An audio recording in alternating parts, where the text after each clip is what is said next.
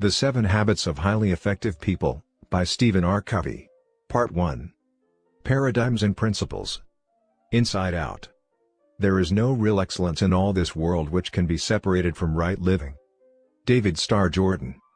In more than 25 years of working with people in business, university, and marriage and family settings, I have come in contact with many individuals who have achieved an incredible degree of outward success, but have found themselves struggling with an inner hunger, a deep need for personal congruency and effectiveness, and for healthy, growing relationships with other people.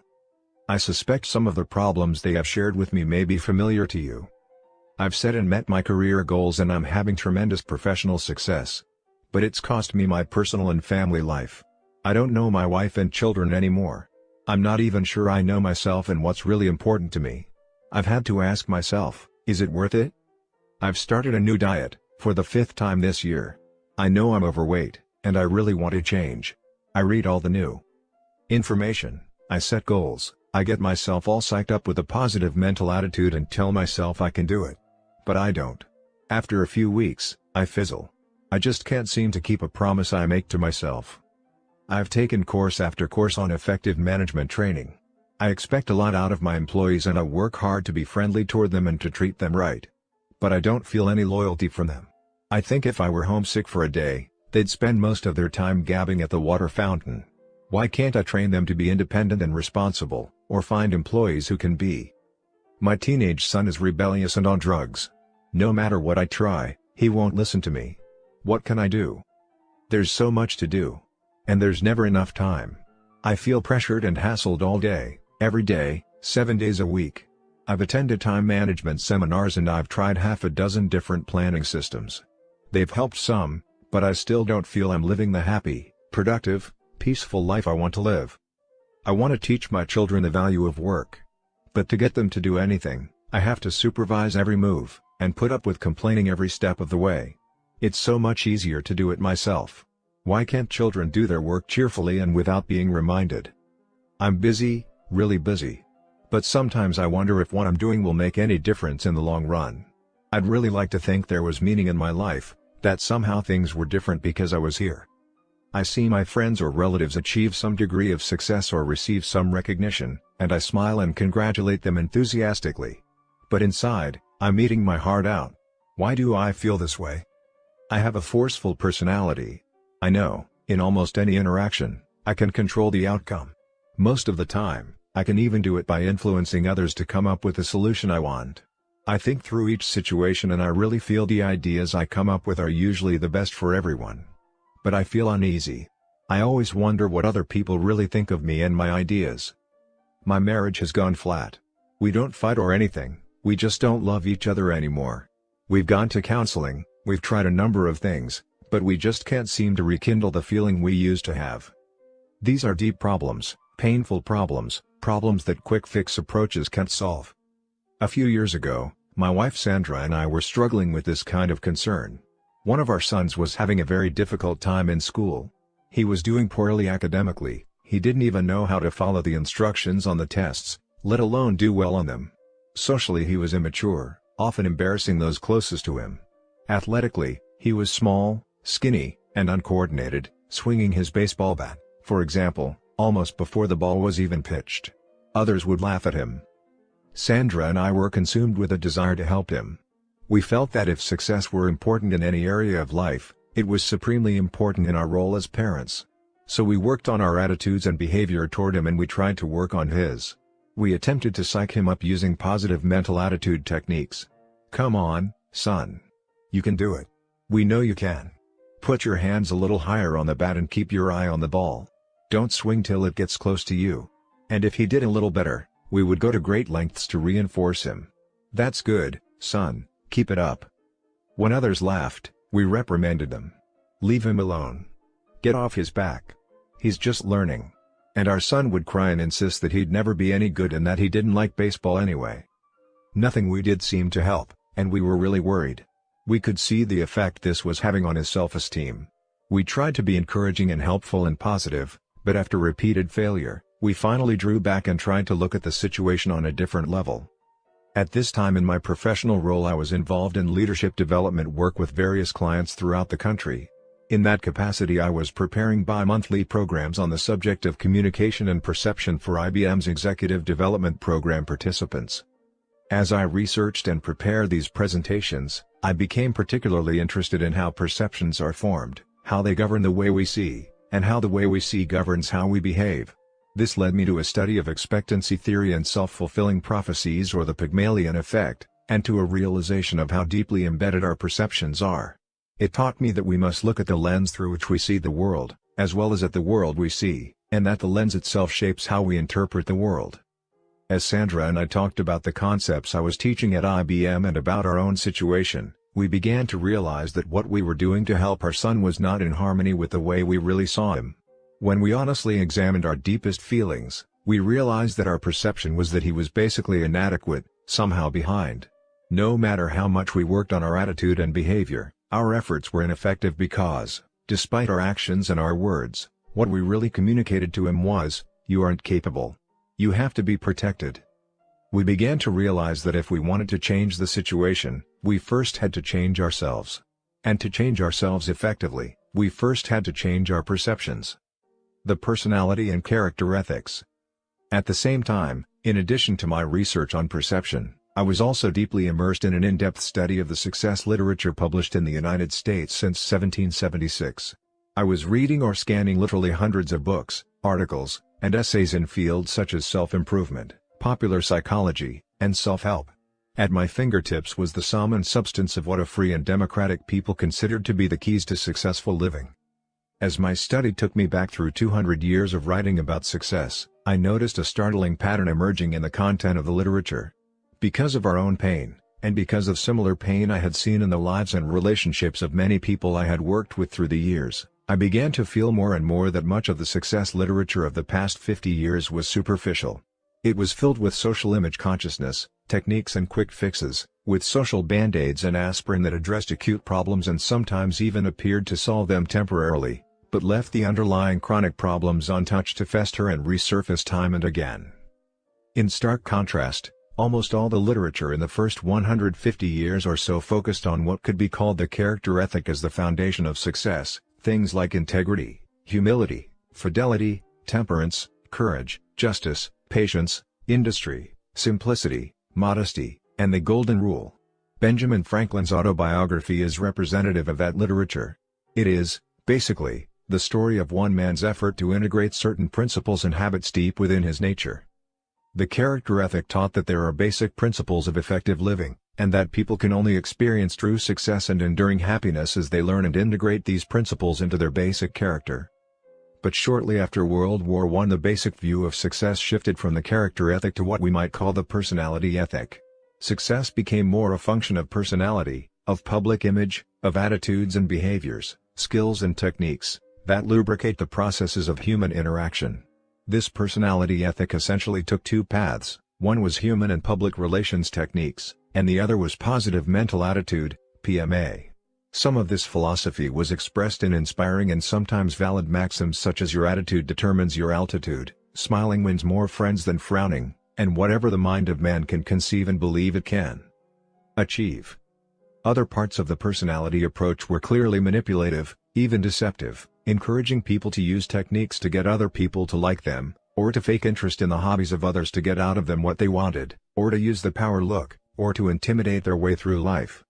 Some of this literature acknowledged character as an ingredient of success, but tended to compartmentalize it rather than recognize it as foundational and catalytic. Reference to the character ethic became mostly lip service. The basic thrust was quick fix influence techniques, power strategies, communication skills, and positive attitudes.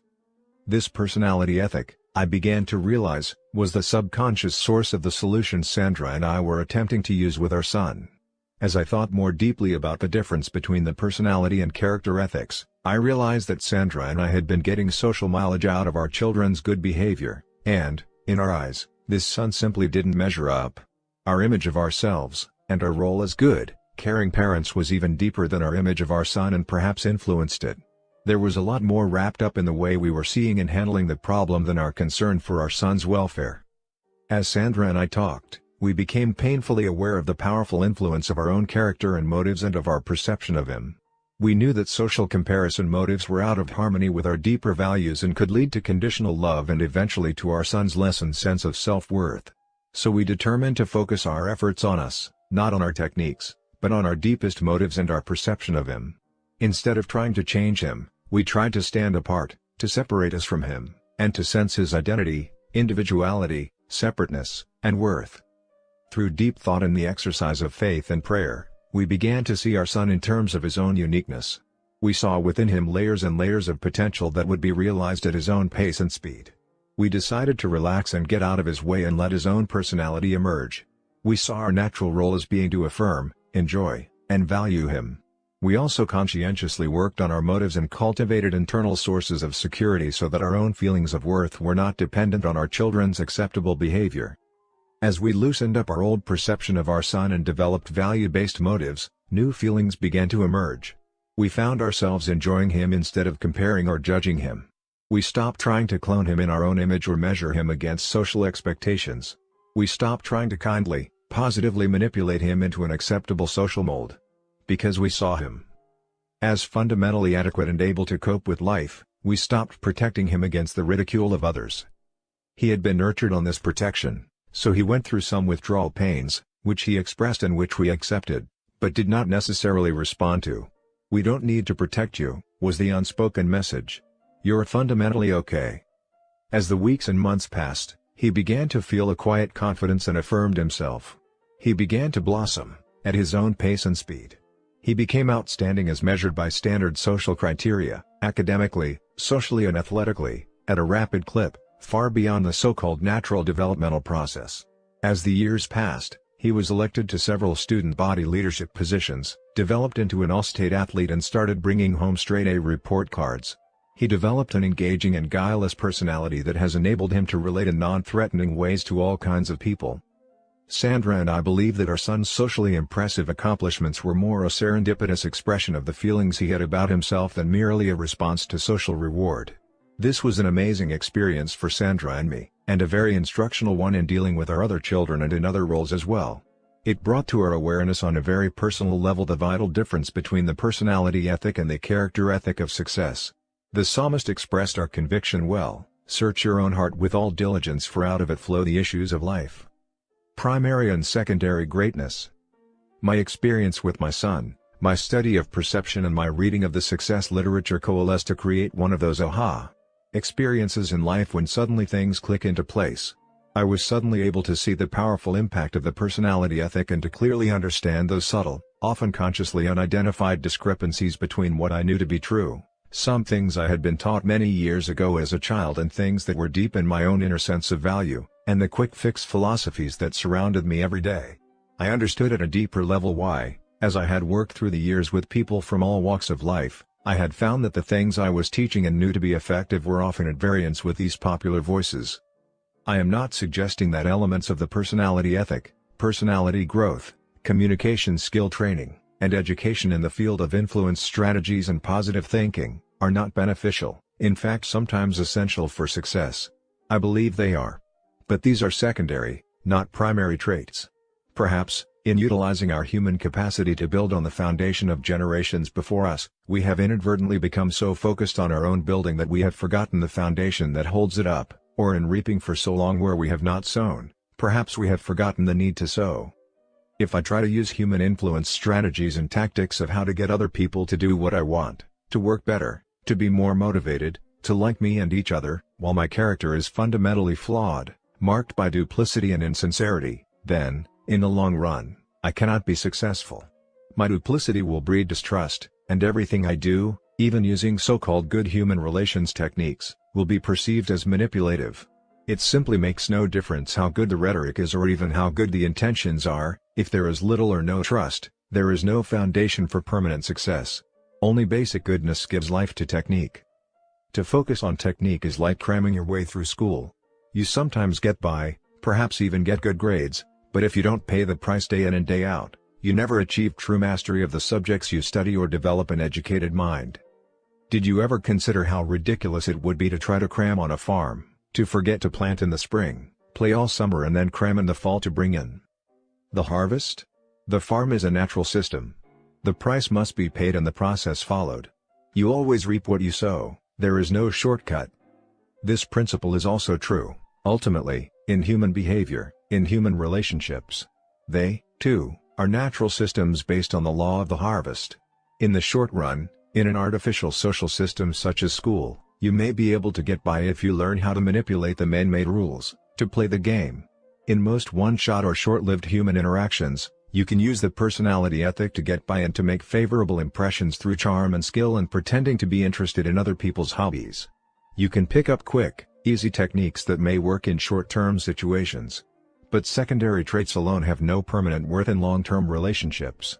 Eventually, if there isn't deep integrity and fundamental character strength, the challenges of life will cause true motives to surface and human relationship failure will replace short-term success. Many people with secondary greatness, that is, social recognition for their talents, lack primary greatness or goodness in their character. Sooner or later, you'll see this in every long-term relationship they have, whether it is with a business associate, a spouse, a friend, or a teenage child going through an identity crisis. It is character that communicates most eloquently. As Emerson once put it, "What you are shouts so loudly in my ears I cannot hear what you say." There are, of course, situations where people have character strength but they lack communication skills, and that undoubtedly affects the quality of relationships as well. But the effects are still secondary. In the last analysis, what we are communicates far more eloquently than anything we say or do. We all know it. There are people we trust absolutely because we know their character. Whether they're eloquent or not, whether they have the human relations techniques or not, we trust them, and we work successfully with them. In the words of William George Jordan, "Into the hands of every individual is given a marvelous power for good or evil, the silent, unconscious, unseen influence of his life." This is simply the constant radiation of what man really is, not what he pretends to be. The power of a paradigm. The 7 habits of highly effective people embody many of the fundamental principles of human effectiveness. These habits are basic, they are primary. They represent the internalization of correct principles upon which enduring happiness and success are based. But before we can really understand these 7 habits, we need to understand our own paradigms and how to make a paradigm shift. Both the character ethic and the personality ethic are examples of social paradigms. The word paradigm comes from the Greek. It was originally a scientific term, and is more commonly used today to mean a model, theory, perception, assumption, or frame of reference. In the more general sense, it's the way we see the world, not in terms of our visual sense of sight, but in terms of perceiving, understanding, interpreting. For our purposes, a simple way to understand paradigms is to see them as maps. We all know that the map is not the territory. A map is simply an explanation of certain aspects of the territory. That's exactly what a paradigm is. It is a theory, an explanation, or model of something else. Suppose you wanted to arrive at a specific location in central Chicago. A street map of the city would be a great help to you in reaching your destination. But suppose you were given the wrong map. Through a printing error, the map labeled Chicago was actually a map of Detroit. Can you imagine the frustration, the ineffectiveness of trying to reach your destination? You might work on your behavior, you could try harder, be more diligent, double your speed. But your efforts would only succeed in getting you to the wrong place faster. You might work on your attitude, you could think more positively. You still wouldn't get to the right place, but perhaps you wouldn't care. Your attitude would be so positive, you'd be happy wherever you were. The point is, you'd still be lost. The fundamental problem has nothing to do with your behavior or your attitude. It has everything to do with having a wrong map. If you have the right map of Chicago, then diligence becomes important, and when you encounter frustrating obstacles along the way, then attitude can make a real difference. But the first and most important requirement is the accuracy of the map. Each of us has many maps in our head, which can be divided into 2 main categories: maps of the way things are, or realities, and maps of the way things should be, or values. We interpret everything we experience through these mental maps. We seldom question their accuracy, we're usually even unaware that we have them. We simply assume that the way we see things is the way they really are or the way they should be. And our attitudes and behaviors grow out of those assumptions. The way we see things is the source of the way we think and the way we act. Before going any further, I invite you to have an intellectual and emotional experience. Take a few seconds and just look at the picture on the following page. Now look at the picture and carefully describe what you see. Do you see a woman? How old would you say she is? What does she look like? What is she wearing? In what kind of roles do you see her? You probably would describe the woman in the second picture to be about 25 years old, very lovely, rather fashionable with a petite nose and a demure presence. If you were a single man, you might like to take her out. If you were in retailing, you might hire her as a fashion model. But what if I were to tell you that you're wrong? What if I said this picture is of a woman in her 60s or 70s who looks sad, has a huge nose, and is certainly no model?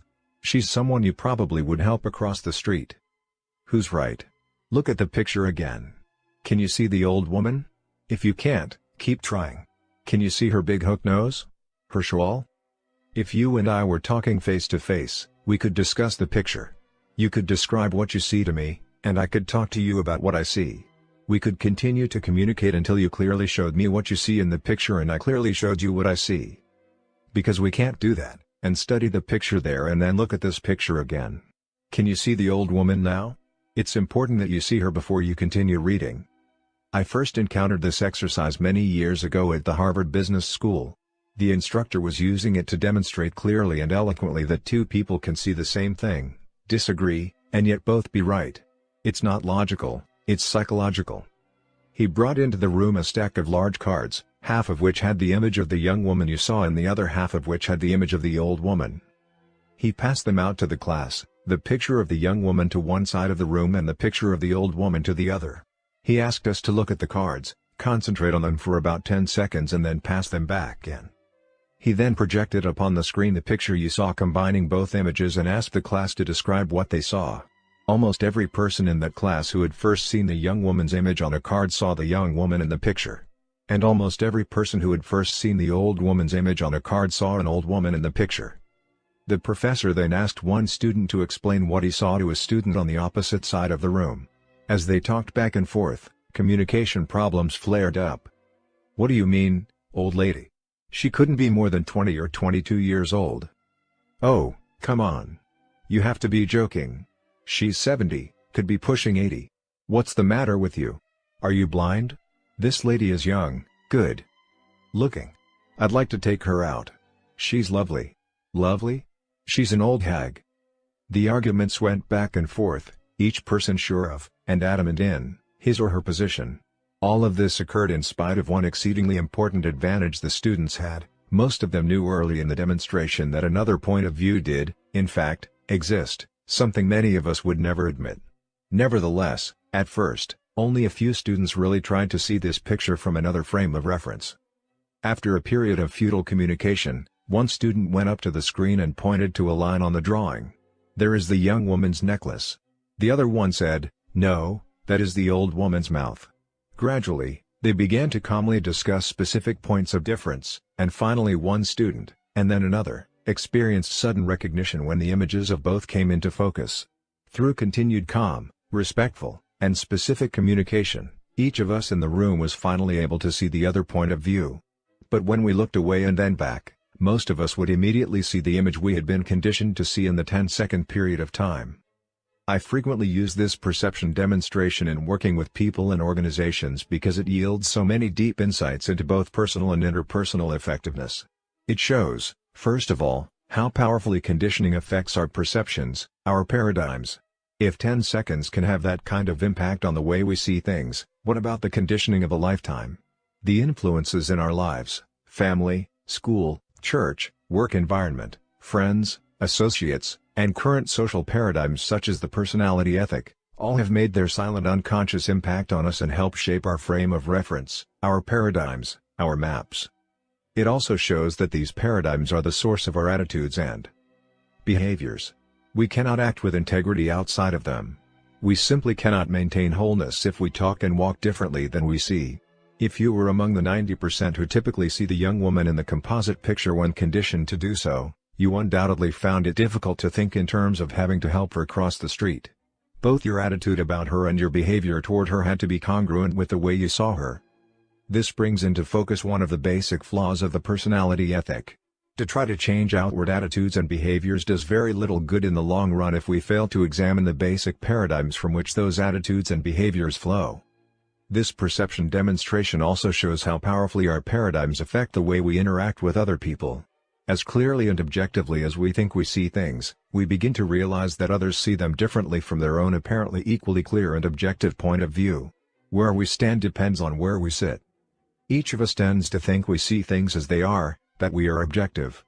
But this is not the case. We see the world, not as it is, but as we are, or, as we are conditioned to see it. When we open our mouths to describe what we see, we in effect describe ourselves, our perceptions, our paradigms. When other people disagree with us, we immediately think something is wrong with them. But, as the demonstration shows, sincere, clear-headed people see things differently, each looking through the unique lens of experience. This does not mean that there are no facts. In the demonstration, two individuals who initially have been influenced by different conditioning pictures look at the third picture together. They are now both looking at the same identical facts, black lines and white spaces, and they would both acknowledge these as facts. But each person's interpretation of these facts represents prior experiences, and the facts have no meaning whatsoever apart from the interpretation. The more aware we are of our basic paradigms, maps, or assumptions, and the extent to which we have been influenced by our experience, the more we can take responsibility for those paradigms, examine them, test them against reality, listen to others and be open to their perceptions, thereby getting a larger picture and a far more objective view. The power of a paradigm shift. Perhaps the most important insight to be gained from the perception demonstration is in the area of paradigm shifting, what we might call the aha experience when someone finally sees the composite picture in another way. The more bound a person is by the initial perception, the more powerful the aha experience is. It's as though a light were suddenly turned on inside. The term paradigm shift was introduced by Thomas Kuhn in his highly influential landmark book, The Structure of Scientific Revolutions. Kuhn shows how almost every significant breakthrough in the field of scientific endeavor is first a break with tradition, with old ways of thinking, with old paradigms. For Ptolemy, the great Egyptian astronomer, the Earth was the center of the universe. But Copernicus created a paradigm shift, and a great deal of resistance and persecution as well, by placing the sun at the center. Suddenly, everything took on a different interpretation. The Newtonian model of physics was a clockwork paradigm and is still the basis of modern engineering. But it was partial, incomplete. The scientific world was revolutionized by the Einsteinian paradigm, the relativity paradigm, which had much higher predictive and explanatory value. Until the germ theory was developed, a high percentage of women and children died during childbirth, and no one could understand why.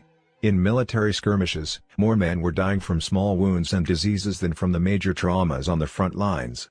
But as soon as the germ theory was developed, a whole new paradigm, a better, improved way of understanding what was happening made dramatic, significant medical improvement possible. The United States today is the fruit of a paradigm shift. The traditional concept of government for centuries had been a monarchy, the divine right of kings. Then a different paradigm was developed, government of the people, by the people, and for the people. And a constitutional democracy was born, unleashing tremendous human energy and ingenuity, and creating a standard of living, of freedom and liberty, of influence and hope unequaled in the history of the world. Not all paradigm shifts are in positive directions. As we have observed, the shift from the character ethic to the personality ethic has drawn us away from the very roots that nourish true success and happiness. But whether they shift us in positive or negative directions, whether they are instantaneous or developmental, paradigm shifts move us from one way of seeing the world to another. And those shifts create powerful change. Our paradigms, correct or incorrect, are the sources of our attitudes and behaviors, and ultimately our relationships with others. I remember a mini paradigm shift I experienced one Sunday morning on a subway in New York. People were sitting quietly, some reading newspapers, some lost in thought, some resting with their eyes closed. It was a calm, peaceful scene. Then suddenly, a man and his children entered the subway car. The children were so loud and rambunctious that instantly the whole climate changed. The man sat down next to me and closed his eyes, apparently oblivious to the situation.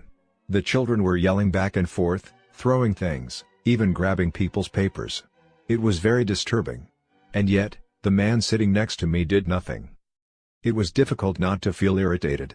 I could not believe that he could be so insensitive as to let his children run wild like that and do nothing about it, taking no responsibility at all. It was easy to see that everyone else on the subway felt irritated, too. So finally, With what I felt was unusual patience and restraint, I turned to him and said, "Sir, your children are really disturbing a lot of people. I wonder if you couldn't control them a little more?" The man lifted his gaze as if to come to a consciousness of the situation for the first time and said softly, "Oh, you're right. I guess I should do something about it. We just came from the hospital where their mother died about an hour ago. I don't know what to think, and I guess they don't know how to handle it either."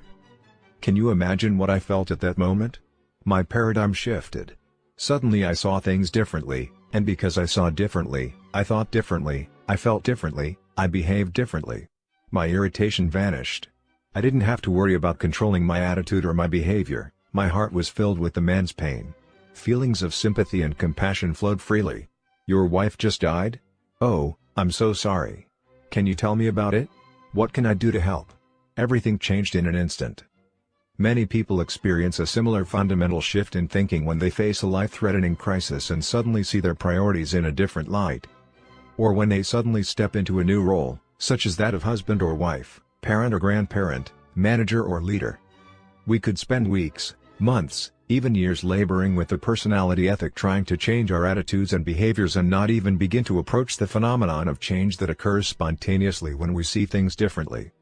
It becomes obvious that if we want to make relatively minor changes in our lives, we can perhaps appropriately focus on our attitudes and behaviors. But if we want to make significant, quantum change, we need to work on our basic paradigms. In the words of Thoreau, "For every 1,000 hacking at the leaves of evil, there is one striking at the root." We can only achieve quantum improvements in our lives as we quit hacking at the leaves of attitude and behavior and get to work on the root, the paradigms from which our attitudes and behaviors flow. Seeing and being. Of course, not all paradigm shifts are instantaneous. Unlike my instant insight on the subway, the paradigm shifting experience Sandra and I had with our son was a slow, difficult, and deliberate process. The approach we had first taken with him was the outgrowth of years of conditioning and experience in the personality ethic. It was the result of deeper paradigms we held about our own success as parents as well as the measure of success of our children. And it was not until we changed those basic paradigms, until we saw things differently, that we were able to create quantum change in ourselves and in the situation. In order to see our son differently, Sandra and I had to be differently. Our new paradigm was created as we invested in the growth and development of our own character. Paradigms are inseparable from character. Being is seeing in the human dimension. And what we see is highly interrelated to what we are. We can't go very far to change our seeing without simultaneously changing our being, and vice versa. Even in my apparently instantaneous paradigm-shifting experience that morning on the subway, my change of vision was a result of, and limited by, my basic character. I'm sure there are people who, even suddenly understanding the true situation, would have felt no more than a twinge of regret or vague guilt as they continued to sit in embarrassed silence beside the grieving, confused man. On the other hand, I am equally certain there are people who would have been far more sensitive in the first place, who may have recognized that a deeper problem existed and reached out to understand and help before I did. Paradigms are powerful because they create the lens through which we see the world. The power of a paradigm shift is the essential power of quantum change, whether that shift is an instantaneous or a slow and deliberate process. The principle-centered paradigm. The character ethic is based on the fundamental idea that there are principles that govern human effectiveness, natural laws in the human dimension that are just as real, just as unchanging and unarguably there as laws such as gravity are in the physical dimension. An idea of the reality, and the impact, of these principles can be captured in another paradigm-shifting experience as told by Frank Koch in Proceedings, the magazine of the Naval Institute. 2 battleships assigned to the training squadron had been at sea on maneuvers in heavy weather for several days. I was serving on the lead battleship and was on watch on the bridge as night fell. The visibility was poor with patchy fog, so the captain remained on the bridge keeping an eye on all activities. Shortly after dark, the lookout on the wing of the bridge reported, "Light, bearing on the starboard bow." "Is it steady or moving astern?" the captain called out. Lookout replied, "Steady, Captain," which meant we were on a dangerous collision course with that ship. The captain then called to the signalman, "Signal that ship, we are on a collision course, advise you change course 20 degrees. Back came a signal, "Advisable for you to change course 20 degrees. The captain said, "Send, I'm a captain, change course 20 degrees. "I'm a seaman second class," came the reply. "You had better change course 20 degrees. By that time, The captain was furious. He spat out, "Send, I'm a battleship. Change course 20 degrees." Back came the flashing light, "I'm a lighthouse." We changed course. The paradigm shift experienced by the captain, and by us as we read this account, puts the situation in a totally different light. We can see a reality that is superseded by his limited perception, a reality that is as critical for us to understand in our daily lives as it was for the captain in the fog. Principles are like lighthouses. They are natural laws that cannot be broken. As Cecil B. DeMille observed of the principles contained in his monumental movie, The Ten Commandments, it is impossible for us to break the law. We can only break ourselves against the law. While individuals may look at their own lives and interactions in terms of paradigms or maps emerging out of their experience and conditioning, these maps are not the territory. They are a subjective reality, only an attempt to describe the territory. The objective reality, or the territory itself, is composed of lighthouse principles that govern human growth and happiness, natural laws that are woven into the fabric of every civilized society throughout history and comprise the roots of every family and institution that has endured and prospered. The degree to which our mental maps accurately describe the territory does not alter its existence. The reality of such principles or natural laws becomes obvious to anyone who thinks deeply and examines the cycles of social history. These principles surface time and time again, and the degree to which people in a society recognize and live in harmony with them moves them toward either survival and stability or disintegration and destruction. The principles I am referring to are not esoteric, mysterious, or religious ideas. There is not one principle taught in this book that is unique to any specific faith or religion, including my own. These principles are a part of most every major enduring religion, as well as enduring social philosophies and ethical systems. They are self-evident and can easily be validated by any individual. It's almost as if these principles or natural laws are part of the human condition, part of the human consciousness, part of the human conscience. They seem to exist in all human beings, regardless of social conditioning and loyalty to them, even though they might be submerged or numbed by such conditions or disloyalty. I am referring, for example, to the principle of fairness, out of which our whole concept of equity and justice is developed. Little children seem to have an innate sense of the idea of fairness even apart from opposite conditioning experiences. There are vast differences in how fairness is defined and achieved, but there is almost universal awareness of the idea. Other examples would include integrity and honesty. They create the foundation of trust which is essential to cooperation and long-term personal and interpersonal growth. Another principle is human dignity. The basic concept in the United States Declaration of Independence bespeaks this value or principle.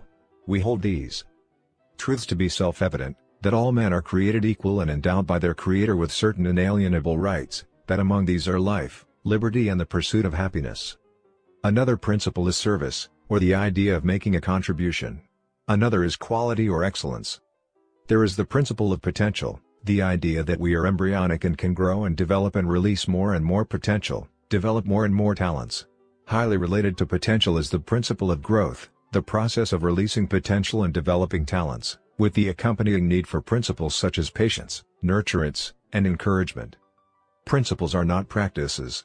A practice is a specific activity or action. A practice that works in one circumstance will not necessarily work in another, as parents who have tried to raise a second child exactly like they did the first can readily attest.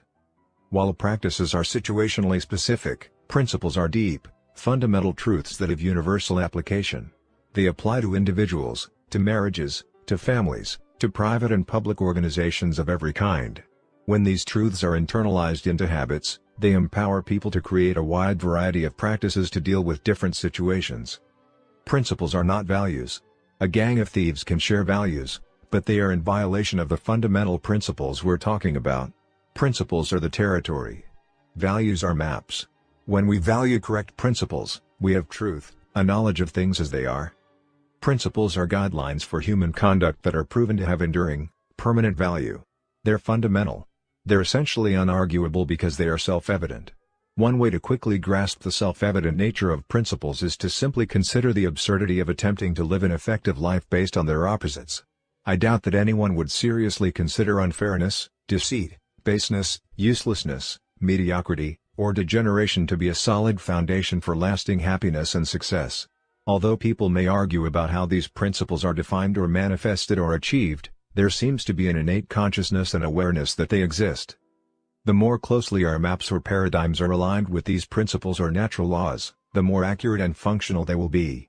Correct maps will infinitely impact our personal and interpersonal effectiveness far more than any amount of effort expended on changing our attitudes and behaviors. Principles of growth and change. The glitter of the personality ethic, the massive appeal, is that there is some quick and easy way to achieve quality of life, personal effectiveness and rich, deep relationships with other people, without going through the natural process of work and growth that makes it possible. It's simple without substance. It's the get-rich-quick scheme promising wealth without work. And it might even appear to succeed, but the schemer remains.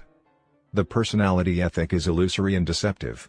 And trying to get high-quality results with its techniques and quick fixes is just about as effective as trying to get to some place in Chicago using a map of Detroit. In the words of Erich Fromm, an astute observer of the roots and fruits of the personality ethic. Today we come across an individual who behaves like an automaton, who does not know or understand himself, and the only person that he knows is the person that he is supposed to be, whose meaningless chatter has replaced communicative speech, whose synthetic smile has replaced genuine laughter, and whose sense of dull despair has taken the place of genuine pain. Two statements may be said concerning this individual. One is that he suffers from defects of spontaneity and individuality which may seem to be incurable. At the same time it may be said of him he does not differ essentially from the millions of the rest of us who walk upon this earth. In all of life, there are sequential stages of growth and development. A child learns to turn over, to sit up, to crawl, and then to walk and run. Each step is important and each one takes time. No step can be skipped. This is true in all phases of life, in all areas of development, whether it be learning to play the piano or communicate effectively with a working associate. It is true with individuals, with marriages, with families, and with organizations. We know and accept this fact or principle of process in the area of physical things, but to understand it in emotional areas, in human relations, and even in the area of personal character is less common and more difficult. And even if we understand it, to accept it and to live in harmony with it are even less common and more difficult. Consequently, we sometimes look for a shortcut, expecting to be able to skip some of these vital steps in order to save time and effort and still reap the desired result. But what happens when we attempt to shortcut a natural process in our growth and development? If you are only an average tennis player but decide to play at a higher level in order to make a better impression, what will result? Would positive thinking alone enable you to compete effectively against a professional? What if you were to lead your friends to believe you could play the piano at concert hall level while your actual present skill was that of a beginner? The answers are obvious. It is simply impossible to violate, ignore, or shortcut this development process. It is contrary to nature, and attempting to seek such a shortcut only results in disappointment and frustration. On a 10-point scale, if I am at level 2 in any field, and desire to move to level 5, I must first take the step toward level 3. A 1,000-mile journey begins with the first step and can only be taken one step at a time. If you don't let a teacher know at what level you are, by asking a question, or revealing your ignorance, you will not learn or grow. You cannot pretend for long, for you will eventually be found out. Admission of ignorance is often the first step in our education. Thoreau taught, how can we remember our ignorance, which our growth requires, when we are using our knowledge all the time? I recall one occasion when two young women, daughters of a friend of mine, came to me tearfully, complaining about their father's harshness and lack of understanding. They were afraid to open up with their parents for fear of the consequences. And yet they desperately needed their parents' love, understanding, and guidance. I talked with the father and found that he was intellectually aware of what was happening. But while he admitted he had a temper problem, he refused to take responsibility for it and to honestly accept the fact that his emotional development level was low. It was more than his pride could swallow to take the first step toward change. To relate effectively with a wife, a husband, children, friends, or working associates, we must learn to listen. And this requires emotional strength. Listening involves patience, openness, and the desire to understand, highly developed qualities of character. It's so much easier to operate from a low emotional level and to give high-level advice. Our level of development is fairly obvious with tennis or piano playing, where it is impossible to pretend. But it is not so obvious in the areas of character and emotional development. We can pose and put on for a stranger or an associate. We can pretend. And for a while we can get by with it, at least in public. We might even deceive ourselves. Yet I believe that most of us know the truth of what we really are inside, and I think many of those we live with and work with do as well. I have seen the consequences of attempting to shortcut this natural process of growth often in the business world, where executives attempt to buy a new culture of improved productivity, quality, morale, and customer service with strong speeches, smile training, and external interventions, or through mergers, acquisitions, and friendly or unfriendly takeovers.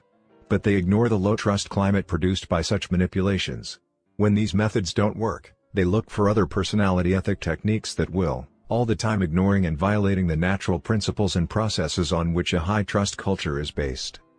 I remember violating this principle myself as a father many years ago. One day I returned home to my little girl's third-year birthday party to find her in the corner of the front room, defiantly clutching all of her presents, unwilling to let the other children play with them. The first thing I noticed was several parents in the room witnessing this selfish display. I was embarrassed, and doubly so because at the time I was teaching university classes in human relations. And I knew, or at least felt, the expectation of these parents. The atmosphere in the room was really charged. The children were crowding around my little daughter with their hands out, asking to play with the presents they had just given, and my daughter was adamantly refusing. I said to myself, certainly I should teach my daughter to share. The value of sharing is one of the most basic things we believe in. So I first tried a simple request. Honey, would you please share with your friends the toys they've given you? No, she replied flatly. My second method was to use a little reasoning. Honey, if you learn to share your toys with them when they are at your home, then when you go to their homes they will share their toys with you. Again, the immediate reply was no. I was becoming a little more embarrassed, for it was evident I was having no influence. The third method was bribery. Very softly I said, Honey, if you share, I've got a special surprise for you. I'll give you a piece of gum. I don't want gum. She exploded. Now I was becoming exasperated. For my fourth attempt, I resorted to fear and threat. Unless you share, you'll be in real trouble. I don't care. She cried. These are my things. I don't have to share. Finally, I resorted to force. I merely took some of the toys and gave them to the other kids. Here, kids, play with these. Perhaps my daughter needed the experience of possessing the things before she could give them. In fact, unless I possess something, can I ever really give it? She needed me as her father to have a higher level of emotional maturity to give her that experience.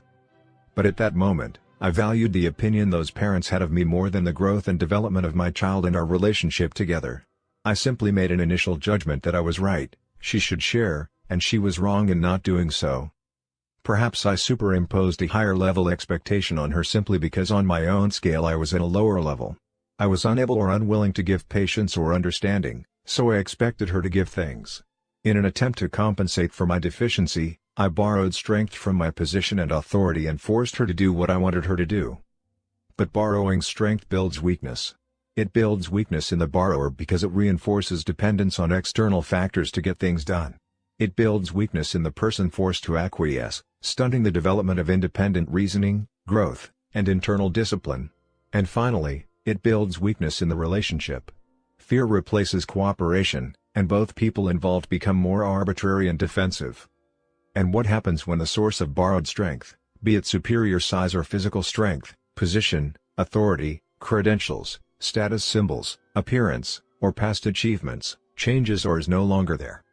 Had I been more mature, I could have relied on my own intrinsic strength, my understanding of sharing and of growth and my capacity to love and nurture and allowed my daughter to make a free choice as to whether she wanted to share or not to share.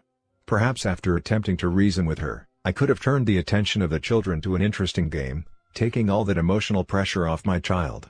I've learned that once children gain a sense of real possession, they share very naturally, freely, and spontaneously. My experience has been that there are times to teach and times not to teach. When relationships are strained and the air charged with emotion, an attempt to teach is often perceived as a form of judgment and rejection. But to take the child alone, quietly, when the relationship is good and to discuss the teaching or the value seems to have much greater impact. It may have been that the emotional maturity to do that was beyond my level of patience and internal control at the time. Perhaps a sense of possessing needs to come before a sense of genuine sharing. Many people who give mechanically or refuse to give and share in their marriages and families may never have experienced what it means to possess themselves, their own sense of identity and self-worth. Really helping our children grow may involve being patient enough to allow them the sense of possession as well as being wise enough to teach them the value of giving and providing the example ourselves. The way we see the problem is the problem. People are intrigued when they see good things happening in the lives of individuals, families, and organizations that are based on solid principles. They admire such personal strength and maturity, such family unity and teamwork, such adaptive synergistic organizational culture. And their immediate request is very revealing of their basic paradigm. How do you do it? Teach me the techniques.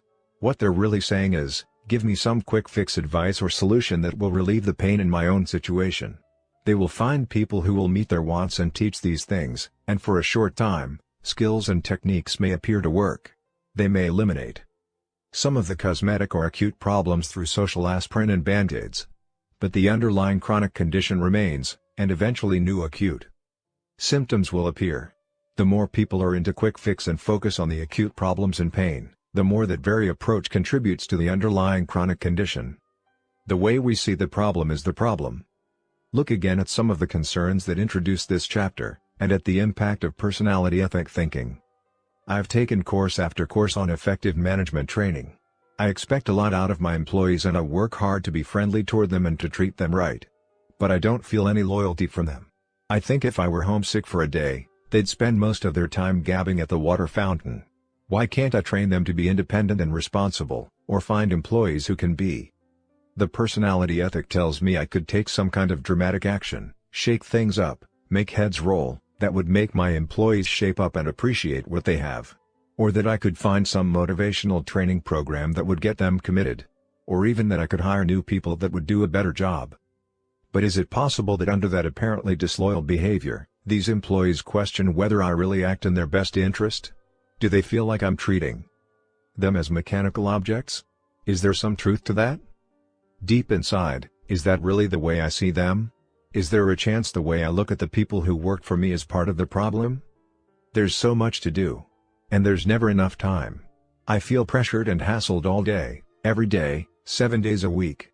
I've attended time management seminars and I've tried half a dozen different planning systems.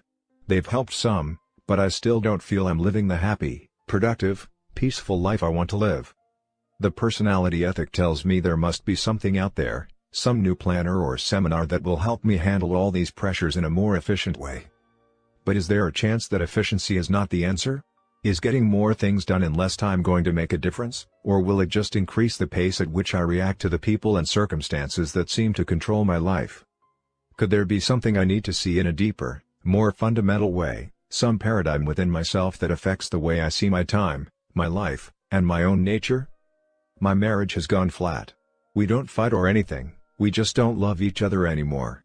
We've gone to counseling, we've tried a number of things, but we just can't seem to rekindle the feeling we used to have. The personality ethic tells me there must be some new book or some seminar where people get all their feelings out that would help my wife understand me better. Or maybe that it's useless, and only a new relationship will provide the love I need. But is it possible that my spouse isn't the real problem? Could I be empowering my spouse's weaknesses and making my life a function of the way I'm treated? Do I have some basic paradigm about my spouse, about marriage, about what love really is, that is feeding the problem? Can you see how fundamentally the paradigms of the personality ethic affect the very way we see our problems as well as the way we attempt to solve them? Whether people see it or not, many are becoming disillusioned with the empty promises of the personality ethic. As I travel around the country and work with organizations, I find that long-term thinking executives are simply turned off by psychology and motivational speakers who have nothing more to share than entertaining stories mingled with platitudes. They want substance, they want process. They want more than aspirin and band-aids. They want to solve the chronic underlying problems and focus on the principles that bring long-term results. A new level of thinking. Albert Einstein observed, "The significant problems we face cannot be solved at the same level of thinking we were at when we created them." As we look around us and within us and recognize the problems created as we live and interact within the personality ethic, we begin to realize that these are deep, fundamental problems that cannot be solved on the superficial level on which they were created. We need a new level, a deeper level of thinking, a paradigm based on the principles that accurately describe the territory of effective human being and interacting, to solve these deep concerns. This new level of thinking is what 7 Habits of Highly Effective People is about. It's a principle-centered, character-based, inside-out approach to personal and interpersonal effectiveness. Inside out means to start first with self, even more fundamentally, to start with the most inside part of self, with your paradigms, your character, and your motives. It says if you want to have a happy marriage, be the kind of person who generates positive energy and sidesteps negative energy rather than empowering it. If you want to have a more pleasant, cooperative teenager, be a more understanding, empathic, consistent, loving parent. If you want to have more freedom, more latitude in your job, be a more responsible, a more helpful, a more contributing employee. If you want to be trusted, be trustworthy. If you want the secondary greatness of recognized talent, focus first on primary greatness of character. The inside-out approach says that private victories precede public victories, that making and keeping promises to ourselves precedes making and keeping promises to others. It says it is futile to put personality ahead of character, to try to improve relationships with others before improving ourselves. Inside Out is a process, a continuing process of renewal based on the natural laws that govern human growth and progress. It's an upward spiral of growth that leads to progressively higher forms of responsible independence and effective interdependence. I have had the opportunity to work with many people, wonderful people, talented people, people who deeply want to achieve happiness and success. People who are searching, people who are hurting. I've worked with business executives, college students, church and civic groups, families and marriage partners. And in all of my experience, I have never seen lasting solutions to problems, lasting happiness and success, that came from the outside in. What I have seen result from the outside in paradigm is unhappy people who feel victimized and immobilized, who focus on the weaknesses of other people and the circumstances they feel are responsible for their own stagnant situation. I've seen unhappy marriages where each spouse wants the other to change, where each is confessing the other's sins, where each is trying to shape up the other. I've seen labor management disputes where people spend tremendous amounts of time and energy trying to create legislation that would force people to act as though the foundation of trust were really there. Members of our family have lived in 3 of the hottest spots on earth, South Africa, Israel, and Ireland, and I believe the source of the continuing problems in each of these places has been the dominant social paradigm of outside in. Each involved group is convinced the problem is out there and if they, meaning others, would shape up or suddenly ship out of existence, the problem would be solved. Inside Out is a dramatic paradigm shift for most people, largely because of the powerful impact of conditioning in the current social paradigm of the personality ethic. But from my own experience, both personal and in working with thousands of other people, and from careful examination of successful individuals and societies throughout history, I am persuaded that many of the principles embodied in the 7 habits are already deep within us, in our conscience and our common sense. To recognize and develop them and to use them in meeting our deepest concerns, we need to think differently, to shift our paradigms to a new, deeper, inside-out level. As we sincerely seek to understand and integrate these principles into our lives, I am convinced we will discover and rediscover the truth of T.S. Eliot's observation. We must not cease from exploration, and the end of all our exploring will be to arrive where we began and to know the place for the first time. The 7 Habits. An overview. We are what we repeatedly do. Excellence, then, is not an act, but a habit. Aristotle. Our character, basically, is a composite of our habits. Sow a thought, reap an action, sow an action, reap a habit, sow a habit, reap a character, sow a character, reap a destiny, the maxim goes. Habits are powerful factors in our lives. Because they are consistent, often unconscious patterns, they constantly, daily, express our character and produce our effectiveness, or ineffectiveness. As Horace Mann, the great educator, once said, habits are like a cable. We weave a strand of it every day and soon it cannot be broken.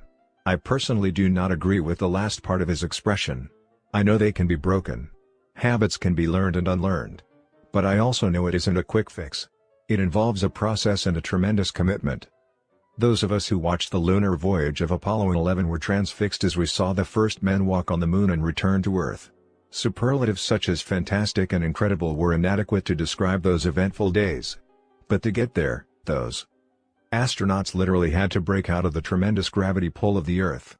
More energy was spent in the first few minutes of liftoff, in the first few miles of travel, than was used over the next several days to travel 500,000 miles.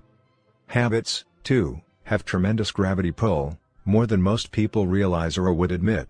Breaking deeply embedded habitual tendencies such as procrastination, impatience, criticalness, or selfishness that violate basic principles of human effectiveness involves more than a little willpower and a few minor changes in our lives. Liftoff takes a tremendous effort, but once we break out of the gravity pull, our freedom takes on a whole new dimension. Like any natural force, gravity pull can work with us or against us. The gravity pull of some of our habits may currently be keeping us from going where we want to go. But it is also gravity pull that keeps our world together, that keeps the planets in their orbits and our universe in order.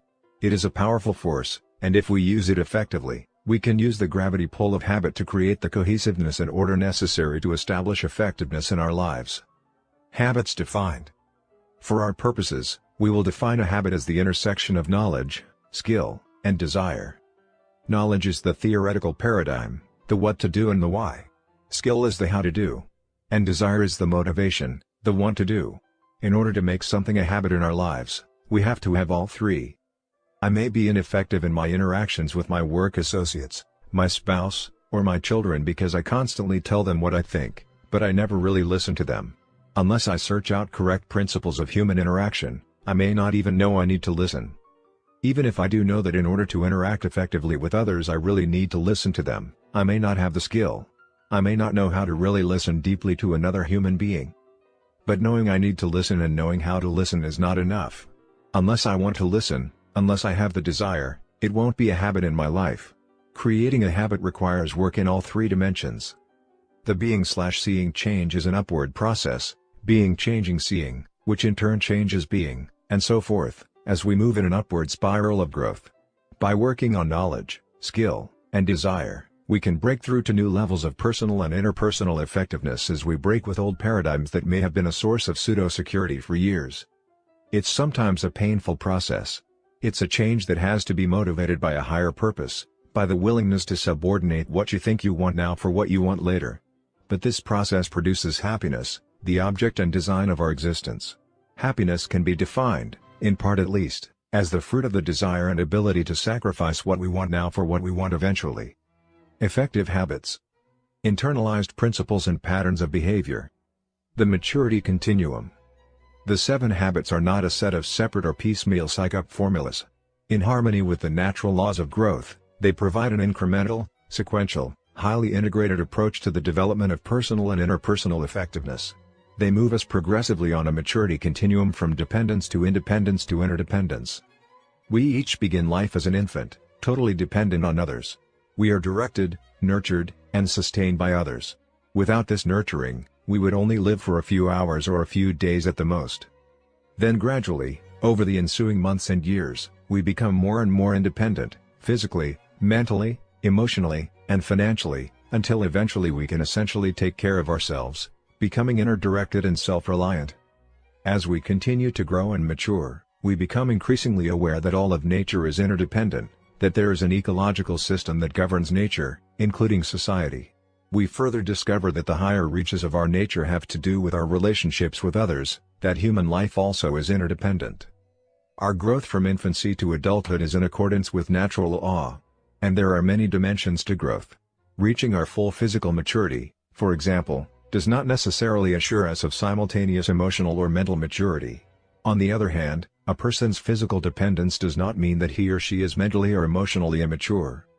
On the maturity continuum, dependence is the paradigm of you take care of me, you come through for me, you didn't come through, I blame you for the results. Independence is the paradigm of I can do it, I am responsible, I am self-reliant, I can choose. Interdependence is the paradigm of we can do it, we can cooperate, we can combine our talents and abilities and create something greater together. Dependent people need others to get what they want. Independent people can get what they want through their own effort. Interdependent people combine their own efforts with the efforts of others to achieve their greatest success. If I were physically dependent, paralyzed or disabled or limited in some physical way, I would need you to help me. If I were emotionally dependent, my sense of worth and security would come from your opinion of me. If you didn't like me, it could be devastating. If I were intellectually dependent, I would count on you to do my thinking for me, to think through the issues and problems of my life. If I were independent, physically, I could pretty well make it on my own. Mentally, I could think my own thoughts, I could move from one level of abstraction to another. I could think creatively and analytically and organize and express my thoughts in understandable ways. Emotionally, I would be validated from within. I would be inner-directed. My sense of worth would not be a function of being liked or treated well. It's easy to see that independence is much more mature than dependence. Independence is a major achievement in and of itself. But independence is not supreme. Nevertheless, the current social paradigm enthrones independence. It is the avowed goal of many individuals and social movements. Most of the self-improvement material puts independence on a pedestal, as though communication, teamwork, and cooperation were lesser values. But much of our current emphasis on independence is a reaction to dependence, to having others control us, define us, use us, and manipulate us. The little understood concept of interdependence appears to many to smack of dependence, and therefore, we find people, often for selfish reasons, leaving their marriages, abandoning their children, and forsaking all kinds of social responsibility, all in the name of independence. The kind of reaction that results in people throwing off their shackles, becoming liberated, asserting themselves, and doing their own thing often reveals more fundamental dependencies that cannot be run away from because they are internal rather than external, dependencies such as letting the weaknesses of other people ruin our emotional lives or feeling victimized by people and events out of our control. Of course, we may need to change our circumstances. But the dependence problem is a personal maturity issue that has little to do with circumstances. Even with better circumstances, immaturity and dependence often persist. True independence of character empowers us to act rather than be acted upon. It frees us from our dependence on circumstances and other people and is a worthy, liberating goal. But it is not the ultimate goal in effective living. Independent thinking alone is not suited to interdependent reality. Independent people who do not have the maturity to think and act interdependently may be good individual producers, but they won't be good leaders or team players. They're not coming from the paradigm of interdependence necessary to succeed. In marriage, family, or organizational reality, life is, by nature, highly interdependent. To try to achieve maximum effectiveness through independence is like trying to play tennis with a golf club. The tool is not suited to the reality. Interdependence is a far more mature, more advanced concept. If I am physically interdependent, I am self-reliant and capable, but I also realize that you and I working together can accomplish far more than, even at my best, I could accomplish alone. If I am emotionally interdependent, I derive a great sense of worth within myself, but I also recognize the need for love, for giving, and for receiving love from others. If I am intellectually interdependent, I realize that I need the best thinking of other people to join with my own. As an interdependent person, I have the opportunity to share myself deeply, meaningfully, with others, and I have access to the vast resources and potential of other human beings. Interdependence is a choice only independent people can make. Dependent people cannot choose to become interdependent.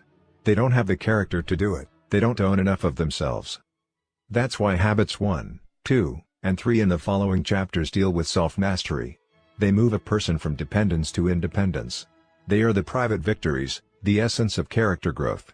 Private victories precede public victories. You can't invert that process any more than you can harvest a crop before you plant it. It's inside out. As you become truly independent, you have the foundation for effective interdependence. You have the character base from which you can effectively work on the more personality-oriented public victories of teamwork, cooperation, and communication in habits 4, 5, and 6. That does not mean you have to be perfect in habits 1, 2, and 3 before working on habits 4, 5, and 6. Understanding the sequence will help you manage your growth more effectively, but I'm not suggesting that you put yourself in isolation for several years until you fully develop habits 1, 2, and 3. As part of an interdependent world, you have to relate to that world every day. But the acute problems of that world can easily obscure the chronic character causes. Understanding how what you are impacts every interdependent interaction will help you to focus your efforts sequentially, in harmony with the natural laws of growth. Habit 7 is the habit of renewal, a regular, balanced renewal of the 4 basic dimensions of life. It circles and embodies all the other habits. It is the habit of continuous improvement that creates the upward spiral of growth that lifts you to new levels of understanding and living each of the habits as you come around to them on a progressively higher plane. The diagram on the next page is a visual representation of the sequence and the interdependence of the 7 habits, and will be used throughout this book as we explore both the sequential relationship between the habits and also their synergy, how, in relating to each other, they create bold new forms of each other that add even more to their value. Each concept or habit will be highlighted as it is introduced. Effectiveness defined. The 7 habits are habits of effectiveness.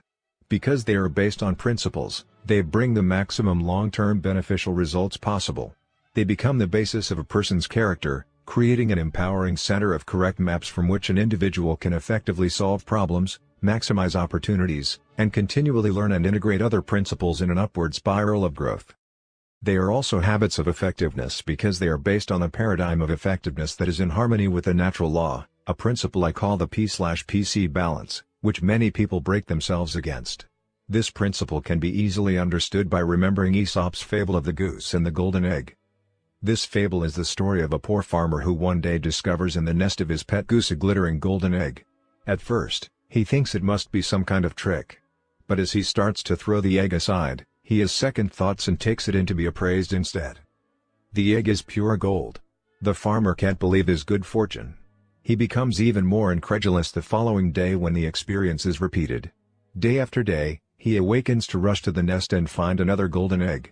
He becomes fabulously wealthy. It all seems too good to be true.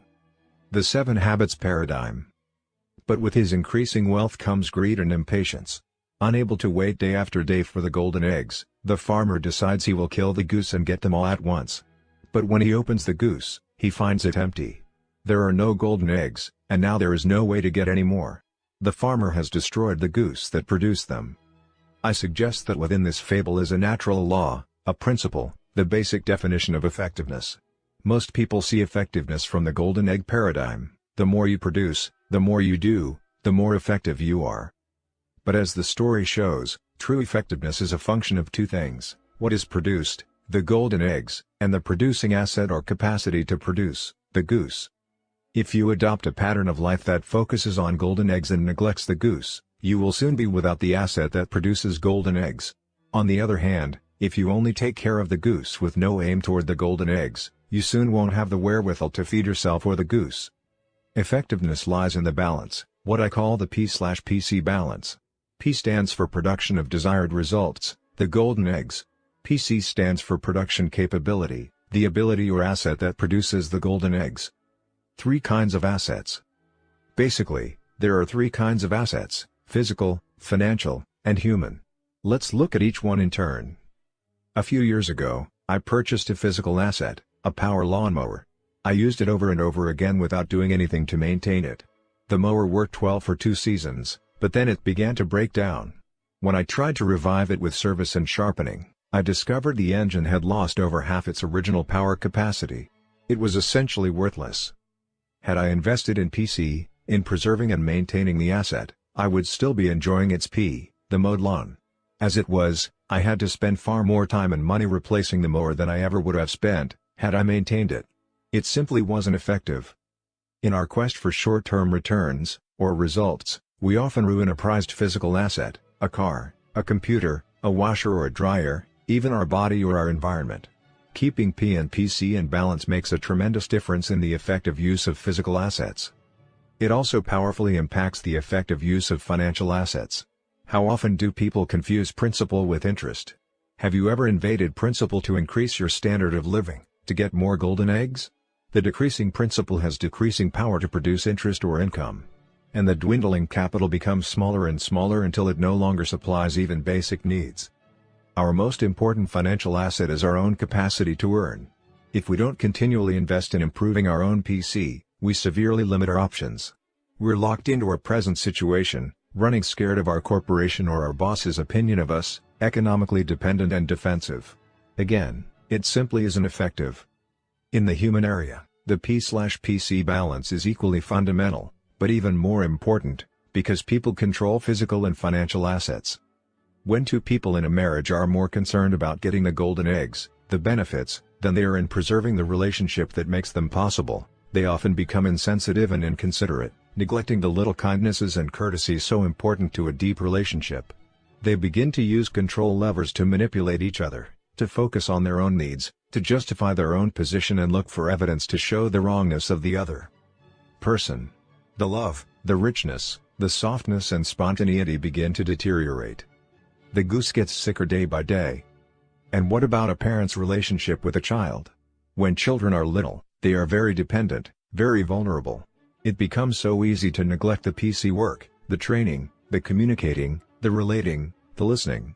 It's easy to take advantage, to manipulate, to get what you want the way you want it, right now. You're bigger, you're smarter, and you're right. So why not just tell them what to do? If necessary, yell at them, intimidate them, insist on your way. Or you can indulge them. You can go for the golden egg of popularity, of pleasing them, giving them their way all the time. Then they grow up without any internal sense of standards or expectations, without a personal commitment to being disciplined or responsible. Either way, authoritarian or permissive, you have the golden egg mentality. You want to have your way or you want to be liked. But what happens, meantime, to the goose?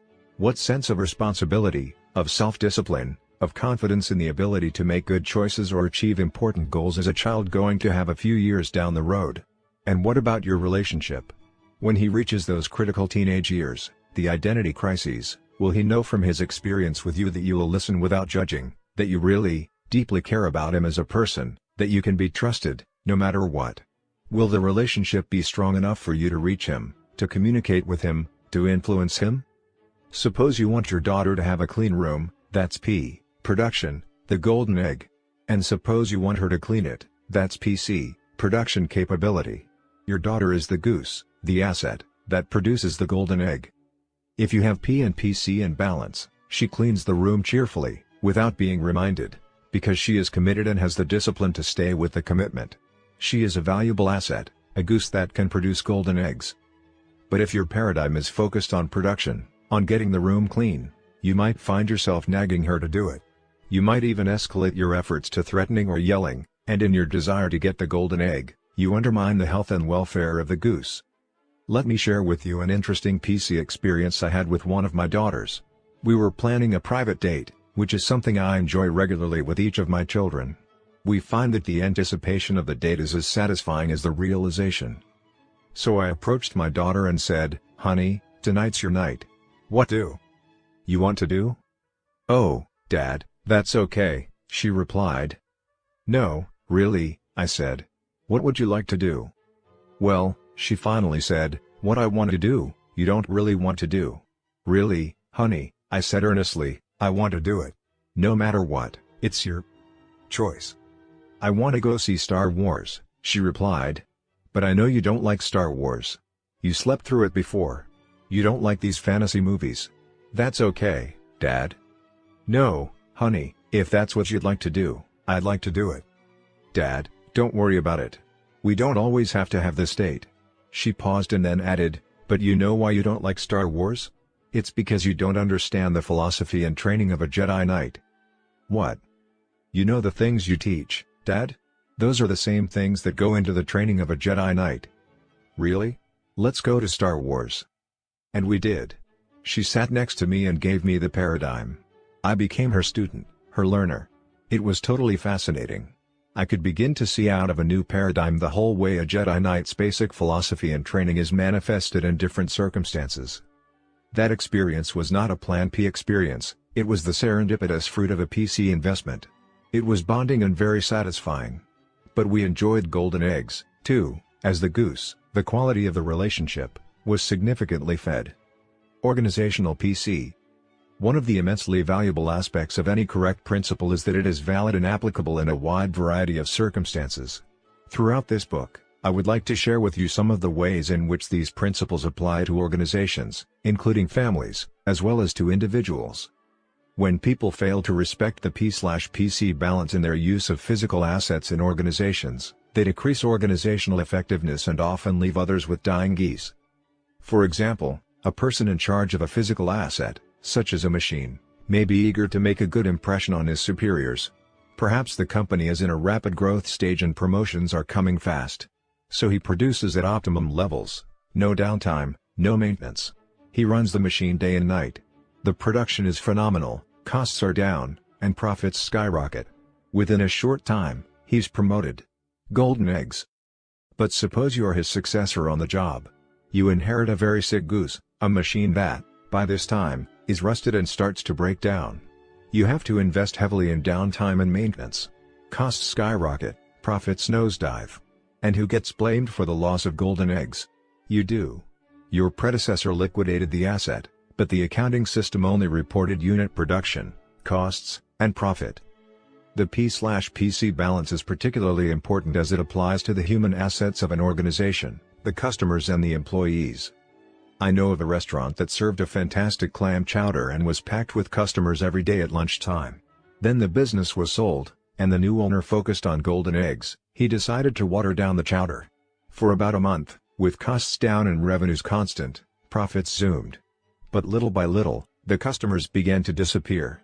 Trust was gone, and business dwindled to almost nothing. The new owner tried desperately to reclaim it, but he had neglected the customers, violated their trust, and lost the asset of customer loyalty. There was no more goose to produce the golden egg. There are organizations that talk a lot about the customer and then completely neglect the people that deal with the customer, the employees. The PC principle is to always treat your employees exactly as you want them to treat your best customers. You can buy a person's hand, but you can't buy his heart. His heart is where his enthusiasm, his loyalty is. You can buy his back, but you can't buy his brain. That's where his creativity is, his ingenuity, his resourcefulness. PC work is treating employees as volunteers just as you treat customers as volunteers, because that's what they are. They volunteer the best part, their hearts and minds. I was in a group once where someone asked, "How do you shape up lazy and incompetent employees?" One man responded, "Drop hand grenades." Several others cheered that kind of macho management talk, that shape up or ship out supervision approach. But another person in the group asked, "Who picks up the pieces?" "No pieces." "Well, why don't you do that to your customers?" The other man replied, "Just say, 'Listen, if you're not interested in buying, you can just ship out of this place.'" He said, "You can't do that to customers." "Well, how come you can do it to employees?" "Because they're in your employ." "I see. Are your employees devoted to you? Do they work hard? How's the turnover?" "Are you kidding? You can't find good people these days. There's too much turnover, absenteeism, moonlighting. People just don't care anymore." That focus on golden eggs, that attitude, that paradigm, is totally inadequate to tap into the powerful energies of the mind and heart of another person. A short-term bottom line is important, but it isn't all important. Effectiveness lies in the balance. Excessive focus on P results in ruined health, worn-out machines, depleted bank accounts, and broken relationships. Too much focus on PC is like a person who runs 3 or 4 hours a day, bragging about the extra 10 years of life it creates, unaware he's spending them running. Or a person endlessly going to school, never producing, living on other people's golden eggs, the eternal student syndrome. To maintain the P/PC balance, the balance between the golden egg, production, and the health and welfare of the goose, production capability, is often a difficult judgment call. But I suggest it is the very essence of effectiveness. It balances short-term with long-term. It balances going for the great and paying the price to get an education. It balances the desire to have a room clean and the building of a relationship in which the child is internally committed to do it, cheerfully, willingly, without external supervision. It's a principle you can see validated in your own life when you burn the candle at both ends to get more golden eggs and wind up sick or exhausted, unable to produce any at all, or when you get a good night's sleep and wake up ready to produce throughout the day. You can see it when you press to get your own way with someone and somehow feel an emptiness in the relationship, or when you really take time to invest in a relationship and you find the desire and ability to work together, to communicate, takes a quantum leap. The P/PC balance is the very essence of effectiveness. It's validated in every arena of life. We can work with it or against it, but it's there. It's a lighthouse. It's the definition and paradigm of effectiveness upon which the 7 habits in this book are based. How to use this book. Before we begin work on the 7 habits of highly effective people, I would like to suggest 2 paradigm shifts that will greatly increase the value you will receive from this material. First, I would recommend that you not see this material as a book, in the sense that it is something to read once and put on a shelf. You may choose to read it completely through once for a sense of the whole. But the material is designed to be a companion in the continual process of change and growth. It is organized incrementally and with suggestions for application at the end of each habit so that you can study and focus on any particular habit as you are ready. As you progress to deeper levels of understanding and implementation, you can go back time and again to the principles contained in each habit and work to expand your knowledge, skill, and desire.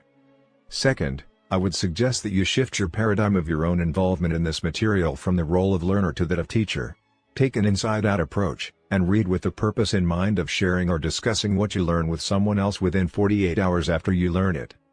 If you had known, for example, that you would be teaching the material on the P/PC balance principle to someone else within 48 hours, would it have made a difference in your reading experience?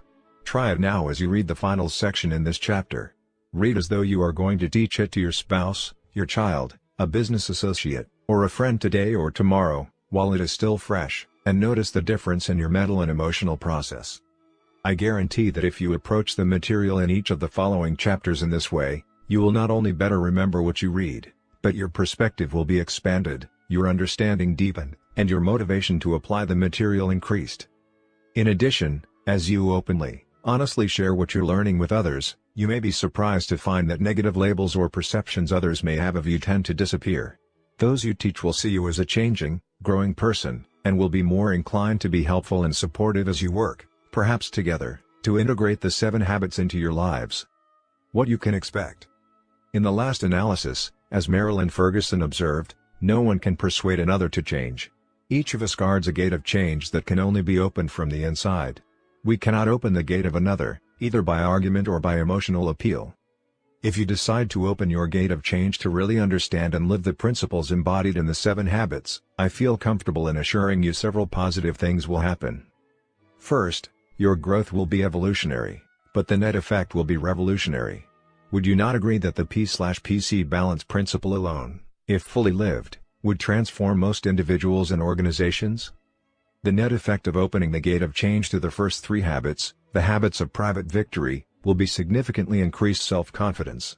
You will come to know yourself in a deeper, more meaningful way, your nature, your deepest values and your unique contribution capacity. As you live your values, your sense of identity, integrity, control, and inner directedness will infuse you with both exhilaration and peace. You will define yourself from within, rather than by people's opinions or by comparisons to others. Wrong and right will have little to do with being found out. Ironically, you'll find that as you care less about what others think of you, you will care more about what others think of themselves and their worlds, including their relationship with you. You'll no longer build your emotional life on other people's weaknesses. In addition, you'll find it easier and more desirable to change because there is something, some core deep within, that is essentially changeless. As you open yourself to the next 3 habits, the habits of public victory, you will discover and unleash both the desire and the resources to heal and rebuild important relationships that have deteriorated, or even broken. Good relationships will improve, become deeper, more solid, more creative, and more adventuresome. The 7th habit, if deeply internalized, will renew the first 6 and will make you truly independent and capable of effective interdependence. Through it, you can charge your own batteries. Whatever your present situation, I assure you that you are not your habits. You can replace old patterns of self-defeating behavior with new patterns, new habits of effectiveness, happiness, and trust-based relationships. With genuine caring, I encourage you to open the gate of change and growth as you study these habits. Be patient with yourself. Self-growth is tender, it's holy ground. There's no greater investment. It's obviously not a quick fix. But I assure you, you will feel benefits and see immediate payoffs that will be encouraging. In the words of Thomas Paine, that which we obtain too easily, we esteem too lightly. It is dearness only which gives everything its value. Heaven knows how to put a proper price on its goods. Part 2. Private Victory. Habit 1. Be proactive. Principles of personal vision. I know of no more encouraging fact than the unquestionable ability of man to elevate his life by conscious endeavor. Henry David Thoreau. As you read this book, try to stand apart from yourself. Try to project your consciousness upward into a corner of the room and see yourself, in your mind's eye, reading. Can you look at yourself almost as though you were someone else? Now try something else. Think about the mood you are now in. Can you identify it? What are you feeling? How would you describe your present mental state? Now think for a minute about how your mind is working. Is it quick and alert? Do you sense that you are torn between doing this mental exercise and evaluating the point to be made out of it? Your ability to do what you just did is uniquely human. Animals do not possess this ability. We call it self-awareness, or the ability to think about your very thought process. This is the reason why man has dominion over all things in the world and why he can make significant advances from generation to generation. This is why we can evaluate and learn from others' experiences as well as our own. This is also why we can make and break our habits. We are not our feelings. We are not our moods. We are not even our thoughts.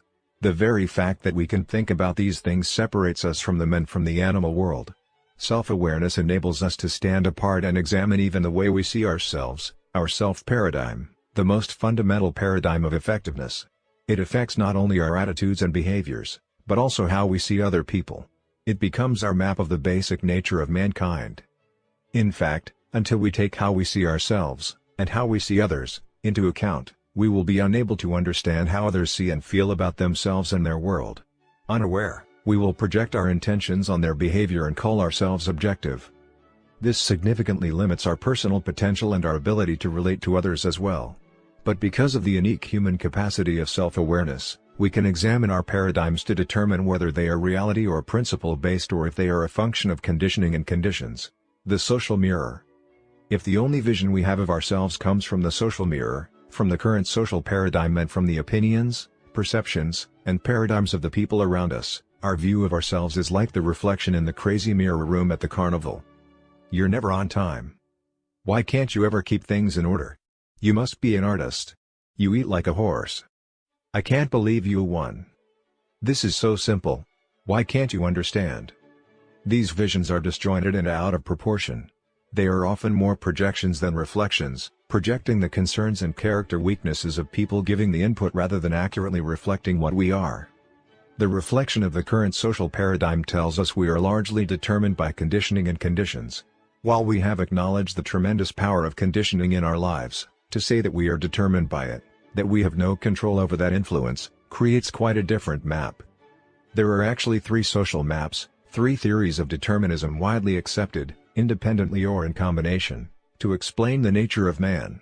Genetic determinism basically says your grandparents did it to you. That's why you have such a temper. Your grandparents had short tempers and it's in your DNA. It just goes through the generations and you inherited it. In addition, you're Irish, and that's the nature of Irish people. Psychic determinism basically says your parents did it to you. Your upbringing, your childhood experience essentially laid out your personal tendencies and your character structure. That's why you're afraid to be in front of a group. It's the way your parents brought you up. You feel terribly guilty if you make a mistake because you remember deep inside the emotional scripting when you were very vulnerable and tender and dependent. You remember the emotional punishment, the rejection, the comparison with somebody else when you didn't perform as well as expected. Environmental determinism basically says your boss is doing it to you, or your spouse, or that bratty teenager, or your economic situation, or national policies. Someone or something in your environment is responsible for your situation. Each of these maps is based on the stimulus/response theory we most often think of in connection with Pavlov's experiments with dogs. The basic idea is that we are conditioned to respond in a particular way to a particular stimulus. How accurately and functionally do these deterministic maps describe the territory? How clearly do these mirrors reflect the true nature of man? Do they become self-fulfilling prophecies? Are they based on principles we can validate within ourselves? Between stimulus and response. In answer to those questions, let me share with you the catalytic story of Viktor Frankl. Frankl was a determinist raised in the tradition of Freudian psychology, which postulates that whatever happens to you as a child shapes your character and personality and basically governs your whole life. The limits and parameters of your life are set, and, basically, you can't do much about it. Frankl was also a psychiatrist and a Jew. He was imprisoned in the death camps of Nazi Germany, where he experienced things that were so repugnant to our sense of decency that we shudder to even repeat them.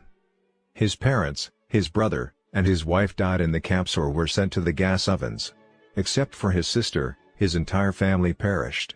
Frankl himself suffered torture and innumerable indignities, never knowing from one moment to the next if his path would lead to the ovens or if he would be among the saved who would remove the bodies or shovel out the ashes of those so fated. One day, naked and alone in a small room, He began to become aware of what he later called the last of the human freedoms, the freedom his Nazi captors could not take away. They could control his entire environment, they could do what they wanted to his body, but Viktor Frankl himself was a self-aware being who could look as an observer at his very involvement. His basic identity was intact. He could decide within himself how all of this was going to affect him. Between what happened to him, or the stimulus, and his response to it, was his freedom or power to choose that response. In the midst of his experiences, Frankl would project himself into different circumstances, such as lecturing to his students after his release from the death camps.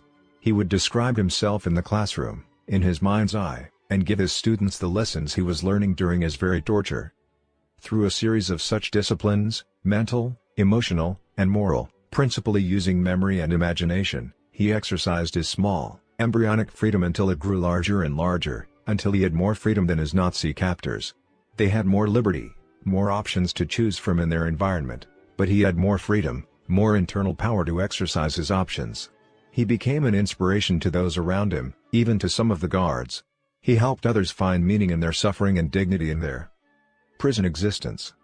In the midst of the most degrading circumstances imaginable, Frankl used the human endowment of self-awareness to discover a fundamental principle about the nature of man. Between stimulus and response, man has the freedom to choose. Within the freedom to choose are those endowments that make us uniquely human. In addition to self-awareness, we have imagination, the ability to create in our minds beyond our present reality. We have conscience, a deep inner awareness of right and wrong, of the principles that govern our behavior, and a sense of the degree to which our thoughts and actions are in harmony with them. And we have independent will, the ability to act based on our self-awareness, free of all other influences. Even the most intelligent animals have none of these endowments. To use a computer metaphor, they are programmed by instinct and/or training. They can be trained to be responsible, but they can't take responsibility for that training. In other words, they can't direct it. They can't change the programming. They're not even aware of it. But because of our unique human endowments, we can write new programs for ourselves totally apart from our instincts and training. This is why an animal's capacity is relatively limited and man's is unlimited. But if we live like animals, out of our own instincts and conditioning and conditions, out of our collective memory, we too will be limited. The deterministic paradigm comes primarily from the study of animals, rats, monkeys, pigeons, dogs, and neurotic and psychotic people. While this may meet certain criteria of some researchers because it seems measurable and predictable, the history of mankind and our own self-awareness tell us that this map doesn't describe the territory at all. Our unique human endowments lift us above the animal world. The extent to which we exercise and develop these endowments empowers us to fulfill our uniquely human potential. Between stimulus and response is our greatest power, the freedom to choose. Proactivity defined. In discovering the basic principle of the nature of man, Frankl described an accurate self-map from which he began to develop the first and most basic habit of a highly effective person in any environment, the habit of proactivity. While the word proactivity is now fairly common in management literature, it is a word you won't find in most dictionaries. It means more than merely taking initiative. It means that as human beings, we are responsible for our own lives. Our behavior is a function of our decisions, not our conditions. We can subordinate feelings to values. We have the initiative and the responsibility to make things happen. Proactive model. Look at the word responsibility, the ability to choose your response. Highly proactive people recognize that responsibility. They do not blame circumstances, conditions, or conditioning for their behavior. Their behavior is a product of their own conscious choice, based on values, rather than a product of their conditions, based on feeling. Because we are, by nature, proactive, if our lives are a function of conditioning and conditions, it is because we have, by conscious decision or by default, chosen to empower those things to control us. In making such a choice, we become reactive. Reactive people are often affected by their physical environment. If the weather is good, they feel good. If it isn't, it affects their attitude and their performance. Proactive people can carry their own weather with them. Whether it rains or shines makes no difference to them. They are value-driven, and if their value is to produce good quality work, it isn't a function of whether the weather is conducive to it or not. Reactive people are also affected by their social environment, by the social weather. When people treat them well, they feel well. When people don't, they become defensive or protective. Reactive people build their emotional lives around the behavior of others, empowering the weaknesses of other people to control them. The ability to subordinate an impulse to a value is the essence of the proactive person. Reactive people are driven by feelings, by circumstances, by conditions, by their environment. Proactive people are driven by values, carefully thought about, selected and internalized values. Proactive people are still influenced by external stimuli, whether physical, social, or psychological. But their response to the stimuli, conscious or unconscious, is a value-based choice or response. As Eleanor Roosevelt observed, "No one can hurt you without your consent." In the words of Gandhi, "They cannot take away our self-respect if we do not give it to them." It is our willing permission, our consent to what happens to us, that hurts us far more than what happens to us in the first place. I admit this is very hard to accept emotionally, especially if we have had years and years of explaining our misery in the name of circumstance or someone else's behavior. But until a person can say deeply and honestly, "I am what I am today because of the choices I made yesterday," that person cannot say, "I choose otherwise." Once in Sacramento when I was speaking on the subject of proactivity, a woman in the audience stood up in the middle of my presentation and started talking excitedly. It was a large audience, and as a number of people turned to look at her, she suddenly became aware of what she was doing, grew embarrassed and sat back down. But she seemed to find it difficult to restrain herself and started talking to the people around her. She seemed so happy. I could hardly wait for a break to find out what had happened. When it finally came, I immediately went to her and asked if she would be willing to share her experience. "You just can't imagine what's happened to me," she exclaimed. "I'm a full-time nurse to the most miserable, ungrateful man you can possibly imagine. Nothing I do is good enough for him. He never expresses appreciation, he hardly even acknowledges me. He constantly harps at me and finds fault with everything I do. This man has made my life miserable and I often take my frustration out on my family. The other nurses feel the same way. We almost pray for his demise. And for you to have the gall to stand up there and suggest that nothing can hurt me, that no one can hurt me without my consent, and that I have chosen my own emotional life of being miserable, well, there was just no way I could buy into that." But I kept thinking about it. I really went inside myself and began to ask, do I have the power to choose my response? When I finally realized that I do have that power, when I swallowed that bitter pill and realized that I had chosen to be miserable, I also realized that I could choose not to be miserable. At that moment I stood up. I felt as though I was being let out of San Quentin. I wanted to yell to the whole world, "I am free. I am let out of prison. No longer am I going to be controlled by the treatment of some person." It's not what happens to us, but our response to what happens to us that hurts us. Of course, things can hurt us physically or economically and can cause sorrow. But our character, our basic identity, does not have to be hurt at all. In fact, our most difficult experiences become the crucibles that forge our character and develop the internal powers, the freedom to handle difficult circumstances in the future and to inspire others to do so as well. Frankel is one of many who have been able to develop the personal freedom in difficult circumstances to lift and inspire others. The autobiographical accounts of Vietnam prisoners of war provide additional persuasive testimony of the transforming power of such personal freedom and the effect of the responsible use of that freedom on the prison culture and on the prisoners, both then and now. We have all known individuals in very difficult circumstances, perhaps with a terminal illness or a severe physical handicap, who maintain magnificent emotional strength. How inspired we are by their integrity. Nothing has a greater, longer-lasting impression upon another person than the awareness that someone has transcended suffering, has transcended circumstance, and is embodying and expressing a value that inspires and ennobles and lifts life. One of the most inspiring times Sandra and I have ever had took place over a 4-year period with a dear friend of ours named Carol, who had a wasting cancer disease. She had been one of Sandra's bridesmaids, and they had been best friends for over 25 years. When Carol was in the very last stages of the disease, Sandra spent time at her bedside helping her write her personal history. She returned from those protracted and difficult sessions almost transfixed by admiration for her friend's courage and her desire to write special messages to be given to her children at different stages in their lives.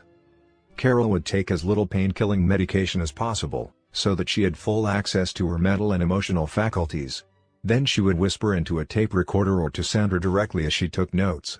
Carol was so proactive, so brave, and so concerned about others that she became an enormous source of inspiration to many people around her. I'll never forget the experience of looking deeply into Carol's eyes the day before she passed away and sensing out of that deep hollowed agony a person of tremendous intrinsic worth. I could see in her eyes a life of character, contribution, and service as well as love and concern and appreciation. Many times over the years, I have asked groups of people how many have ever experienced being in the presence of a dying individual who had a magnificent attitude and communicated love and compassion and served in unmatchable ways to the very end. Usually, about 1/4 of the audience respond in the affirmative. I then ask how many of them will never forget these individuals, how many were transformed, at least temporarily, by the inspiration of such courage, and were deeply moved and motivated to more noble acts of service and compassion. The same people respond again, almost inevitably. Viktor Frankl suggests that there are 3 central values in life: the experiential, or that which happens to us, the creative, or that which we bring into existence, and the attitudinal, or our response in difficult circumstances such as terminal illness. My own experience with people confirms the point Frankl makes, that the highest of the 3 values is attitudinal, in the paradigm or reframing sense. In other words, what matters most is how we respond to what we experience in life. Difficult circumstances often create paradigm shifts, whole new frames of reference by which people see the world and themselves and others in it, and what life is asking of them. Their larger perspective reflects the attitudinal values that lift and inspire us all. Taking the initiative. Our basic nature is to act, and not be acted upon. As well as enabling us to choose our response to particular circumstances, this empowers us to create circumstances. Taking initiative does not mean being pushy, obnoxious, or aggressive. It does mean recognizing our responsibility to make things happen. Over the years, I have frequently counseled people who wanted better jobs to show more initiative, to take interest in aptitude tests, to study the industry, even the specific problems the organizations they are interested in are facing, and then to develop an effective presentation showing how their abilities can help solve the organization's problem.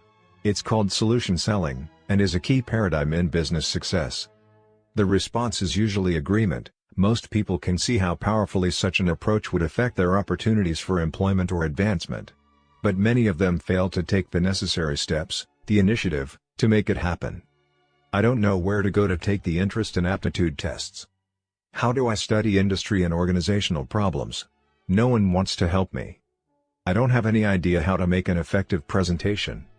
Many people wait for something to happen or someone to take care of them.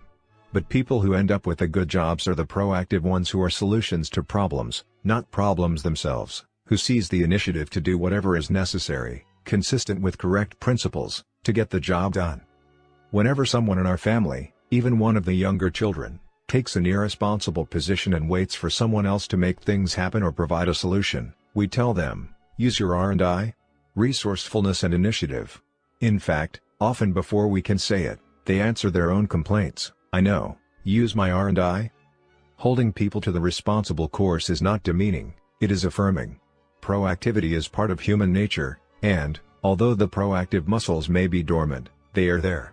By respecting the proactive nature of other people, we provide them with at least one clear, undistorted reflection from the social mirror. Of course, the maturity level of the individual has to be taken into account. We can't expect high creative cooperation from those who are deep into emotional dependence. But we can, at least, affirm their basic nature and create an atmosphere where people can seize opportunities and solve problems in an increasingly self-reliant way. Act or be acted upon. The difference between people who exercise initiative and those who don't is literally the difference between night and day. I'm not talking about a 25 to 50% difference in effectiveness, I'm talking about a 5,000+ % difference, particularly if they are smart, aware, and sensitive to others. It takes initiative to create the P/PC balance of effectiveness in your life. It takes initiative to develop the 7 habits. As you study the other 6 habits, you will see that each depends on the development of your proactive muscles. Each puts the responsibility on you to act. If you wait to be acted upon, you will be acted upon. And growth and opportunity consequences attend either road. At one time I worked with a group of people in the home improvement industry, representatives from 20 different organizations who met quarterly to share their numbers and problems in an uninhibited way. This was during a time of heavy recession, and the negative impact on this particular industry was even heavier than on the economy in general. These people were fairly discouraged as we began. The first day, our discussion question was, what's happening to us? What's the stimulus? Many things were happening. The environmental pressures were powerful. There was widespread unemployment, and many of these people were laying off friends just to maintain the viability of their enterprises. By the end of the day, everyone was even more discouraged. The second day, we addressed the question, what's going to happen in the future? We studied environmental trends with the underlying reactive assumption that those things would create their future. By the end of the second day, we were even more depressed. Things were going to get worse before they got better, and everyone knew it. So on the third day, we decided to focus on the proactive question, what is our response? What are we going to do? How can we exercise initiative in this situation? In the morning we talked about managing and reducing costs. In the afternoon we discussed increasing market share. We brainstormed both areas, then concentrated on several very practical, very doable things. A new spirit of excitement, hope, and proactive awareness concluded the meetings. At the very end of the third day, we summarized the results of the conference in a three-part answer to the question, how's business? Part 1, what's happening to us is not good, and the trends suggest that it will get worse before it gets better. Part 2, but what we are causing to happen is very good, for we are better managing and reducing our costs and increasing our market share. Part 3, therefore, business is better than ever. Now what would a reactive mind say to that? Oh, come on. Face facts. You can only carry this positive thinking and self-psych approach so far. Sooner or later you have to face reality. But that's the difference between positive thinking and proactivity. We did face reality. We faced the reality of the current circumstance and of future projections. But we also faced the reality that we had the power to choose a positive response to those circumstances and projections. Not facing reality would have been to accept the idea that what's happening in our environment had to determine us. Businesses, community groups, organizations of every kind, including families, can be proactive. They can combine the creativity and resourcefulness of proactive individuals to create a proactive culture within the organization. The organization does not have to be at the mercy of the environment. It can take the initiative to accomplish the shared values and purposes of the individuals involved. Listening to our language. Because our attitudes and behaviors flow out of our paradigms, if we use our self-awareness to examine them, we can often see in them the nature of our underlying maps. Our language, for example, is a very real indicator of the degree to which we see ourselves as proactive people. The language of reactive people absolves them of responsibility. That's me. That's just the way I am. I am determined. There's nothing I can do about it. He makes me so mad. I'm not responsible. My emotional life is governed by something outside my control. I can't do that. I just don't have the time. Something outside me, limited time, is controlling me. If only my wife were more patient. Someone else's behavior is limiting my effectiveness. I have to do it. Circumstances or other people are forcing me to do what I do. I'm not free to choose my own actions. Reactive language. Proactive language. There's nothing I can do. Let's look at our alternatives. That's just the way I am. I can choose a different approach. He makes me so mad. I control my own feelings. They won't allow that. I can create an effective presentation. I have to do that. I will choose an appropriate response. I can't. I choose. I must. I prefer. If only. I will. That language comes from a basic paradigm of determinism. And the whole spirit of it is the transfer of responsibility. I am not responsible, not able to choose my response. One time a student asked me, "Will you excuse me from class? I have to go on a tennis trip." "You have to go, or you choose to go?" I asked. "I really have to," he exclaimed. "What will happen if you don't?" "Why, they'll kick me off the team." "How would you like that consequence?" "I wouldn't." In other words, you choose to go because you want the consequence of staying on the team. What will happen if you miss my class? I don't know. Think hard. What do you think would be the natural consequence of not coming to class? You wouldn't kick me out, would you? That would be a social consequence. That would be artificial. If you don't participate on the tennis team, you don't play. That's natural. But if you don't come to class, what would be the natural consequence? I guess I'll miss the learning. That's right. So you have to weigh that consequence against the other consequence and make a choice. I know if it were me, I'd choose to go on a tennis trip. But never say you have to do anything. I choose to go on a tennis trip, he meekly replied. And miss my class?" I replied in mock disbelief. A serious problem with reactive language is that it becomes a self-fulfilling prophecy. People become reinforced in the paradigm that they are determined, and they produce evidence to support the belief. They feel increasingly victimized and out of control, not in charge of their life or their destiny. They blame outside forces, other people, circumstances, even the stars, for their own situation. At one seminar where I was speaking on the concept of proactivity, a man came up and said, "Stephen, I like what you're saying. But every situation is so different. Look at my marriage. I'm really worried. My wife and I just don't have the same feelings for each other we used to have. I guess I just don't love her anymore and she doesn't love me. What can I do?" "The feeling isn't there anymore?" I asked. "That's right," he reaffirmed. "And we have 3 children we're really concerned about. What do you suggest?" "Love her," I replied.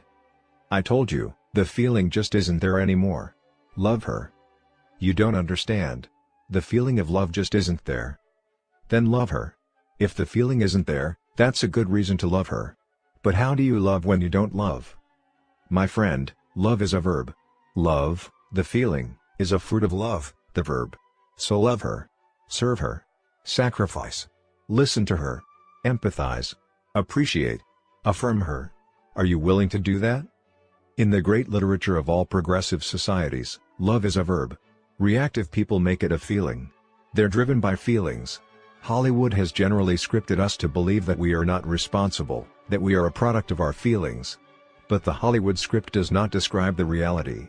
If our feelings control our actions, it is because we have abdicated our responsibility and empowered them to do so. Proactive people make love a verb.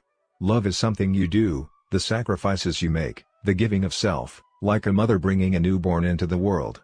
If you want to study love, study those who sacrifice for others, even for people who offend or do not love in return. If you are a parent, look at the love you have for the children you sacrificed for. Love is a value that is actualized through loving actions. Proactive people subordinate feelings to values. Love, the feeling, can be recaptured. No concern. Circle of concern/circle of influence. Another excellent way to become more self-aware regarding our own degree of proactivity is to look at where we focus our time and energy. We each have a wide range of concerns: our health, our children, problems at work, the national debt, nuclear war. We could separate those from things in which we have no particular mental or emotional involvement by creating a circle of concern. Proactive focus. Positive energy enlarges the circle of influence. As we look at those things within our circle of concern, it becomes apparent that there are some things over which we have no real control and others that we can do something about. We could identify those concerns in the latter group by circumscribing them within a smaller circle of influence. By determining which of these 2 circles is the focus of most of our time and energy, we can discover much about the degree of our proactivity. Reactive focus. Negative energy reduces the circle of influence. Proactive people focus their efforts in the circle of influence. They work on the things they can do something about. The nature of their energy is positive, enlarging and magnifying, causing their circle of influence to increase. Reactive people, on the other hand, focus their efforts in the circle of concern. They focus on the weakness of other people, the problems in the environment, and circumstances over which they have no control. Their focus results in blaming and accusing attitudes, reactive language, and increased feelings of victimization. The negative energy generated by that focus, combined with neglect in areas they could do something about, causes their circle of influence to shrink. As long as we are working in our circle of concern, we empower the things within it to control us. We aren't taking the proactive initiative necessary to effect positive change. Earlier, I shared with you the story of my son who was having serious problems in school. Sandra and I were deeply concerned about his apparent weaknesses and about the way other people were treating him. But those things were in our circle of concern.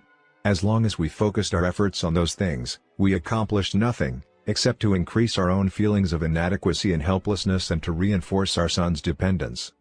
It was only when we went to work in our circle of influence, when we focused on our own paradigms, that we began to create a positive energy that changed ourselves and eventually influenced our son as well. By working on ourselves instead of worrying about conditions, we were able to influence the conditions. Because of position, wealth, role, or relationships, There are some circumstances in which a person's circle of influence is larger than his or her circle of concern. This situation reflects a self-inflicted emotional myopia, another reactive selfish lifestyle focused in the circle of concern. Though they may have to prioritize the use of their influence, proactive people have a circle of concern that is at least as big as their circle of influence, accepting the responsibility to use their influence effectively. Direct, indirect, and no control.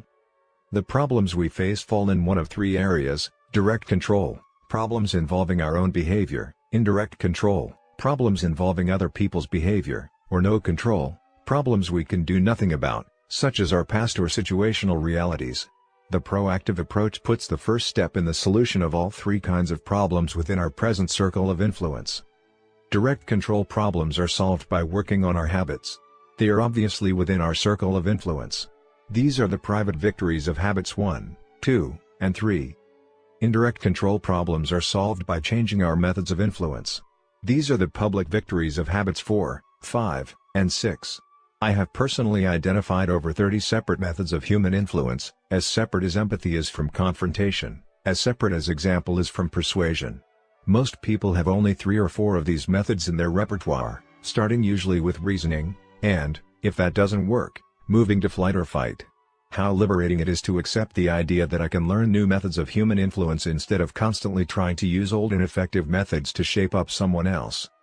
No control problems involve taking the responsibility to change the line on the bottom on our face, to smile, to genuinely and peacefully accept these problems and learn to live with them, even though we don't like them. In this way, we do not empower these problems to control us. We share in the spirit embodied in the Alcoholics Anonymous prayer: Lord, give me the courage to change the things which can and ought to be changed, the serenity to accept the things which cannot be changed, and the wisdom to know the difference. Whether a problem is direct, indirect, or no control, we have in our hands the first step to the solution. Changing our habits, changing our methods of influence, and changing the way we see our no-control problems are all within our circle of influence. Expanding the circle of influence. It is inspiring to realize that in choosing our response to circumstance, we powerfully affect our circumstance. When we change one part of the chemical formula, we change the nature of the results. I worked with one organization for several years that was headed by a very dynamic person. He could read trends. He was creative, talented, capable, and brilliant, and everyone knew it. But he had a very dictatorial style of management. He tended to treat people like golfers, as if they didn't have any judgment. His manner of speaking to those who worked in the organization was, "Go for this, go for that. Now do this, now do that. I'll make the decisions." The net effect was that he alienated almost the entire executive team surrounding him. They would gather in the quarters and complain to each other about him. Their discussion was all very sophisticated, very articulate, as if they were trying to help the situation. But they did it endlessly, absolving themselves of responsibility in the name of the president's weaknesses. "You can't imagine what's happened this time," someone would say. "The other day he went into my department. I had everything all laid out. But he came in and gave totally different signals. Everything I'd done for months was shot, just like that. I don't know how I'm supposed to keep working for him. How long will it be until he retires?" "He's only 59, someone else would respond. "Do you think you can survive for 6 more years?" "I don't know. He's the kind of person they probably won't retire anyway." But one of the executives was proactive. He was driven by values, not feelings. He took the initiative, he anticipated, he empathized, he read the situation. He was not blind to the president's weaknesses, but instead of criticizing them, he would compensate for them. Where the president was weak in his style, he'd try to buffer his own people and make such weaknesses irrelevant. And he'd work with the president's strengths, his vision, talent, creativity. This man focused on his circle of influence. He was treated like a gopher, also. But he would do more than what was expected. He anticipated the president's need. He read with empathy the president's underlying concern, so when he presented information, he also gave his analysis and his recommendations based on that analysis. As I sat one day with the president in an advisory capacity, he said, "Stephen, I just can't believe what this man has done. He's not only given me the information I requested, but he's provided additional information that's exactly what we needed. He even gave me his analysis of it in terms of my deepest concerns, and a list of his recommendations. The recommendations are consistent with the analysis, And the analysis is consistent with the data. He's remarkable. What a relief not to have to worry about this part of the business. At the next meeting, it was go for this and go for that to all the executives. But one. To this man, it was what's your opinion? His circle of influence had grown. This caused quite a stir in the organization. The reactive minds in the executive corridors began shooting their vindictive ammunition at this proactive man. It's the nature of reactive people to absolve themselves of responsibility. It's so much safer to say, I am not responsible. If I say I am responsible, I might have to say, I am irresponsible. It would be very hard for me to say that I have the power to choose my response and that the response I have chosen has resulted in my involvement in a negative, collusive environment, especially if for years I have absolved myself of responsibility for results in the name of someone else's weaknesses.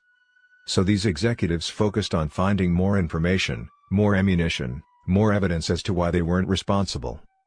But this man was proactive toward them, too. Little by little, his circle of influence toward them grew also. It continued to expand to the extent that eventually no one made any significant moves in the organization without that man's involvement and approval, including the president. But the president did not feel threatened because this man's strength complemented his strength and compensated for his weaknesses. So he had the strength of two people, a complementary team. This man's success was not dependent on his circumstances. Many others were in the same situation. It was his chosen response to those circumstances, his focus on his circle of influence, that made the difference. There are some people who interpret proactive to mean pushy, aggressive, or insensitive, but that isn't the case at all. Proactive people aren't pushy. They're smart, they're value-driven, they read reality, and they know what's needed. Look at Gandhi. While his accusers were in the legislative chambers criticizing him because he wouldn't join in their circle of concern rhetoric condemning the British Empire for their subjugation of the Indian people, Gandhi was out in the rice paddies, quietly, slowly, imperceptibly expanding his circle of influence with the field laborers. A groundswell of support, of trust, of confidence followed him through the countryside. Though he held no office or political position, through compassion, courage, fasting, and moral persuasion he eventually brought England to its knees, breaking political domination of 300 million people with the power of his greatly expanded circle of influence. The haves and the bees. One way to determine which circle our concern is in is to distinguish between the haves and the bees. The circle of concern is filled with the haves. I'll be happy when I have my house paid off. If only I had a boss who wasn't such a dictator. If only I had a more patient husband. If I had more obedient kids. If I had my degree. If I could just have more time to myself. The circle of influence is filled with the bees. I can be more patient, be wise, be loving. It's the character focus. Anytime we think the problem is out there, that thought is the problem. We empower what's out there to control us. The change paradigm is outside in. What's out there has to change before we can change. The proactive approach is to change from the inside out, to be different, and by being different, to effect positive change in what's out there. I can be more resourceful, I can be more diligent, I can be more creative, I can be more cooperative. One of my favorite stories is one in the Old Testament, part of the fundamental fabric of the Judeo-Christian tradition. It's the story of Joseph, who was sold into slavery in Egypt by his brothers at the age of 17. Can you imagine how easy it would have been for him to languish in self-pity as a servant of Potiphar, to focus on the weaknesses of his brothers and his captors and on all he didn't have? But Joseph was proactive. He worked on B. And within a short period of time, he was running Potiphar's household. He was in charge of all that Potiphar had because the trust was so high. Then the day came when Joseph was caught in a difficult situation and refused to compromise his integrity. As a result, he was unjustly imprisoned for 13 years. But again he was proactive. He worked on the inner circle, on being instead of having, and soon he was running the prison and eventually the entire nation of Egypt, second only to the Pharaoh. I know this idea is a dramatic paradigm shift for many people. It is so much easier to blame other people, conditioning, or conditions for our own stagnant situation. But we are responsible to control our lives and to powerfully influence our circumstances by working on what we are. If I have a problem in my marriage, what do I really gain by continually confessing my wife's sins? By saying I'm not responsible, I make myself a powerless victim, I immobilize myself in a negative situation. I also diminish my ability to influence her. My nagging, accusing, Critical attitude only makes her feel validated in her own weakness. My criticism is worse than the conduct I want to correct. My ability to positively impact the situation withers and dies. If I really want to improve my situation, I can work on the one thing over which I have control, myself. I can stop trying to shape up my wife and work on my own weaknesses. I can focus on being a great marriage partner, a source of unconditional love and support. Hopefully, my wife will feel the power of proactive example and respond in kind. But whether she does or doesn't, the most positive way I can influence my situation is to work on myself, on my being. There are so many ways to work in the circle of influence: to be a better listener, to be a more loving marriage partner, to be a better student, to be a more cooperative and dedicated employee. Sometimes the most proactive thing we can do is to be happy, just to genuinely smile. Happiness, like unhappiness, is a proactive choice. There are things, like the weather, that our circle of influence will never include. But as proactive people, we can carry our own physical or social weather with us. We can be happy and accept those things that at present we can't control, while we focus our efforts on the things that we can. The other end of the stick. Before we totally shift our life focus to our circle of influence, we need to consider two things in our circle of concern that merit deeper thought: consequences and mistakes.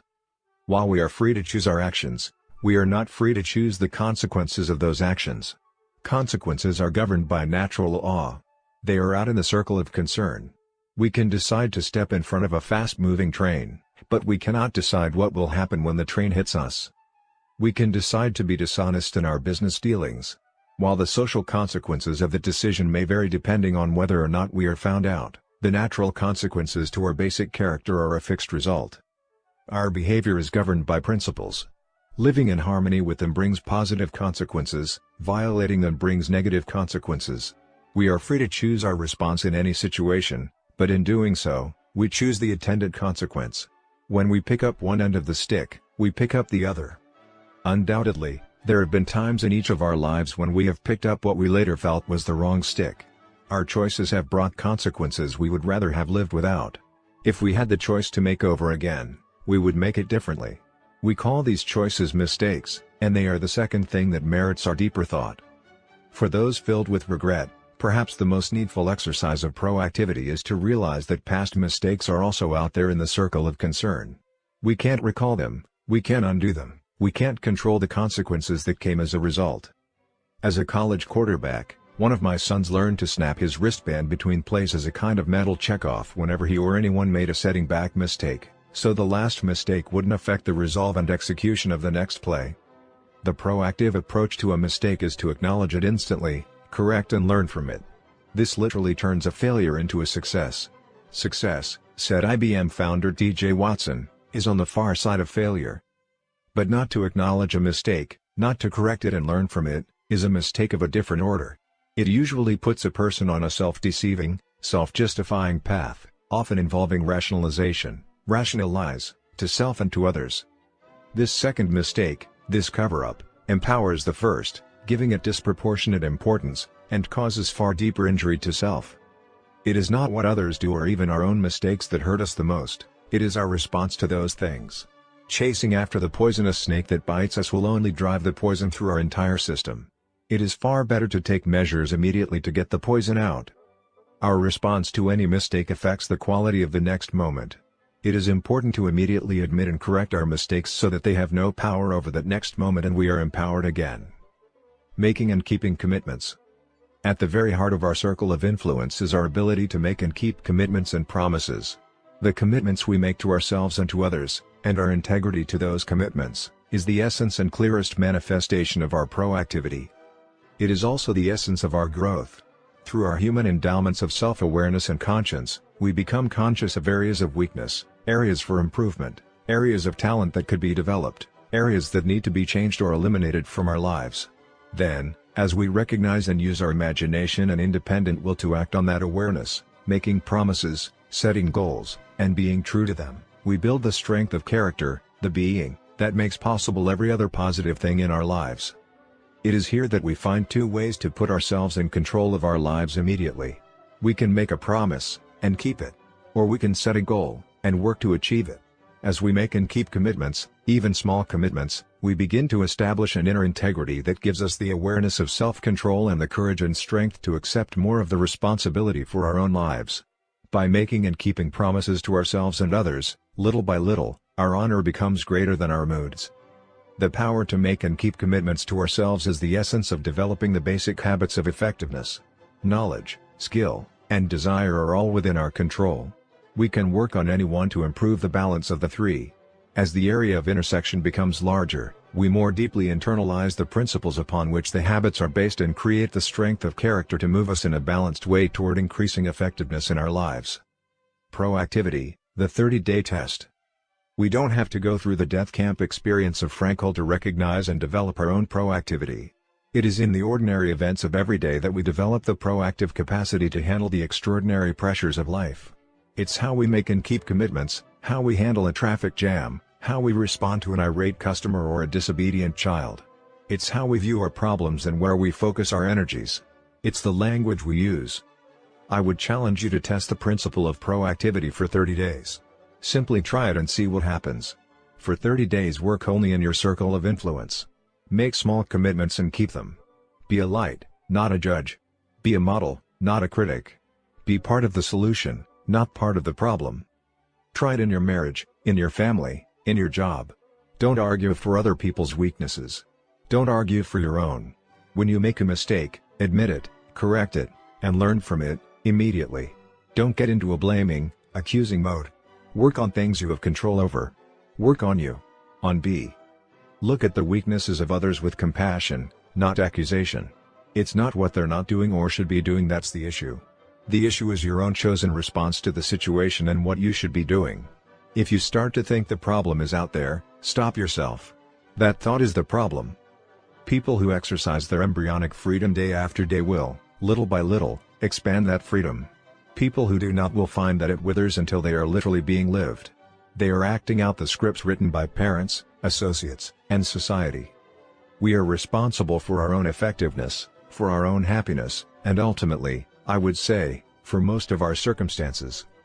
Samuel Johnson observed, "The fountain of content must spring up in the mind, and he who hath so little knowledge of human nature as to seek happiness by changing anything but his own disposition, will waste his life in fruitless efforts and multiply the grief he proposes to remove." Knowing that we are responsible is fundamental to effectiveness and to every other habit of effectiveness we will discuss. Application suggestions. 1. For a full day, listen to your language and to the language of the people around you. How often do you use and hear reactive phrases such as "if only," "I can't," or "I have to"? 2. Identify an experience you might encounter in the near future where, based on past experience, you would probably behave reactively. Review the situation in the context of your circle of influence. How could you respond proactively? Take several moments and create the experience vividly in your mind, picturing yourself responding in a proactive manner. Remind yourself of the gap between stimulus and response. Make a commitment to yourself to exercise your freedom to choose. 3. Select a problem from your work or personal life that is frustrating to you. Determine whether it is a direct, indirect, or no-control problem. Identify the first step you can take in your circle of influence to solve it and then take that step. 4. Try the 30-day test of proactivity. Be aware of the change in your circle of influence. Habit 2. Begin with the end in mind. Principles of personal leadership. What lies behind us and what lies before us are tiny matters, compared to what lies within us. Oliver Wendell Holmes. Please find a place to read these next few pages where you can be alone and uninterrupted. Clear your mind of everything except what you will read and what I will invite you to do. Don't worry about your schedule, your business, your family, or your friends. Just focus with me and really open your mind. In your mind's eye, see yourself going to the funeral of a loved one. Picture yourself driving to the funeral parlor or chapel, parking the car, and getting out. As you walk inside the building, you notice the flowers, the soft organ music. You see the faces of friends and family you pass along the way. You feel the shared sorrow of losing, the joy of having known, that radiates from the hearts of the people there. As you walk down to the front of the room and look inside the casket, you suddenly come face to face with yourself. This is your funeral, 3 years from today. All these people have come to honor you, to express feelings of love and appreciation for your life. As you take a seat and wait for the services to begin, you look at the program in your hand. There are to be 4 speakers. The first is from your family, immediate and also extended, children, brothers, sisters, nephews, nieces, aunts, uncles, cousins, and grandparents who have come from all over the country to attend. The second speaker is one of your friends, someone who can give a sense of what you are as a person. The third speaker is from your work or profession. And the fourth is from your church or some community organization where you've been involved in service. Now think deeply. What would you like each of these speakers to say about you and your life? What kind of husband, wife, father, or mother would you like their words to reflect? What kind of son or daughter or cousin? What kind of friend? What kind of working associate? What character would you like them to have seen in you? What contributions, what achievements would you want them to remember? Look carefully at the people around you. What difference would you like to have made in their lives? Before you read further, take a few minutes to jot down your impressions. It will greatly increase your personal understanding of habit 2. What it means to begin with the end in mind. If you participated seriously in this visualization experience, you touched for a moment some of your deep, fundamental values. You established brief contact with that inner guidance system at the heart of your circle of influence. Consider the words of Joseph Addison. When I look upon the tombs of the great, every emotion of envy dies in me. When I read the epitaphs of the beautiful, every inordinate desire goes out. When I meet with the grief of parents upon a tombstone, my heart melts with compassion. When I see the tomb of the parents themselves, I consider the vanity of grieving o'er those whom we must quickly follow. When I see kings lying by those who depose them, when I consider rival wits placed side by side, or the holy men that divided the world with their contests and disputes, I reflect with sorrow and astonishment on the little competitions, factions, and debates of mankind. When I read the several dates of the tombs, of some that died yesterday, and some 600 years ago, I consider that great day when we shall all of us be contemporaries, and make our appearance together. Although habit 2 applies to many different circumstances and levels of life, the most fundamental application of begin with the end in mind is to begin today with the image, picture, or paradigm of the end of your life as your frame of reference or the criterion by which everything else is examined. Each part of your life, today's behavior, tomorrow's behavior, next week's behavior, next month's behavior, can be examined in the context of the whole, of what really matters most to you. By keeping that end clearly in mind, you can make certain that whatever you do on any particular day does not violate the criteria you have defined as supremely important, and that each day of your life contributes in a meaningful way to the vision you have of your life as a whole. To begin with the end in mind means to start with a clear understanding of your destination. It means to know where you're going so that you better understand where you are now and so that the steps you take are always in the right direction. It's incredibly easy to get caught up in an activity trap, in the busyness of life, to work harder and harder at climbing the ladder of success only to discover it's leaning against the wrong wall. It is possible to be busy, very busy, without being very effective. People often find themselves achieving victories that are empty, successes that have come at the expense of things they suddenly realize were far more valuable to them. People from every walk of life, doctors, academicians, actors, politicians, business professionals, athletes, and plumbers, often struggle to achieve a higher income, more recognition or a certain degree of professional competence, only to find that their drive to achieve their goal blinded them to the things that really mattered most and now are gone. How different our lives are when we really know what is deeply important to us, and, keeping that picture in mind, we manage ourselves each day to be and to do what really matters most. If the ladder is not leaning against the right wall, every step we take just gets us to the wrong place faster. We may be very busy, we may be very efficient, but we will also be truly effective only when we begin with the end in mind. If you carefully consider what you want it to be said of you in the funeral experience, you will find your definition of success. It may be very different from the definition you thought you had in mind. Perhaps fame, achievement, money, or some of the other things we strive for are not even part of the right wall. When you begin with the end in mind, you gain a different perspective. One man asked another on the death of a mutual friend, "How much did he leave?" His friend responded, "He left it all." All things are created twice. Begin with the end in mind is based on the principle that all things are created twice. There's a mental or first creation, and a physical or second creation to all things. Take the construction of a home, for example. You create it in every detail before you ever hammer the first nail into place. You try to get a very clear sense of what kind of house you want. If you want a family-centered home, you plan to put a family room where it would be a natural gathering place. You plan sliding doors and a patio for children to play outside. You work with ideas. You work with your mind until you get a clear image of what you want to build. Then you reduce it to blueprint and develop construction plans. All of this is done before the earth is touched. If not, then in the second creation, the physical creation, you will have to make expensive changes that may double the cost of your home. The carpenter's rule is measure twice, cut once. You have to make sure that the blueprint, the first creation, is really what you want, that you've thought everything through. Then you put it into bricks and mortar. Each day you go to the construction shed and pull out the blueprint to get marching orders for the day. You begin with the end in mind. For another example, look at a business. If you want to have a successful enterprise, you clearly define what you're trying to accomplish. You carefully think through the product or service you want to provide in terms of your market target. Then you organize all the elements: financial, research and development, operations, marketing, personnel, physical facilities, and so on, to meet that objective. The extent to which you begin with the end in mind often determines whether or not you are able to create a successful enterprise. Most business failures begin in the first creation, with problems such as undercapitalization, misunderstanding of the market, or lack of a business plan. The same is true with parenting. If you want to raise responsible, self-disciplined children, you have to keep that end clearly in mind as you interact with your children on a daily basis. You can't behave toward them in ways that undermine their self-discipline or self-esteem.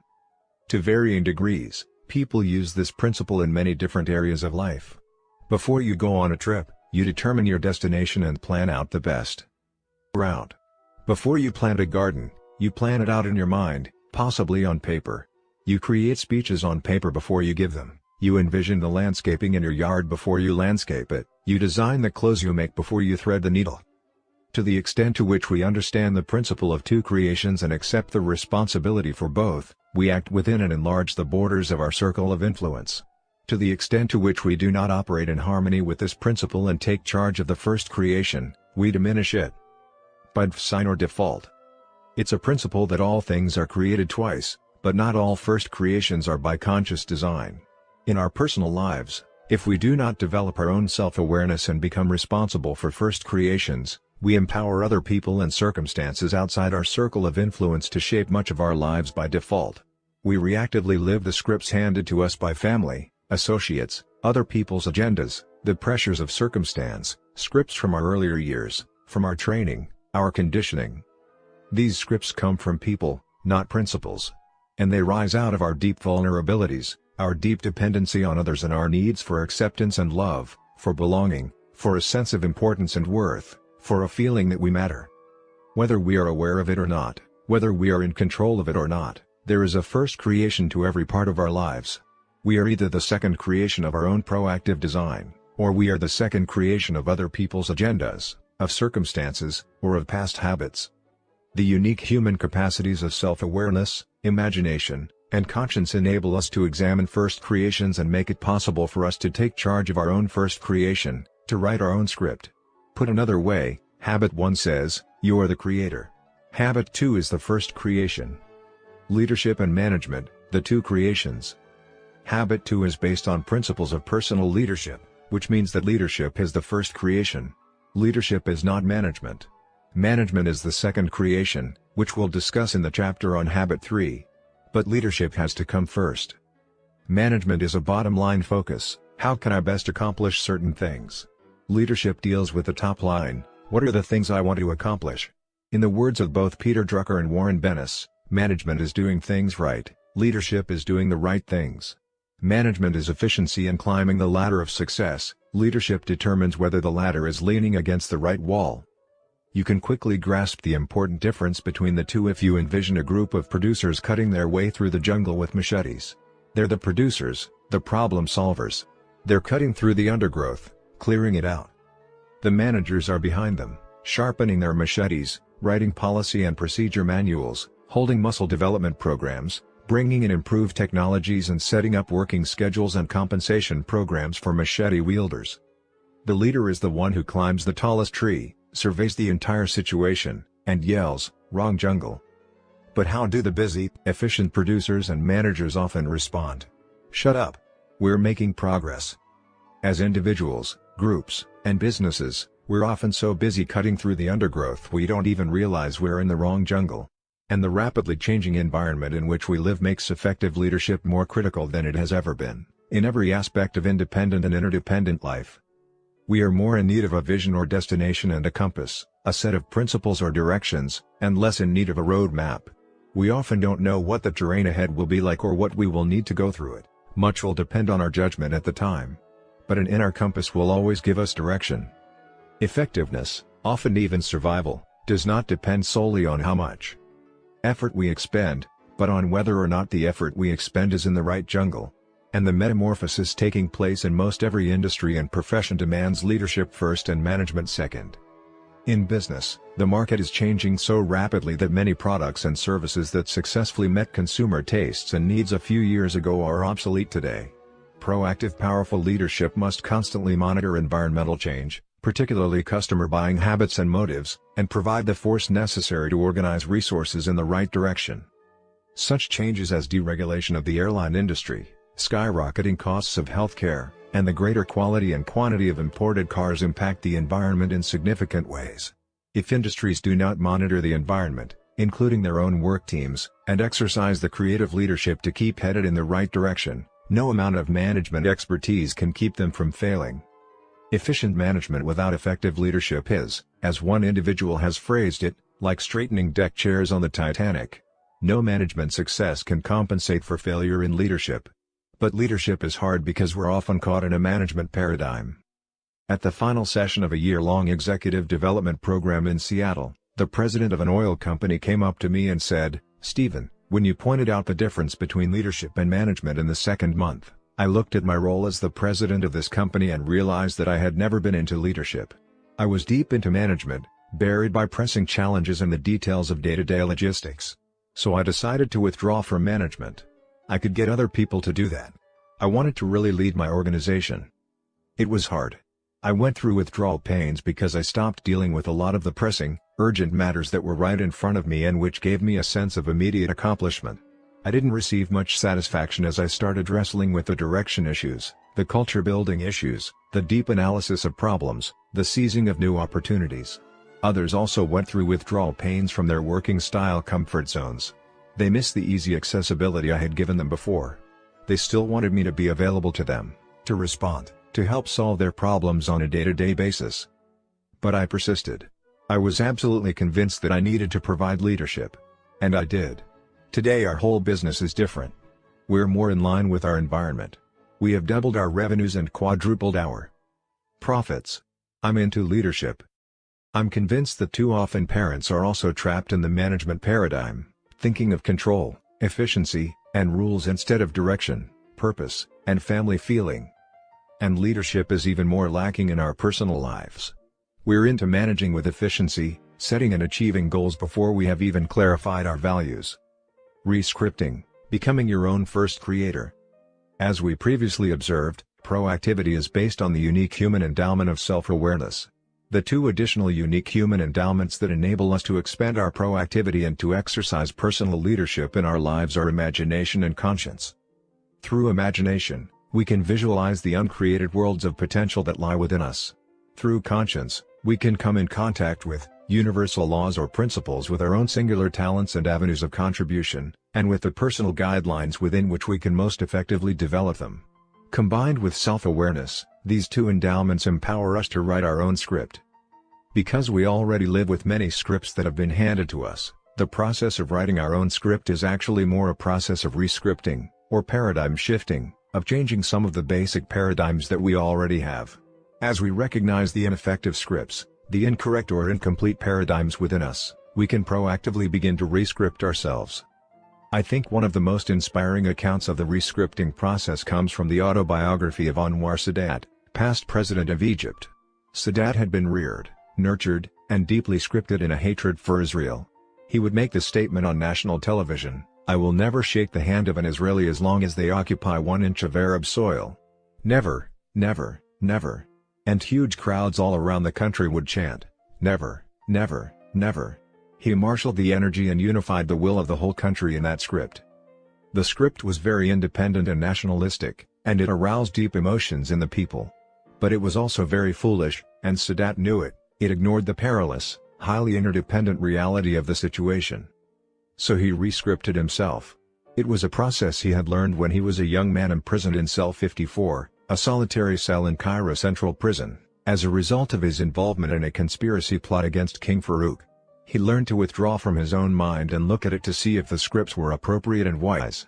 He learned how to vacate his own mind and, through a deep personal process of meditation, to work with his own scriptures, his own form of prayer, and re-script himself. He records that he was almost loath to leave his prison cell because it was there that he realized that real success is success with self. It's not in having things, but in having mastery, having victory over self. For a period of time during Nasser's administration, Sadat was relegated to a position of relative insignificance. Everyone felt that his spirit was broken, but it wasn't. They were projecting their own home movies onto him. They didn't understand him. He was biding his time. And when that time came, when he became president of Egypt and confronted the political realities, he re-scripted himself toward Israel. He visited the Knesset in Jerusalem and opened up one of the most precedent-breaking peace movements in the history of the world, a bold initiative that eventually brought about the Camp David Accord.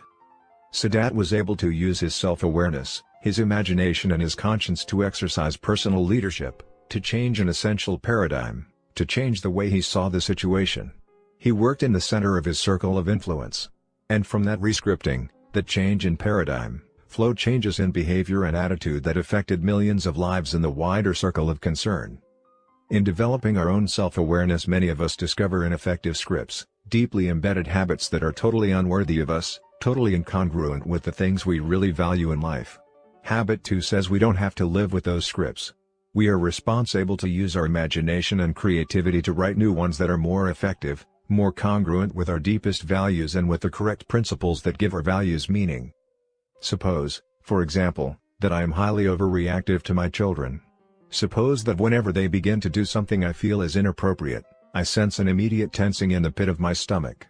I feel defensive walls go up, I prepare for battle. My focus is not on the long-term growth and understanding but on the short-term behavior. I'm trying to win the battle, not the war. I pull out my ammunition, my superior size, my position of authority, and I yell or intimidate or I threaten or punish. And I win. I stand there, victorious, in the middle of the debris of a shattered relationship while my children are outwardly submissive and inwardly rebellious, suppressing feelings that will come out later in uglier ways.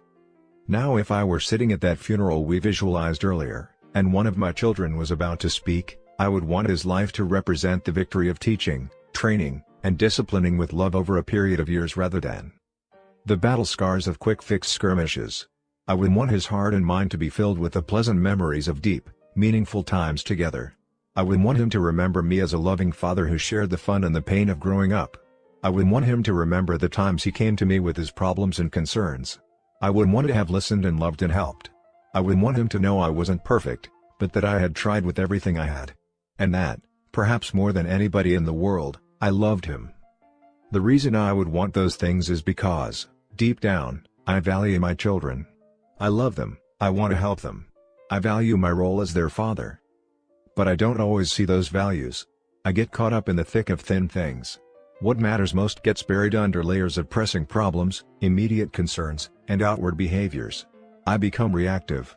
And the way I interact with my children every day often bears little resemblance to the way I deeply feel about them.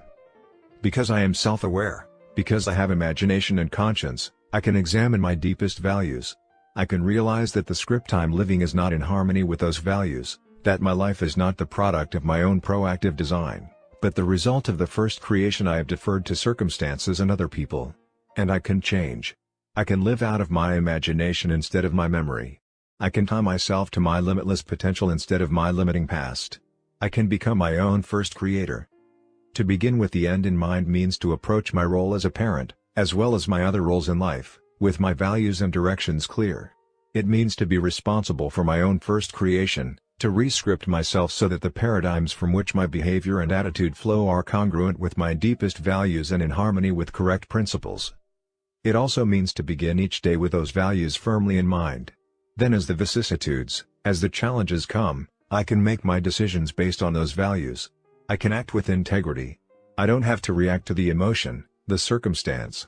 I can be truly proactive, value-driven, because my values are clear. A personal mission statement. The most effective way I know to begin with the end in mind is to develop a personal mission statement or philosophy or creed. It focuses on what you want to be, character, and to do, contributions and achievements, and on the values or principles upon which being and doing are based. Because each individual is unique, a personal mission statement will reflect that uniqueness, both in content and form. My friend, Rolf Kerr, has expressed his personal creed in this way. Succeed at home first. Seek and merit divine help. Never compromise with honesty. Remember the people involved. Hear both sides before judging. Obtain counsel of others. Defend those who are absent. Be sincere yet decisive. Develop one new proficiency a year. Plan tomorrow's work today. Hustle while you wait. Maintain a positive attitude. Keep a sense of humor. Be orderly in person and in work. Do not fear mistakes, fear only the absence of creative, constructive, and corrective responses to those mistakes. Facilitate the success of subordinates. Listen twice as much as you speak. Concentrate all abilities and efforts on the task at hand, not worrying about the next job or promotion. A woman seeking to balance family and work values has expressed her sense of personal mission differently. I will seek to balance career and family as best I can since both are important to me.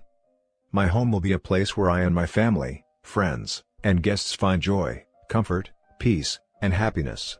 Still, I will seek to create a clean and orderly environment, yet livable and comfortable. I will exercise wisdom in what we choose to eat, read, see, and do at home. I especially want to teach my children to love, to learn, and to laugh, and to work and develop their unique talents. I value the rights, freedoms, and responsibilities of our democratic society. I will be a concerned and informed citizen, involved in the political process to ensure my voice is heard and my vote is counted. I will be a self-starting individual who exercises initiative in accomplishing my life's goals. I will act on situations and opportunities, rather than to be acted upon.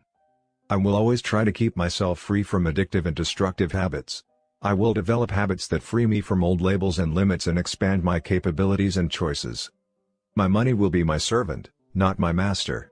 I will seek financial independence over time. My wants will be subject to my needs and my means. Except for long-term home and car loans, I will seek to keep myself free from consumer debt. I will spend less than I earn and regularly save or invest part of my income. Moreover, I will use what money and talents I have to make life more enjoyable for others through service and charitable giving. You could call a personal mission statement a personal constitution. Like the United States Constitution, it's fundamentally changeless. In over 200 years, there have been only 26 amendments, 10 of which were in the original Bill of Rights.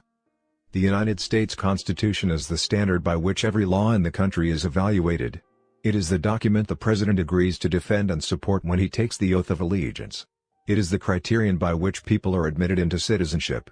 It is the foundation and the center that enables people to ride through such major traumas as the Civil War, Vietnam, or Watergate. It is the written standard, the key criterion by which everything else is evaluated and directed. The Constitution has endured and serves its vital function today because it is based on correct principles, on the self-evident truths contained in the Declaration of Independence. These principles empower the Constitution with a timeless strength, even in the midst of social ambiguity and change. Our peculiar security, said Thomas Jefferson, is in the possession of a written Constitution. A personal mission statement based on correct principles becomes the same kind of standard for an individual. It becomes a personal constitution, the basis for making major, life-directing decisions, the basis for making daily decisions in the midst of the circumstances and emotions that affect our lives. It empowers individuals with the same timeless strength in the midst of change. People can't live with change if there's not a changeless core inside them. The key to the ability to change is a changeless sense of who you are, what you are about and what you value. With a mission statement, we can flow with changes. We don't need prejudgments or prejudices. We don't need to figure out everything else in life, to stereotype and categorize everything and everybody in order to accommodate reality. Our personal environment is also changing at an ever-increasing pace. Such rapid change burns out a large number of people who feel they can hardly handle it, can hardly cope with life. They become reactive and essentially give up, hoping that the things that happen to them will be good.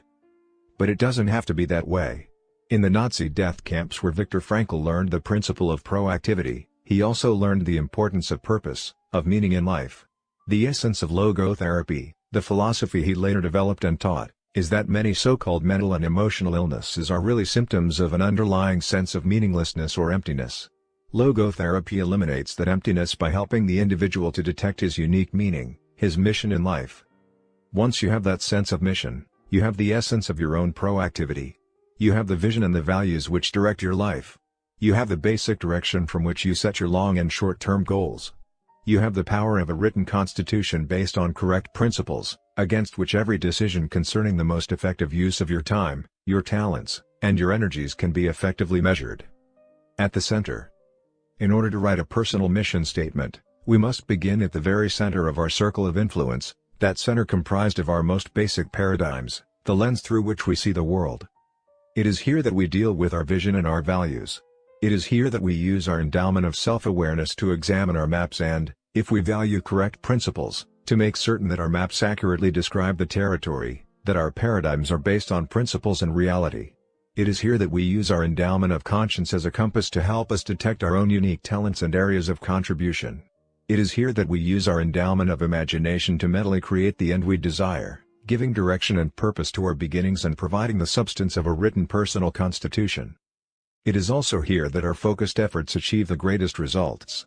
As we work within the very center of our circle of influence, we expand it. This is highest leverage PC work, significantly impacting the effectiveness of every aspect of our lives. Whatever is at the center of our life will be the source of our security, guidance, wisdom, and power. Security represents your sense of worth, your identity, your emotional anchorage, your self-esteem, your basic personal strength or lack of it. Guidance means your source of direction in life. Encompassed by your map, your internal frame of reference that interprets for you what is happening out there, are standards or principles or implicit criteria that govern moment-by-moment decision-making and doing. Wisdom is your perspective on life, your sense of balance, your understanding of how the various parts and principles apply and relate to each other. It embraces judgment, discernment, comprehension.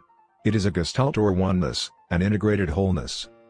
Power is the faculty or capacity to act, the strength and potency to accomplish something. It is the vital energy to make choices and decisions.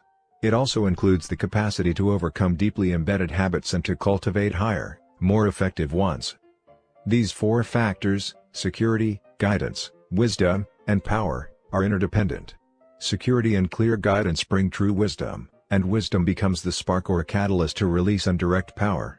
When these four factors are present together, harmonized and enlivened by each other, they create the great force of a noble personality, a balanced character, a beautifully integrated individual. These life support factors also undergird every other dimension of life. And none of them is an all or nothing matter. The degree to which you have developed each one could be charted somewhere on a continuum, much like the maturity continuum described earlier. At the bottom end, the four factors are weak. You are basically dependent on circumstances or other people, things over which you have no direct control. At the top end you are in control. You have independent strength and the foundation for rich, interdependent relationships. Your security lies somewhere on the continuum between extreme insecurity on one end, wherein your life is buffeted by all the fickle forces that play upon it, and a deep sense of high intrinsic worth and personal security on the other end. Your guidance ranges on the continuum from dependence on the social mirror or other unstable, fluctuating sources to strong inner direction. Your wisdom falls somewhere between a totally inaccurate map where everything is distorted and nothing seems to fit, and a complete and accurate map of life wherein all the parts and principles are properly related to each other. Your power lies somewhere between immobilization or being a puppet pulled by someone else's strings to high proactivity, the power to act according to your own values instead of being acted upon by other people and circumstances. The location of these factors on the continuum, the resulting degree of their integration, harmony, and balance, and their positive impact on every aspect of your life is a function of your center, the basic paradigms at your very core. Alternative centers. Each of us has a center, though we usually don't recognize it as such. Neither do we recognize the all-encompassing effects of that center on every aspect of our lives. Let's briefly examine several centers or core paradigms people typically have for a better understanding of how they affect these four fundamental dimensions and, ultimately, the sum of life that flows from them. Spouse-centeredness. Marriage can be the most intimate, the most satisfying, the most enduring, growth-producing of human relationships. It might seem natural and proper to be centered on one's husband or wife. But experience and observation tell a different story. Over the years, I have been involved in working with many troubled marriages, and I have observed a certain thread weaving itself through almost every spouse-centered relationship I have encountered. That thread is strong emotional dependence. If our sense of emotional worth comes primarily from our marriage, then we become highly dependent upon that relationship. We become vulnerable to the moods and feelings, the behavior and treatment of our spouse, or to any external event that may impinge on the relationship, a new child, in-laws, economic setbacks, social successes, and so forth. When responsibilities increase and stresses come in the marriage, we tend to revert to the scripts we were given as we were growing up. But so does our spouse. And those scripts are usually different. Different ways of handling financial, child discipline, or in-law issues come to the surface. When these deep-seated tendencies combine with the emotional dependency in the marriage, the spouse-centered relationship reveals all its vulnerability. When we are dependent on the person with whom we are in conflict, both need and conflict are compounded. Love-hate overreactions, fight-or-flight tendencies, withdrawal, aggressiveness, bitterness, resentment, and cold competition are some of the usual results. When these occur, we tend to fall even further back on background tendencies and habits in an effort to justify and defend our own behavior, and we attack our spouses. Inevitably, anytime we are too vulnerable, we feel the need to protect ourselves from further wounds. So we resort to sarcasm, cutting humor, criticism, anything that will keep from exposing the tenderness within. Each partner tends to wait on the initiative of the other for love, only to be disappointed but also confirmed as to the rightness of the accusations made. There is only phantom security in such a relationship when all appears to be going well. Guidance is based on the emotion of the moment. Wisdom and power are lost in the counter-dependent negative interactions. Family-centeredness. Another common center is the family. This, too, may seem to be natural and proper. As an area of focus and deep investment, it provides great opportunities for deep relationships, for loving, for sharing, for much that makes life worthwhile. But as a center, it ironically destroys the very elements necessary to family success. People who are family-centered get their sense of security or personal worth from the family tradition and culture or the family reputation. Thus, they become vulnerable to any changes in that tradition or culture and to any influences that would affect that reputation. Family-centered parents do not have the emotional freedom, the power, to raise their children with their ultimate welfare truly in mind.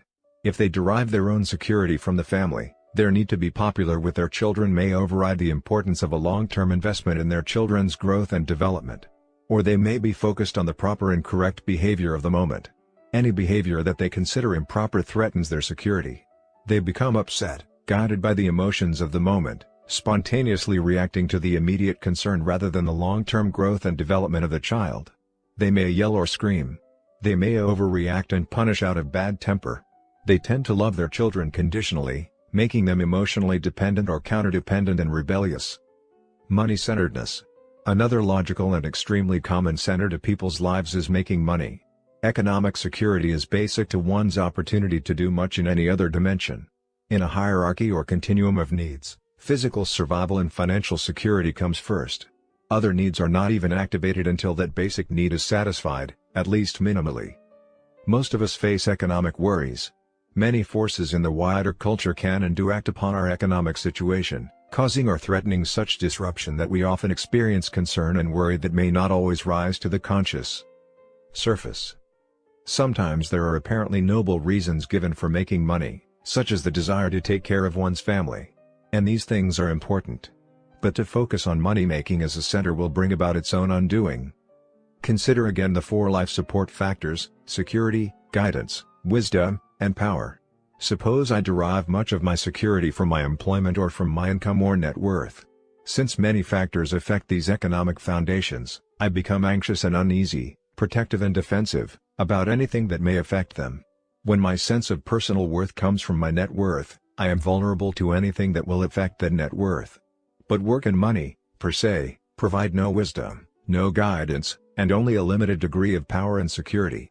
All it takes to show the limitations of a money center is a crisis in my life or in the life of a loved one. Money-centered people often put aside family or other priorities, assuming everyone will understand that economic demands come first. I know one father who was leaving with his children for a promised trip to the circus when a phone call came for him to come to work instead. He declined. When his wife suggested that perhaps he should have gone to work, he responded, "The work will come again, but childhood won't." For the rest of their lives his children remembered this little act of priority setting, not only as an object lesson in their minds but as an expression of love in their hearts. Work-centeredness. Work-centered people may become workaholics, driving themselves to produce at the sacrifice of health, relationships, and other important areas of their lives. Their fundamental identity comes from their work. I'm a doctor, I'm a writer, I'm an actor. Because their identity and sense of self-worth are wrapped up in their work, their security is vulnerable to anything that happens to prevent them from continuing in it. Their guidance is a function of the demands of the work. Their wisdom and power come in the limited areas of their work, rendering them ineffective in other areas of life. Possession-centeredness. A driving force of many people is possessions, not only tangible, material possessions such as fashionable clothes, homes, cars, boats, and jewelry, but also the intangible possessions of fame, glory, or social prominence. Most of us are aware, through our own experience, how singularly flawed such a center is, simply because it can vanish rapidly and it is influenced by so many forces. If my sense of security lies in my reputation or in the things I have, my life will be in a constant state of threat and jeopardy that these possessions may be lost or stolen or devalued. If I'm in the presence of someone of greater net worth or fame or status, I feel inferior. If I'm in the presence of someone of lesser net worth or fame or status, I feel superior. My sense of self-worth constantly fluctuates. I don't have any sense of constancy or anchorage or persistent selfhood. I am constantly trying to protect and ensure my assets, properties, securities, position, or reputation. We have all heard stories of people committing suicide after losing their fortunes in a significant stock decline or their fame in a political reversal. Pleasure-centeredness. Another common center, closely allied with possessions, is that of fun and pleasure.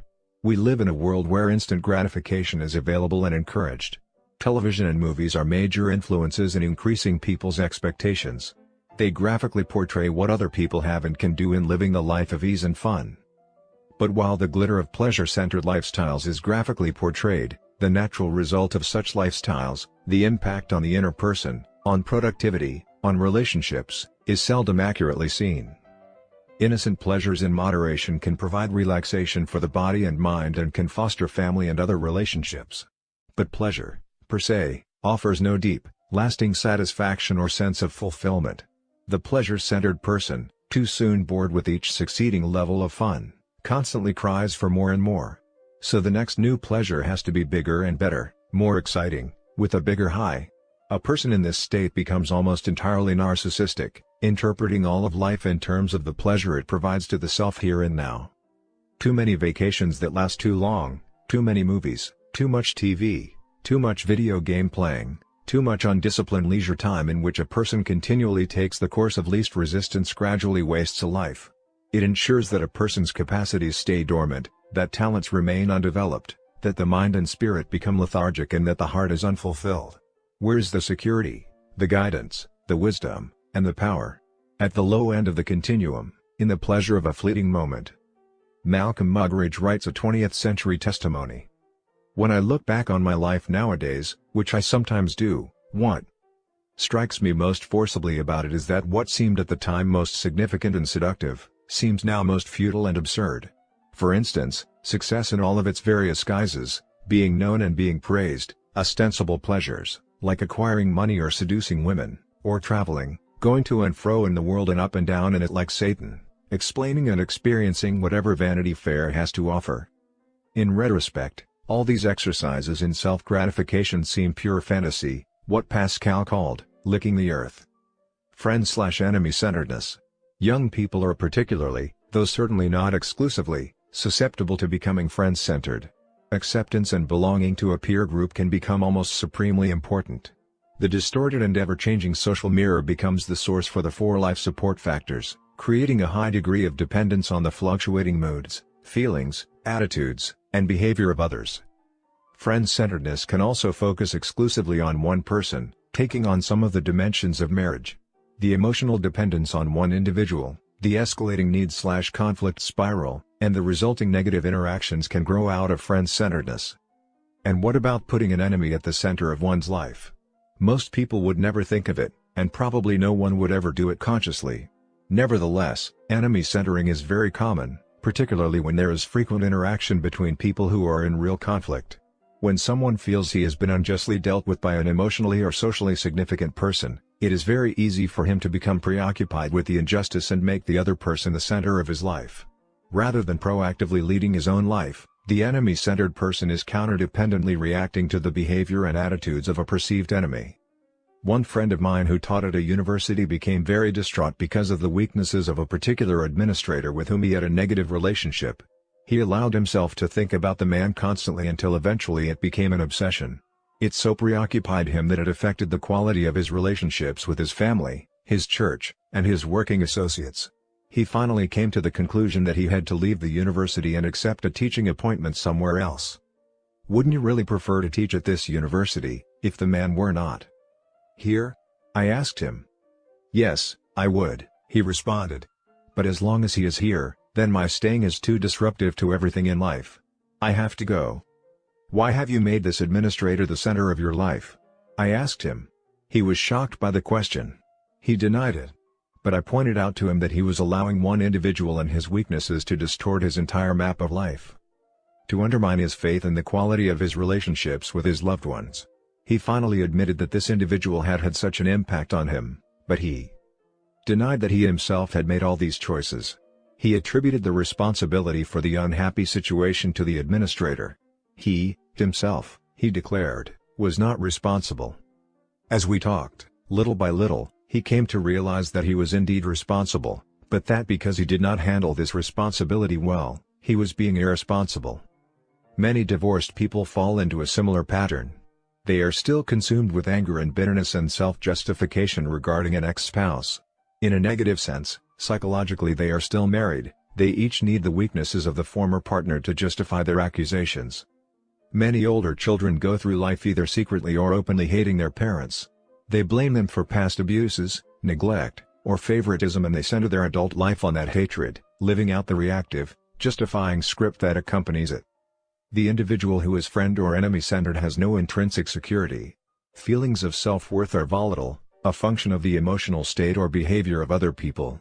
Guidance comes from the person's perception of how others will respond, and wisdom is limited by the social lens or by an enemy-centered paranoia. The individual has no power. Other people are pulling the strings. Church-centeredness. I believe that almost anyone who is seriously involved in any church will recognize that church-going is not synonymous with personal spirituality. There are some people who get so busy in church worship and projects that they become insensitive to the pressing human needs that surround them, contradicting the very precepts they profess to believe deeply. There are others who attend church less frequently or not at all, but whose attitudes and behavior reflect a more genuine centering in the principles of the basic Judeo-Christian ethic. Having participated throughout my life in organized church and community service groups, I have found that attending church does not necessarily mean living the principles taught in those meetings. You can be active in a church but inactive in its gospel. In the church-centered life, image or appearance can become a person's dominant consideration, leading to hypocrisy that undermines personal security and intrinsic worth. Guidance comes from a social conscience, and the church-centered person tends to label others artificially in terms of active, inactive, liberal, orthodox, or conservative. Because the church is a formal organization made up of policies, programs, practices, and people, it cannot by itself give a person any deep, permanent security or sense of intrinsic worth. Living the principles taught by the church can do this, but the organization alone cannot. Nor can the church give a person a constant sense of guidance. Church-centered people often tend to live in compartments, acting and thinking and feeling in certain ways on the Sabbath and in totally different ways on weekdays. Such lack of wholeness or unity or integrity is a further threat to security, creating the need for increased labeling and self-justifying. Seeing the church as an end rather than as a means to an end undermines a person's wisdom and sense of balance. Although the church claims to teach people about the source of power, it does not claim to be that power itself. It claims to be one vehicle through which divine power can be channeled into man's nature. Self-centeredness. Perhaps the most common center today is the self. The most obvious form is selfishness, which violates the values of most people. But if we look closely at many of the popular approaches to growth and self-fulfillment, we often find self-centering at their core. There is little security, guidance, wisdom, or power in the limited center of self. Like the Dead Sea in Israel, it accepts but never gives. It becomes stagnant. On the other hand, paying attention to the development of self in the greater perspective of improving one's ability to serve, to produce, to contribute in meaningful ways, gives context for dramatic increase in the 4 life support factors. These are some of the more common centers from which people approach life. It is often much easier to recognize the center in someone else's life than to see it in your own. You probably know someone who puts making money ahead of everything else. You probably know someone whose energy is devoted to justifying his or her position in an ongoing negative relationship. If you look, you can sometimes see beyond behavior into the center that creates it. Identifying your center. But where do you stand? What is at the center of your own life? Sometimes that isn't easy to see. Perhaps the best way to identify your own center is to look closely at your life support factors. If you can identify with one or more of the descriptions below, you can trace it back to the center from which it flows, a center which may be limiting your personal effectiveness. More often than not, a person's center is some combination of these and/or other centers. Most people are very much a function of a variety of influences that play upon their lives. Depending on external or internal conditions, one particular center may be activated until the underlying needs are satisfied. Then, another center becomes the compelling force. As a person fluctuates from one center to another, the resulting relativism is like roller coasting through life. One moment you're high, the next moment you're low, making efforts to compensate for one weakness by borrowing strength from another weakness. There is no consistent sense of direction, no persistent wisdom, no steady power supply or sense of personal, intrinsic worth and identity. The ideal, of course, is to create one clear center from which you consistently derive a high degree of security, guidance, wisdom, and power, empowering your proactivity and giving congruency and harmony to every part of your life. A principle center. By centering our lives on correct principles, we create a solid foundation for development of the 4 life support factors. Our security comes from knowing that, unlike other centers based on people or things which are subject to frequent and immediate change, correct principles do not change. We can depend on them. Principles don't react to anything. They don't get mad and treat us differently. They won't divorce us or run away with our best friend. They aren't out to get us. They can't pave our way with shortcuts and quick fixes. They don't depend on the behavior of others, the environment, or the current fad for their validity. Principles don't die. They aren't here one day and gone the next. They can't be destroyed by fire, earthquake or theft. Principles are deep, fundamental truths, classic truths, generic common denominators. They are tightly interwoven threads running with exactness, consistency, beauty, and strength through the fabric of life. Even in the midst of people or circumstances that seem to ignore the principles, we can be secure in the knowledge that principles are bigger than people or circumstances, and that thousands of years of history have seen them triumph, time and time again. Even more important, we can be secure in the knowledge that we can validate them in our own lives, by our own experience. Admittedly, we're not omniscient. Our knowledge and understanding of correct principles is limited by our own lack of awareness of our true nature and the world around us and by the flood of trendy philosophies and theories that are not in harmony with correct principles. These ideas will have their season of acceptance, but, like many before them, they won't endure because they're built on false foundations. We are limited, but we can push back the borders of our limitations.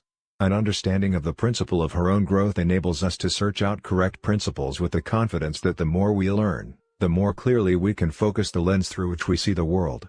The principles don't change, our understanding of them does. The wisdom and guidance that accompany principle-centered living come from correct maps, from the way things really are, have been, and will be. Correct maps enable us to clearly see where we want to go and how to get there. We can make our decisions using the correct data that will make their implementation possible and meaningful.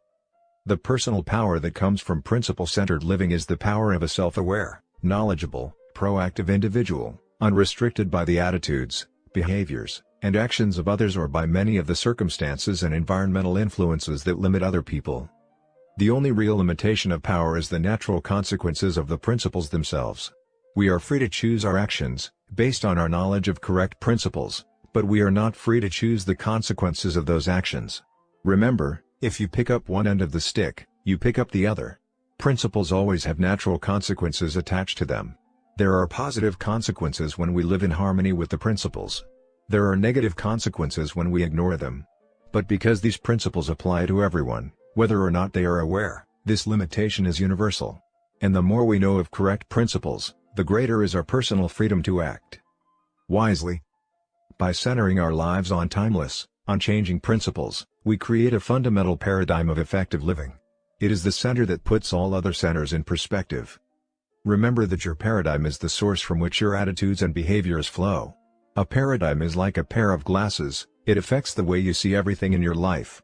If you look at things through the paradigm of correct principles, what you see in life is dramatically different from what you see through any other centered paradigm. I have included in the appendix section of this book a detailed chart which shows how each center we've discussed might possibly affect the way you see everything else. But for a quick understanding of the difference your center makes, let's look at just one example of a specific problem as seen through the different paradigms. As you read, try to put on each pair of glasses. Try to feel the response that flows from the different centers. Suppose tonight you have invited your wife to go to a concert. You have the tickets, she's excited about going. It's 4 o'clock in the afternoon. All of a sudden, your boss calls you into his office and says he needs your help through the evening to get ready for an important meeting at 9 a.m. tomorrow. If you're looking through spouse-centered or family-centered glasses, your main concern will be your wife. You may tell the boss you can't stay and you take her to the concert in an effort to please her.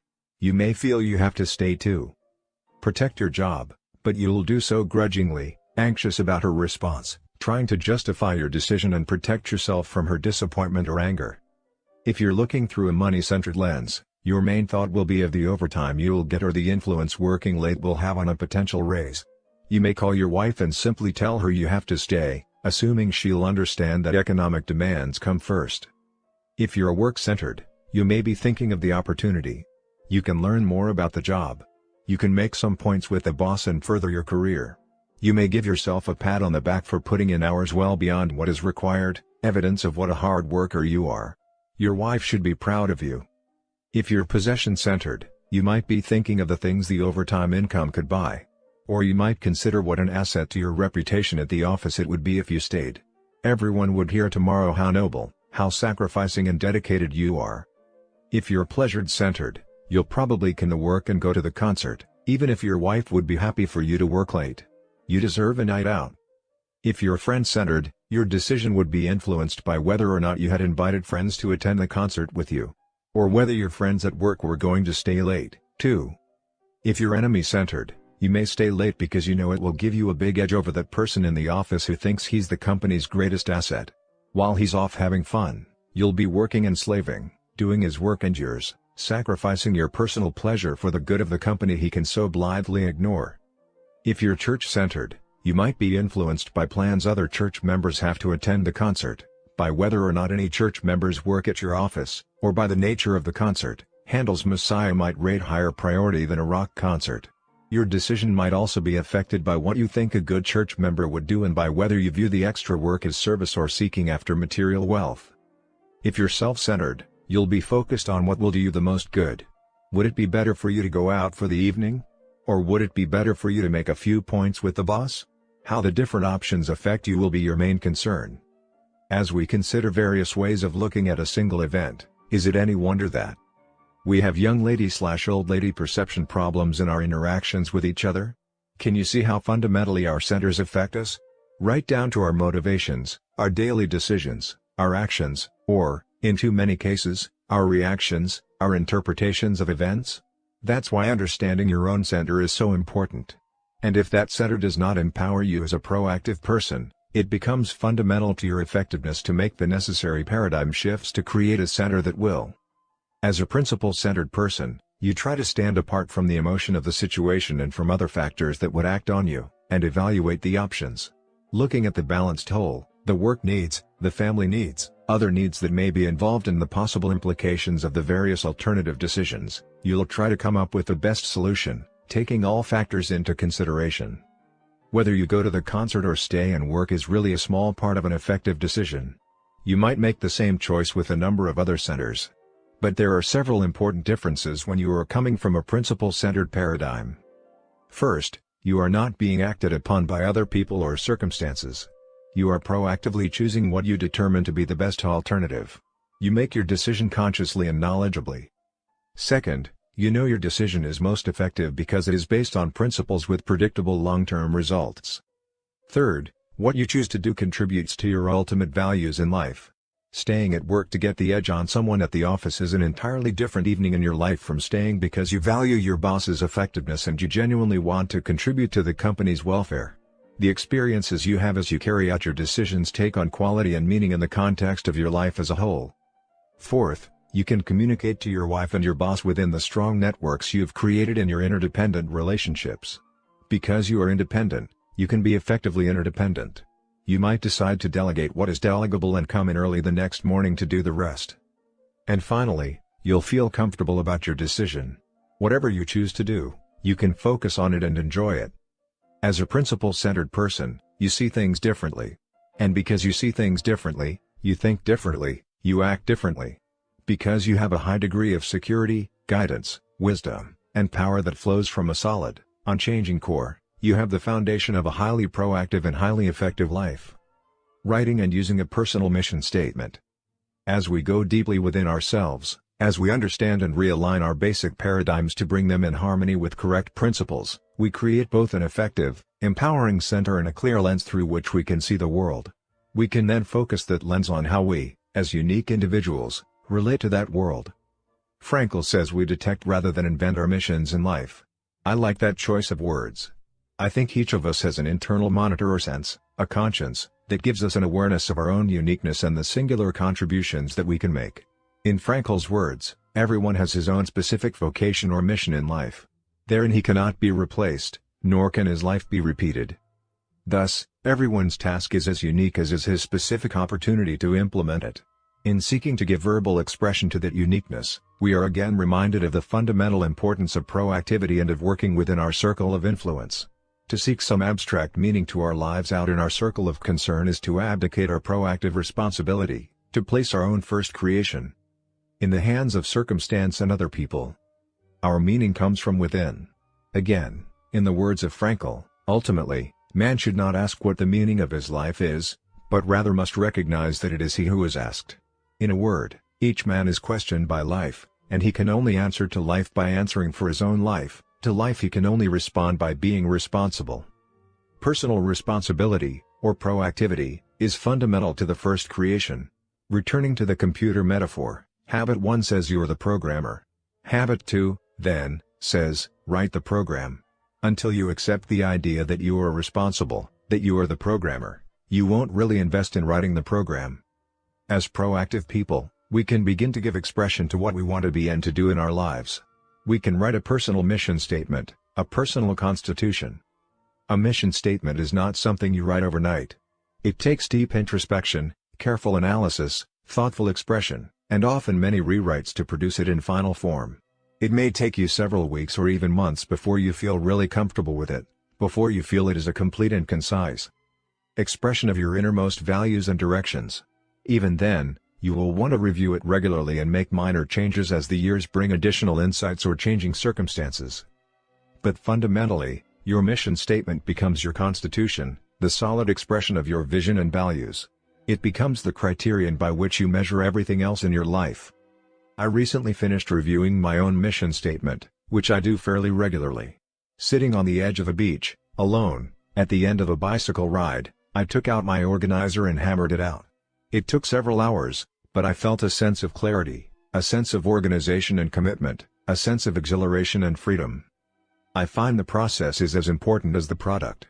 Writing or reviewing a mission statement changes you because it forces you to think through your priorities deeply, carefully, and to align your behavior with your beliefs. As you do, other people begin to sense that you're not being driven by everything that happens to you. You have a sense of mission about what you're trying to do and you are excited about it. Using your whole brain. Our self-awareness empowers us to examine our own thoughts. This is particularly helpful in creating a personal mission statement because the two unique human endowments that enable us to practice Habit 2, imagination and conscience, are primarily functions of the right side of the brain. Understanding how to tap into that right brain capacity greatly increases our first creation ability. A great deal of research has been conducted for decades on what has come to be called brain dominance theory. The findings basically indicate that each hemisphere of the brain, left and right, tends to specialize in and preside over different functions, process different kinds of information, and deal with different kinds of problems. Essentially, the left hemisphere is the more logical/verbal one and the right hemisphere the more intuitive, creative one. The left deals with words, the right with pictures, the left with parts and specifics, the right with wholes and the relationship between the parts. The left deals with analysis, which means to break apart, the right with synthesis, which means to put together. The left deals with sequential thinking, the right with simultaneous and holistic thinking. The left is time-bound, the right is time-free. Although people use both sides of the brain, one side or the other generally tends to be dominant in each individual. Of course, the ideal would be to cultivate and develop the ability to have good crossover between both sides of the brain so that a person could first sense what the situation called for and then use the appropriate tool to deal with it. But people tend to stay in the comfort zone of their dominant hemisphere and process every situation according to either a right or left brain preference.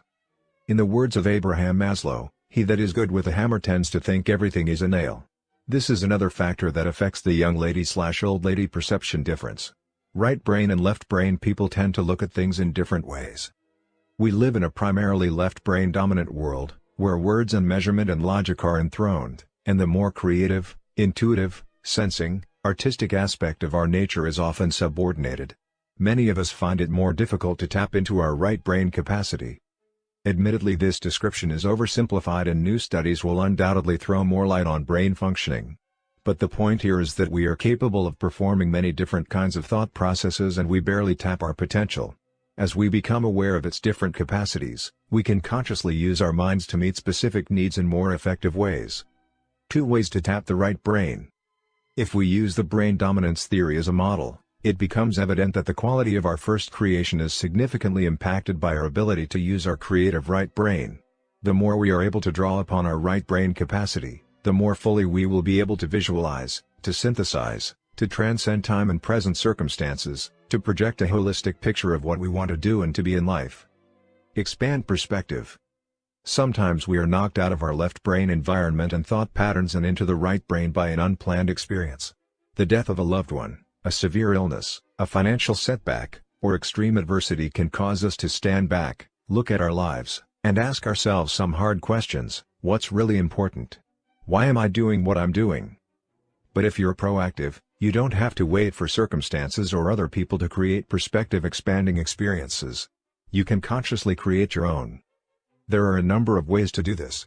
Through the powers of your imagination, you can visualize your own funeral, as we did at the beginning of this chapter. Write your own eulogy. Actually write it out. Be specific. You can visualize your 25th and then your 50th wedding anniversary. Have your spouse visualize this with you. Try to capture the essence of the family relationship you want to have created through your day-by-day investment over a period of that many years. You can visualize your retirement from your present occupation. What contributions, what achievements will you want to have made in your field? What plans will you have after retirement? Will you enter a second career? Expand your mind. Visualize in rich detail. Involve as many emotions and feelings as possible. Involve as many of the senses as you can. I have done similar visualization exercises with some of my university classes. Assume you only have this one semester to live, I tell my students, and that during this semester you are to stay in school as a good student. Visualize how you would spend your semester. Things are suddenly placed in a different perspective. Values quickly surface that before weren't even recognized. I have also asked students to live with that expanded perspective for a week and keep a diary of their experiences. The results are very revealing. They start writing to parents to tell them how much they love and appreciate them. They reconcile with a brother, a sister, a friend where the relationship has deteriorated. The dominant, central theme of their activities, the underlying principle, is love. The futility of bad-mouthing, bad thinking, put-downs, and accusation becomes very evident when they think in terms of having only a short time to live. Principles and values become more evident to everybody. There are a number of techniques using your imagination that can put you in touch with your values. But the net effect of every one I have ever used is the same. When people seriously undertake to identify what really matters most to them in their lives, what they really want to be and to do, they become very reverent. They start to think in larger terms than today and tomorrow. Visualization and affirmation. Personal leadership is not a singular experience. It doesn't begin and end with the writing of a personal mission statement. It is, rather, the ongoing process of keeping your vision and values before you and aligning your life to be congruent with those most important things. And in that effort, your powerful right brain capacity can be a great help to you on a daily basis as you work to integrate your personal mission statement into your life. It's another application of begin with the end in mind. Let's go back to an example we mentioned before. Suppose I am a parent who really deeply loves my children. Suppose I identify that as one of my fundamental values in my personal mission statement. But suppose, on a daily basis, I have trouble overreacting. I can use my right brain power of visualization to write an affirmation that will help me become more congruent with my deeper values in my daily life. A good affirmation has 5 basic ingredients: it's personal, it's positive, it's present tense, it's visual, and it's emotional. So I might write something like this: it is deeply satisfying, emotional, that I, personal, respond, present tense, with wisdom, love, firmness, and self-control, positive, when my children misbehave. Then I can visualize it. I can spend a few minutes each day and totally relax my mind and body. I can think about situations in which my children might misbehave. I can visualize them in rich detail. I can feel the texture of the chair I might be sitting on, the floor under my feet, the sweater I'm wearing. I can see the dress my daughter has on, the expression on her face. The more clearly and vividly I can imagine the detail, the more deeply I will experience it, the less I will see it as a spectator. Then I can see her do something very specific which normally makes my heart pound and my temper start to flare. But instead of seeing my normal response, I can see myself handle the situation with all the love, the power, the self-control I have captured in my affirmation. I can write the program, write the script, in harmony with my values, with my personal mission statement. And if I do this, day after day my behavior will change. Instead of living out of the scripts given to me by my own parents or by society or by genetics or my environment, I will be living out of the script I have written from my own self. Selected value system. I have helped and encouraged my son, Sean, to use this affirmation process extensively throughout his football career. We started when he played quarterback in high school, and eventually, I taught him how to do it on his own. We would try to get him in a very relaxed state of mind through deep breathing and a progressive muscle relaxation technique so that he became very quiet inside. Then I would help him visualize himself right in the heat of the toughest situations imaginable. He would imagine a big blitz coming at him fast. He had to read the blitz and respond. He would imagine giving audibles at the line after reading defenses. He would imagine quick reads with his first receiver, his second receiver, his third receiver. He would imagine options that he normally wouldn't do. At one point in his football career, he told me he was constantly getting uptight. As we talked, I realized that he was visualizing uptightness. So we worked on visualizing relaxation in the middle of the big pressure circumstance. We discovered that the nature of the visualization is very important. If you visualize the wrong thing, you'll produce the wrong thing. Dr. Charles Garfield has done extensive research on peak performers, both in athletics and in business. He became fascinated with peak performance in his work with the NASA program, watching the astronauts rehearse everything on Earth, again and again in a simulated environment before they went to space. Although he had a doctorate in mathematics, he decided to go back and get another PhD in the field of psychology and study the characteristics of peak performers. One of the main things his research showed was that almost all of the world-class athletes and other peak performers are visualizers. They see it, they feel it, they experience it before they actually do it. They begin with the end in mind. You can do it in every area of your life. Before a performance, a sales presentation, a difficult confrontation, or the daily challenge of meeting a goal, see it clearly, vividly, relentlessly, over and over again. Create an internal comfort zone. Then, when you get into the situation, it isn't foreign. It doesn't scare you. Your creative, visual right brain is one of your most important assets, both in creating your personal mission statement and in integrating it into your life. There is an entire body of literature and audio and videotapes that deals with this process of visualization and affirmation. Some of the more recent developments in this field include such things as subliminal programming, neurolinguistic programming, and new forms of relaxation and self-talk processes. These all involve explanation, elaboration and different packaging of the fundamental principles of the first creation. My review of the success literature brought me in contact with hundreds of books on this subject. Although some made extravagant claims and relied on anecdotal rather than scientific evidence, I think that most of the material is fundamentally sound. The majority of it appears to have originally come out of the study of the Bible by many individuals. In effective personal leadership, visualization and affirmation techniques emerge naturally out of a foundation of well-thought-through purposes and principles that become the center of a person's life. They are extremely powerful in rescripting and reprogramming, into writing deeply committed to purposes and principles into one's heart and mind. I believe that central to all enduring religions and society are the same principles and practices clothed in different language: meditation, prayer, covenants, ordinances, scripture study, empathy, compassion, and many different forms of the use of both conscience and imagination. But if these techniques become part of the personality ethic and are severed from a base of character and principles, they can be misused and abused in serving other centers, primarily the center of self.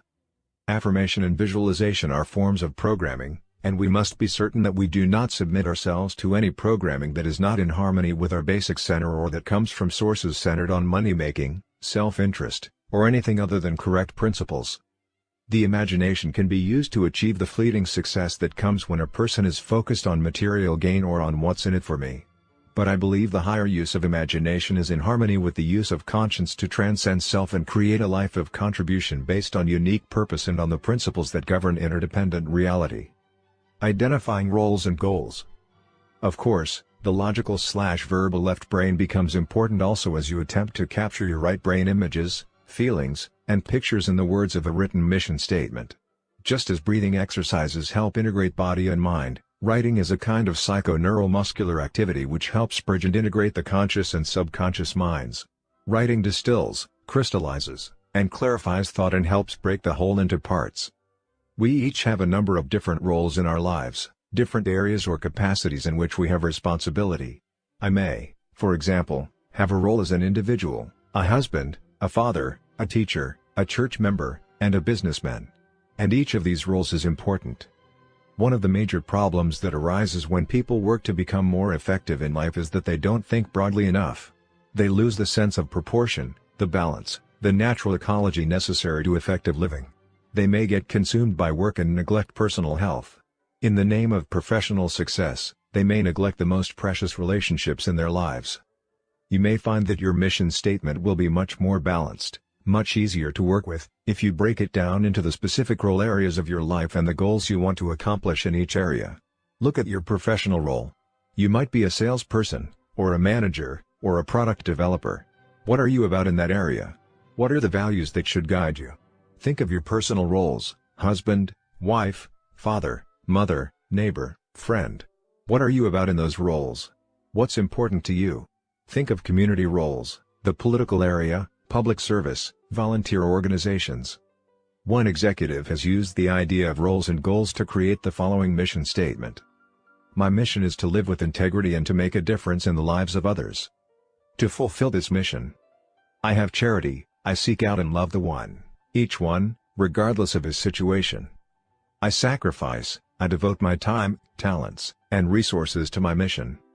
I inspire, I teach by example that we are all children of a loving Heavenly Father and that every Goliath can be overcome. I am impactful, what I do makes a difference in the lives of others. These roles take priority in achieving my mission. Husband, my partner is the most important person in my life. Together we contribute the fruits of harmony, industry, charity, and thrift. Father, I help my children experience progressively greater joy in their lives. Son/brother, I am frequently there for support and love. Christian, God can count on me to keep my covenants and to serve His other children. Neighbor, the love of Christ is visible through my actions toward others. Change agent, I am a catalyst for developing high performance in large organizations. Scholar, I learn important new things every day. Writing your mission in terms of the important roles in your life gives you balance and harmony. It keeps each role clearly before you. You can review your roles frequently to make sure that you don't get totally absorbed by one role to the exclusion of others that are equally or even more important in your life. After you identify your various roles, Then you can think about the long-term goals you want to accomplish in each of those roles. We're into the right brain again, using imagination, creativity, conscience, and inspiration. If these goals are the extension of a mission statement based on correct principles, they will be vitally different from the goals people normally set. They will be in harmony with correct principles, with natural laws, which gives you greater power to achieve them. They are not someone else's goals you have absorbed. They are your goals. They reflect your deepest values, your unique talent, your sense of mission. And they grow out of your chosen roles in life. An effective goal focuses primarily on results rather than activity.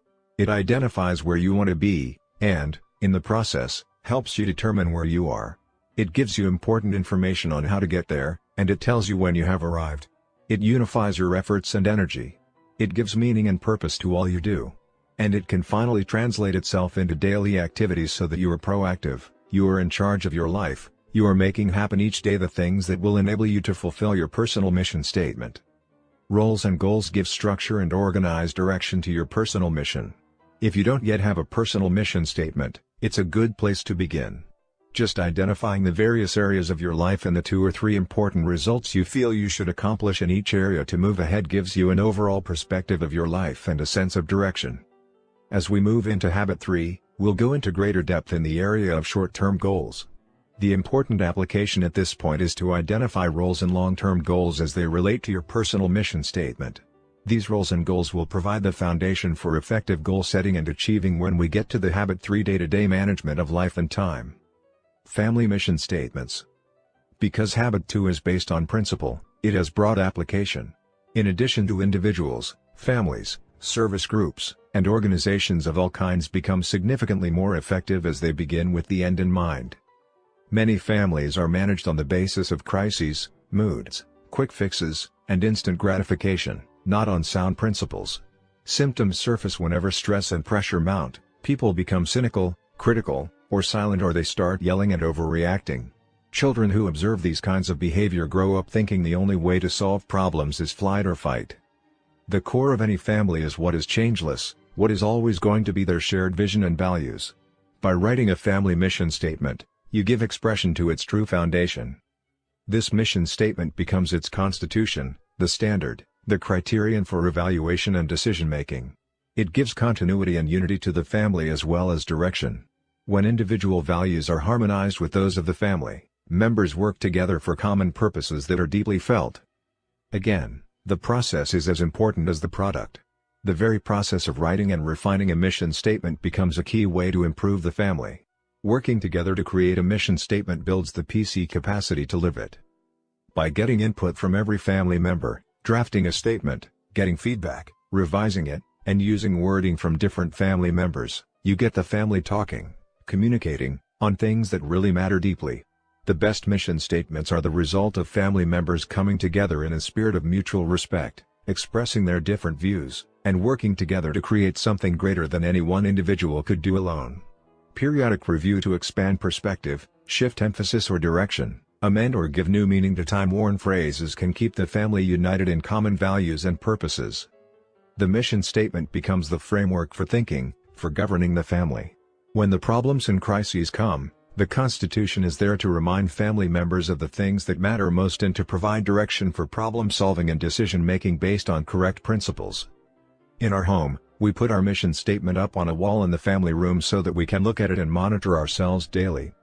When we read the phrases about the sounds of love in our home, order, responsible independence, cooperation, helpfulness, meeting needs, developing talents, showing interest in each other's talents, and giving service to others, it gives us some criteria to know how we're doing in the things that matter most to us as a family. When we plan our family goals and activities, we say, in light of these principles, what are the goals we're going to work on? What are our action plans to accomplish our goals and actualize these values? We review the statement frequently and rework goals and jobs twice a year, in September and June, the beginning of school and the end of school, to reflect the situation as it is, to improve it, to strengthen it. It renews us, it recommits us to what we believe in, what we stand for. Organizational mission statements. Mission statements are also vital to successful organizations. One of the most important thrusts of my work with organizations is to assist them in developing effective mission statements. And to be effective, That statement has to come from within the bowels of the organization.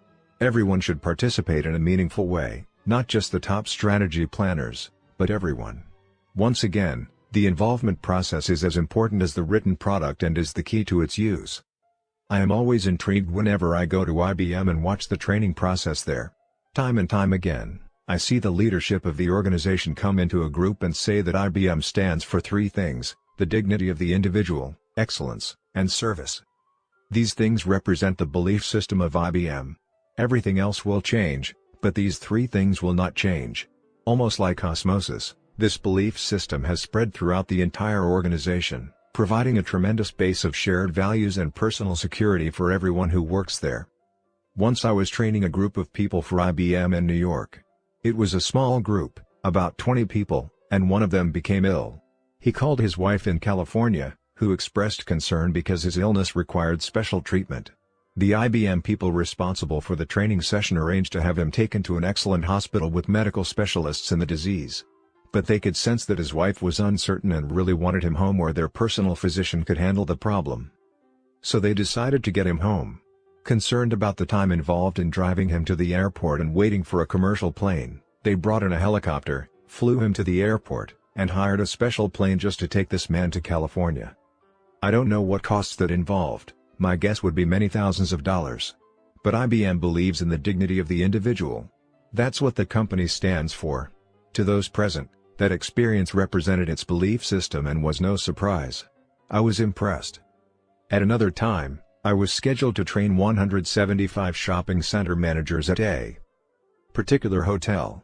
I was amazed at the level of service there. It wasn't a cosmetic thing. It was evident at all levels, spontaneously, without supervision.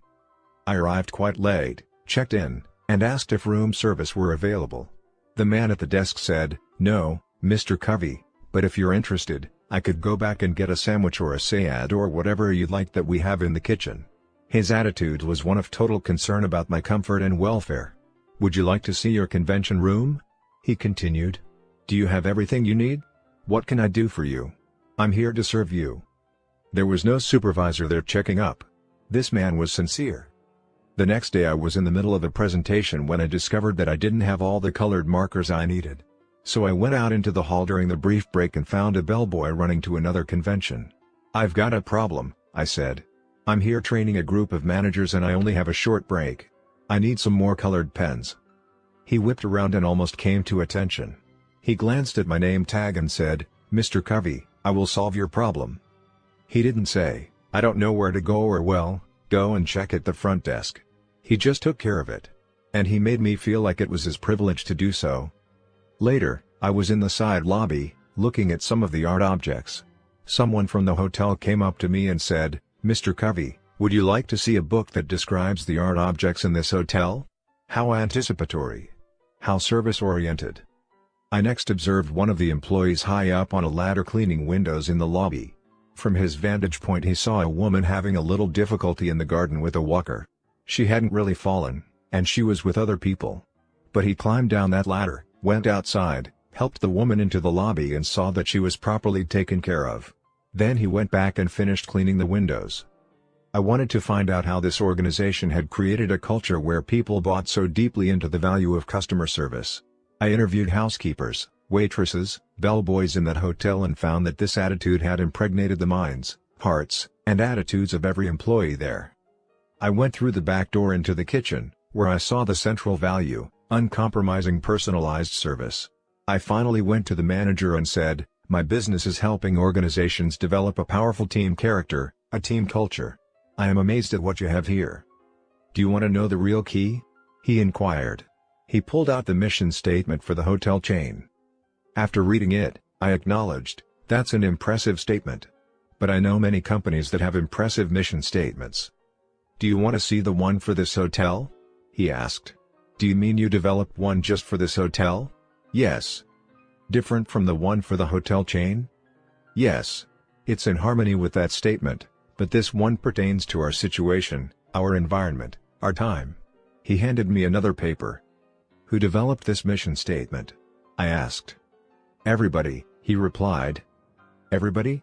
Really, everybody?" "Yes." "Housekeepers?" Yes. Waitresses? Yes. Desk clerks? Yes. Do you want to see the mission statement written by the people who greeted you last night? He pulled out a mission statement that they, themselves, had written that was interwoven with all the other mission statements. Everyone, at every level, was involved. The mission statement for that hotel was the hub of a great wheel. It spawned the thoughtful, more specialized mission statements of particular groups of employees. It was used as the criterion for every decision that was made. It clarified what those people stood for, how they related to the customer, how they related to each other. It affected the style of the managers and the leaders. It affected the compensation system. It affected the kind of people they recruited and how they trained and developed them. Every aspect of that organization, essentially, was a function of that hub, that mission statement. I later visited another hotel in the same chain, and the first thing I did when I checked in was to ask to see their mission statement, which they promptly gave me. At this hotel, I came to understand the motto uncompromising personalized service a little more. For a 3-day period, I watched every conceivable situation where service was called for. I always found that service was delivered in a very impressive, excellent way. But it was always also very personalized. For instance, in the swimming area I asked the attendant where the drinking fountain was. He walked me to it. But the thing that impressed me the very most was to see an employee, on his own, admit a mistake to his boss. We ordered room service, and were told when it would be delivered to the room. On the way to our room, the room service person spilled the hot chocolate, and it took a few extra minutes to go back and change the linen on the tray and replace the drink. So the room service was about 15 minutes late, which was really not that important to us. Nevertheless, the next morning the room service manager phoned us to apologize and invited us to have either the buffet breakfast or a room service breakfast, compliments of the hotel, to in some way compensate for the inconvenience. What does it say about the culture of an organization when an employee admits his own mistake, unknown to anyone else, to the manager so that customer or guest is better taken care of? As I told the manager of the first hotel I visited, I know a lot of companies with impressive mission statements. But there is a real difference, all the difference in the world, in the effectiveness of a mission statement created by everyone involved in the organization and one written by a few top executives behind a mahogany wall. One of the fundamental problems in organizations, including families, is that people are not committed to the determinations of other people for their lives. They simply don't buy into them. Many times as I work with organizations, I find people whose goals are totally different from the goals of the enterprise. I commonly find reward systems completely out of alignment with stated value systems. When I begin work with companies that have already developed some kind of mission statement, I ask them, how many of the people here know that you have a mission statement? How many of you know what it contains? How many were involved in creating it? How many really buy into it and use it as your frame of reference in making decisions? Without involvement, there is no commitment. Mark it down, asterisk it, circle it, underline it. No involvement, no commitment. Now, in the early stages, when a person is new to an organization or when a child in the family is young, you can pretty well give them a goal and they'll buy it, particularly if the relationship, orientation, and training are good. But when people become more mature in their own lives take on a separate meaning, they want involvement, significant involvement. And if they don't have that involvement, they don't buy it. Then you have a significant motivational problem which cannot be solved at the same level of thinking that created it. That's why creating an organizational mission statement takes time, patience, involvement, skill, and empathy. Again, it's not a quick fix. It takes time and sincerity, correct principles, and the courage and integrity to align systems, structure, and management style to the shared vision and values. But it's based on correct principles and it works. An organizational mission statement, one that truly reflects the deep shared vision and values of everyone within that organization, creates a great unity and tremendous commitment. It creates in people's hearts and minds a frame of reference, a set of criteria or guidelines, by which they will govern themselves. They don't need someone else directing, controlling, criticizing, or taking cheap shots. They have bought into the changeless core of what the organization is about. Application suggestions. 1. Take the time to record the impressions you had in the funeral visualization at the beginning of this chapter. You may want to use the chart below to organize your thoughts. 2. Take a few moments and write down your roles as you now see them. Are you satisfied with that mirror image of your life? 3. Set up time to completely separate yourself from daily activities and to begin work on your personal mission statement. 4. Go through the chart in Appendix A showing different centers and circle all those you can identify with. Do they form a pattern for the behavior in your life? Are you comfortable with the implications of your analysis? 5. Start a collection of notes, quotes, and ideas you may want to use as resource material in writing your personal mission statement. 6. Identify a project you will be facing in the near future and apply the principle of mental creation. Write down the results you desire and what steps will lead to those results. 7. Share the principles of Habit 2 with your family or work group and suggest that together you begin the process of developing a family or group mission statement. Please refer to Appendix A. Habit 3. Put first things first. Principles of personal management. Things which matter most must never be at the mercy of things which matter least. Gouda. Will you take just a moment and write down a short answer to the following 2 questions? Your answers will be important to you as you begin work on Habit 3. Question 1. What one thing could you do, you aren't doing now, that if you did on a regular basis, would make a tremendous positive difference in your personal life? Question 2. What one thing in your business or professional life would bring similar results? We'll come back to these answers later. But first, let's put Habit 3 in perspective. Habit 3 is the personal fruit, the practical fulfillment of Habits 1 and 2. Habit 1 says, you're the creator. You're in charge. It's based on the 4 unique human endowments of imagination, conscience, independent will, and, particularly, self-awareness. It empowers you to say, that's an unhealthy program I've been given from my childhood, from my social mirror. I don't like that ineffective script. I can change. Habit 2 is the first or mental creation. It's based on imagination, the ability to envision, to see the potential, to create with our minds what we cannot at present see with our eyes, and conscience, the ability to detect our own uniqueness and the personal, moral, and ethical guidelines within which we can most happily fulfill it. It's the deep contact with our basic paradigms and values and the vision of what we can become. Habit 3, then, is the second creation, the physical creation. It's the fulfillment, the actualization, the natural emergence of Habits 1 and 2. It's the exercise of independent will toward becoming principle-centered. It's the day in, day out, moment by moment doing it. Habits 1 and 2 are absolutely essential and prerequisite to Habit 3. You can't become principle-centered without first being aware of and developing your own proactive nature. You can't become principle-centered without first being aware of your paradigms and understanding how to shift them and align them with principles.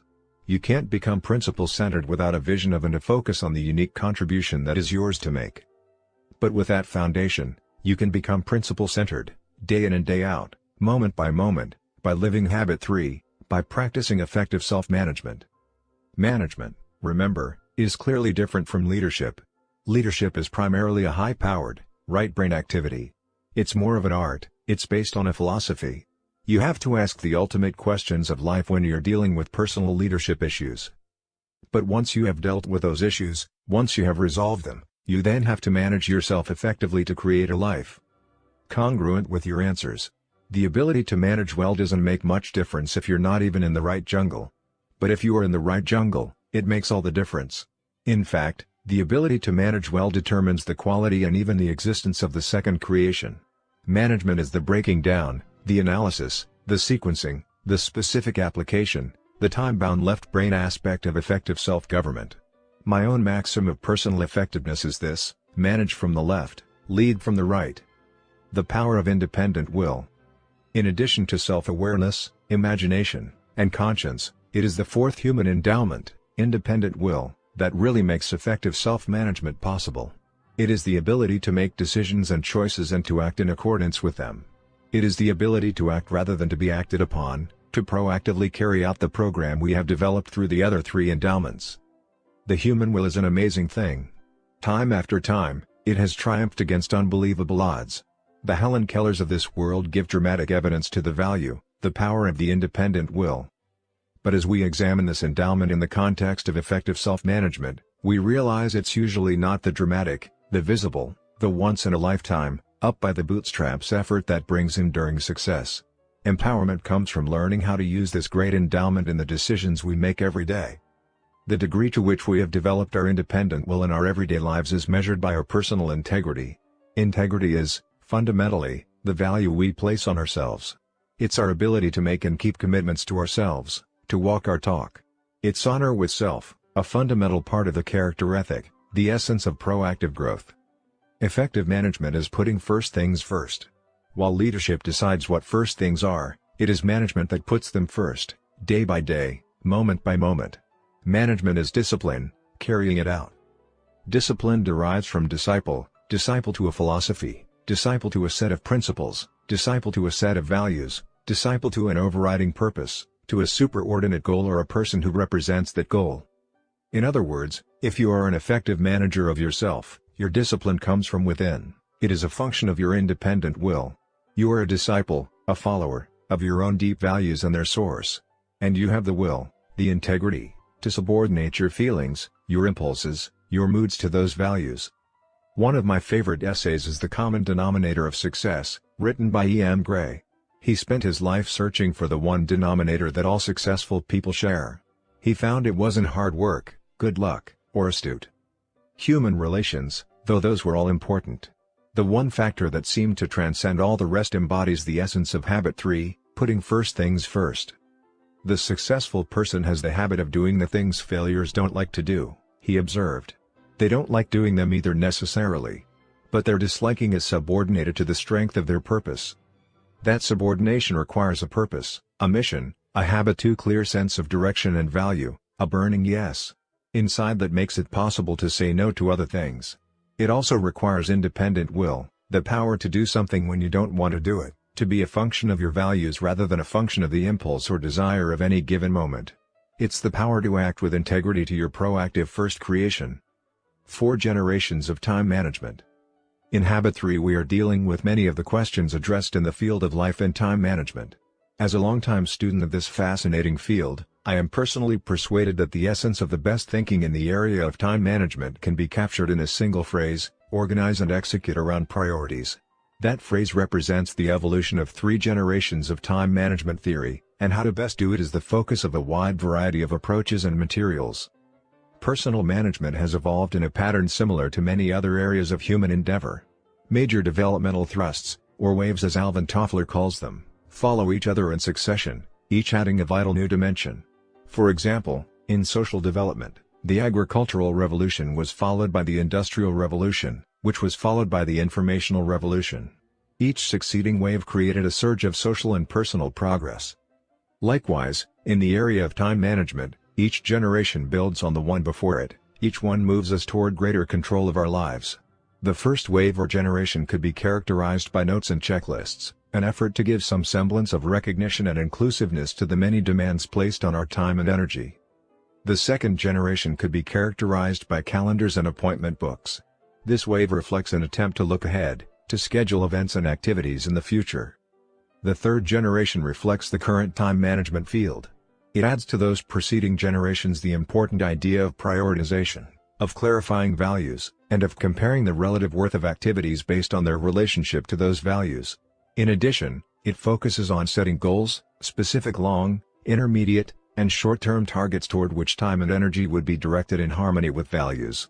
It also includes the concept of daily planning, of making a specific plan to accomplish those goals and activities determined to be of greatest worth. While the third generation has made a significant contribution, people have begun to realize that efficient scheduling and control of time are often counterproductive. The efficiency focus creates expectations that clash with the opportunities to develop rich relationships, to meet human needs, and to enjoy spontaneous moments on a daily basis. As a result, many people have become turned off by time management programs and planners that make them feel too scheduled, too restricted, and they throw the baby out with the bathwater, reverting to first or second generation techniques to preserve relationships, spontaneity, and quality of life. But there is an emerging fourth generation that is different in kind. It recognizes that time management is really a misnomer. The challenge is not to manage time, but to manage ourselves. Satisfaction is a function of expectation as well as realization. And expectation, and satisfaction, lie in our circle of influence. Rather than focusing on things and time, fourth generation expectations focus on preserving and enhancing relationships and on accomplishing results, In short, on maintaining the P/PC balance. Quadrant 2. The essential focus of the fourth generation of management can be captured in the time management matrix diagrammed on the next page. Basically, we spend time in one of four ways. As you can see, the two factors that define an activity are urgent and important. Urgent means it requires immediate attention. It's now. Urgent things act on us. A ringing phone is urgent. Most people can't stand the thought of just allowing the phone to ring. You could spend hours preparing materials, you could get all dressed up and travel to a person's office to discuss a particular issue, but if the phone were to ring while you were there, it would generally take precedence over your personal visit. If you were to phone someone, there aren't many people who would say, "I'll get to you in 15 minutes, just hold." But those same people would probably let you wait in an office for at least that long while they completed a telephone conversation with someone else. Urgent matters are usually visible. They press on us, they insist on action. They're often popular with others. They're usually right in front of us. And often they are pleasant, easy, fun to do. But so often they are unimportant. Importance, on the other hand, has to do with results. If something is important, it contributes to your mission, your values, your high priority goals. We react to urgent matters. Important matters that are not urgent require more initiative, more proactivity. We must act to seize opportunity, to make things happen. If we don't practice habit 2, if we don't have a clear idea of what is important, of the results we desire in our lives, we are easily diverted into responding to the urgent. Look for a moment at the four quadrants in the time management matrix. Quadrant I is both urgent and important. It deals with significant results that require immediate attention. We usually call the activities in Quadrant I crises or problems. We all have some Quadrant I activities in our lives. But Quadrant I consumes many people. They are crisis managers, problem-minded people, deadline-driven producers. As long as you focus on Quadrant I, it keeps getting bigger and bigger until it dominates you. It's like the pounding surf. A huge problem comes and knocks you down and you're wiped out. You struggle back up only to face another one that knocks you down and slams you to the ground. Some people are literally beaten up by problems all day every day. The only relief they have is in escaping to the not important, not urgent activities of Quadrant 4. So when you look at their total matrix, 90% of their time is in Quadrant I and most of the remaining 10% is in Quadrant 4, with only negligible attention paid to Quadrants 2 and 3. That's how people who manage their lives by crisis live. There are other people who spend a great deal of time in urgent, but not important Quadrant 3, thinking they're in Quadrant I. They spend most of their time reacting to things that are urgent, assuming they are also important. But the reality is that the urgency of these matters is often based on the priorities and expectations of others. People who spend time almost exclusively in Quadrants 3 and 4 basically lead irresponsible lives. Effective people stay out of Quadrants 3 and 4 because, urgent or not, they aren't important. They also shrink Quadrant I down to size by spending more time in Quadrant 2. Quadrant 2 is the heart of effective personal management. It deals with things that are not urgent, but are important. It deals with things like building relationships, writing a personal mission statement, long-range planning, exercising, preventive maintenance, preparation, all those things we know we need to do, but somehow seldom get around to doing, because they aren't urgent. To paraphrase Peter Drucker, effective people are not problem-minded, they're opportunity-minded. They feed opportunities and starve problems. They think preventively. They have genuine Quadrant I crises and emergencies that require their immediate attention, but the number is comparatively small. They keep P and PC in balance by focusing on the important, but not urgent, high-leverage capacity-building activities of Quadrant 2. With the time management matrix in mind, take a moment now and consider how you answered the questions at the beginning of this chapter. What quadrant do they fit in? Are they important? Are they urgent? My guess is that they probably fit into Quadrant 2. They are obviously important, deeply important, but not urgent. And because they aren't urgent, you don't do them. Now look again at the nature of those questions. What one thing could you do in your personal and professional life that, if you did on a regular basis, would make a tremendous positive difference in your life? Quadrant 2 activities have that kind of impact. Our effectiveness takes quantum leaps when we do them. I asked a similar question to a group of shopping center managers. If you were to do one thing in your professional work that you know would have enormously positive effects on the results, what would it be? Their unanimous response was to build helpful personal relationships with the tenants, the owners of the stores inside the shopping center, which is a Quadrant 2 activity. We did an analysis of the time they were spending on that activity. It was less than 5%. They had good reasons, problems, one right after another. They had reports to make out, meetings to go to, correspondence to answer, phone calls to make, constant interruptions. Quadrant I had consumed them. They were spending very little time with the store managers, and the time they did spend was filled with negative energy. The only reason they visited the store managers at all was to enforce the contract, to collect the money or discuss advertising or other practices that were out of harmony with center guidelines, or some similar thing. The store owners were struggling for survival, let alone prosperity. They had employment problems, cost problems, inventory problems, and a host of other problems. Most of them had no training in management at all. Some were fairly good merchandisers, but they needed help. The tenants didn't even want to see the shopping center owners, they were just one more problem to contend with. So the owners decided to be proactive. They determined their purpose, their values, their priorities. In harmony with those priorities, they decided to spend about 1/3 of their time in helping relationships with the tenants.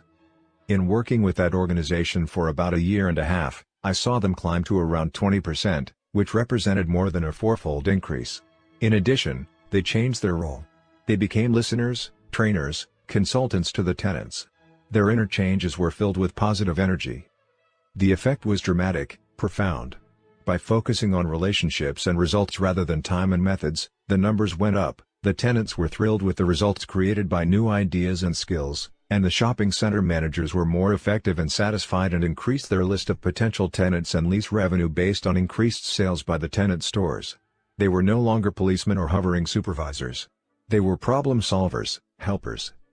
Whether you are a student at the university, a worker in an assembly line, a homemaker, fashion designer, or president of a company, I believe that if you were to ask what lies in Quadrant 2 and cultivate the proactivity to go after it, you would find the same results. Your effectiveness would increase dramatically. Your crises and problems would shrink to manageable proportions because you would be thinking ahead, working on the roots, doing the preventive things that keep situations from developing into crises in the first place.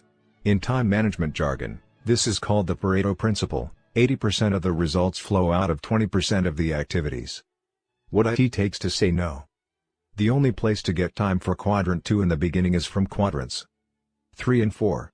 You can't ignore the urgent and important activities of Quadrant I, although it will shrink in size as you spend more time with prevention and preparation in Quadrant 2.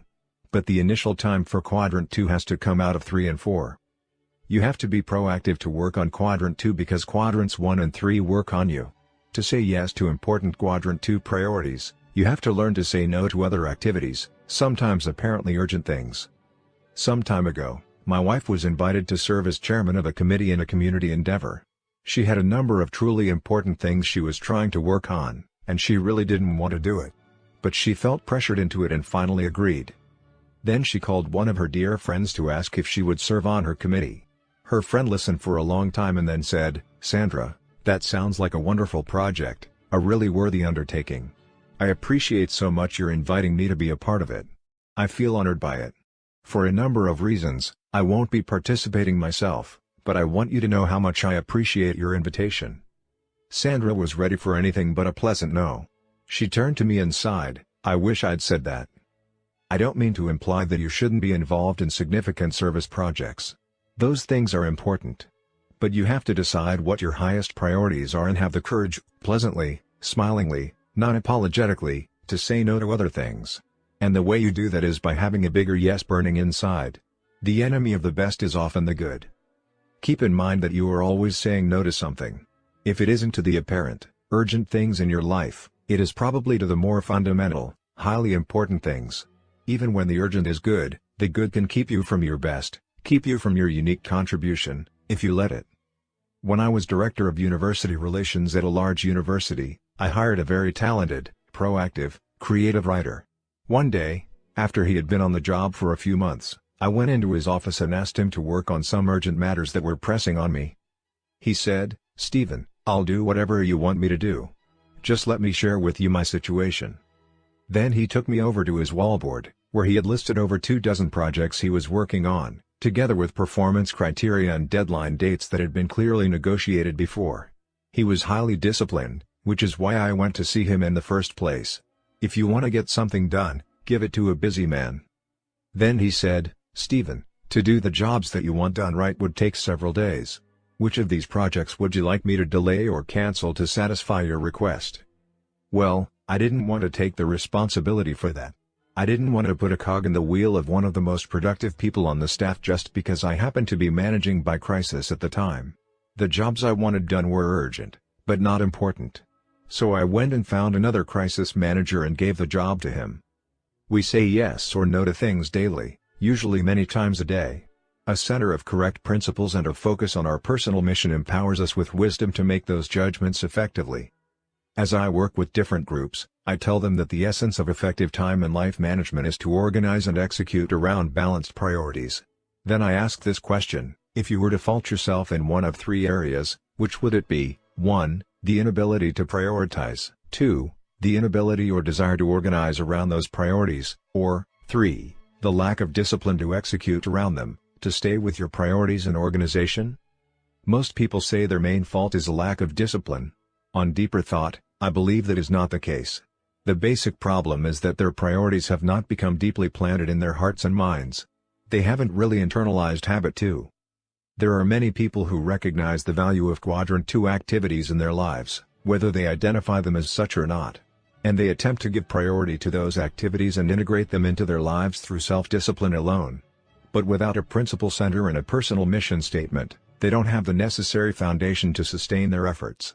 They're working on the leaves, on the attitudes and the behaviors of discipline, without even thinking to examine the roots, the basic paradigms from which their natural attitudes and behaviors flow. A Quadrant 2 focus is a paradigm that grows out of a principle center. If you are centered on your spouse, your money, your friends, your pleasure, or any extrinsic factor, you will keep getting thrown back into Quadrants 1 and 3, reacting to the outside forces your life is centered on.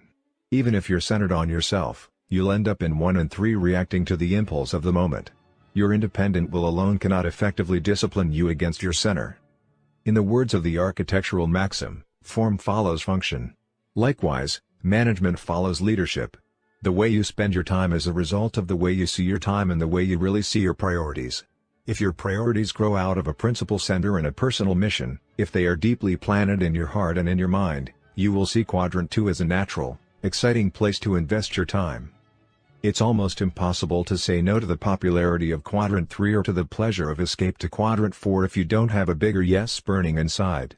Only when you have the self-awareness to examine your program, and the imagination and conscience to create a new, unique, principle-centered program to which you can say yes, only then will you have sufficient independent willpower to say no, with a genuine smile, to the unimportant. Moving into Quadrant 2. If Quadrant 2 activities are clearly the heart of effective personal management, the first things we need to put first, then how do we organize and execute around those things? The first generation of time management does not even recognize the concept of priority. It gives us notes and to-do lists that we can cross off, and we feel a temporary sense of accomplishment every time we check something off, but no priority is attached to items on the list. In addition, there is no correlation between what's on the list and our ultimate values and purposes in life. We simply respond to whatever penetrates our awareness and apparently needs to be done. Many people manage from this first-generation paradigm. It's the course of least resistance. There's no pain or strain, it's fun to go with the flow. Externally imposed disciplines and schedules give people the feeling that they aren't responsible for results. But first-generation managers, by definition, are not effective people. They produce very little, and their lifestyle does nothing to build their production capability. Buffeted by outside forces, they are often seen as undependable and irresponsible, and they have very little sense of control and self-esteem. Second-generation managers assume a little more control. They plan and schedule in advance and generally are seen as more responsible because they show up when they're supposed to. But again, the activities they schedule have no priority or recognized correlation to deeper values and goals. They have few significant achievements and tend to be schedule-oriented. Third-generation managers take a significant step forward. They clarify their values and set goals. They plan each day and prioritize their activities. As I have said, this is where most of the time management field is today. But this third generation has some critical limitations. First, it limits vision. Daily planning often misses important things that can only be seen from a larger perspective. The very language daily planning focuses on the urgent, the now.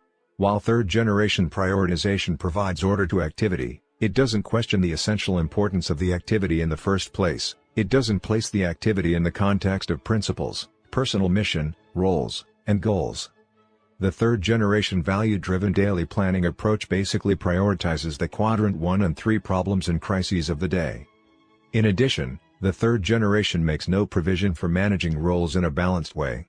It lacks realism, creating the tendency to overschedule the day, resulting in frustration and the desire to occasionally throw away the plan and escape to quadrant 4. And its efficiency, time management focus tends to strain relationships rather than build them. While each of the three generations has recognized the value of some kind of management tool, none has produced a tool that empowers a person to live a principle-centered, Quadrant 2 lifestyle. The first generation notepads and to-do lists give us no more than a place to capture those things that penetrate our awareness so we won't forget them. The second generation appointment books and calendars merely provide a place to record our future commitments so that we can be where we have agreed to be at the appropriate time. Even the third generation, with its vast array of planners and materials, focuses primarily on helping people prioritize and plan their quadrants 1 and 3 activities. Though many trainers and consultants recognize the value of quadrant 2 activities, the actual planning tools of the third generation do not facilitate organizing and executing around them. As each generation builds on those that have preceded it, the strengths and some of the tools of each of the first 3 generations provide elemental material for the fourth. But there is an added need for a new dimension, for the paradigm and the implementation that will empower us to move into quadrant 2. To become principle-centered and to manage ourselves to do what is truly most important. The Quadrant 2 tool.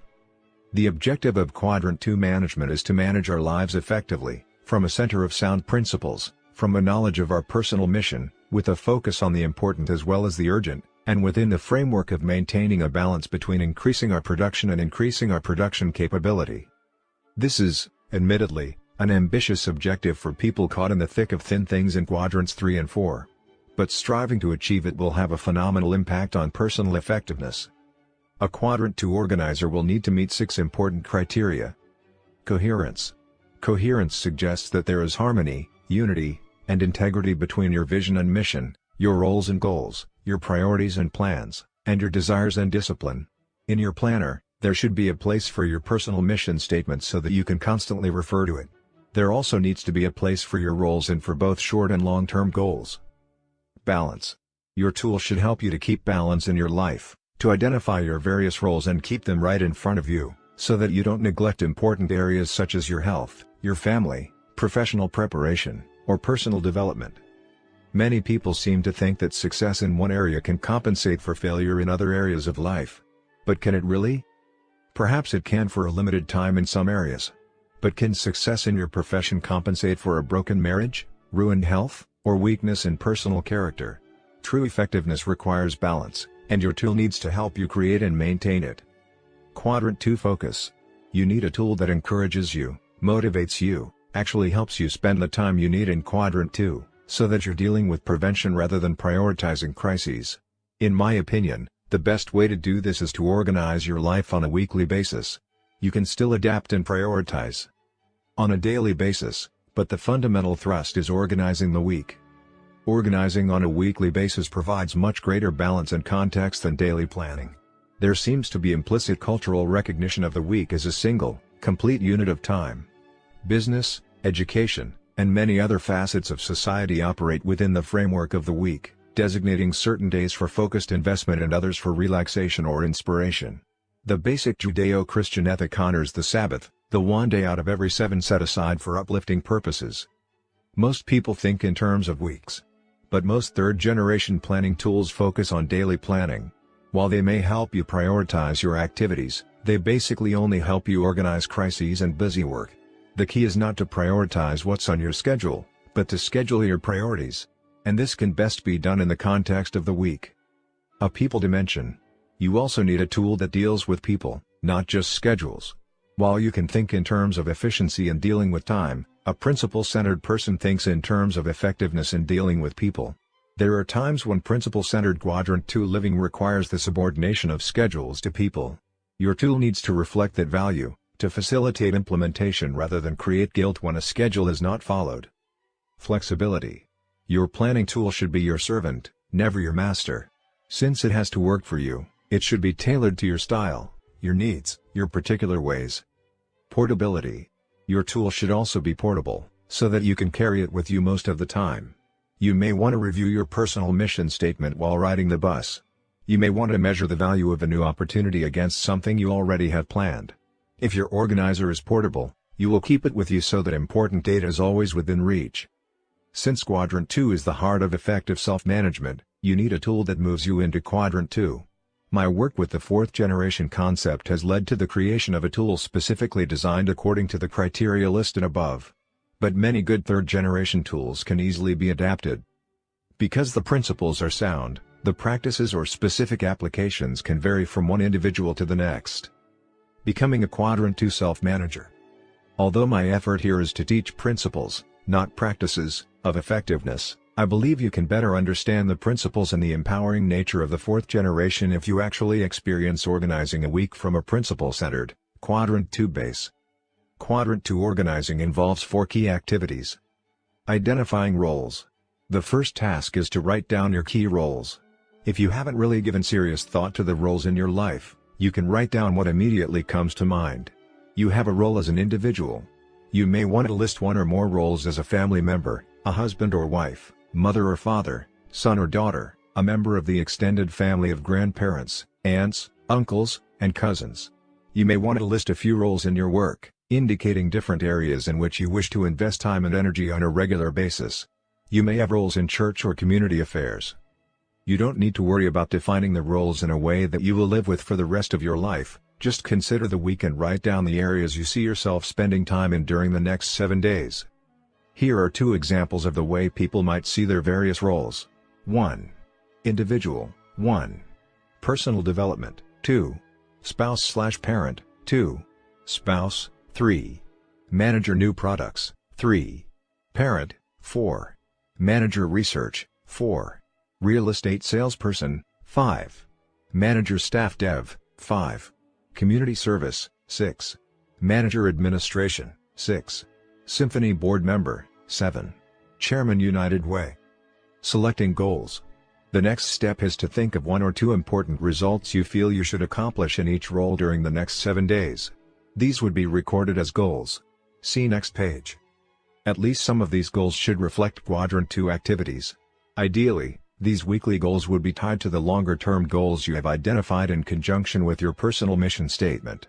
But even if you haven't written your mission statement, you can get a feeling, a sense, of what is important as you consider each of your roles and 1 or 2 goals for each role. Scheduling. Now you can look at the week ahead with your goals in mind and schedule time to achieve them.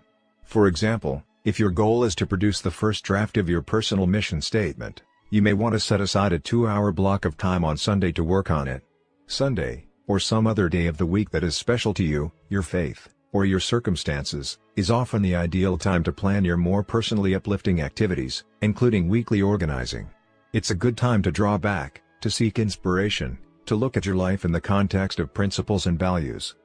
If you set a goal to become physically fit through exercise, you may want to set aside an hour 3 or 4 days during the week, or possibly every day during the week, to accomplish that goal. There are some goals that you may only be able to accomplish during business hours, or some that you can only do on Saturday when your children are home. Can you begin to see some of the advantages of organizing the week instead of the day? Having identified roles and set goals, you can translate each goal to a specific day of the week, either as a priority item or, even better, as a specific appointment. You can also check your annual or monthly calendar for any appointments you may have previously made and evaluate their importance in the context of your goals, transferring those you decide to keep to your schedule and making plans to reschedule or cancel others. As you study the following weekly schedule, observe how each of the 19 most important, often Quadrant 2, goals has been scheduled or translated into a specific action plan. In addition, notice the box labeled Sharpen the Saw that provides a place to plan vital renewing Quadrant 2 activities in each of the 4 human dimensions that will be explained in Habit 7. Even with time set aside to accomplish 19 important goals during the week, Look at the amount of remaining unscheduled space on the schedule. As well as empowering you to put first things first, Quadrant 2 weekly organizing gives you the freedom and the flexibility to handle unanticipated events, to shift appointments if you need to savor relationships and interactions with others, to deeply enjoy spontaneous experiences, knowing that you have proactively organized your week to accomplish key goals in every area of your life. Daily adapting. With Quadrant 2 weekly organizing, daily planning becomes more a function of daily adapting, of prioritizing activities and responding to unanticipated events, relationships, and experiences in a meaningful way. Taking a few minutes each morning to review your schedule can put you in touch with the value-based decisions you made as you organize the week as well as unanticipated factors that may have come up. As you overview the day, you can see that your roles and goals provide a natural prioritization that grows out of your innate sense of balance. It is a softer, more right-brain prioritization that ultimately comes out of your sense of personal mission. You may still find that the third generation A, B, C or 1, 2, 3 prioritization gives needed order to daily activities. It would be a false dichotomy to say that activities are either important or they aren't. They are obviously on a continuum, and some important activities are more important than others. In the context of weekly organizing, third generation prioritization gives order to daily focus. But trying to prioritize activities before you even know how they relate to your sense of personal mission and how they fit into the balance of your life is not effective. You may be prioritizing and accomplishing things you don't want or need to be doing at all. Long-term organizing. Weekly organizing. Can you begin to see the difference between organizing your week as a principle-centered, Quadrant 2 manager and planning your days as an individual centered on something else? Can you begin to sense the tremendous difference the Quadrant 2 focus would make in your current level of effectiveness? Having experienced the power of principle-centered Quadrant 2 organizing in my own life and having seen it transform the lives of hundreds of other people, I am persuaded it makes a difference, a quantum positive difference. And the more completely weekly goals are tied into a wider framework of correct principles and into a personal mission statement, the greater the increase in effectiveness will be. Living it. Returning once more to the computer metaphor, if habit I says you're the programmer and habit 2 says write the program, then habit 3 says run the program. Live the program. And living it is primarily a function of our independent will, our self-discipline, our integrity, and commitment, not to short-term goals and schedules or to the impulse of the moment, but to the correct principles and our own deepest values, which give meaning and context to our goals, our schedules, and our lives. As you go through your week, there will undoubtedly be times when your integrity will be placed on the line.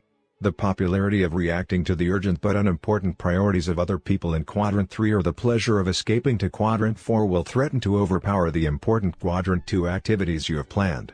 Your principle center, your self-awareness, and your conscience can provide a high degree of intrinsic security, guidance, and wisdom to empower you to use your independent will and maintain integrity to the truly important.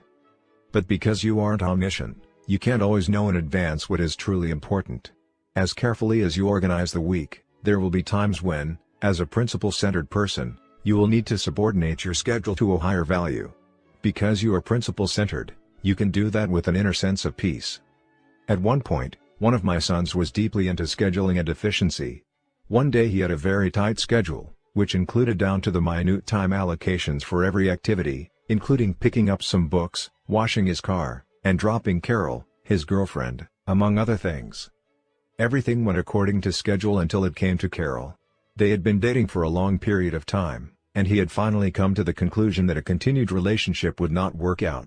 So, congruent with his efficiency model, he had scheduled a 10 to 15-minute telephone call to tell her. But the news was very traumatic to her. 1.5 hours later, he was still deeply involved in a very intense conversation with her. Even then, the one visit was not enough. The situation was a very frustrating experience for them. Both. Again, you simply can't think efficiency with people. You think effectiveness with people and efficiency with things.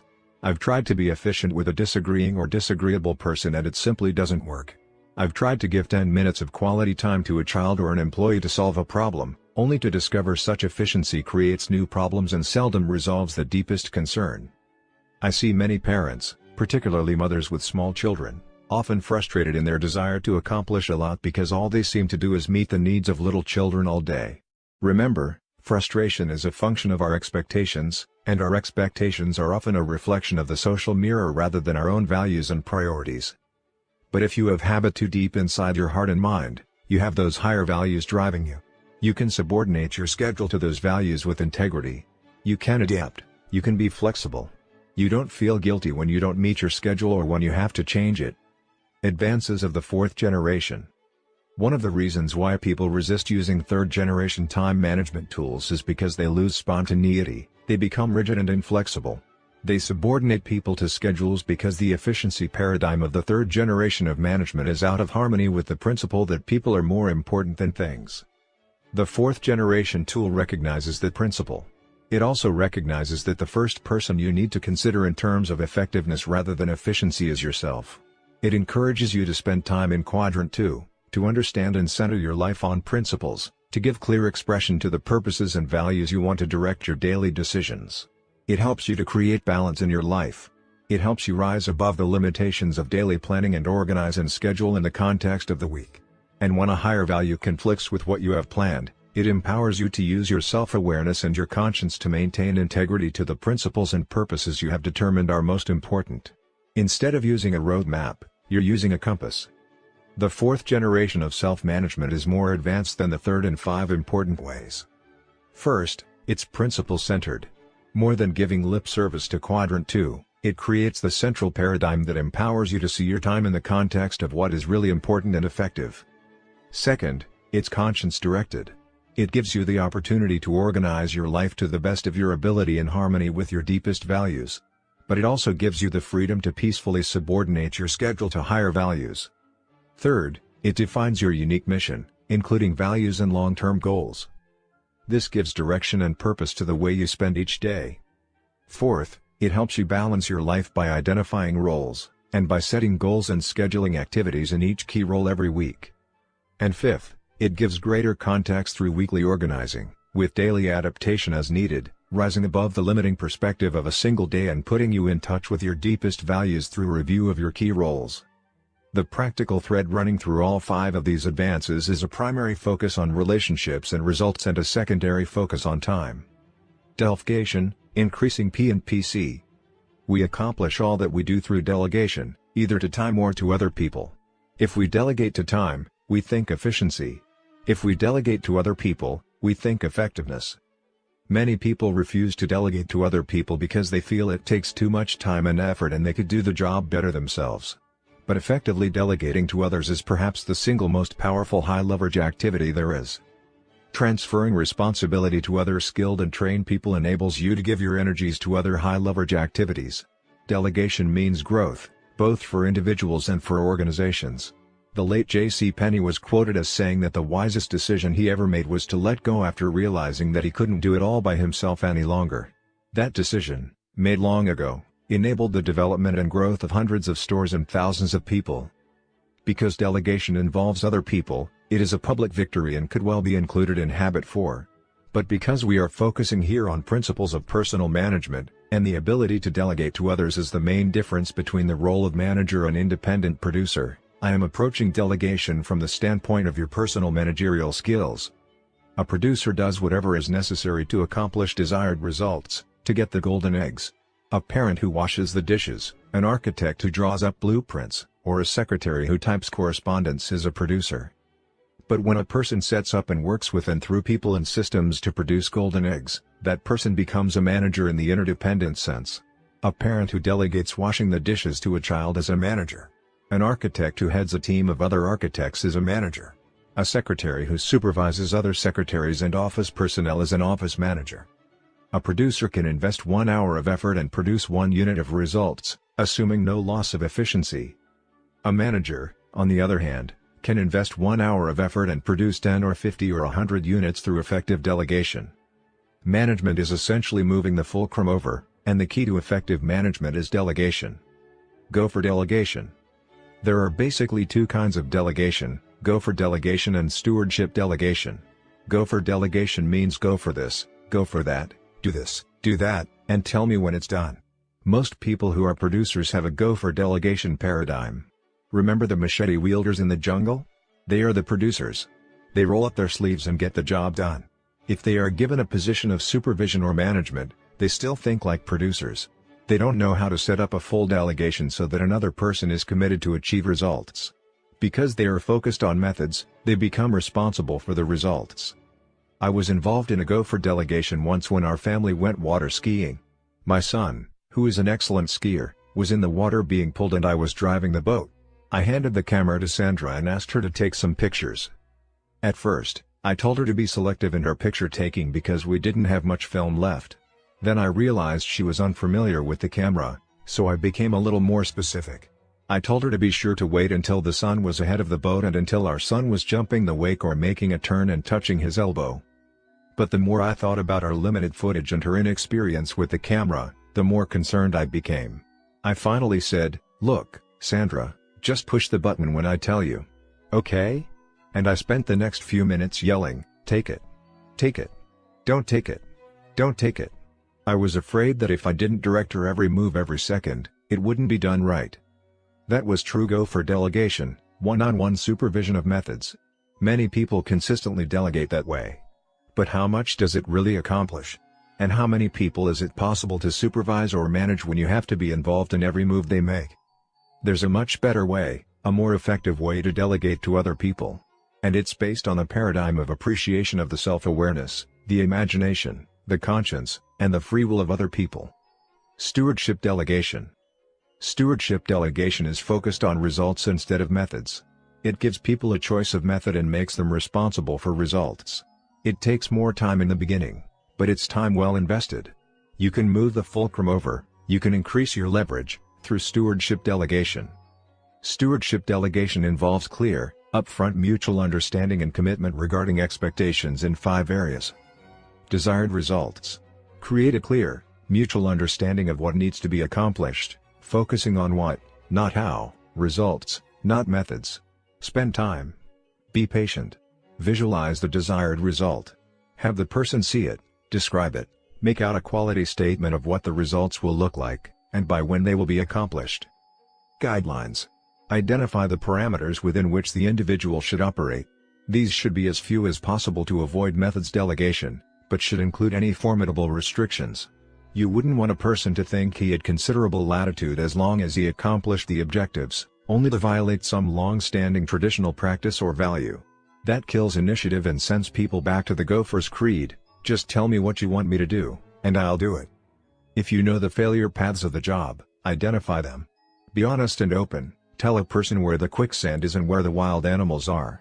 You don't want to have to reinvent the wheel every day. Let people learn from your mistakes or the mistakes of others. Point out the potential failure paths, what not to do, but don't tell them what to do. Keep the responsibility for results with them, to do whatever is necessary within the guidelines. Resources.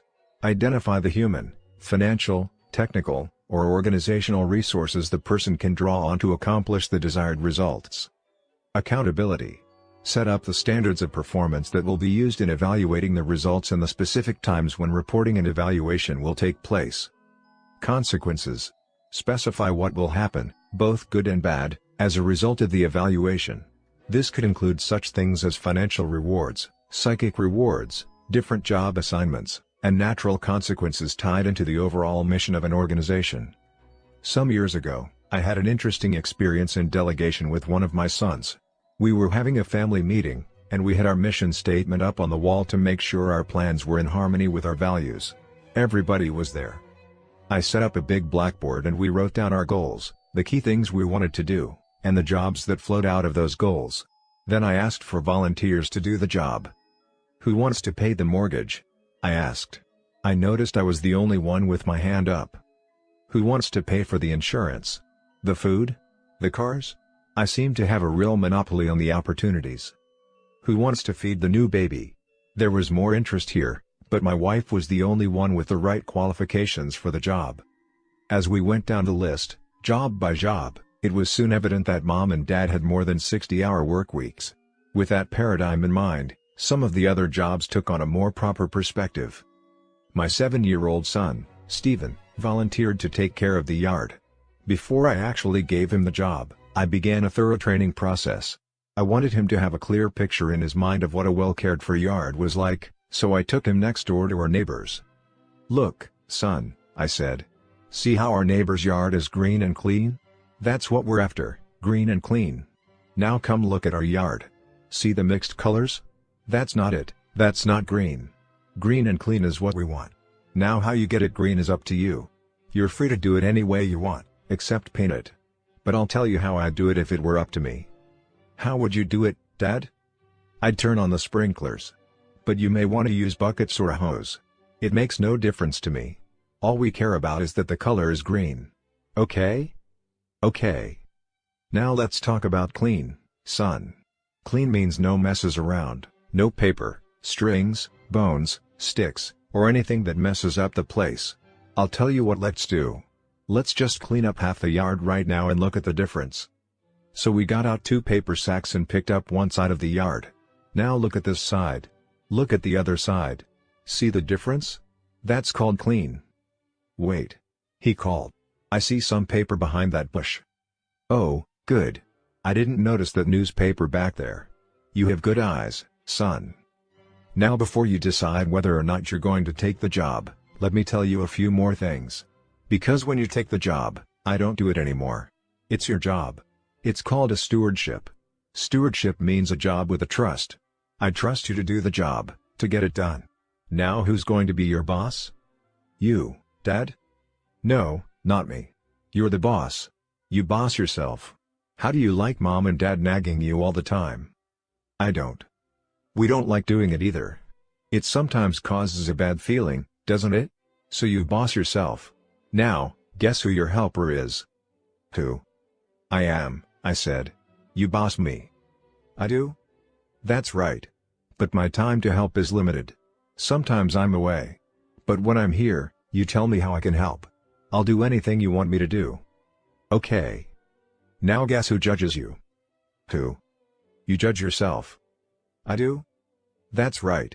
Twice a week the two of us will walk around the yard, and you can show me how it's coming. How are you going to judge? Green and clean. Right.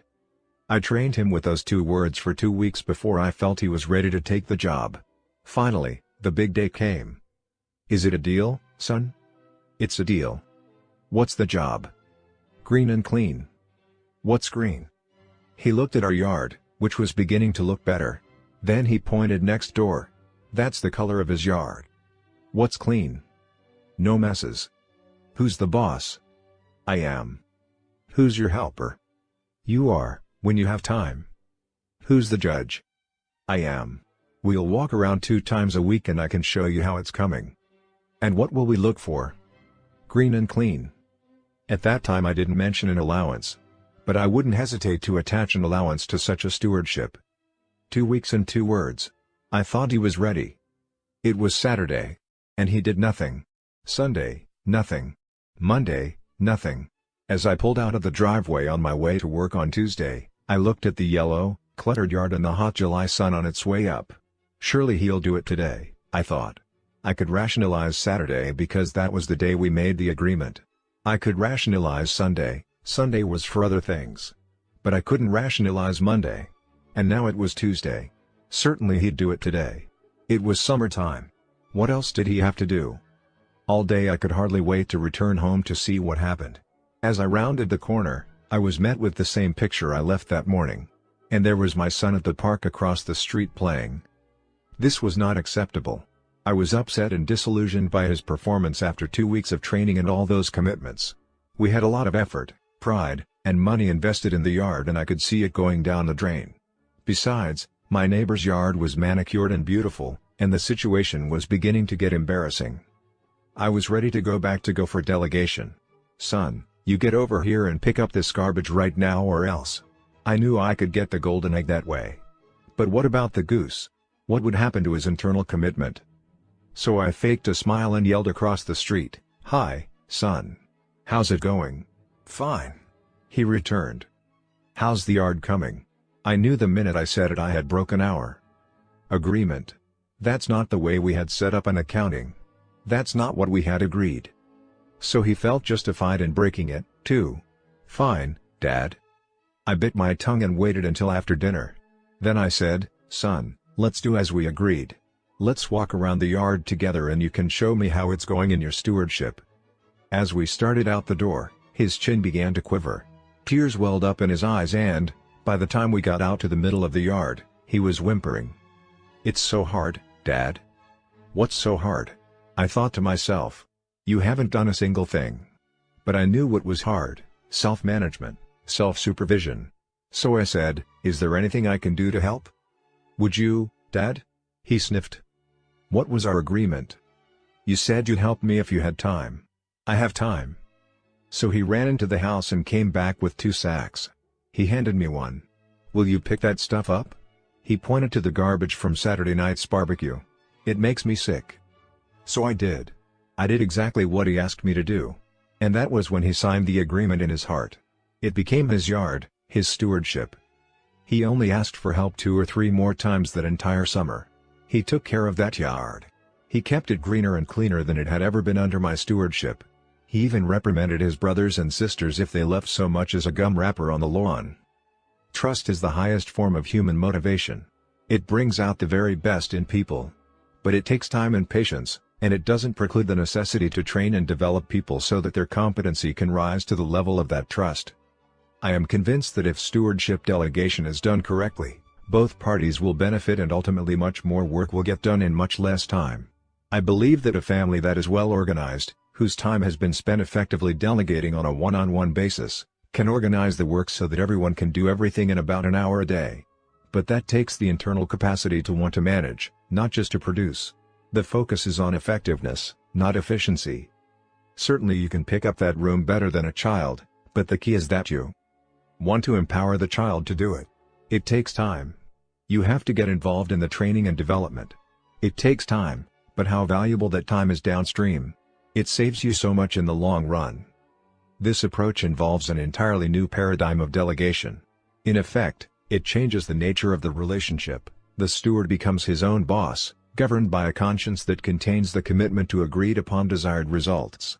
But it also releases his creative energies toward doing whatever is necessary in harmony with correct principles to achieve those desired results. The principles involved in stewardship delegation are correct and applicable to any kind of person or situation.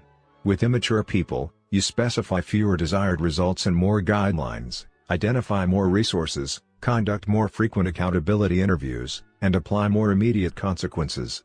With more mature people, you have more challenging desired results, fewer guidelines, less frequent accountability, and less measurable but more discernible criteria.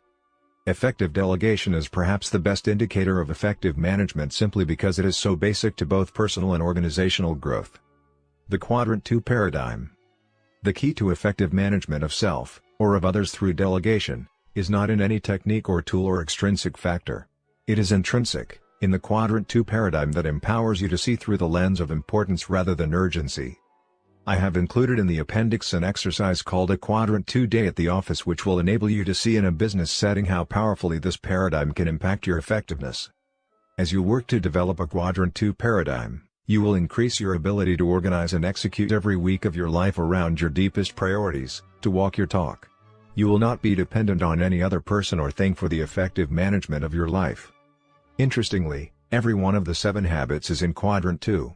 Every one deals with fundamentally important things that, if done on a regular basis, would make a tremendous positive difference in our lives. Application suggestions. 1. Identify a Quadrant 2 activity you know has been neglected in your life, one that, if done well, would have a significant impact in your life, either personally or professionally. Write it down and commit to implement it. 2. Draw a time management matrix and try to estimate what percentage of your time you spend in each quadrant. Then log your time for 3 days in 15-minute intervals. How accurate was your estimate? Are you satisfied with the way you spend your time? What do you need to change? 3. Make a list of responsibilities you could delegate and the people you could delegate to or train to be responsible in these areas. Determine what is needed to start the process of delegation or training. 4. Organize your next week. Start by writing down your roles and goals for the week, then transfer the goals to a specific action plan. At the end of the week, evaluate how well your plan translated your deep values and purposes into your daily life and the degree of integrity you were able to maintain to those values and purposes. 5. Commit yourself to start organizing on a weekly basis and set up a regular time to do it. 6. Either convert your current planning tool into a fourth-generation tool or secure such a tool. 7. Go through a Quadrant 2 day at the office, Appendix B, for a more in-depth understanding of the impact of a Quadrant 2 paradigm. Please refer to Appendix B. On the previous pages is a sample weekly schedule from the 7 Habits Organizer. If you would like samples of these schedules, which you can adapt to your current system, please call 1-800-255-0777 or visit our internet homepage at http://www.franklincovey.com. These schedules are also a feature of Microsoft Schedule Plus with 7 Habits. Part 3. Public Victory. Paradigms of Interdependence. There can be no friendship without confidence, and no confidence without integrity. Samuel Johnson. Before moving into the area of public victory, we should remember that effective interdependence can only be built on a foundation of true independence. Private victory precedes public victory. Algebra comes before calculus. As we look back and survey the terrain to determine where we've been and where we are in relationship to where we're going, we clearly see that we could not have gotten where we are without coming the way we came. There aren't any other roads, there aren't any shortcuts. There's no way to parachute into this terrain. The landscape ahead is covered with the fragments of broken relationships of people who have tried. They've tried to jump into effective relationships without the maturity, the strength of character, to maintain them. But you just can't do it, you simply have to travel the road. You can't be successful with other people if you haven't paid the price of success with yourself. A few years ago when I was giving a seminar on the Oregon coast, a man came up to me and said, "You know, Stephen, I really don't enjoy coming to these seminars." He had my attention. "Look at everyone else here," he continued. "Look at this beautiful coastline and the sea out there and all that's happening. And all I can do is sit and worry about the grilling I'm going to get from my wife tonight on the phone. She gives me the third degree every time I'm away. Where did I eat breakfast? Who else was there? Was I in meetings all morning? When did we stop for lunch? What did I do during lunch? How did I spend the afternoon? What did I do for entertainment in the evening? Who was with me? What did we talk about?" And what she really wants to know, but never quite asks, is who she can call to verify everything I tell her. She just nags me and questions everything I do whenever I'm away. It's taken the bloom out of this whole experience. I really don't enjoy it at all. He did look pretty miserable. We talked for a while, and then he made a very interesting comment. "I guess she knows all the questions to ask," he said a little sheepishly.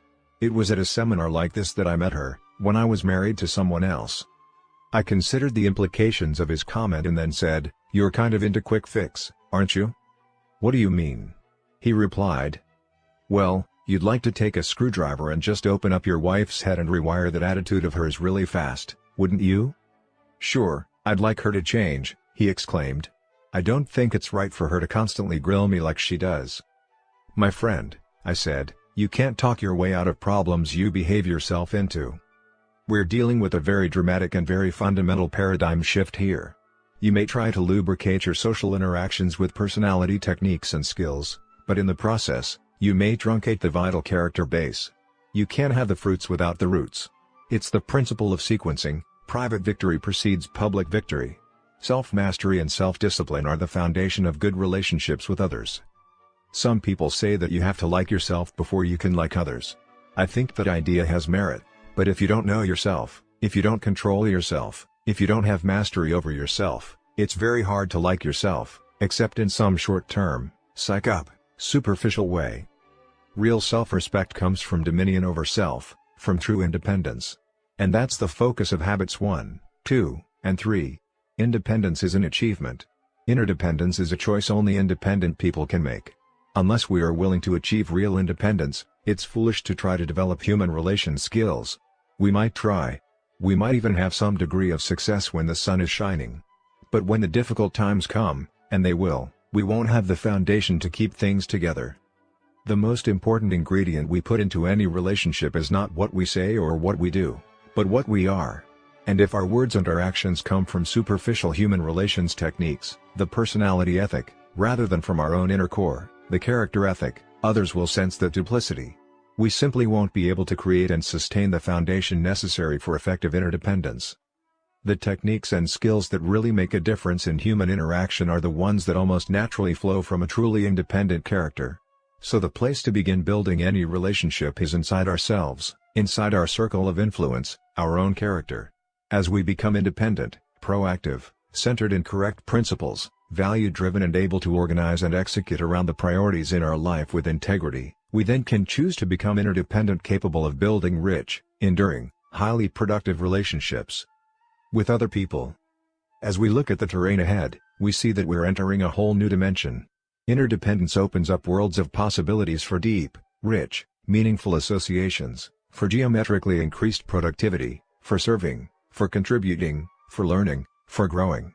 But it is also where we feel the greatest pain, the greatest frustration, the greatest roadblocks to happiness and success.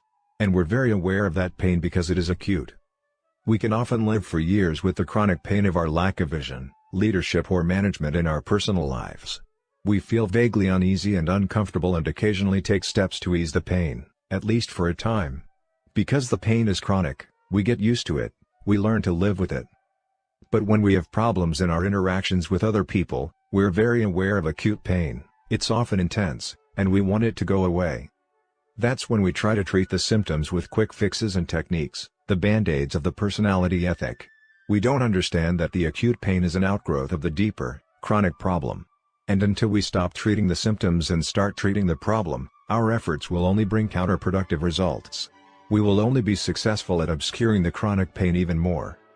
Now, as we think of effective interaction with others, let's go back to our earlier definition of effectiveness.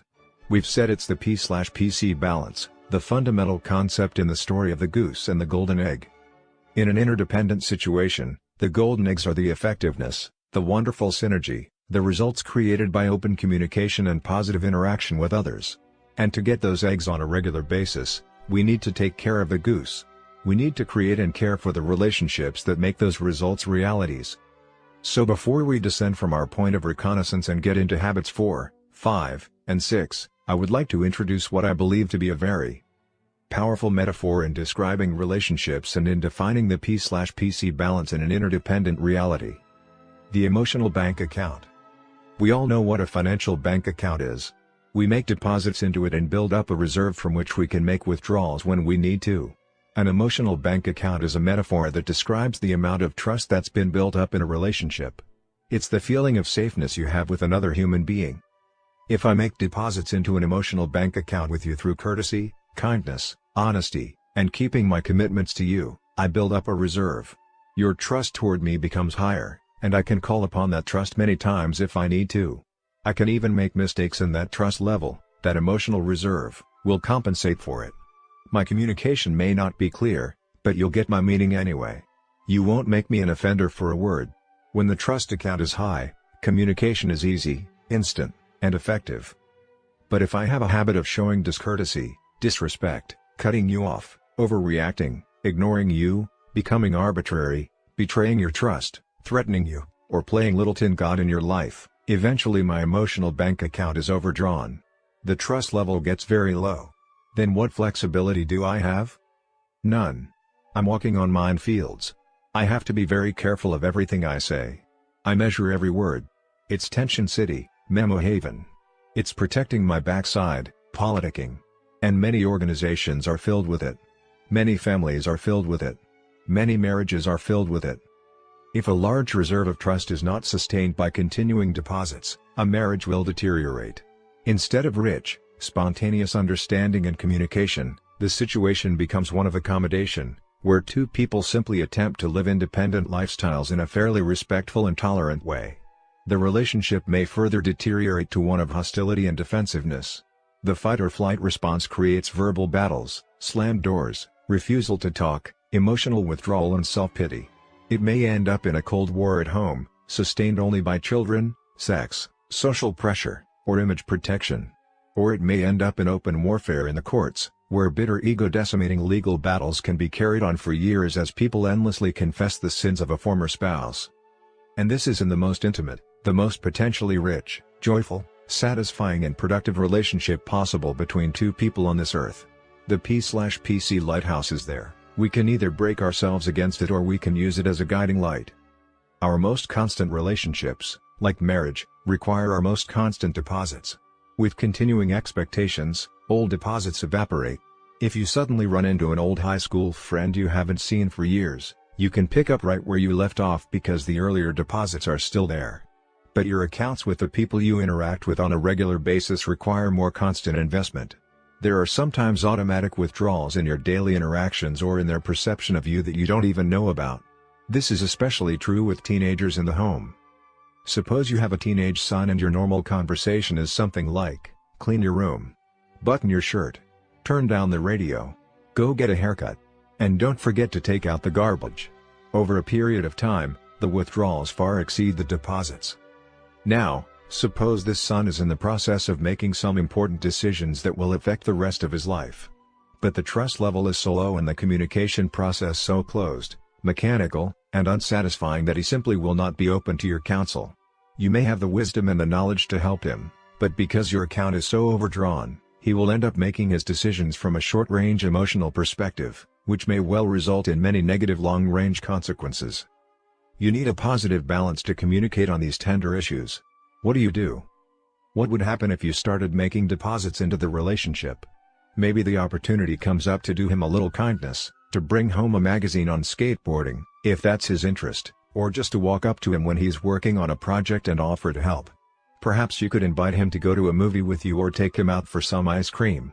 Probably the most important deposit you could make would be just to listen, without judging or preaching or reading your own autobiography into what he says. Just listen and seek to understand. Let him feel your concern for him, your acceptance of him as a person. He may not respond at first. He may even be suspicious. What's Dad up to now? What technique is Mom trying on me this time? But as those genuine deposits keep coming, they begin to add up. That overdrawn balance is shrinking. Remember that quick fix is a mirage. Building and repairing relationships takes time. If you become impatient with his apparent lack of response or his seeming ingratitude, you may make huge withdrawals and undo all the good you've done. After all we've done for you, the sacrifices we've made, how can you be so ungrateful? We try to be nice and you act like this. I can't believe it. It's hard not to get impatient. It takes character to be proactive, to focus on your circle of influence, to nurture growing things, and not to pull up the flowers to see how the roots are coming. But there really is no quick fix. Building and repairing relationships are long-term investments. 6 major deposits. Let me suggest 6 major deposits that build the emotional bank account. Understanding the individual. Really seeking to understand another person is probably one of the most important deposits you can make, and it is the key to every other deposit. You simply don't know what constitutes a deposit to another person until you understand that individual. What might be a deposit for you? Going for a walk to talk things over, going out for ice cream together, working on a common project might not be perceived by someone else as a deposit at all. It might even be perceived as a withdrawal, if it doesn't touch the person's deep interests or needs. One person's mission is another person's minutiae. To make a deposit, what is important to another person must be as important to you as the other person is to you. You may be working on a high-priority project when your 6-year-old child interrupts with something that seems trivial to you, but it may be very important from his point of view. It takes habit 2 to recognize and recommit yourself to the value of that person, and habit 3 to subordinate your schedule to that human priority. By accepting the value he places on what he has to say, you show an understanding of him that makes a great deposit. I have a friend whose son developed an avid interest in baseball. My friend wasn't interested in baseball at all. But one summer, he took his son to see every major league team play one game. The trip took over 6 weeks and cost a great deal of money, but it became a powerful bonding experience in their relationship. My friend was asked on his return, "Do you like baseball that much?" "No," he replied, "but I like my son that much." I have another friend, a college professor, who had a terrible relationship with his teenage son. This man's entire life was essentially academic, and he felt his son was totally wasting his life by working with his hands instead of working to develop his mind. As a result, he was almost constantly on the boy's back, and, in moments of regret, he would try to make deposits that just didn't work. The boy perceived the gestures as new forms of rejection, comparison, and judgment. And they precipitated huge withdrawals. The relationship was turning sour, and it was breaking the father's heart. One day I shared with him this principle of making what is important to the other person as important to you as the other person is to you. He took it deeply to heart. He engaged his son in a project to build a miniature wall of China around their home. It was a consuming project, and they worked side by side on it for over a year and a half. Through that bonding experience, the son moved through that phase in his life and into an increased desire to develop his mind. But the real benefit was what happened to the relationship. Instead of a sore spot, it became a source of joy and strength to both father and son. Our tendency is to project out of our own autobiographies what we think other people want or need. We project our intentions on the behavior of others. We interpret what constitutes a deposit based on our own needs and desires, either now or when we were at a similar age or stage in life. If they don't interpret our effort as a deposit, our tendency is to take it as a rejection of our well-intentioned effort and to give up. The golden rule says to do unto others as you would have others do unto you. While on the surface that could mean to do for them what you would like to have done for you, I think the more essential meaning is to understand them deeply as individuals, the way you would want to be understood, and then to treat them in terms of that understanding. As one successful parent said about raising children, treat them all the same by treating them differently. Attending to the little things. The little kindnesses and courtesies are so important. Small discourtesies, little unkindnesses, little forms of disrespect make large withdrawals. In relationships, the little things are the big things. I remember an evening I spent with two of my sons some years ago. It was an organized father and son outing, complete with gymnastics, wrestling matches, hot dogs, orangeade, and a movie, the works. In the middle of the movie, Sean, who was then 4 years old, fell asleep in his seat. His older brother, Stephen, who was 6, stayed awake, and we watched the rest of the movie together. When it was over, I picked Sean up in my arms, carried him out to the car and laid him in the back seat. It was very cold at night, so I took off my coat and gently arranged it over and around him. When we arrived home, I quickly carried Sean in and tucked him into bed. After Stephen put on his jammies and brushed his teeth, I lay down next to him to talk about the night out together. "How'd you like it, Stephen?" "Fine," he answered. "Did you have fun?" "Yes." "What did you like most?" "I don't know. The trampoline, I guess." "That was quite a thing, wasn't it, doing those somersaults and tricks in the air like that?" There wasn't much response on his part. I found myself making conversation. I wondered why Stephen wouldn't open up more. He usually did when exciting things happened. I was a little disappointed. I sensed something was wrong. He had been so quiet on the way home and getting ready for bed. Suddenly Stephen turned over on his side, facing the wall. I wondered why and lifted myself up just enough to see his eyes welling up with tears. "What's wrong, honey? What is it?"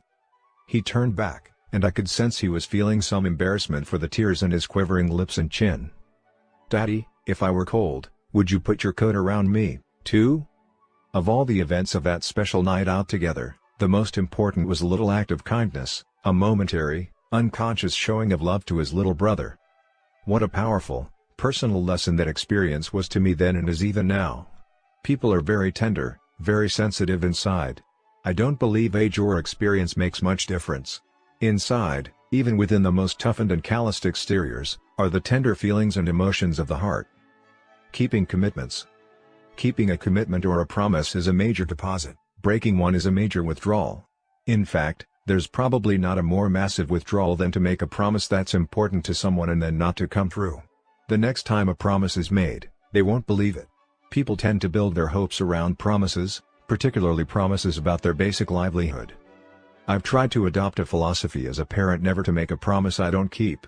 I therefore try to make them very carefully, very sparingly, and to be aware of as many variables and contingencies as possible so that something doesn't suddenly come up to keep me from fulfilling it. Occasionally, despite all my effort, the unexpected does come up, creating a situation where it would be unwise or impossible to keep a promise I've made. But I value that promise. I either keep it anyway, or explain the situation thoroughly to the person involved and ask to be released from the promise. I believe that if you cultivate the habit of always keeping the promises you make, you build bridges of trust that span the gaps of understanding between you and your child. Then, when your child wants to do something you don't want him to do, and out of your maturity you can see consequences that the child cannot see, you can say, "Son, if you do this, I promise you that this will be the result." If that child has cultivated trust in your word, in your promises, he will act on your counsel. Clarifying expectations. Imagine the difficulty you might encounter if you and your boss had different assumptions regarding whose role it was to create your job description. When am I going to get my job description? You might ask.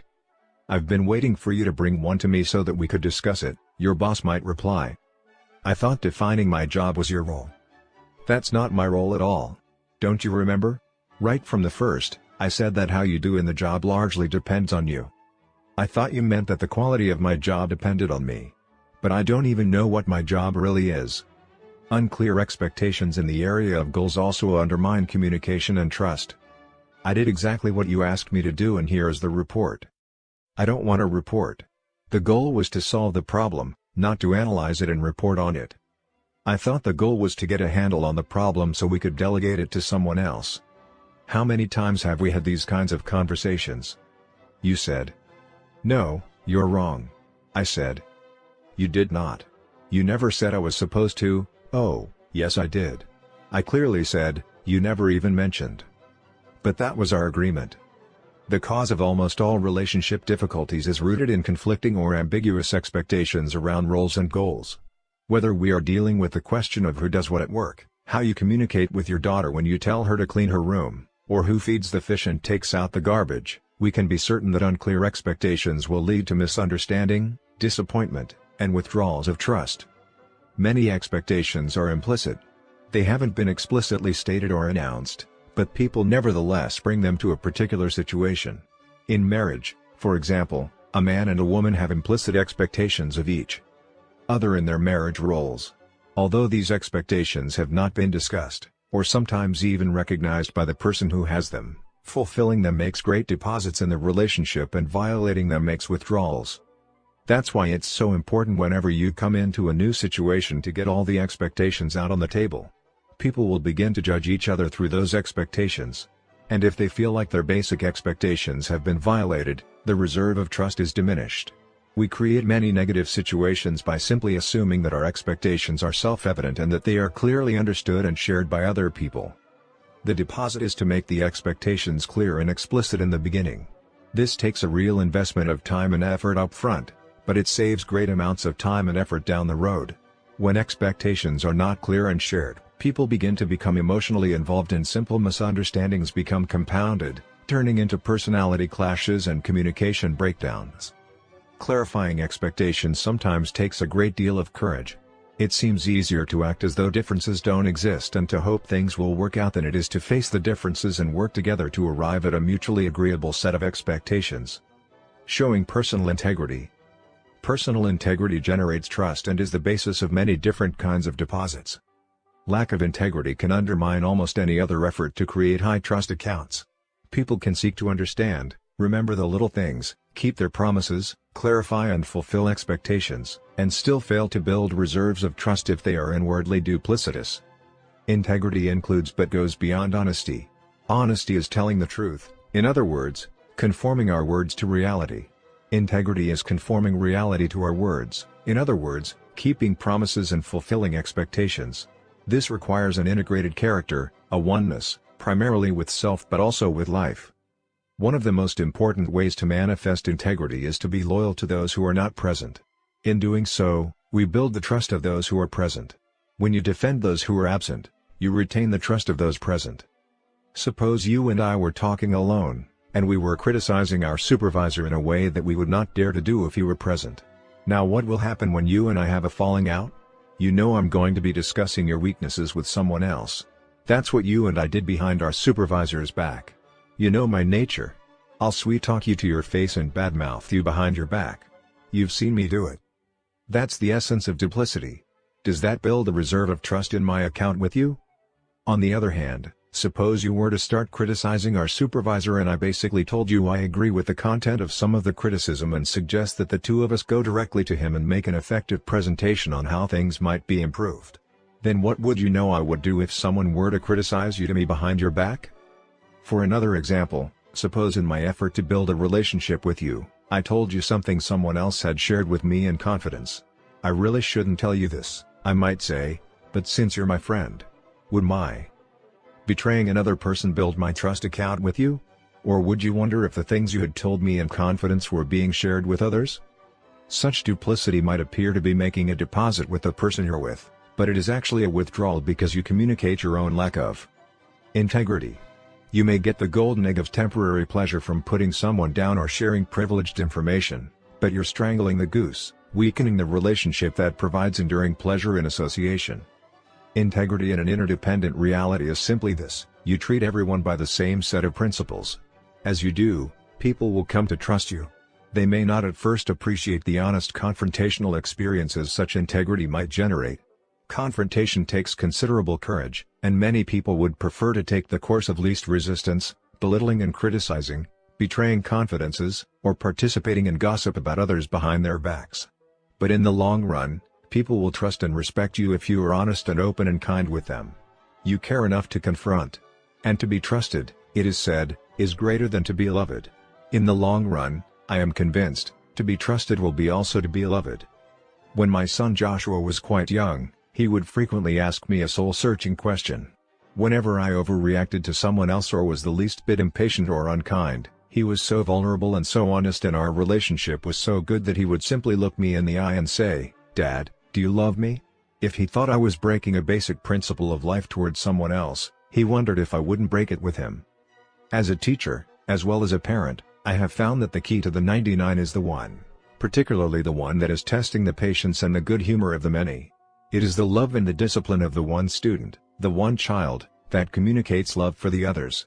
It's how you treat the one that reveals how you regard the 99, because everyone is ultimately a one.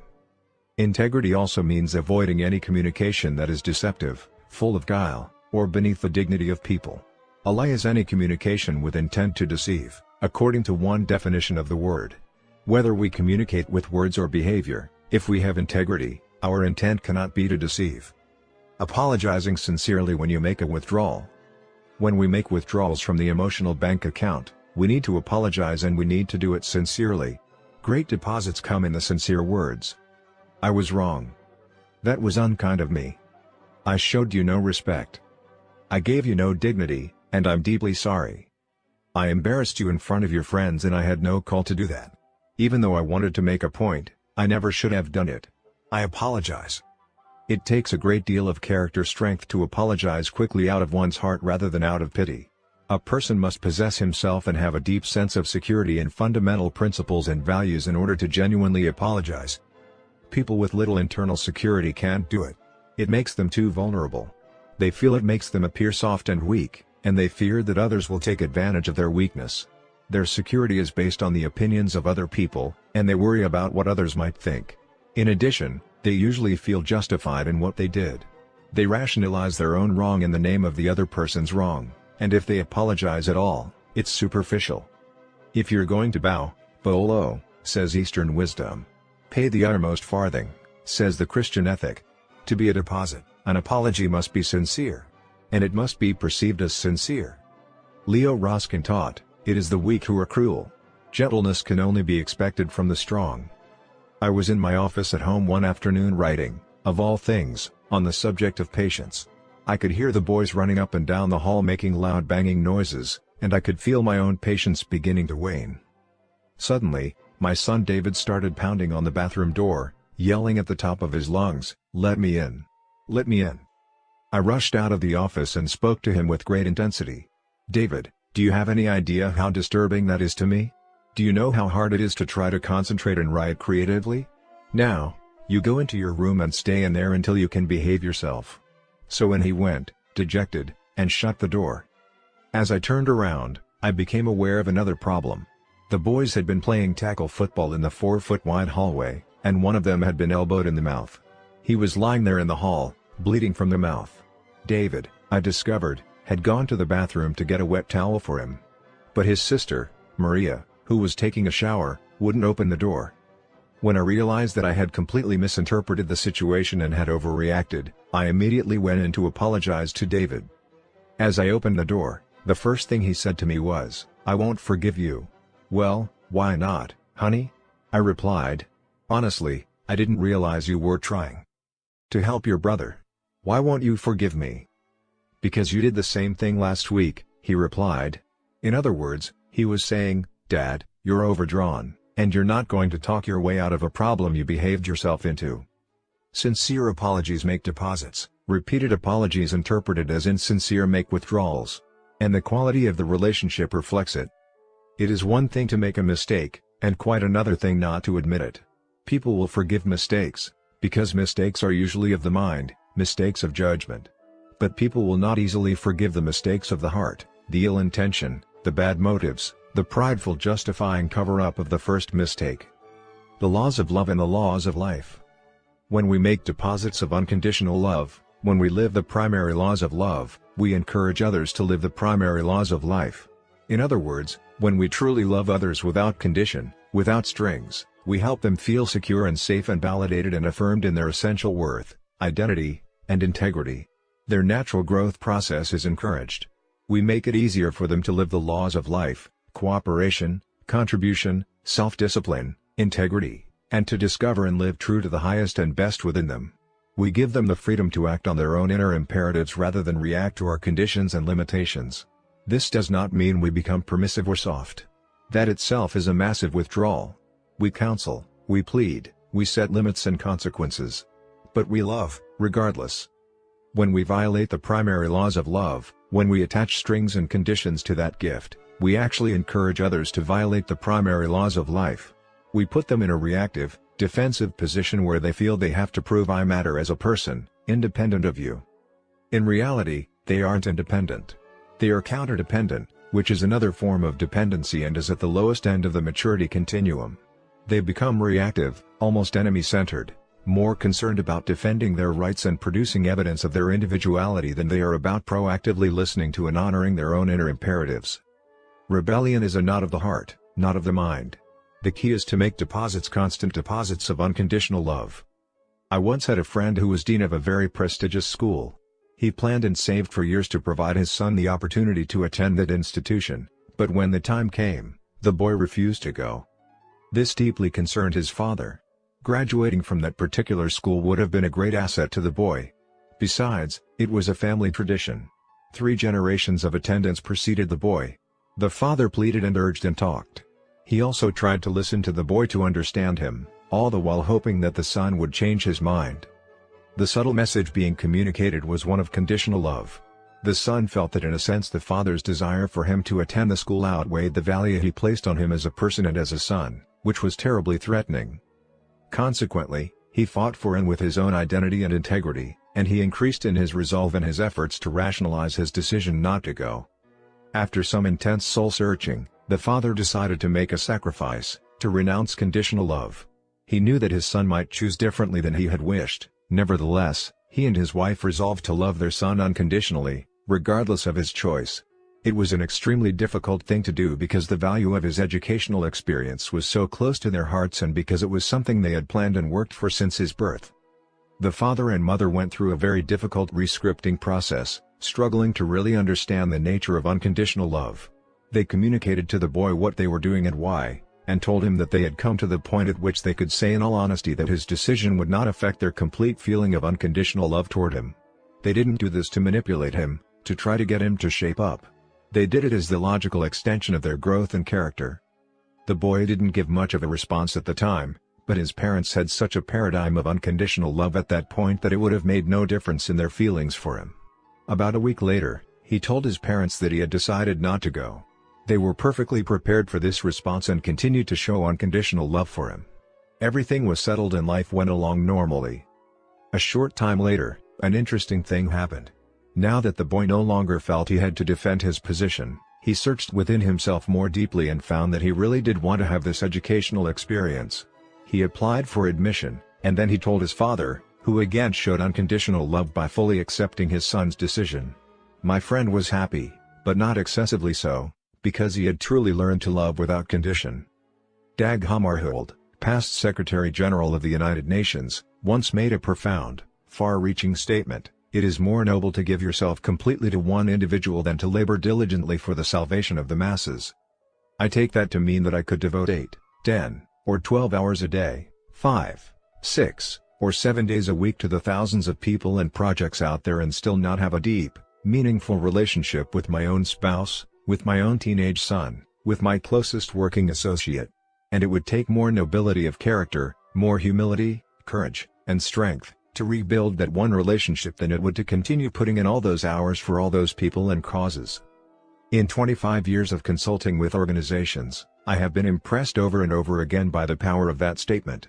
Many of the problems in organizations stem from relationship difficulties at the very top, between two partners in a professional firm, between the owner and the president of a company, between the president and an executive vice president. It truly takes more nobility of character to confront and resolve those issues than it does to continue to diligently work for the many projects and people out there. When I first came across Hammarhold's statement, I was working in an organization where there were unclear expectations between the individual who was my right-hand man and myself. I simply did not have the courage to confront our differences regarding role and goal expectations and values, particularly in our methods of administration. So I worked for a number of months in a compromise mode to avoid what might turn out to be an ugly confrontation. All the while, bad feelings were developing inside both of us. After reading that it is more noble to give yourself completely to one individual than to labor diligently for the salvation of the masses, I was deeply affected by the idea of rebuilding that relationship. I had to steel myself for what lay ahead, because I knew it would be hard to really get the issues out and to achieve a deep, common understanding and commitment. I remember actually shaking in anticipation of the visit. He seemed like such a hard man, so set in his own ways and so right in his own eyes, yet I needed his strengths and abilities. I was afraid a confrontation might jeopardize the relationship and result in my losing those strengths. I went through a mental dress rehearsal of the anticipated visit, and I finally became settled within myself around the principles rather than the practices of what I was going to do and say. At last I felt peace of mind and the courage to have the communication. When we met together, to my total surprise, I discovered that this man had been going through the very same process and had been longing for such a conversation. He was anything but hard and defensive. Nevertheless, our administrative styles were considerably different, and the entire organization was responding to these differences. We both acknowledged the problems that our disunity had created. Over several visits, we were able to confront the deeper issues, to get them all out on the table, and to resolve them, one by one, with the spirit of high mutual respect. We were able to develop a powerful complementary team and a deep personal affection which added tremendously to our ability to work effectively together. Creating the unity necessary to run an effective business or a family or a marriage requires great personal strength and courage. No amount of technical administrative skill in laboring for the masses can make up for lack of nobility of personal character in developing relationships. It is at a very essential, one-on-one level, that we live the primary laws of love and life. Problems are PC opportunities. This experience also taught me another powerful paradigm of interdependence. It deals with the way in which we see problems. I had lived for months trying to avoid the problem, seeing it as a source of irritation, a stumbling block, and wishing it would somehow go away. But, as it turned out, the very problem created the opportunity to build a deep relationship that empowered us to work together as a strong complementary team. I suggest that in an interdependent situation, every P problem is a PC opportunity, a chance to build the emotional bank accounts that significantly affect interdependent production. When parents see their children's problems as opportunities to build the relationship instead of as negative, burdensome irritations, it totally changes the nature of parent-child interaction. Parents become more willing, even excited, about deeply understanding and helping their children.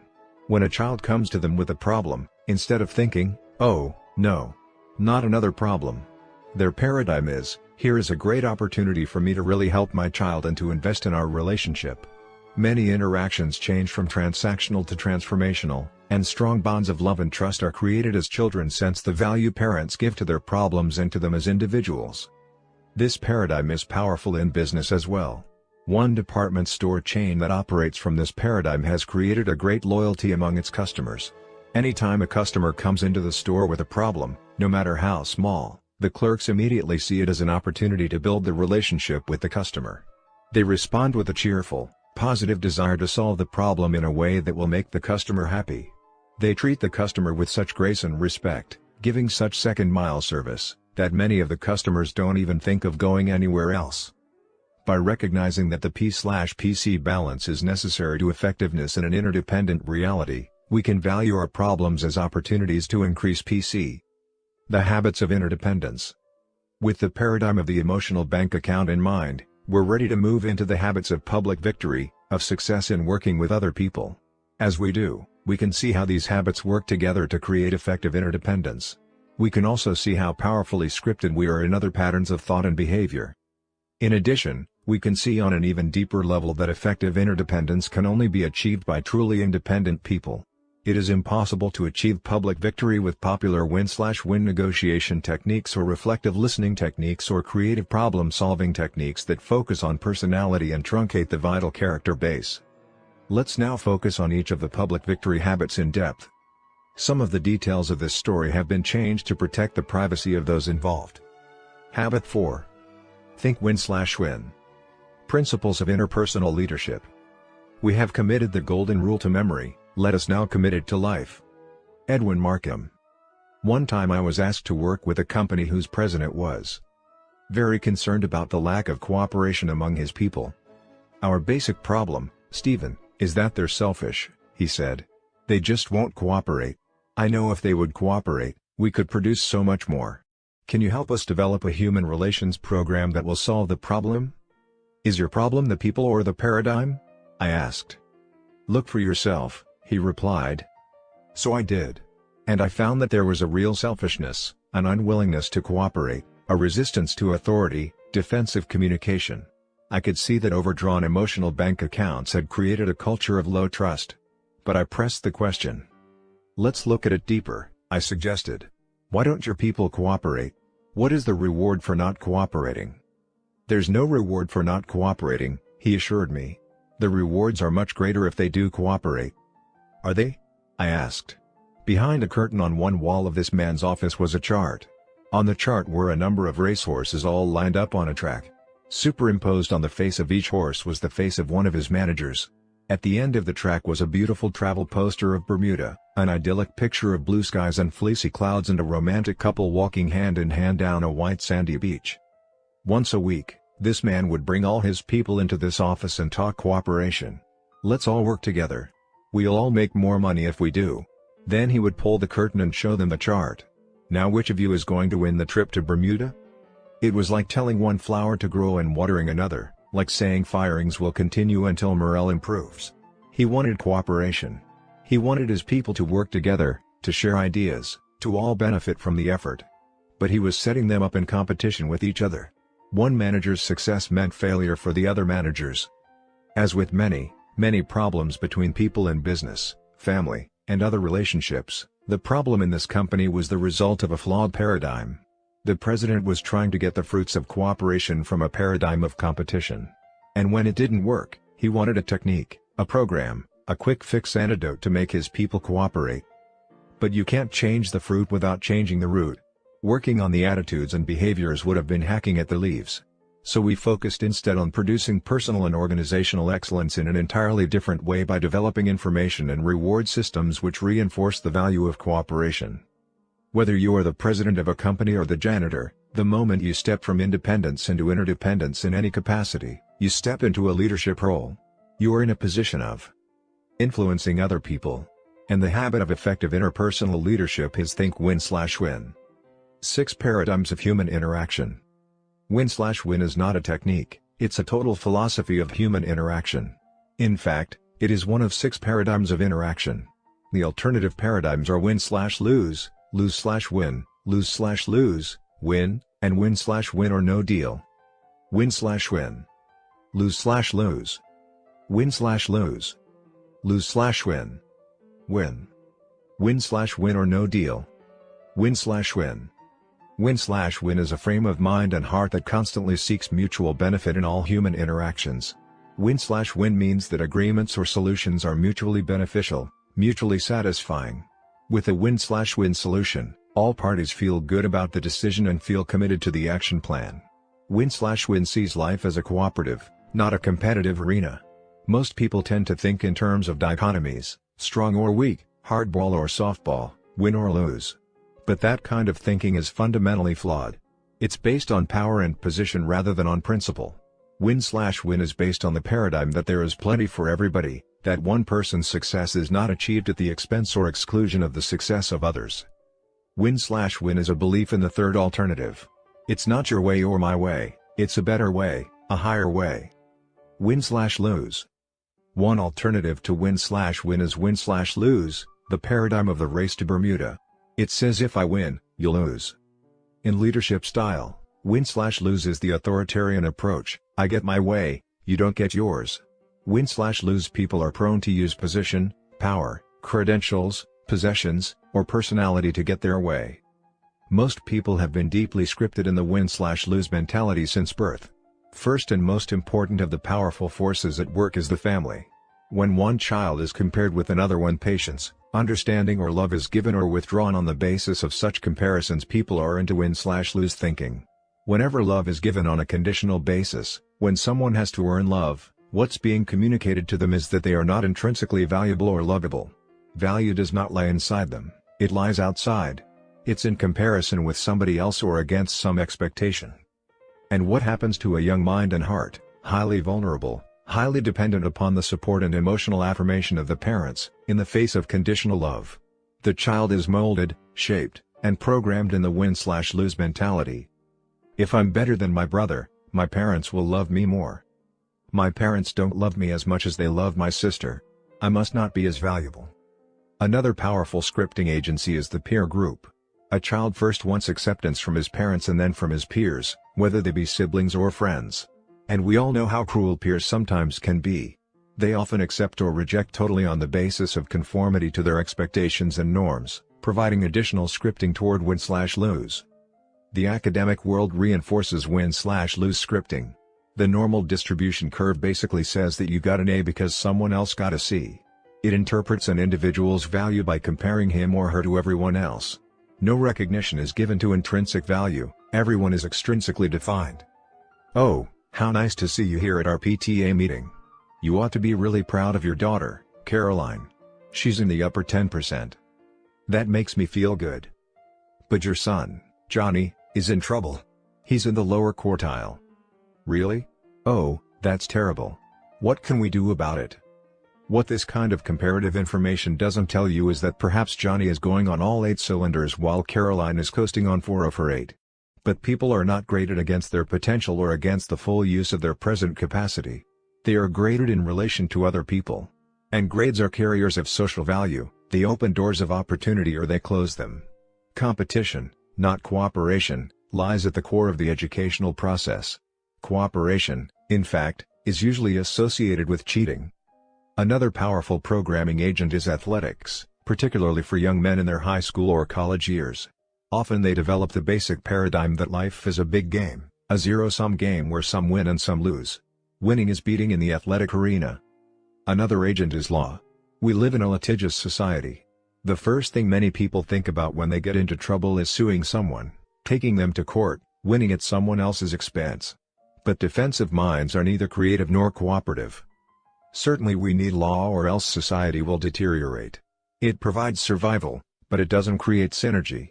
At best it results in compromise. Law is based on an adversarial concept.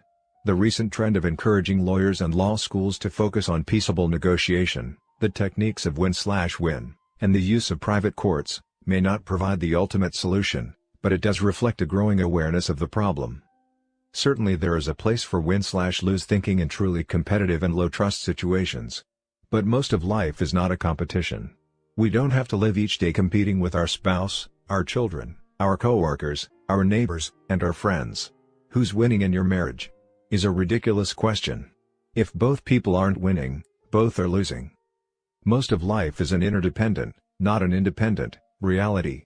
Most results you want depend on cooperation between you and others. And the win/lose mentality is dysfunctional to that cooperation. Lose/win. Some people are programmed the other way, lose/win. I lose, you win. Go ahead.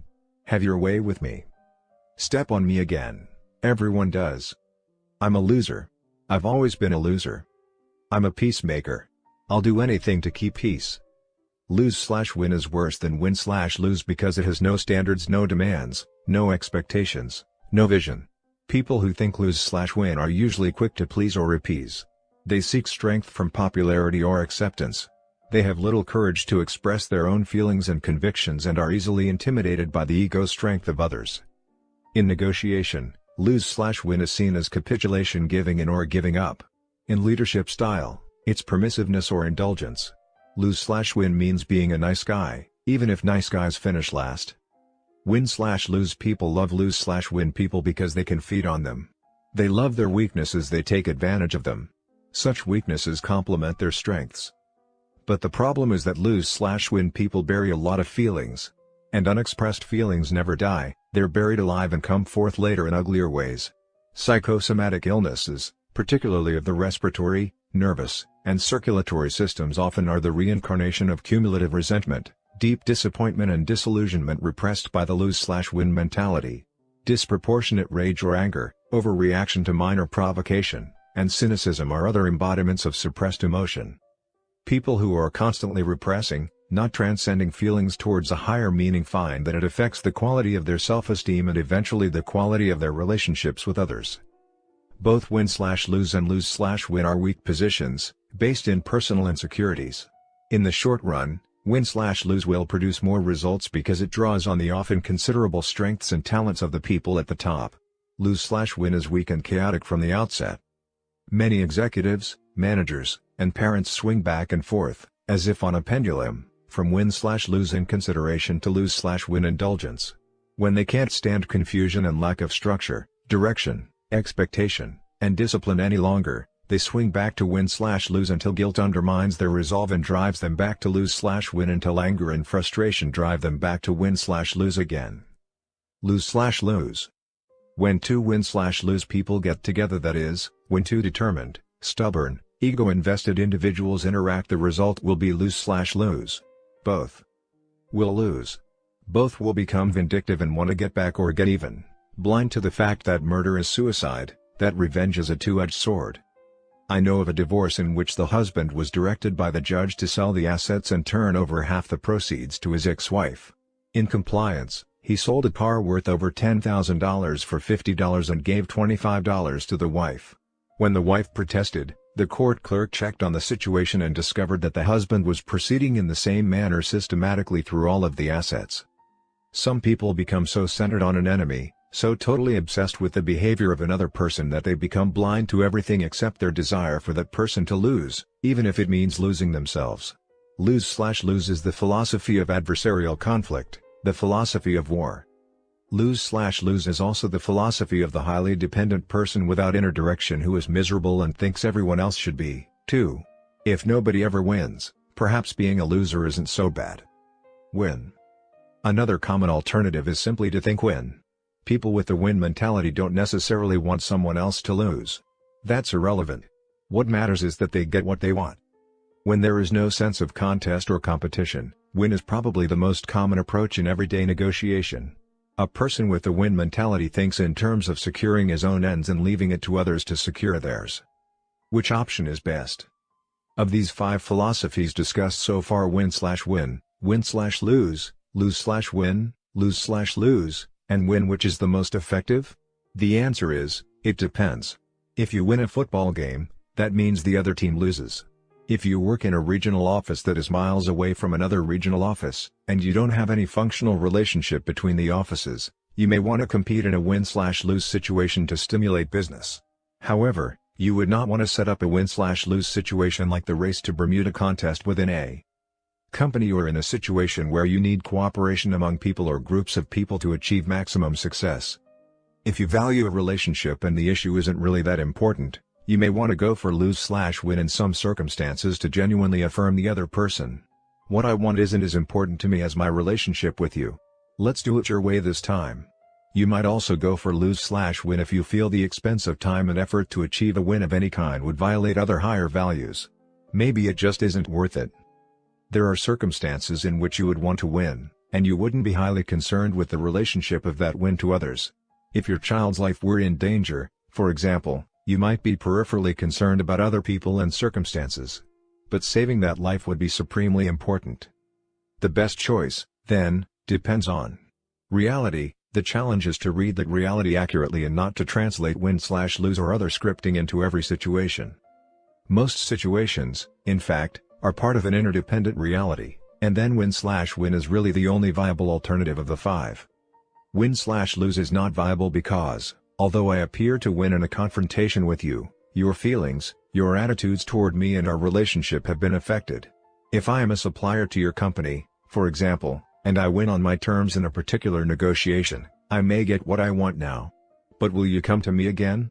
My short-term win will really be a long-term lose if I don't get your repeat business. So an interdependent win/lose is really lose/lose in the long run. If we come up with a lose/win, you may appear to get what you want for the moment. But how will that affect my attitude about working with you, about fulfilling the contract? I may not feel as anxious to please you.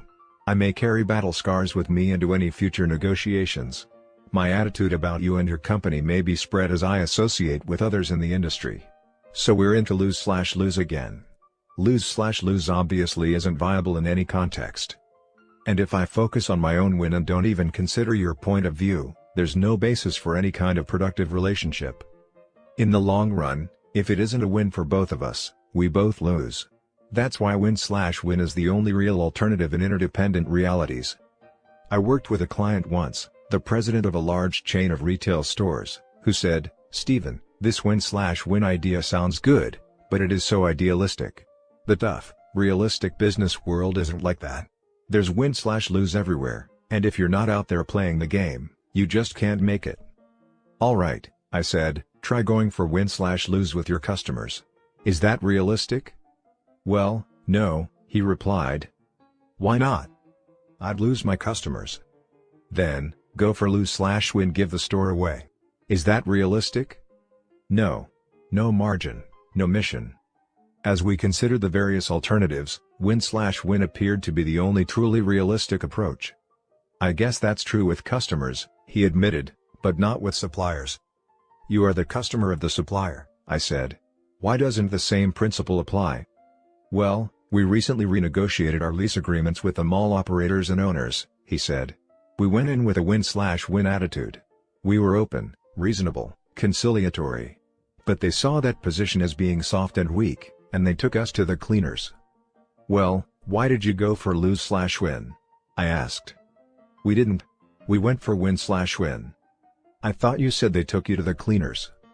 "They did." "In other words, you lost." "That's right." "And they won." "That's right." "So what's that called?" When he realized that what he had called win/win was really lose/win, he was shocked.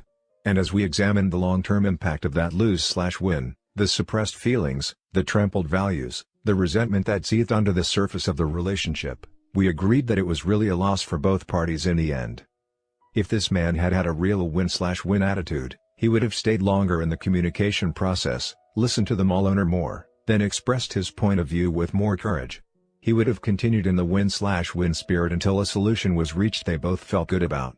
And that solution, that third alternative, would have been synergistic, probably something neither of them had thought of on his own.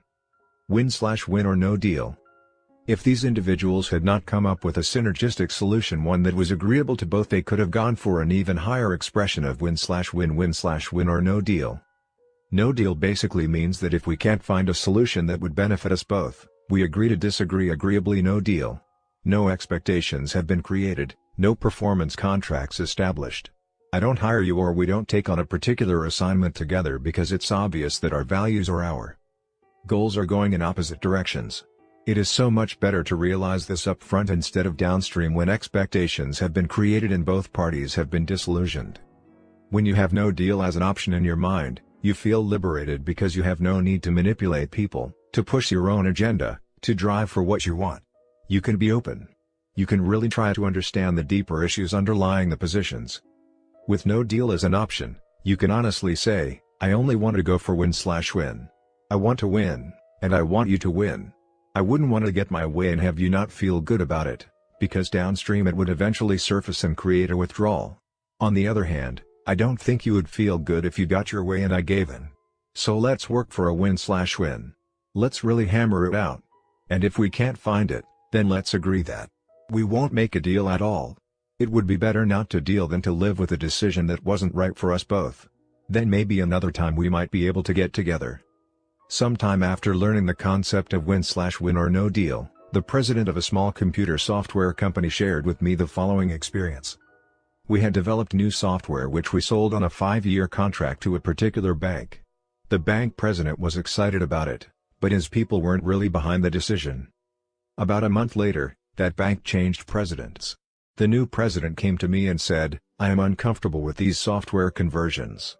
I have a mess on my hands. My people are all saying that they can't go through this and I really feel I just can't push it at this point in time." My own company was in deep financial trouble. I knew I had every legal right to enforce the contract.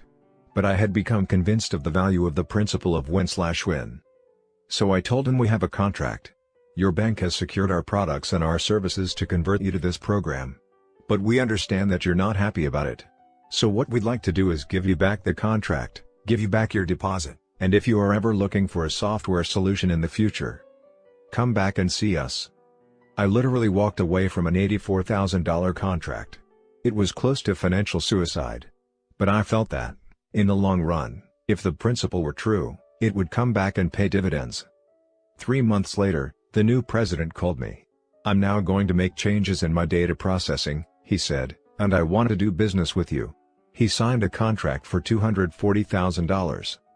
Anything less than win-win in an interdependent reality is a poor second best that will have impact in the long-term relationship. The cost of that impact needs to be carefully considered.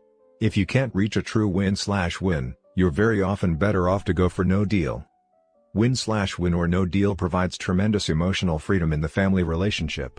If family members can't agree on a video that everyone will enjoy, they can simply decide to do something else, no deal, rather than having some enjoy the evening at the expense of others. I have a friend whose family has been involved in singing together for several years. When they were young, she arranged the music, made the costumes, accompanied them on the piano and directed the performances. As the children grew older, their taste in music began to change and they wanted to have more say in what they performed and what they wore. They became less responsive to direction. Because she had years of experience in performing herself and felt closer to the needs of the older people at the rest homes where they planned to perform, she didn't feel that many of the ideas they were suggesting would be appropriate. At the same time, however, she recognized their need to express themselves and to be part of the decision-making process. So she set up a win-win or no deal. She told them she wanted to arrive at an agreement that everyone felt good about, or they would simply find other ways to enjoy their talents. As a result, everyone felt free to express his or her feelings and ideas as they worked to set up a win-win agreement, knowing that whether or not they could agree, there would be no emotional strings. The win-win or no deal approach is most realistic at the beginning of a business relationship or enterprise. In a continuing business relationship, no deal may not be a viable option, which can create serious problems, especially for family businesses or businesses that are begun initially on the basis of friendship. In an effort to preserve the relationship, people sometimes go on for years making one compromise after another, thinking win-lose or lose-win even while talking win-win. This creates serious problems for the people and for the business, particularly if the competition operates on win-win and synergy. Without no deal, many such businesses simply deteriorate and either fail or have to be turned over to professional managers. Experience shows that it is often better in setting up a family business or a business between friends to acknowledge the possibility of no deal downstream and to establish some kind of buy/sell agreement so that the business can prosper without permanently damaging the relationship. Of course, there are some relationships where no deal is not viable. I wouldn't abandon my child or my spouse and go for no deal. It would be better, if necessary, to go for compromise, a low form of win/win. But in many cases, it is possible to go into negotiation with a full win/win or no deal attitude. And the freedom in that attitude is incredible. 5 dimensions of win/win. Think win/win is the habit of interpersonal leadership. It involves the exercise of each of the unique human endowments: self-awareness, imagination, conscience, and independent will in our relationships with others. It involves mutual learning, mutual influence, mutual benefits. It takes great courage as well as consideration to create these mutual benefits, particularly if we're interacting with others who are deeply scripted in win/lose. That is why this habit involves principles of interpersonal leadership. Effective interpersonal leadership requires the vision, the proactive initiative and the security, guidance, wisdom, and power that come from principle-centered personal leadership. The principle of win/win is fundamental to success in all our interactions, and it embraces 5 interdependent dimensions of life. It begins with character and moves toward relationships, out of which flow agreements. It is nurtured in an environment where structure and systems are based on win/win. And it involves process. We cannot achieve win/win ends with win/lose or lose/win means. The following diagram shows how these 5 dimensions relate to each other. Now let's consider each of the 5 dimensions in turn. Character. Character is the foundation of win/win, and everything else builds on that foundation. There are 3 character traits essential to the win/win paradigm. Integrity. We've already defined integrity as the value we place on ourselves. Habits 1, 2, and 3 help us develop and maintain integrity. As we clearly identify our values and proactively organize and execute around those values on a daily basis, we develop self-awareness and independent will by making and keeping meaningful promises and commitments. There's no way to go for a win in our own lives if we don't ever know, in a deep sense, what constitutes a win, what is, in fact, harmonious with our innermost values. And if we can't make and keep commitments to ourselves as well as to others, our commitments become meaningless. We know it, others know it. They sense duplicity and become guarded. There's no foundation of trust and win/win becomes an ineffective superficial technique. Integrity is the cornerstone in the foundation. Maturity. Maturity is the balance between courage and consideration. I first learned this definition of maturity in the fall of 1955 from a marvelous professor, Rin Saxenian, who instructed my control class at the Harvard Business School. He taught the finest, simplest, most practical, yet profound, definition of emotional maturity I've ever come across: the ability to express one's own feelings and convictions balanced with consideration for the thoughts and feelings of others. As a part of his doctoral research, Rin Saxenian had developed this criterion over years of historical and direct field research. He later wrote up his original research format and its completeness with supportive reasoning and application suggestions in a Harvard Business Review article, January to February 1958. Even though it is complementary and also developmental, Rin's use of the word maturity is different from its use in the 7 Habits maturity continuum, which focuses on a growth and development process from dependency through independency to interdependency. If you examine many of the psychological tests used for hiring, promoting, and training purposes, you will find that they are designed to evaluate this kind of maturity. Whether it's called the ego strength/empathy balance, the self-confidence/respect for others balance, the concern for people/concern for tasks balance, I'm okay, you're okay in transactional analysis language, or 9.1, 1.9, 5.5, 9.9, in management grid language. The quality sought for is the balance of what I call courage and consideration. Respect for this quality is deeply ingrained in the theory of human interaction, management, and leadership. It is a deep embodiment of the P/PC balance. While courage may focus on getting the golden egg, consideration deals with the long-term welfare of other stakeholders. The basic task of leadership is to increase the standard of living and the quality of life for all stakeholders. Many people think in dichotomies, in either/or terms. They think if you're nice, you're not tough. But win/win is nice, and tough. It's twice as tough as win/lose. To go for win/win, you not only have to be nice, you have to be courageous. You not only have to be empathic, you have to be confident. You not only have to be considerate and sensitive, you have to be brave. To do that, to achieve that balance between courage and consideration, is the essence of real maturity and is fundamental to win/win.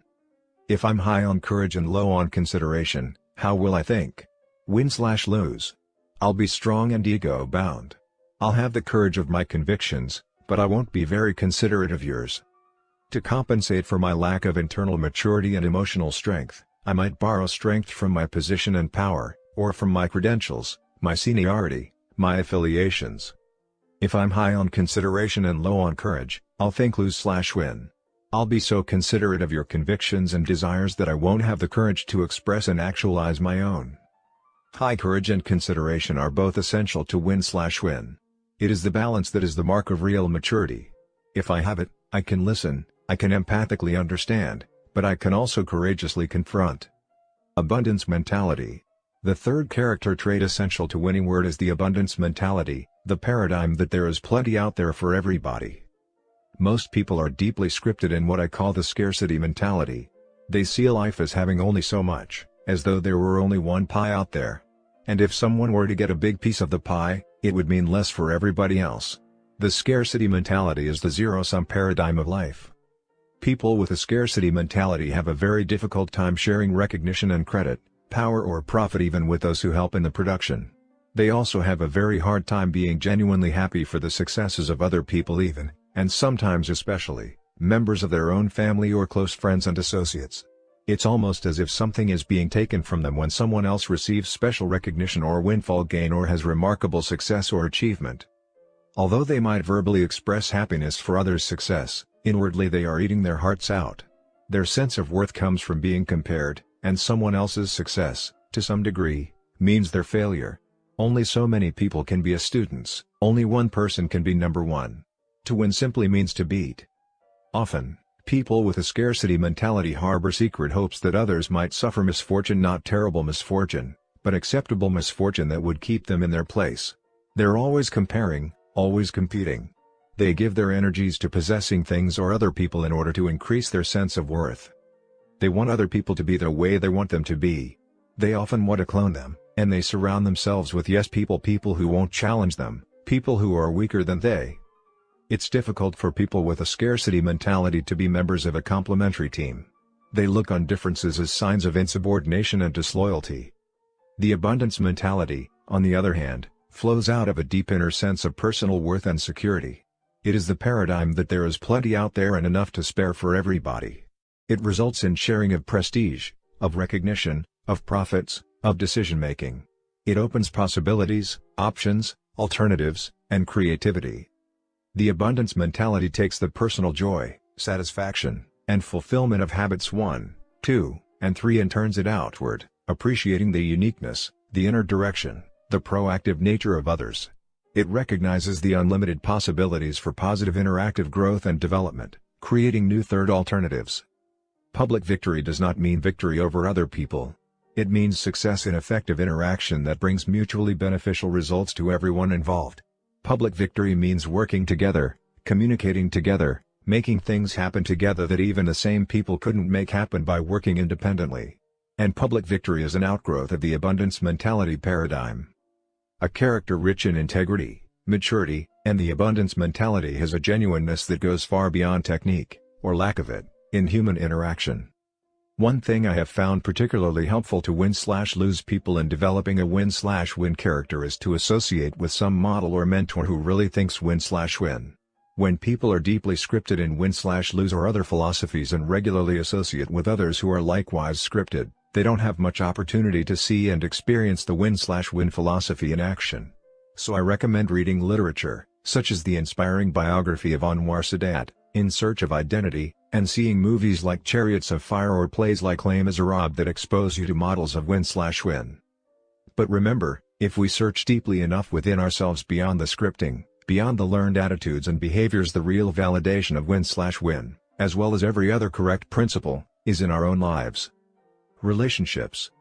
From the foundation of character, we build and maintain win/win relationships. The trust, the emotional bank account, is the essence of win/win. Without trust, the best we can do is compromise. Without trust, we lack the credibility for open, mutual learning and communication and real creativity. But if our emotional bank account is high, credibility is no longer an issue. Enough deposits have been made so that you know and I know that we deeply respect each other. We're focused on the issues, not on personalities or positions. Because we trust each other, we're open. We put our cards on the table. Even though we see things differently, I know that you're willing to listen with respect while I describe the young woman to you, and you know that I'll treat your description of the old woman with the same respect. We're both committed to try to understand each other's point of view deeply and to work together for the third alternative, the synergistic solution, that will be a better answer for both of us. A relationship where bank accounts are high and both parties are deeply committed to win/win is the ideal springboard for tremendous synergy. Habit 6. That relationship neither makes the issues any less real or important, nor eliminates the differences in perspective. But it does eliminate the negative energy normally focused on differences in personality and position and creates a positive, cooperative energy focused on thoroughly understanding the issues and resolving them in a mutually beneficial way. But what if that kind of relationship isn't there? What if you have to work out an agreement with someone who hasn't even heard of win/win and is deeply scripted in win/lose or some other philosophy? Dealing with win/lose is the real test of win/win. Rarely is win/win easily achieved in any circumstance. Deep issues and fundamental differences have to be dealt with. But it is much easier when both parties are aware of and committed to it, and where there is a high emotional bank account in the relationship. When you're dealing with a person who is coming from a paradigm of win/lose, the relationship is still the key. The place to focus is on your circle of influence. You make deposits into the emotional bank account through genuine courtesy, respect, and appreciation for that person and for the other point of view. You stay longer in the communication process. You listen more, you listen in greater depth. You express yourself with greater courage. You aren't reactive. You go deeper inside yourself for strength of character to be proactive. You keep hammering it out until the other person begins to realize that you genuinely want the resolution to be a real win for both of you. That very process is a tremendous deposit in the emotional bank account. And the stronger you are, the more genuine your character, the higher your level of proactivity, the more committed you really are to win/win, the more powerful your influence will be with that other person. This is the real test of interpersonal leadership. It goes beyond transactional leadership into transformational leadership, transforming the individuals involved as well as the relationship.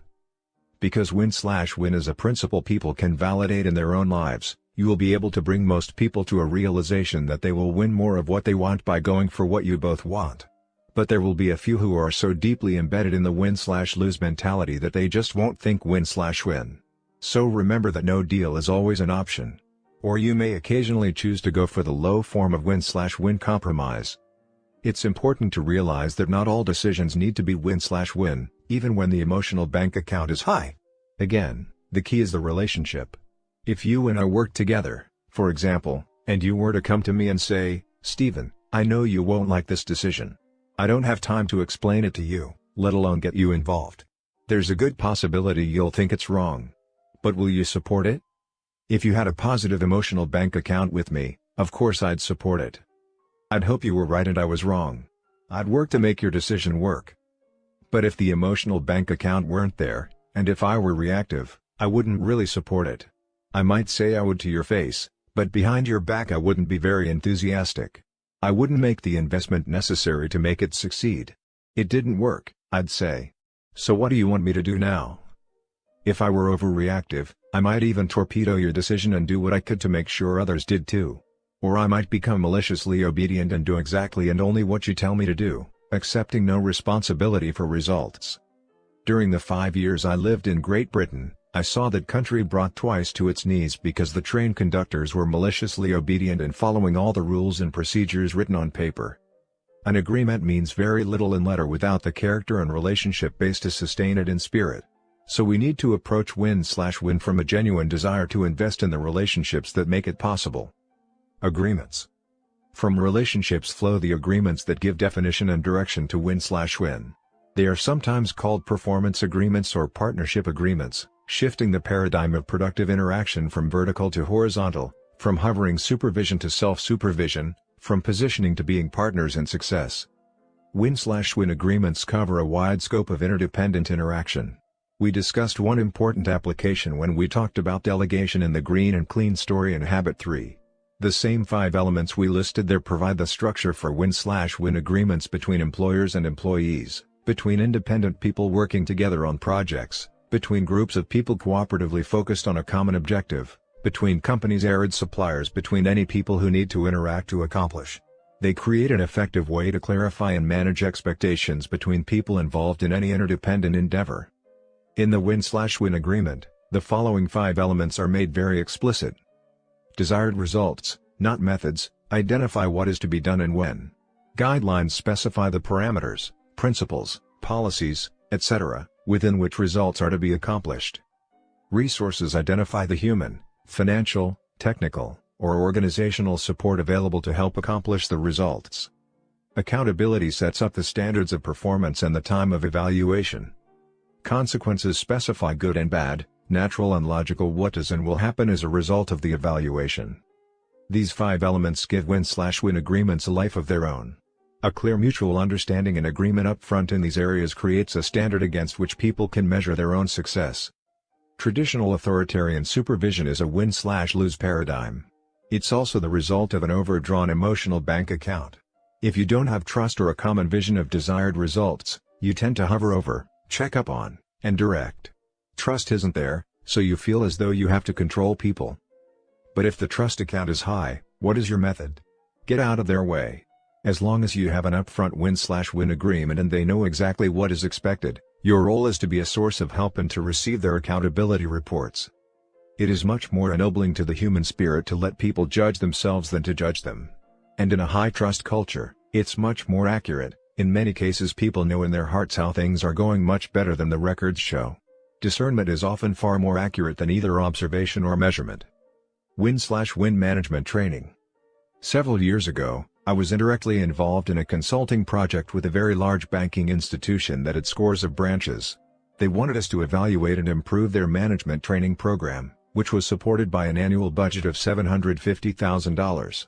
The program involved selecting college graduates and putting them through 12 two-week assignments in various departments over a 6-month period of time so that they could get a general sense of the industry. They spent 2 weeks in commerce loans, 2 weeks in industrial loans, 2 weeks in marketing, 2 weeks in operations, and so forth. At the end of the 6-month period, they were assigned as assistant managers in the various branch banks. Our assignment was to evaluate the 6-month formal training period. As we began, we discovered that the most difficult part of the assignment was to get a clear picture of the desired results. We asked the top executives the key hard question: what should these people be able to do when they finish the program? And the answers we got were vague and often contradictory. The training program dealt with methods, not results, so we suggested that they set up a pilot training program based on a different paradigm called learner-controlled instruction.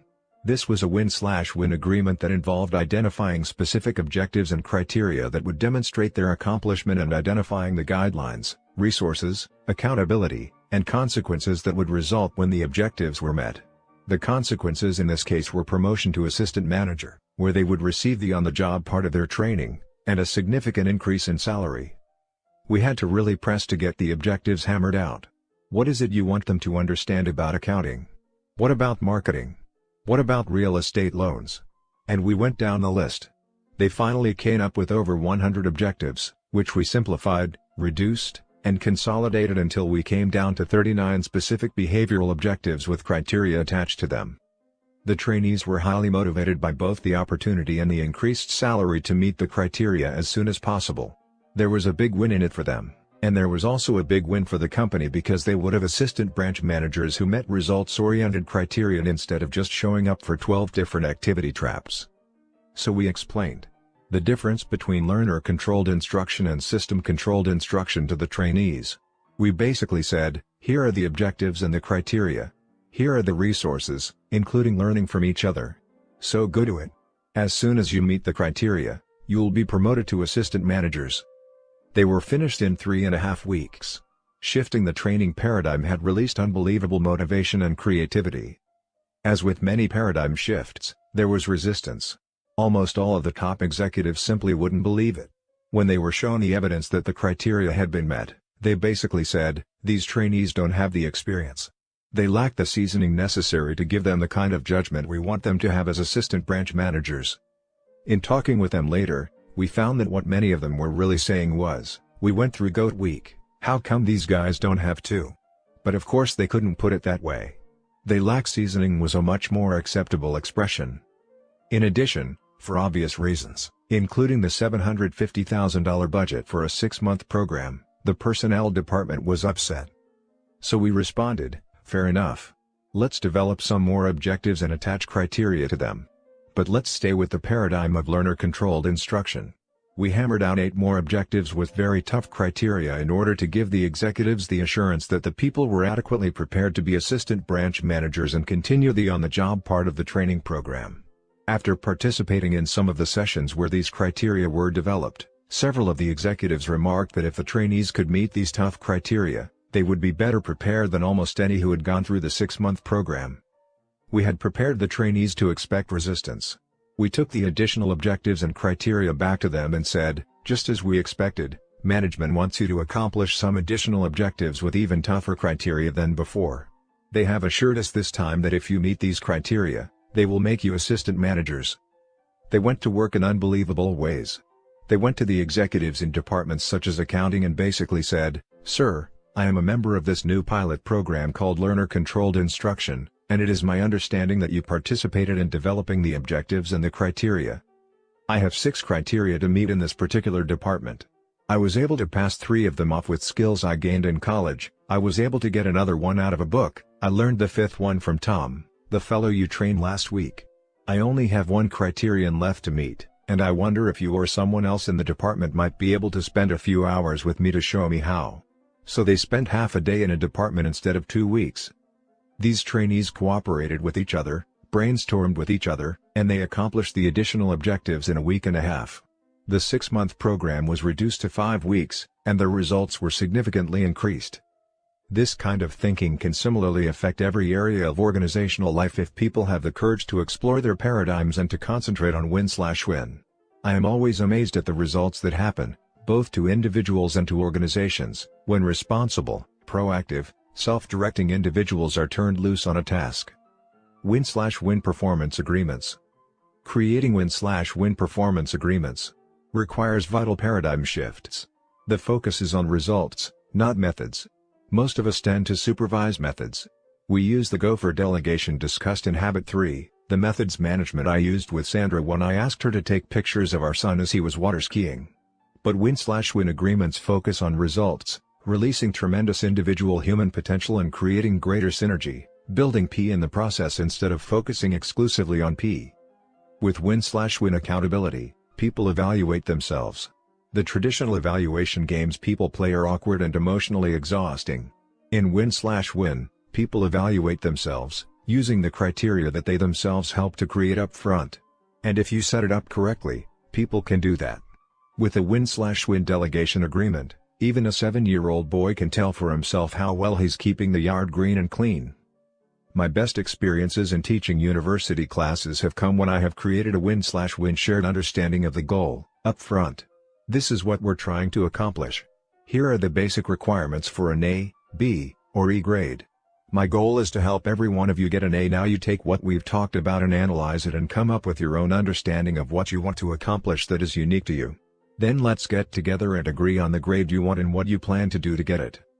Management philosopher and consultant Peter Drucker recommends the use of a manager's letter to capture the essence of performance agreements between managers and their employees.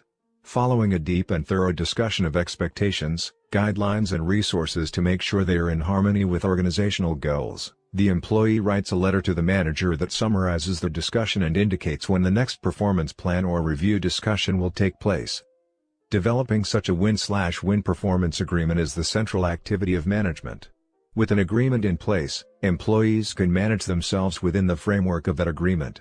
The manager then can serve like a pace car in a race. He can get things going and then get out of the way. His job from then on is to remove the oil spills. When a boss becomes the first assistant to each of his subordinates, he can greatly increase his span of control. Entire levels of administration and overhead can be eliminated. Instead of supervising 6 or 8, such a manager can supervise 20, 30, 50, or more. In win/win performance agreements, consequences become the natural or logical result of performance rather than a reward or punishment arbitrarily handed out by the person in charge. There are basically 4 kinds of consequences, rewards and penalties, that management or parents can control: financial, psychic, opportunity, and responsibility. Financial consequences include such things as income, stock options, allowances, or penalties. Psychic or psychological consequences include recognition, approval, respect, credibility, or the loss of them. Unless people are in a survival mode, psychic compensation is often more motivating than financial compensation. Opportunity includes training, development, perks, and other benefits. Responsibility has to do with scope and authority, either of which can be enlarged or diminished. Win/win agreements specify consequences in one or more of those areas and the people involved know it up front. So you don't play games. Everything is clear from the beginning. In addition to these logical, personal consequences, it is also important to clearly identify what the natural organizational consequences are. For example, what will happen if I'm late to work, if I refuse to cooperate with others, if I don't develop good win/win performance agreements with my subordinates, if I don't hold them accountable for desired results, or if I don't promote their professional growth and career development. When my daughter turned 16, we set up a win/win agreement regarding use of the family car. We agreed that she would obey the laws of the land and that she would keep the car clean and properly maintained. We agreed that she would use the car only for responsible purposes and would serve as a cab driver for her mother and me within reason. And we also agreed that she would do all her other jobs cheerfully without being reminded. These were our wins. We also agreed that I would provide some resources: the car, gas, and insurance. And we agreed that she would meet weekly with me, usually on Sunday afternoon, to evaluate how she was doing based on our agreement. The consequences were clear. As long as she kept her part of the agreement, she could use the car. If she didn't keep it, she would lose the privilege until she decided to. This win-win agreement set up clear expectations from the beginning on both our parts. It was a win for her; she got to use the car, and it was certainly a win for Sandra and me. Now she could handle her own transportation needs and even some of ours. We didn't have to worry about maintaining the car or keeping it clean. And we had a built-in accountability, which meant I didn't have to hover over her or manage her methods. Her integrity, her conscience, her power of discernment, and our high emotional bank account managed her infinitely better. We didn't have to get emotionally strung out, trying to supervise her every move and coming up with punishments or rewards on the spot if she didn't do things the way we thought she should. We had a win-win agreement, and it liberated us all. Win-win agreements are tremendously liberating. But as the product of isolated techniques, they won't hold up. Even if you set them up in the beginning, there is no way to maintain them without personal integrity and a relationship of trust. A true win-win agreement is the product of the paradigm, the character, and the relationships out of which it grows. In that context, it defines and directs the interdependent interaction for which it was created. Systems. Win-win can only survive in an organization when the systems support it. If you talk win-win but reward win-lose, you've got a losing program on your hands. You basically get what you reward. If you want to achieve the goals and reflect the values in your mission statement, then you need to align the reward system with these goals and values. If it isn't aligned systemically, you won't be walking your talk. You'll be in the situation of the manager I mentioned earlier who talked cooperation, but practiced competition by creating a race to Bermuda contest. I worked for several years with a very large real estate organization in the Middle West. My first experience with this organization was at a large sales rally where over 800 sales associates gathered for the annual reward program. It was a psych-up cheerleading session, complete with high school bands and a great deal of frenzied screaming. Out of the 800 people there, around 40 received awards for top performance, such as most sales, greatest volume, highest earned commissions, and most listings. There was a lot of hoopla, excitement, cheering, applause around the presentation of these awards. There was no doubt that those 40 people had won, but there was also the underlying awareness that 760 people had lost. We immediately began educational and organizational development work to align the systems and structures of the organization toward the win-win paradigm. We involved people at a grassroots level to develop the kinds of systems that would motivate them. We also encouraged them to cooperate and synergize with each other so that as many as possible could achieve the desired results of their individually tailored performance agreements. At the next rally 1 year later, there were over 1,000 sales associates present, and about 800 of them received awards. There were a few individual winners based on comparisons, but the program primarily focused on people achieving self-selected performance objectives and on groups achieving team objectives. There was no need to bring in the high school bands to artificially contrive the fanfare, the cheerleading, and the psych-up. There was tremendous natural interest and excitement because people could share in each other's happiness, and teams of sales associates could experience rewards together, including a vacation trip for the entire office. The remarkable thing was that almost all of the 800 who received the awards that year had produced as much per person in terms of volume and profit as the previous year's 40. The spirit of win-win had significantly increased the number of golden eggs and had fed the goose as well, releasing enormous human energy and talent. The resulting synergy was astounding to almost everyone involved. Competition has its place in the marketplace or against last year's performance, perhaps even against another office or individual where there is no particular interdependence, no need to cooperate. But cooperation in the workplace is as important to free enterprise as competition in the marketplace. The spirit of win-win cannot survive in an environment of competition and contests. For win-win to work, the systems have to support it. The training system, the planning system, the communication system, the budgeting system, the information system, the compensation system all have to be based on the principle of win-win. I did some consulting for another company that wanted training for their people in human relations. The underlying assumption was that the problem was the people. The president said, "Go into any store you want and see how they treat you. They're just order takers. They don't understand how to get close to the customers. They don't know the product, and they don't have the knowledge and the skill in the sales process necessary to create a marriage between the product and the need." So I went to the various stores. And he was right. But that still didn't answer the question in my mind: what caused the attitude? "Look, we're on top of the problem," the president said. "We have department heads out there setting a great example. We've told them their job is 2/3 selling and 1/3 management, and they're outselling everybody. We just want you to provide some training for the salespeople." Those words raised a red flag. "Let's get some more data," I said. He didn't like that. He knew what the problem was, and he wanted to get on with training. But I persisted, and within 2 days we uncovered the real problem. Because of the job definition and the compensation system, the managers were creaming. They'd stand behind the cash register and cream all the business during the slow times. Half the time in retail is slow and the other half is frantic. So the managers would give all the dirty jobs, inventory control, stock work, and cleaning to the salespeople. And they would stand behind the registers and cream. That's why the department heads were tops in sales. So we changed one system, the compensation system, and the problem was corrected overnight.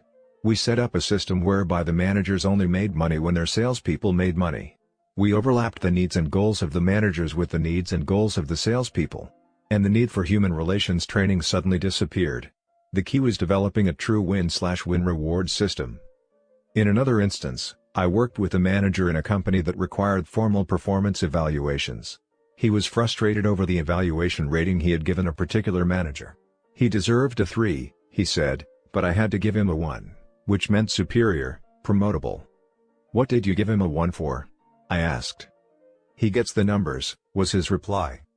"So why do you think he deserves a 3? "It's the way he gets them. He neglects people, he runs over them.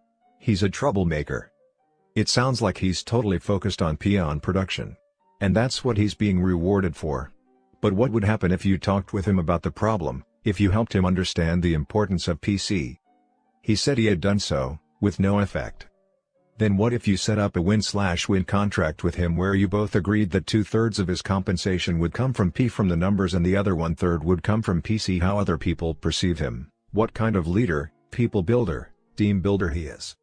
Now that would get his attention, he replied. So often the problem is in the system, not in the people.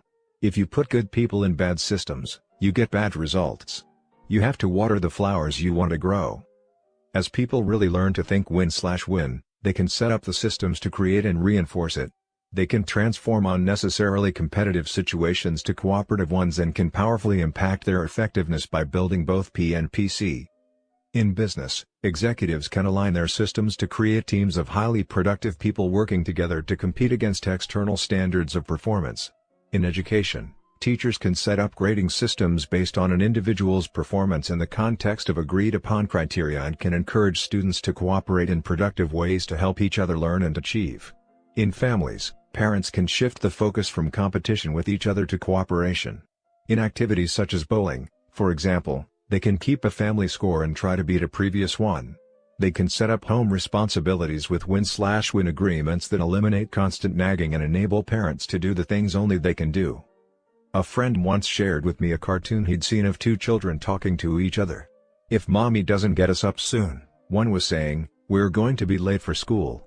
These words brought forcibly to his attention the nature of the problems created when families are not organized on a responsible win/win basis.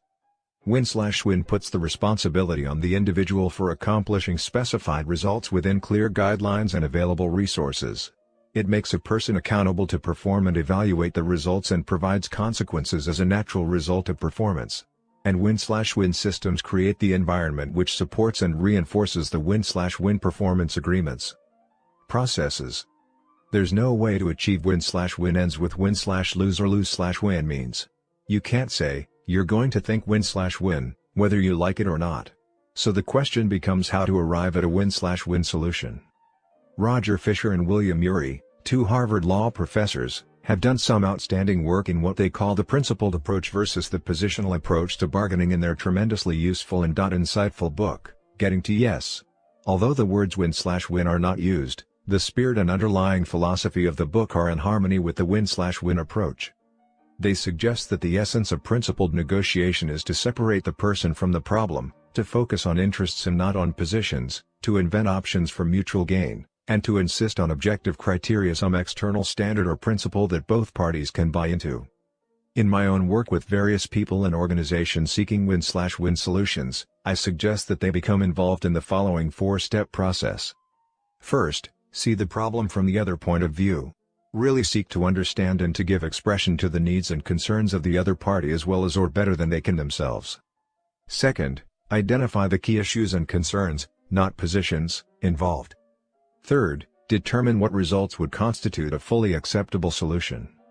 And fourth, identify possible new options to achieve those results. Habits 5 and 6 deal directly with 2 of the elements of this process, and we will go into those in depth in the next 2 chapters. But at this juncture, let me point out the highly interrelated nature of the process of win/win with the essence of win/win itself. You can only achieve win/win solutions with win/win processes. The end and the means are the same. Win/win is not a personality technique. It's a total paradigm of human interaction. It comes from a character of integrity, maturity, and the abundance mentality. It grows out of high-trust relationships. It is embodied in agreements that effectively clarify and manage expectations as well as accomplishment. It thrives in supportive systems. And it is achieved through the process we are now prepared to more fully examine in Habits 5 and 6. Application suggestions. 1. Think about an upcoming interaction wherein you will be attempting to reach an agreement or negotiate a solution. Commit to maintain a balance between courage and consideration. 2. Make a list of obstacles that keep you from applying the win/win paradigm more frequently. Determine what could be done within your circle of influence to eliminate some of those obstacles. 3. Select a specific relationship where you would like to develop a win/win agreement. Try to put yourself in the other person's place, and write down explicitly how you think that person sees the solution. Then list, from your own perspective, what results would constitute a win for you. Approach the other person and ask if he or she would be willing to communicate until you reach a point of agreement and mutually beneficial solution. 4. Identify 3 key relationships in your life. Give some indication of what you feel the balance is in each of the emotional bank accounts. Write down some specific ways you could make deposits in each account. 5. Deeply consider your own scripting. Is it win/lose? How does that scripting affect your interactions with other people? Can you identify the main source of that script? Determine whether or not those scripts serve well in your current reality. 6. Try to identify a model of win/win thinking who, even in hard situations, really seeks mutual benefit. Determine now to more closely watch and learn from this person's example. Habit 5, seek first to understand, then to be understood. Principles of empathic communication. The heart has its reasons which reason knows not of. Pascal. Suppose you've been having trouble with your eyes and you decide to go to an optometrist for help. After briefly listening to your complaint, he takes off his glasses and hands them to you. "Put these on," he says. "I've worn this pair of glasses for 10 years now and they've really helped me.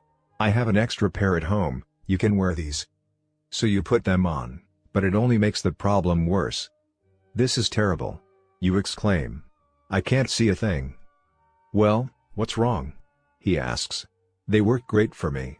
Try harder." "I am trying," you insist. "Everything is a blur." "Well, what's the matter with you? Think positively." "Okay. I positively can't see a thing." "Boy, are you ungrateful," he chides. "And after all I've done to help you. What are the chances you'd go back to that optometrist the next time you needed help?" Not very good, I would imagine. You don't have much confidence in someone who doesn't diagnose before he or she prescribes. But how often do we diagnose before we prescribe in communication? "Come on, honey, tell me how you feel. I know it's hard, but I'll try to understand." "Oh, I don't know, Mom. You'd think it was stupid." "Of course I wouldn't. You can tell me. Honey, no one cares for you as much as I do. I'm only interested in your welfare. What's making you so unhappy?" "Oh, I don't know." "Corn on, honey. What is it?"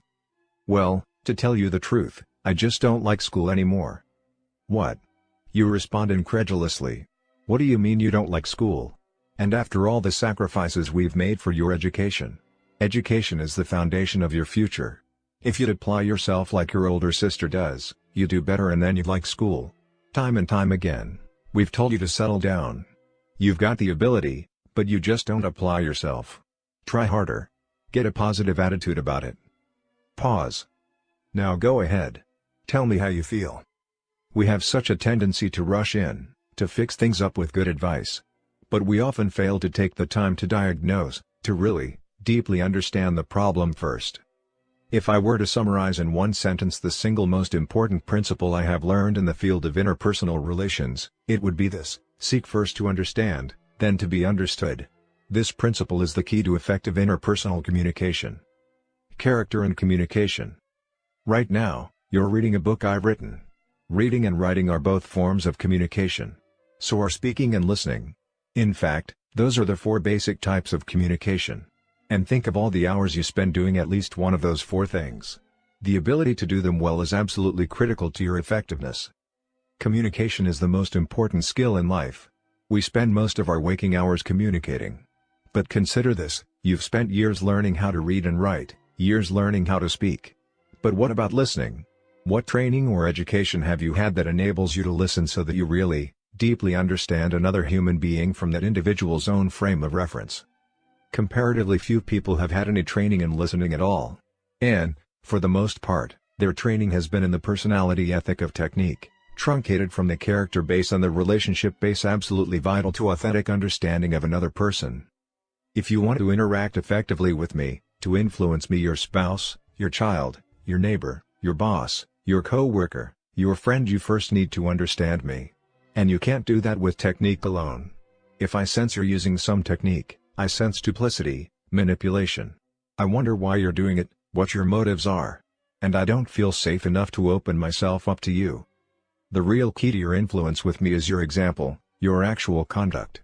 Your example flows naturally out of your character, or the kind of person you truly are, not what others say you are or what you may want me to think you are. It is evident in how I actually experience you. Your character is constantly radiating, communicating. From it, in the long run, I come to instinctively trust or distrust you and your efforts with me. If your life runs hot and cold, if you're both caustic and kind, and, above all, if your private performance doesn't square with your public performance, it's very hard for me to open up with you. Then, as much as I may want and even need to receive your love and influence, I don't feel safe enough to expose my opinions and experiences and my tender feelings. Who knows what will happen? But unless I open up with you, unless you understand me and my unique situation and feelings, you won't know how to advise or counsel me. What you say is good and fine, but it doesn't quite pertain to me. You may say you care about and appreciate me. I desperately want to believe that. But how can you appreciate me when you don't even understand me? All I have are your words, and I can't trust words. I'm too angry and defensive, perhaps too guilty and afraid to be influenced, even though inside I know I need what you could tell me. Unless you're influenced by my uniqueness, I'm not going to be influenced by your advice. So if you want to be really effective in the habit of interpersonal communication, you cannot do it with technique alone. You have to build the skills of empathic listening on a base of character that inspires openness and trust. And you have to build the emotional bank accounts that create a commerce between hearts. Empathic listening. Seek first to understand involves a very deep shift in paradigm. We typically seek first to be understood. Most people do not listen with the intent to understand, they listen with the intent to reply. They're either speaking or preparing to speak. They're filtering everything through their own paradigms, reading their autobiography into other people's lives. Oh, I know exactly how you feel. I went through the very same thing. Let me tell you about my experience. They're constantly projecting their own home movies onto other people's behavior. They prescribe their own glasses for everyone with whom they interact. If they have a problem with someone, a son, a daughter, a spouse, an employee, their attitude is, that person just doesn't understand. A father once told me, I can't understand my kid. He just won't listen to me at all. Let me restate what you just said, I replied. You don't understand your son because he won't listen to you? That's right, he replied. Let me try again, I said. You don't understand your son because he won't listen to you? That's what I said, he impatiently replied. I thought that to understand another person, You needed to listen to him, I suggested. Oh. He said. There was a long pause. Oh. He said again, as the light began to dawn. Oh, yeah. But I do understand him. I know what he's going through. I went through the same thing myself. I guess what I don't understand is why he won't listen to me. This man didn't have the vaguest idea of what was really going on inside his boy's head. He looked into his own head and thought he saw the world, including his boy. That's the case with so many of us. We're filled with our own rightness, our own autobiography. We want to be understood. Our conversations become collective monologues, and we never really understand what's going on inside another human being. When another person speaks, we're usually listening at one of four levels. We may be ignoring another person, not really listening at all. We may practice pretending. Yeah. Right. We may practice selective listening, hearing only certain parts of the conversation. We often do this when we're listening to the constant chatter of a preschool child. Or we may even practice attentive listening, paying attention and focusing energy on the words that are being said. But very few of us ever practice the fifth level, the highest form of listening, empathic listening. When I say empathic listening, I am not referring to the techniques of active listening or reflective listening, which basically involve mimicking what another person says. That kind of listening is skill-based, truncated from character and relationships, and often insults those listened to in such a way. It is also essentially autobiographical. If you practice those techniques, you may not project your autobiography in the actual interaction, but your motive in listening is autobiographical. You listen with reflective skills, but you listen with intent to reply, to control, to manipulate. When I say empathic listening, I mean listening with intent to understand. I mean seeking first to understand, to really understand. It's an entirely different paradigm. Empathic, from empathy, listening gets inside another person's frame of reference. You look out through it, you see the world the way they see the world, you understand their paradigm, you understand how they feel. Empathy is not sympathy. Sympathy is a form of agreement, a form of judgment. And it is sometimes the more appropriate emotion and response. But people often feed on sympathy. It makes them dependent. The essence of empathic listening is not that you agree with someone, it's that you fully, deeply, understand that person, emotionally as well as intellectually. Empathic listening involves much more than registering, reflecting, or even understanding the words that are said. Communications experts estimate, in fact, that only 10% of our communication is represented by the words we say. Another 30% is represented by our sounds, and 60% by our body language. In empathic listening, you listen with your ears, but you also, and more importantly, listen with your eyes and with your heart. You listen for feeling, for meaning. You listen for behavior. You use your right brain as well as your left. You sense, you intuit, you feel. Empathic listening is so powerful because it gives you accurate data to work with. Instead of projecting your own autobiography and assuming thoughts, feelings, motives and interpretation, you're dealing with the reality inside another person's head and heart. You're listening to understand. You're focused on receiving the deep communication of another human soul. In addition, empathic listening is the key to making deposits in emotional bank accounts, because nothing you do is a deposit unless the other person perceives it as such. You can work your fingers to the bone to make a deposit, only to have it turn into a withdrawal when a person regards your efforts as manipulative, self-serving, intimidating, or condescending because you don't understand what really matters to him. Empathic listening is, in and of itself, a tremendous deposit in the emotional bank account. It's deeply therapeutic and healing because it gives a person psychological air. If all the air were suddenly sucked out of the room you're in right now, what would happen to your interest in this book? You wouldn't care about the book, you wouldn't care about anything except getting air. Survival would be your only motivation. But now that you have air, it doesn't motivate you. This is one of the greatest insights in the field of human motivation. Satisfied needs do not motivate. It's only the unsatisfied need that motivates. Next to physical survival, the greatest need of a human being is psychological survival, to be understood, to be affirmed, to be validated, to be appreciated. When you listen with empathy to another person, you give that person psychological air. And after that vital need is met, you can then focus on influencing or problem solving. This need for psychological air impacts communication in every area of life. I taught this concept at a seminar in Chicago one time, and I instructed the participants to practice empathic listening during the evening. The next morning, A man came up to me almost bursting with news. "Let me tell you what happened last night," he said. "I was trying to close a big commercial real estate deal while I was here in Chicago. I met with the principals, their attorneys, and another real estate agent who had just been brought in with an alternative proposal. It looked as if I were going to lose the deal. I had been working on this deal for over 6 months and, in a very real sense, all my eggs were in this one basket. All of them. I panicked. I did everything I could. I pulled out all the stops. I used every sales technique I could. The final stop was to say, could we delay this decision just a little longer? But the momentum was so strong and they were so disgusted by having this thing go on so long, it was obvious they were going to close. So I said to myself, well, why not try it? Why not practice what I learned today and seek first to understand, then to be understood? I've got nothing to lose. I just said to the man, let me see if I really understand what your position is and what your concerns about my recommendations really are. When you feel I understand them, then we'll see whether my proposal has any relevance or not. I really tried to put myself in his shoes. I tried to verbalize his needs and concerns, and he began to open up. The more I sensed and expressed the things he was worried about, the results he anticipated, the more he opened up. Finally, in the middle of our conversation, he stood up, walked over to the phone, and dialed his wife. Putting his hand over the mouthpiece, he said, "You've got the deal." I was totally dumbfounded, he told me. I still am this morning. He had made a huge deposit in the emotional bank account by giving the man psychological air.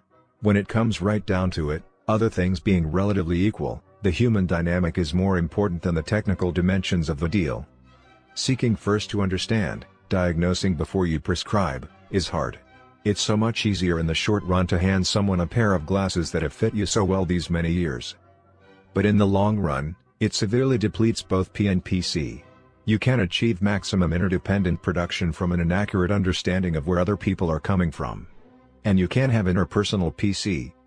High emotional bank accounts if the people you relate with don't really feel understood. Empathic listening is also risky. It takes a great deal of security to go into a deep listening experience because you open yourself up to be influenced. You become vulnerable. It's a paradox, in a sense, because in order to have influence, you have to be influenced. That means you have to really understand. That's why habits 1, 2, and 3 are so foundational. They give you the changeless inner core, the principal center, from which you can handle the more outward vulnerability with peace and strength. Diagnose before you prescribe. Although it's risky and hard, seek first to understand, or diagnose before you prescribe, is a correct principle manifest in many areas of life. It's the mark of all true professionals. It's critical for the optometrist, it's critical for the physician. You wouldn't have any confidence in a doctor's prescription unless you had confidence in the diagnosis. When our daughter Jenny was only 2 months old, she was sick one Saturday, the day of a football game in our community that dominated the consciousness of almost everyone. It was an important game. Some 60,000 people were there. Sandra and I would like to have gone, but we didn't want to leave little Jenny. Her vomiting and diarrhea had us concerned. The doctor was at that game. He wasn't our personal physician, but he was the one on call. When Jenny's situation got worse, we decided we needed some medical advice. Sandra dialed the stadium and had him paged. It was right at a critical time in the game, and she could sense an officious tone in his voice. "Yes?" he said briskly. "What is it?" "This is Mrs. Covey, doctor, and we're concerned about our daughter, Jenny." "What's the situation?" he asked. Sandra described the symptoms, and he said, "Okay. I'll call in a prescription." Which is youth pharmacy. When she hung up, Sandra felt that in her rush she hadn't really given him full data, but that what she had told him was adequate. "Do you think he realizes that Jenny is just a newborn?" I asked her. "I'm sure he does," Sandra replied. "But he's not our doctor. He's never even treated her." "Well, I'm pretty sure he knows." "Are you willing to give her the medicine unless you're absolutely sure he knows?" Sandra was silent. "What are we going to do?" she finally said. "Call him back," I said. "You call him back," Sandra replied. So I did. He was paged out of the game once again. "Doctor," I said, "when you called in that prescription, did you realize that Jenny is just 2 months old?" "No," he exclaimed. "I didn't realize that. It's good you called me back. I'll change the prescription immediately." If you don't have confidence in the diagnosis, you won't have confidence in the prescription. This principle is also true in sales. An effective salesperson first seeks to understand the needs, the concerns, the situation of the customer. The amateur salesman sells products, the professional sells solutions to needs and problems. It's a totally different approach. The professional learns how to diagnose, how to understand. He also learns how to relate people's needs to his products and services. And, he has to have the integrity to say, my product or service will not meet that need if it will not. Diagnosing before you prescribe is also fundamental to law. The professional lawyer first gathers the facts to understand the situation, to understand the laws and precedents, before preparing a case. A good lawyer almost writes the opposing attorney's case before he writes his own. It's also true in product design. Can you imagine someone in a company saying, this consumer research stuff is for the birds. Let's design products. In other words, forget understanding the consumer's buying habits and motives, just design products. It would never work. A good engineer will understand the forces, the stresses at work, before designing the bridge. A good teacher will assess the class before teaching. A good student will understand before he applies. A good parent will understand before evaluating or judging. The key to good judgment is understanding. By judging first, a person will never fully understand. Seek first to understand is a correct principle evident in all areas of life. It's a generic, common denominator principle, but it has its greatest power in the area of interpersonal relations. 4 autobiographical responses. Because we listen autobiographically, we tend to respond in one of 4 ways. We evaluate, we either agree or disagree, we probe, we ask questions from our own frame of reference, we advise, we give counsel based on our own experience, or we interpret, we try to figure people out, to explain their motives, their behavior, based on our own motives and behavior. These responses come naturally to us. We are deeply scripted in them, we live around models of them all the time. But how do they affect our ability to really understand? If I'm trying to communicate with my son, can he feel free to open himself up to me when I evaluate everything he says before he really explains it? Am I giving him psychological air? And how does he feel when I probe? Probing is playing 20 questions. It's autobiographical, it controls, and it invades. It's also logical, and the language of logic is different from the language of sentiment and emotion. You can play 20 questions all day and not find out what's important to someone. Constant probing is one of the main reasons parents do not get close to their children. How's it going, son? Fine. Well, what's been happening lately? Nothing. So what's exciting in school? Not much. And what are your plans for the weekend? I don't know. You can't get him off the phone talking with his friends, but all he gives you is 1- and 2-word answers. Your house is a motel where he eats and sleeps, but he never shares, never opens up. And when you think about it, honestly, why should he, if every time he does open up his soft underbelly, you elephant stomp it with autobiographical advice and I told you so's? We are so deeply scripted in these responses that we don't even realize when we use them. I have taught this concept to thousands of people in seminars across the country, and it never fails to shock them deeply as we role-play empathic listening situations and they finally begin to listen to their own typical responses. But as they begin to see how they normally respond and learn how to listen with empathy, they can see the dramatic results in communication. To many, seek first to understand becomes the most exciting, the most immediately applicable, of all the 7 habits. Let's take a look at what might be a typical communication between a father and his teenage son. Look at the father's words in terms of the 4 different responses we have just described. Boy, Dad, I've had it. School is for the birds. What's the matter, son? Probing. It's totally impractical. I don't get a thing out of it. Well, you just can't see the benefits yet, son. I felt the same way when I was your age.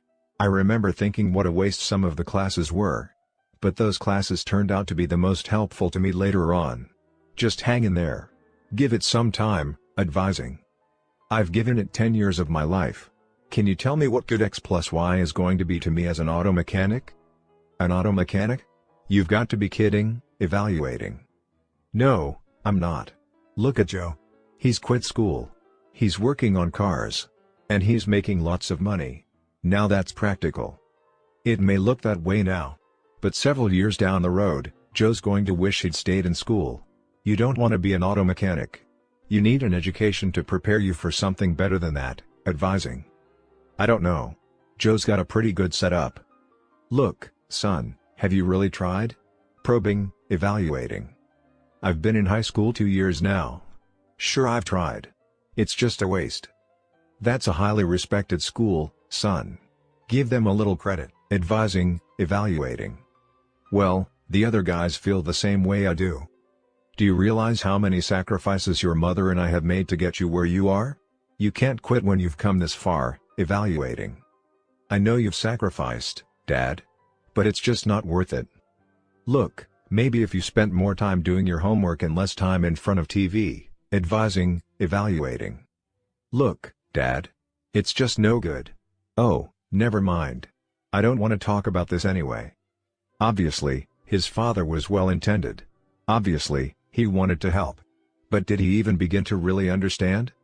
Let's look more carefully at the son, not just his words, but his thoughts and feelings, expressed parenthetically below, and the possible effect of some of his dad's autobiographical responses.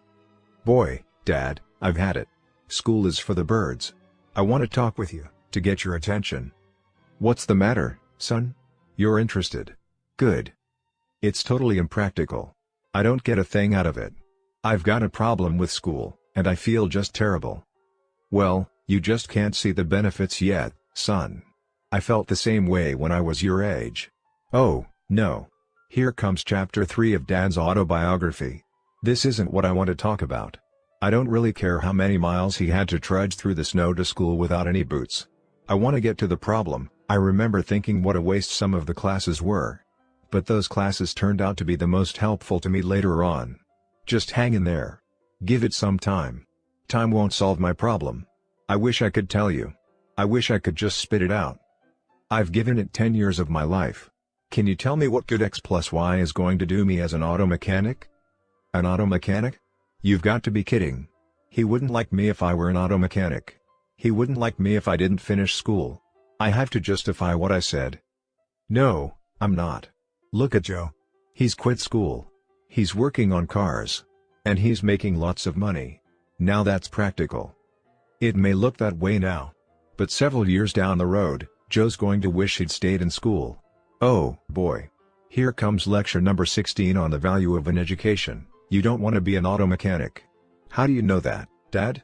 Do you really have any idea what I want? You need an education to prepare you for something better than that. I don't know. Joe's got a pretty good setup. He's not a failure. He didn't finish school and he's not a failure. Look, son, have you really tried?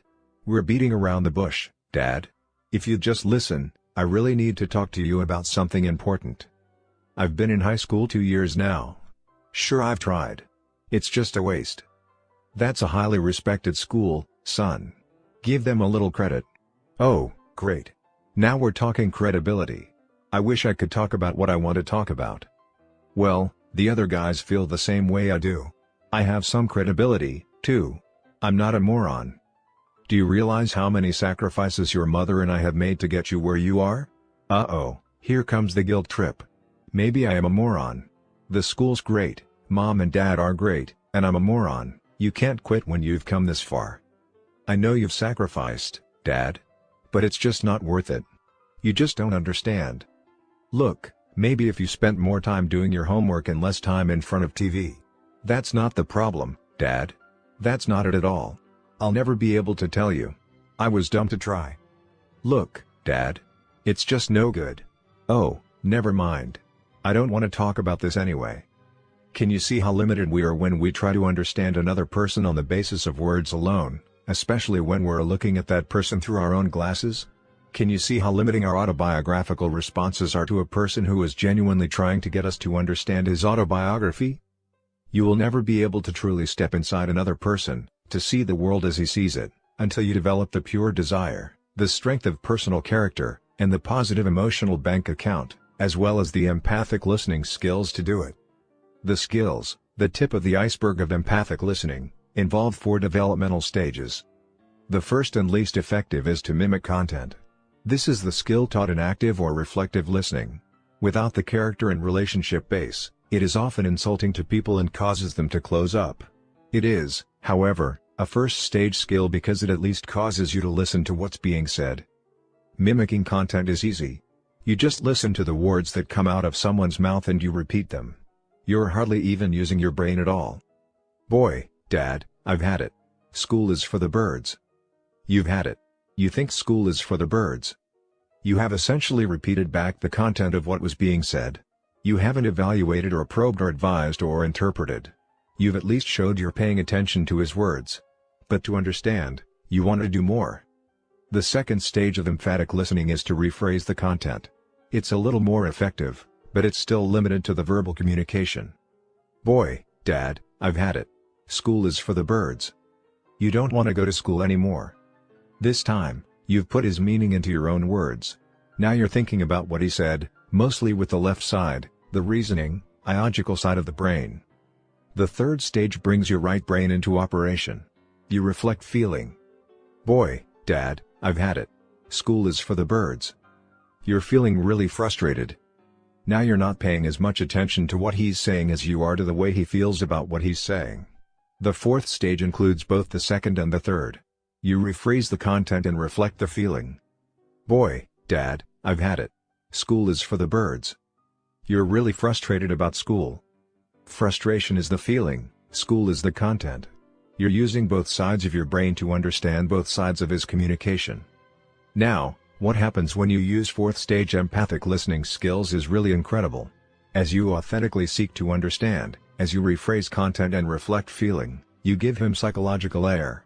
You also help him work through his own thoughts and feelings. As he grows in his confidence of your sincere desire to really listen and understand, the barrier between what's going on inside him and what's actually being communicated to you disappears. It opens a soul-to-soul flow. He's not thinking and feeling one thing and communicating another. He begins to trust you with his innermost tender feelings and thoughts. Boy, Dad, I've had it. School is for the birds. I want to talk with you, to get your attention. You're really frustrated about school. That's right. That's how I feel. I sure am. It's totally impractical. I'm not getting a thing out of it. You feel like school's not doing you any good. Let me think, is that what I mean? Well, yeah. I'm just not learning anything that's going to help me. I mean, look at Joe. He's dropped out of school and he's working on cars. He's making money. Now that's practical. You feel that Joe really has the right idea. Well, I guess he does in a way. He's really making money now. But in a few years, I bet he'll probably be ticked off at himself. You think Joe's going to feel he made the wrong decision? He's got to. Just look at what he's giving up. I mean, if you don't have an education, you just can't make it in this world. Education is really important. Oh, yeah. I mean, if you don't have a diploma, if you can't get jobs or go to college, what are you going to do? You've just got to get an education. It's important to your future. It is. And, you know what? I'm really worried. Listen, you won't tell Mom, will you? You don't want your mother to find out. Well, not really. Oh, I guess you can tell her. She'll probably find out anyway. Look, I took this test today, this reading test. And, Dad, they said I'm reading on a 4th grade level. 4th grade. And I'm a junior in high school. What a difference real understanding can make. All the well-meaning advice in the world won't amount to a hill of beans if we're not even addressing the real problem. And we'll never get to the problem if we're so caught up in our own autobiography, our own paradigms, that we don't take off our glasses long enough to see the world from another point of view. I'm going to flunk, Dad. I guess I figure if I'm going to flunk, I might as well quit. But I don't want to quit. You feel torn. You're in the middle of a dilemma. What do you think I should do, Dad? By seeking first to understand, this father has just turned a transactional opportunity into a transformational opportunity. Instead of interacting on a surface, get the job done level of communication, he has created a situation in which he can now have transforming impact, not only on his son but also on the relationship. By setting aside his own autobiography and really seeking to understand, he has made a tremendous deposit in the emotional burial account and has empowered his son to open, layer upon layer, and to get to the real issue. Now father and son are on the same side of the table looking at the problem, instead of on opposite sides looking across at each other. The son is opening his father's autobiography and asking for advice. Even as the father begins to counsel, however, he needs to be sensitive to his son's communication. As long as the response is logical, The father can effectively ask questions and give counsel. But the moment the response becomes emotional, he needs to go back to empathic listening. Well, I can see some things you might want to consider. Like what, Dad? Like getting some special help with your reading. Maybe they have some kind of tutoring program over at the tech school. I've already checked into that. It takes 2 nights and all day Saturday. That would take so much time. Sensing emotion in that reply, the father moves back to empathy. That's too much of a price to pay. Besides, Dad, I told the 6th graders I'd be their coach. You don't want to let them down. But I'll tell you this, Dad. If I really thought that tutoring course would help, I'd be down there every night. I'd get someone else to coach those kids. You really want the help, but you doubt if the course will make a difference. Do you think it would, Dad? The son is once more open and logical. He's opening his father's autobiography again. Now the father has another opportunity to influence and transform. There are times when transformation requires no outside counsel. Often when people are really given a chance to open up, they unravel their own problems and the solutions become clear to them in the process. At other times, they really need additional perspective and help. The key is to genuinely seek the welfare of the individual, to listen with empathy, to let the person get to the problem and the solution at his own pace and time. Layer upon layer, it's like peeling an onion until you get to the soft inner core. When people are really hurting and you really listen with a pure desire to understand, you'll be amazed how fast they will open up. They want to open up. Children desperately want to open up, even more to their parents than to their peers. And they will, if they feel their parents will love them unconditionally and will be faithful to them afterwards and not judge or ridicule them. If you really seek to understand, without hypocrisy and without guile, there will be times when you will be literally stunned with the pure knowledge and understanding that will flow to you from another human being. It isn't even always necessary to talk in order to empathize. In fact, sometimes words may just get in your way. That's one very important reason why technique alone will not work. That kind of understanding transcends technique. Isolated technique only gets in the way. I have gone through the skills of empathic listening because skill is an important part of any habit. We need to have the skills. But let me reiterate that the skills will not be effective unless they come from a sincere desire to understand. People resent any attempt to manipulate them. In fact, if you're dealing with people you're close to, it's helpful to tell them what you're doing. I read this book about listening and empathy and I thought about my relationship with you. I realized I haven't listened to you like I should. But I want to. It's hard for me. I may blow it at times, but I'm going to work at it. I really care about you and I want to understand. I hope you'll help me. Affirming your motive is a huge deposit. But if you're not sincere, I wouldn't even try it. It may create an openness and a vulnerability that will later turn to your harm when a person discovers that you really didn't care, you really didn't want to listen, and he's left open, exposed, and hurt. The technique, the tip of the iceberg, has to come out of the massive base of character underneath. Now there are people who protest that empathic listening takes too much time.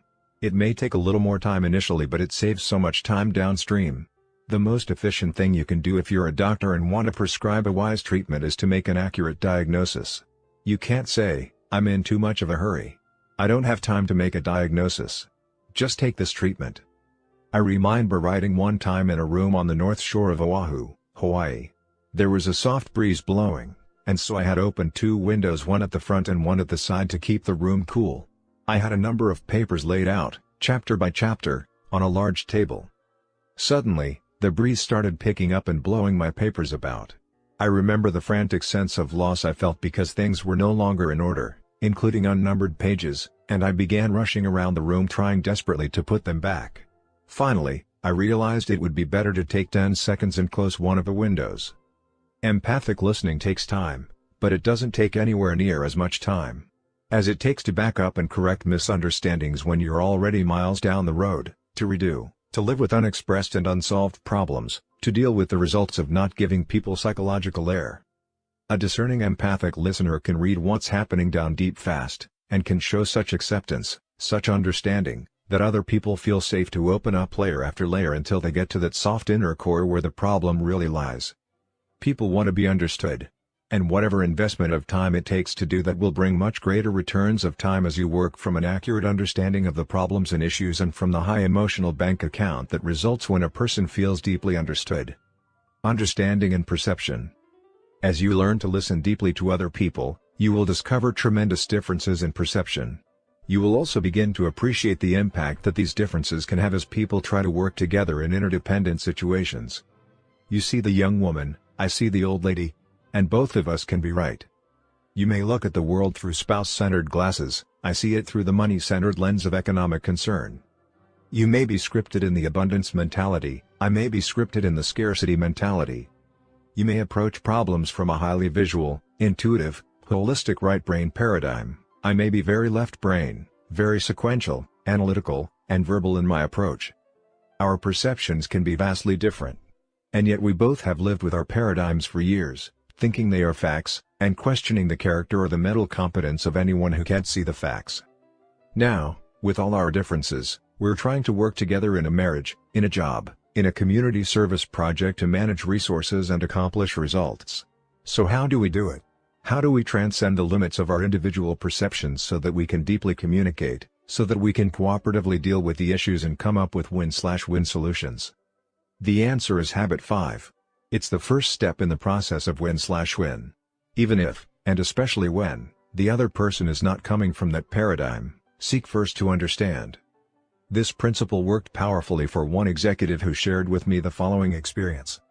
I was working with a small company that was in the process of negotiating a contract with a large national banking institution.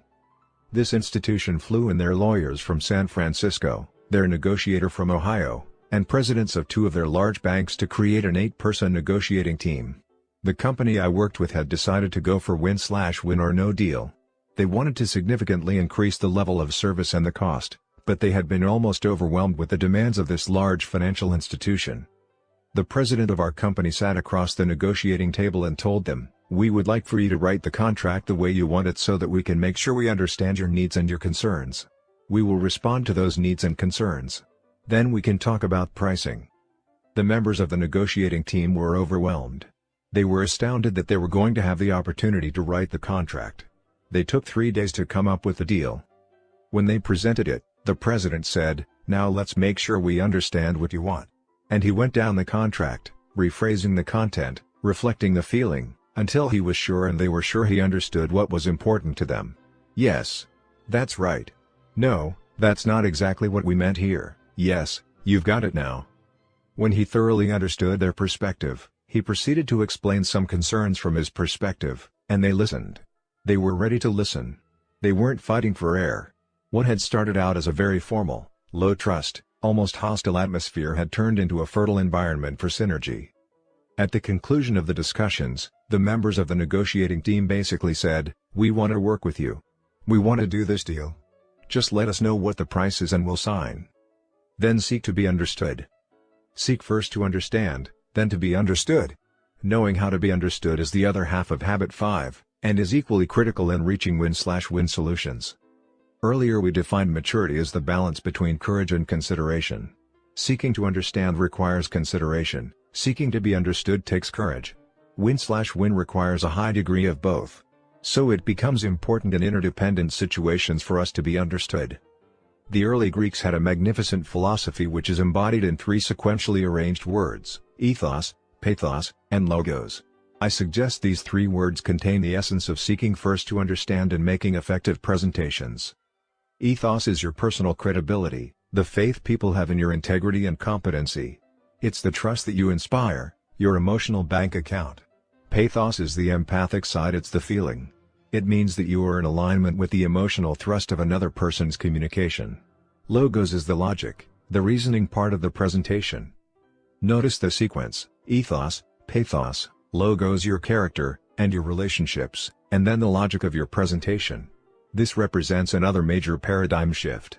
Most people, in making presentations, go straight to the logos, the left brain logic, of their ideas. They try to convince other people of the validity of that logic without first taking ethos and pathos into consideration. I had an acquaintance who was very frustrated because his boss was locked into what he felt was an unproductive leadership style. "Why doesn't he do anything?" he asked me. "I've talked to him about it, he's aware of it, but he does nothing." "Well, why don't you make an effective presentation?" I asked. "I did," was the reply. "How do you define effective? Who do they send back to school when the salesman doesn't sell the buyer? Effective means it works, it means P/PC. Did you create the change you wanted? Did you build the relationship in the process? What were the results of your presentation? I told you, he didn't do anything. He wouldn't listen. Then make an effective presentation. You've got to empathize with his head. You've got to get into his frame of mind. You've got to make your point simply and visually and describe the alternative he is in favor of better than he can himself. That will take some homework. Are you willing to do that? Why do I have to go through all that? He asked. In other words, you want him to change his whole leadership style and you're not willing to change your method of presentation? I guess so, he replied. Well, then, I said, just smile about it and learn to live with it. I can't live with it, he said. It compromises my integrity. Okay, then get to work on an effective presentation. That's in your circle of influence. In the end, he wouldn't do it. The investment seemed too great. Another acquaintance, a university professor, was willing to pay the price. He approached me one day and said, "Stephen, I can't get to first base in getting the funding I need for my research because my research is really not in the mainstream of this department's interests." After discussing his situation at some length, I suggested that he develop an effective presentation using ethos, pathos, and logos. I know you're sincere and the research you want to do would bring great benefits. Describe the alternative they are in favor of better than they can themselves. Show that you understand them in depth. Then carefully explain the logic behind your request. Well, I'll try, he said. Do you want to practice with me? I asked. He was willing, and so we dress rehearsed his approach. When he went in to make his presentation, he started by saying, "Now let me see if I first understand what your objectives are, and what your concerns are about this presentation and my recommendation." He took the time to do it slowly, gradually. In the middle of his presentation, demonstrating his depth of understanding and respect for their point of view, a senior professor turned to another professor, nodded, turned back to him, and said, "You've got your money." When you can present your own ideas clearly, specifically, visually, and most important, contextually in the context of a deep understanding of their paradigms and concerns, you significantly increase the credibility of your ideas. You're not wrapped up in your own thing, delivering grandiose rhetoric from a soapbox. You really understand. What you're presenting may even be different from what you had originally thought because in your effort to understand, you learned. Habit 5 lifts you to greater accuracy, greater integrity, in your presentations. And people know that. They know you're presenting the ideas that you genuinely believe, taking all known facts and perceptions into consideration, that will benefit everyone. One-on-one. Habit 5 is powerful because it is right in the middle of your circle of influence. Many factors and interdependent situations are in your circle of concern: problems, disagreements, circumstances, other people's behavior. And if you focus your energies out there, you deplete them with little positive results. But you can always seek first to understand. That's something that's within your control. And as you do that, as you focus on your circle of influence, you really, deeply understand other people. You have accurate information to work with, you get to the heart of matters quickly, you build emotional bank accounts, and you give people the psychological air they need so you can work together effectively. It's the inside-out approach. And as you do it, watch what happens to your circle of influence. Because you really listen, you become influenceable. And being influenceable is the key to influencing others. Your circle begins to expand. You increase your ability to influence many of the things in your circle of concern. And watch what happens to you. The more deeply you understand other people, the more you will appreciate them, the more reverent you will feel about them. To touch the soul of another human being is to walk on holy ground. Habit 5 is something you can practice right now. The next time you communicate with anyone, you can put aside your own autobiography and genuinely seek to understand. Even when people don't want to open up about their problems, you can be empathic. You can sense their hearts, you can sense the hurt, and you can respond. "You seem down today." They may say nothing. That's all right. You've shown understanding and respect. Don't push, be patient, be respectful. People don't have to open up verbally before you can empathize. You can empathize all the time with their behavior. You can be discerning, sensitive, and aware, and you can live outside your autobiography when that is needed. And if you're highly proactive, you can create opportunities to do preventive work. You don't have to wait until your son or daughter has a problem with school or you have your next business negotiation to seek first to understand. Spend time with your children now, one-on-one. Listen to them, understand them. Look at your home, at school life, at the challenges and the problems they're facing, through their eyes. Build the emotional bank account. Give them air. Go out with your spouse on a regular basis. Have dinner or do something together you both enjoy. Listen to each other, seek to understand. See life through each other's eyes. My daily time with Sandra is something I wouldn't trade for anything. As well as seeking to understand each other, we often take time to actually practice empathic listening skills to help us in communicating with our children. We often share our different perceptions of the situation, and we role-play more effective approaches to difficult interpersonal family problems. I may act as if I am a son or daughter requesting a special privilege even though I haven't fulfilled a basic family responsibility, and Sandra plays herself. We interact back and forth and try to visualize the situation in a very real way so that we can train ourselves to be consistent in modeling and teaching correct principles to our children. Some of our most helpful role plays come from redoing a past difficult or stressful scene in which one of us blew it. The time you invest to deeply understand the people you love brings tremendous dividends in open communication. Many of the problems that plague families and marriages simply don't have time to fester and develop. The communication becomes so open that potential problems can be nipped in the bud. And there are great reserves of trust in the emotional bank account to handle the problems that do arise. In business, you can set up one-on-one time with your employees. Listen to them, understand them. Set up human resource accounting or stakeholder information systems in your business to get honest, accurate feedback at every level, from customers, suppliers, and employees. Make the human element as important as the financial or the technical element. You save tremendous amounts of time, energy, and money when you tap into the human resources of a business at every level. When you listen, you learn. And you also give the people who work for you and with you psychological air. You inspire loyalty that goes well beyond the 8 to 5 physical demands of the job. Seek first to understand. Before the problems come up, before you try to evaluate and prescribe, before you try to present your own ideas, seek to understand. It's a powerful habit of effective interdependence. When we really, deeply understand each other, we open the door to creative solutions and third alternatives. Our differences are no longer stumbling blocks to communication and progress. Instead, they become stepping stones to synergy. Application suggestions. 1. Select a relationship in which you sense the emotional bank account is in the red. Try to understand and write down the situation from the other person's point of view.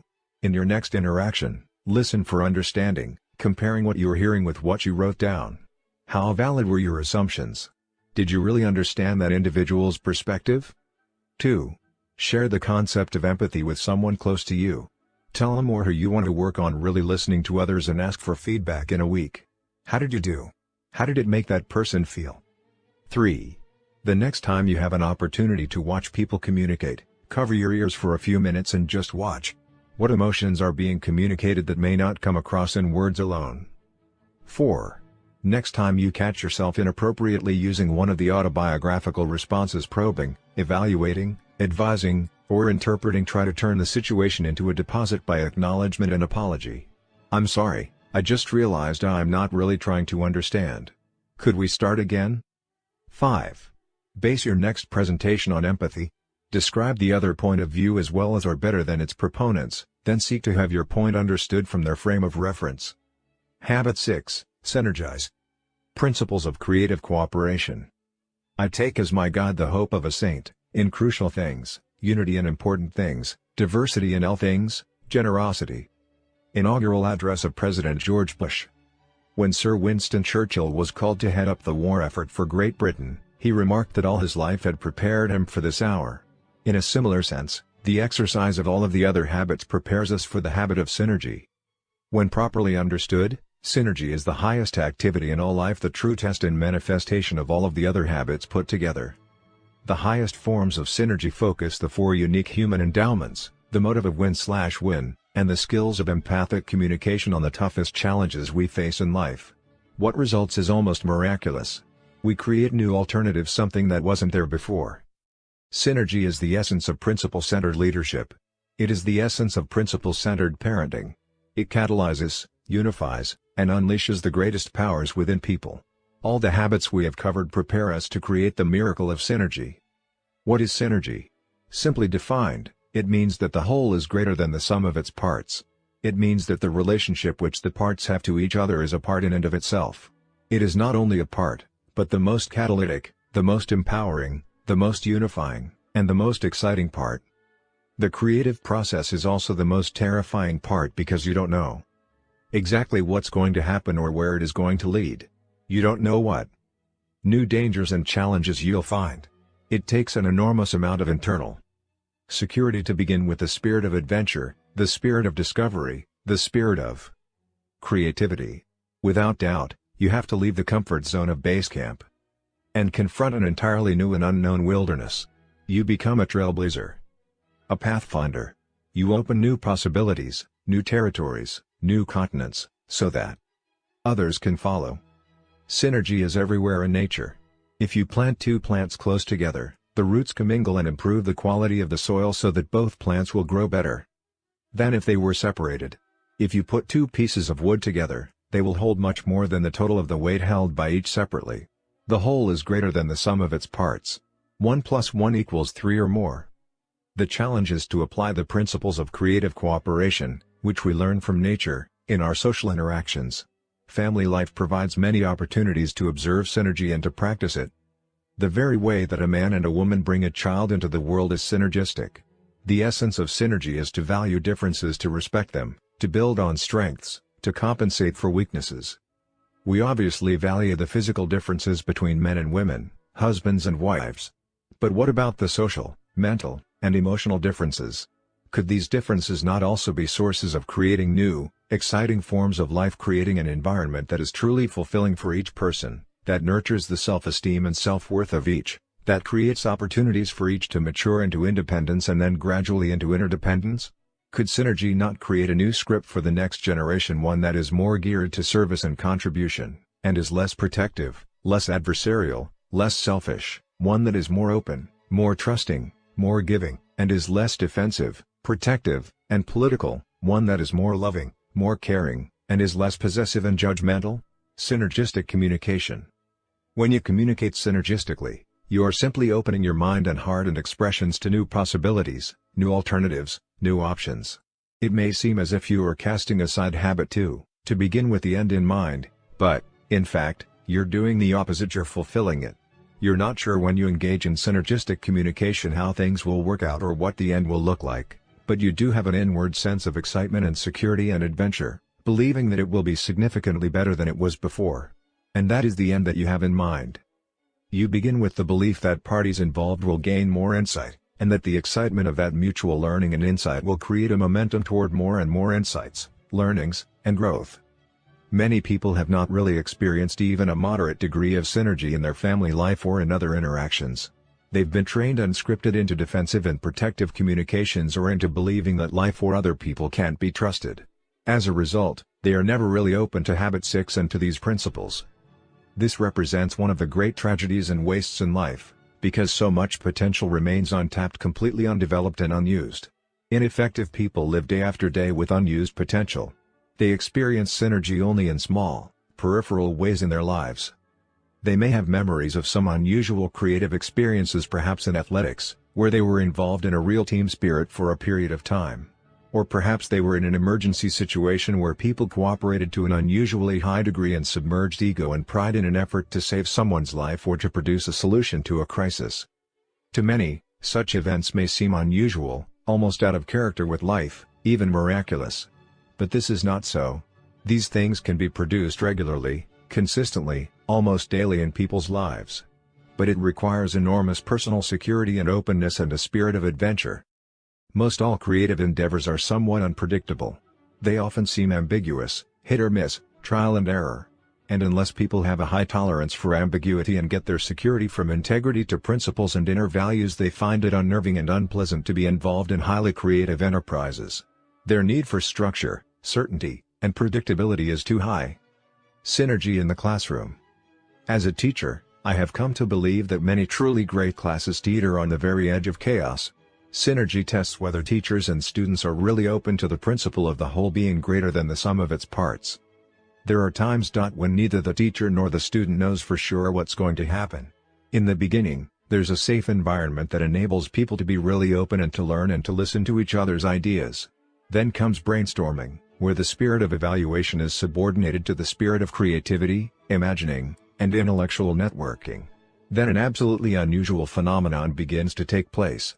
The entire class is transformed with the excitement of a new thrust, a new idea, a new direction that's hard to define, yet it's almost palpable to the people involved. Synergy is almost as if a group collectively agrees to subordinate old scripts and to write a new one.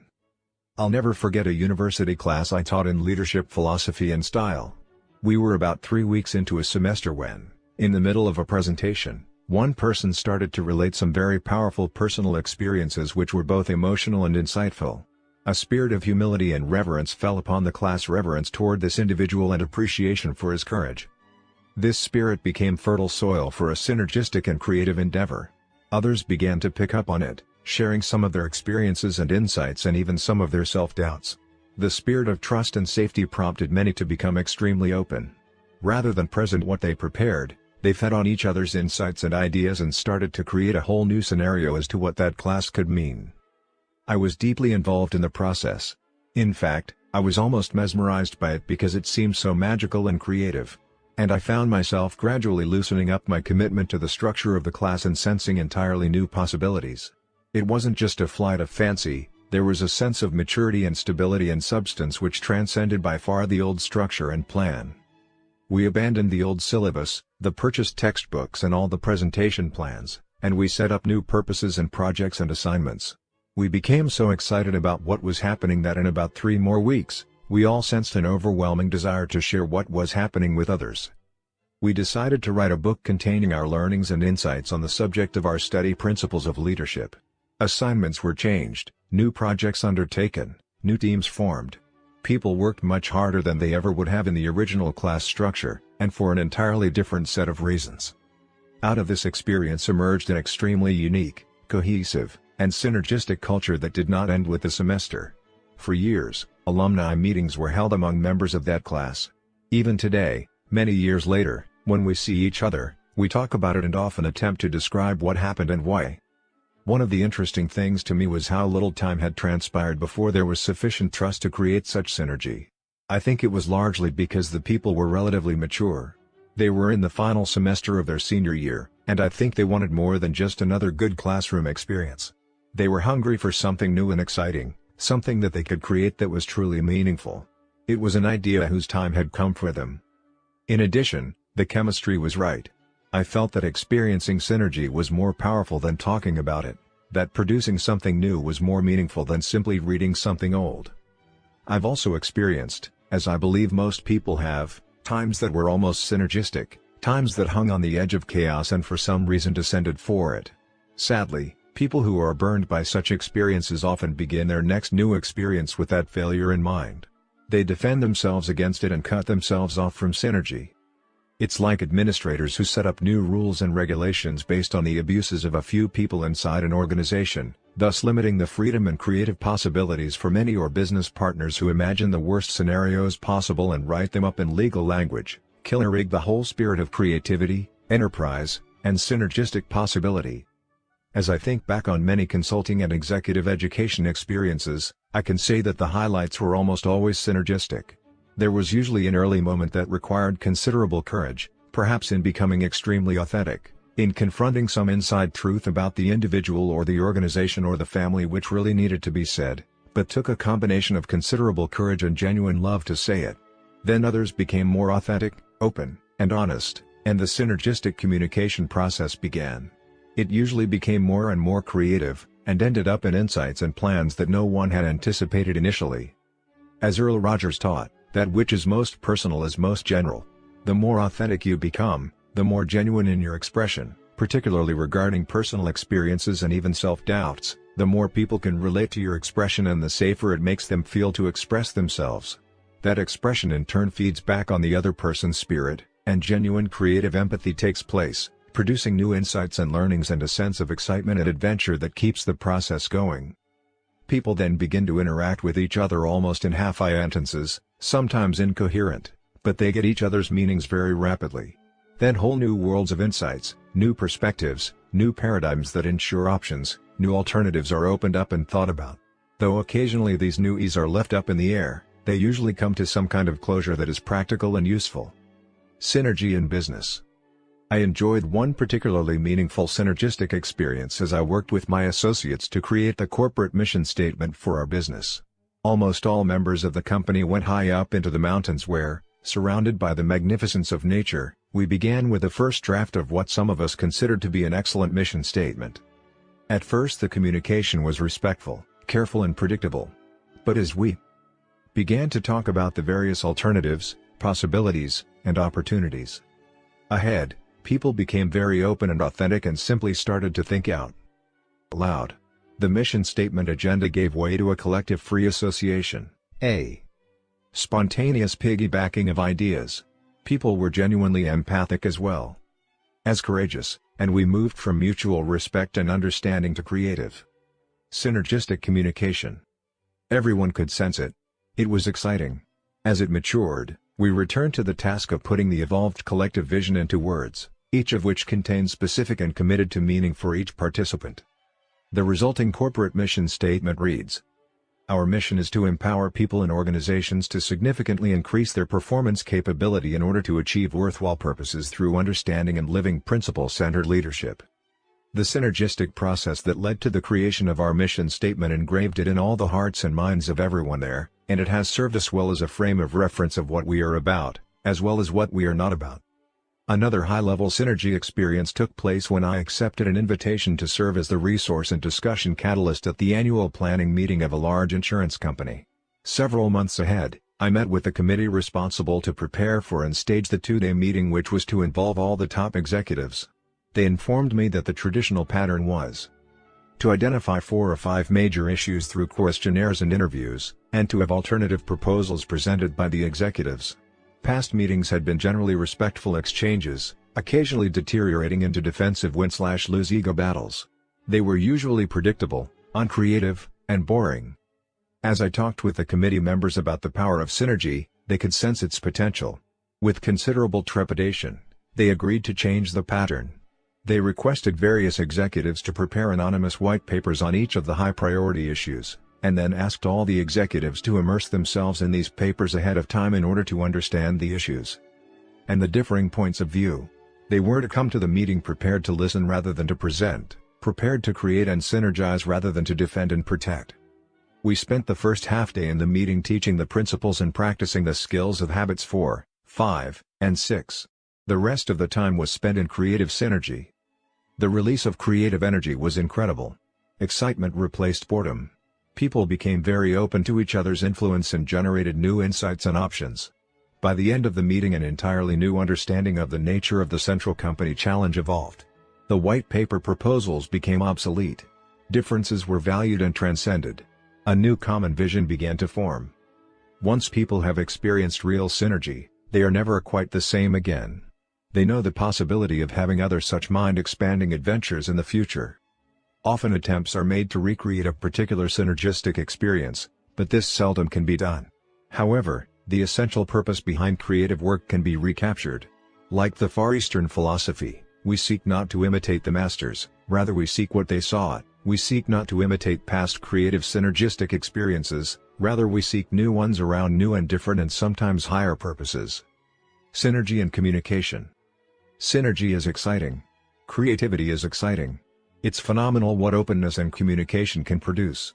The possibilities of truly significant gain, of significant improvement are so real that it's worth the risk such openness entails. After World War II, the United States commissioned David Lilienthal to head the new Atomic Energy Commission. Lilienthal brought together a group of people who were highly influential celebrities in their own right, disciples, as it were, of their own frames of reference. This very diverse group of individuals had an extremely heavy agenda, and they were impatient to get at it. In addition, the press was pushing them. But Lilienthal took several weeks to create a high emotional bank account. He had these people get to know each other, their interests, their hopes, their goals, their concerns, their backgrounds, their frames of reference, their paradigms. He facilitated the kind of human interaction that creates a great bonding between people, and he was heavily criticized for taking the time to do it because it wasn't efficient. But the net result was that this group became closely knit together, very open with each other, very creative, and synergistic.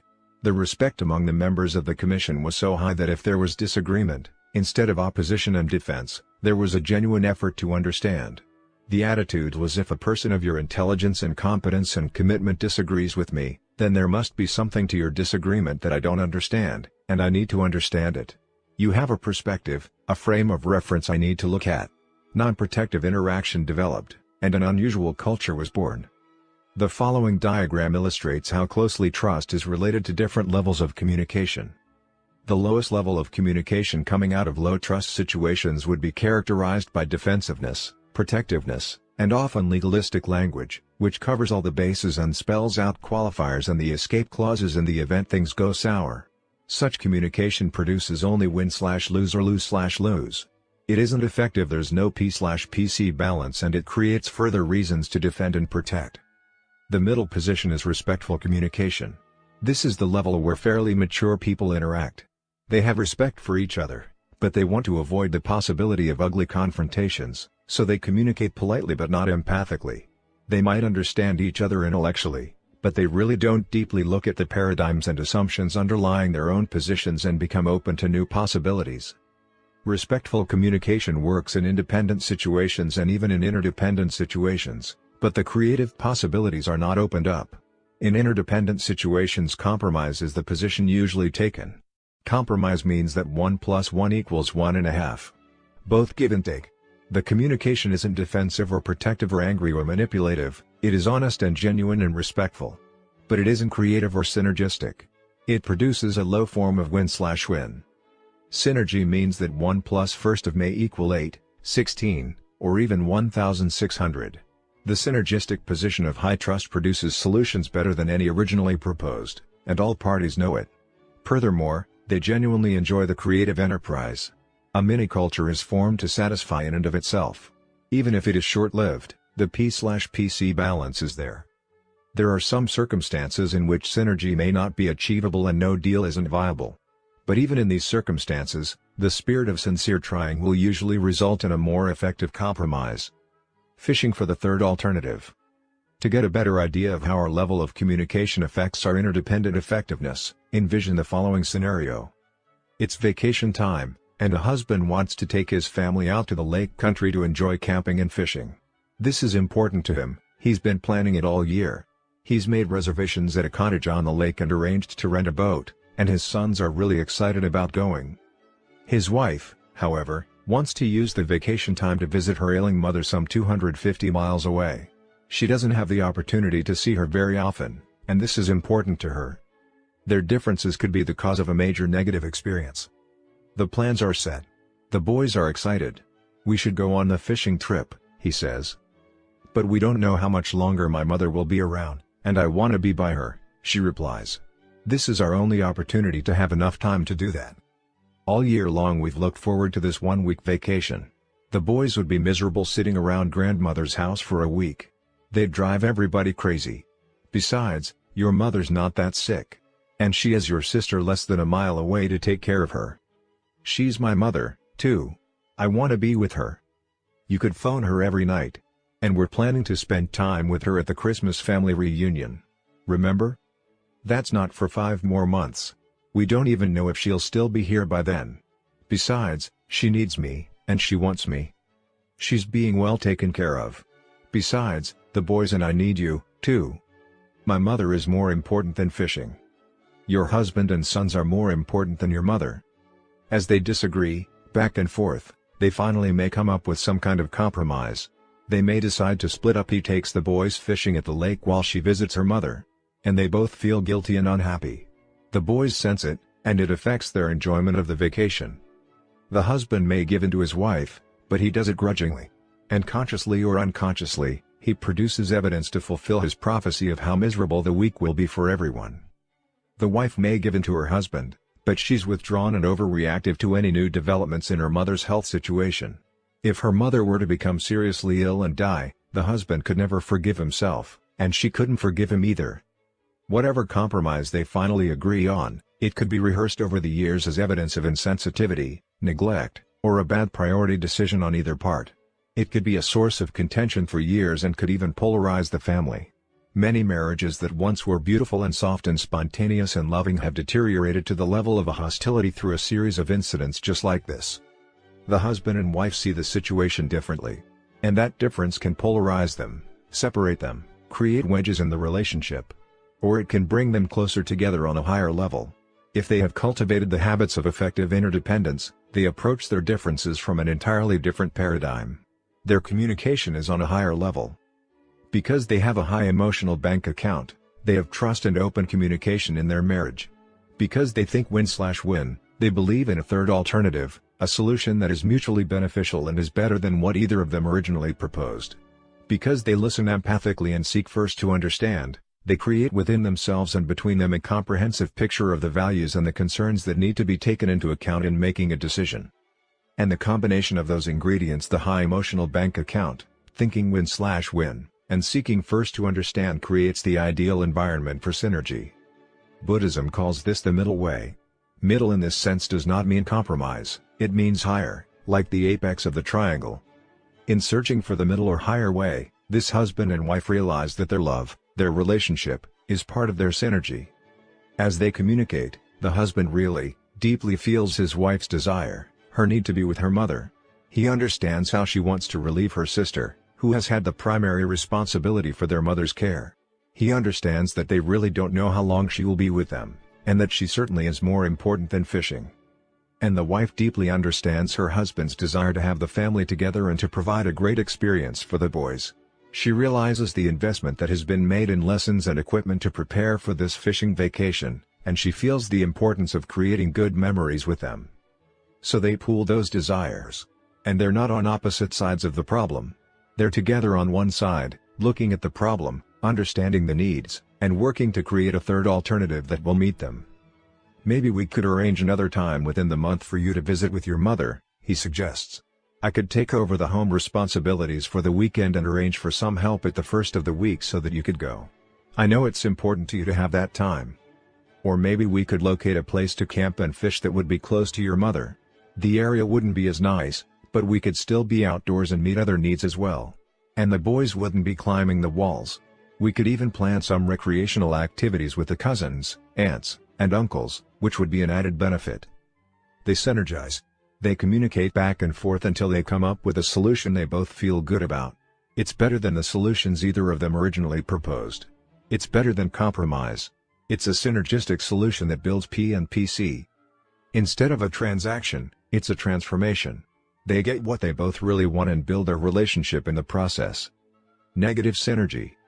Seeking the third alternative is a major paradigm shift from the dichotomous, either/or mentality. But look at the difference in results. How much negative energy is typically expended when people try to solve problems or make decisions in an interdependent reality?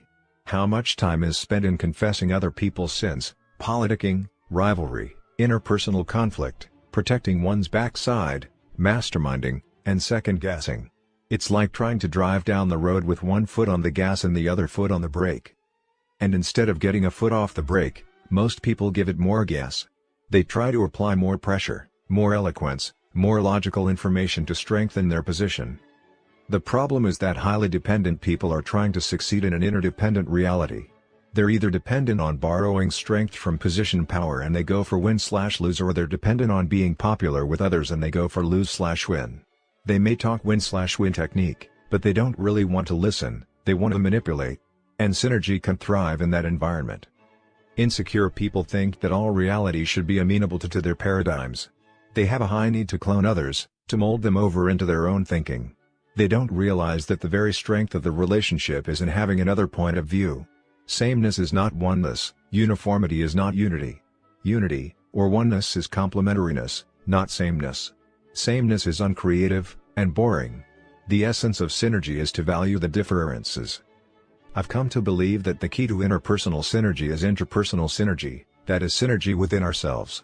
The heart of interpersonal synergy is embodied in the principles in the first 3 habits, which give the internal security sufficient to handle the risks of being open and vulnerable. By internalizing those principles, we develop the abundance mentality of win/win and the authenticity of habit 5. One of the very practical results of being principle-centered is that it makes us whole, truly integrated. People who are scripted, deeply and logical, verbal, Left-brain thinking will discover how totally inadequate that thinking is in solving problems which require a great deal of creativity. They become aware and begin to open up a new script inside their right brain. It's not that the right brain wasn't there, it just lay dormant. The muscles had not been developed, or perhaps they had atrophied after early childhood because of the heavy left brain emphasis of formal education or social scripting. When a person has access to both the intuitive, creative, and visual right brain, and the analytical, logical, verbal left brain, then the whole brain is working. In other words, there is psychic synergy taking place in our own head. And this tool is best suited to the reality of what life is, because life is not just logical, it is also emotional. One day I was presenting a seminar which I titled, Manage from the Left, Lead from the Right to a company in Orlando, Florida. During the break, the president of company came up to me and said, "Stephen, this is intriguing. But I have been thinking about this material more in terms of its application to my marriage than to my business. My wife and I have a real communication problem. I wonder if you would have lunch with the two of us and just kind of watch how we talk to each other?" "Let's do it," I replied. As we sat down together, we exchanged a few pleasantries. Then this man turned to his wife and said, "Now, honey, I've invited Stephen to have lunch with us to see if he could help us in our communication with each other. I know you feel I should be a more sensitive, considerate husband. Could you give me something specific you think I ought to do?" His dominant left brain wanted facts, figures, specifics, parts.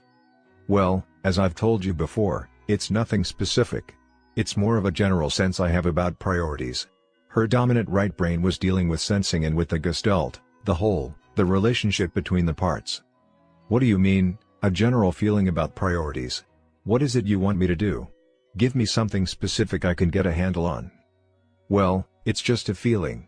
Her right brain was dealing in images, intuitive feelings. "I just don't think our marriage is as important to you as you tell me it is." "Well, what can I do to make it more important? Give me something concrete and specific to go on." "It's hard to put into words."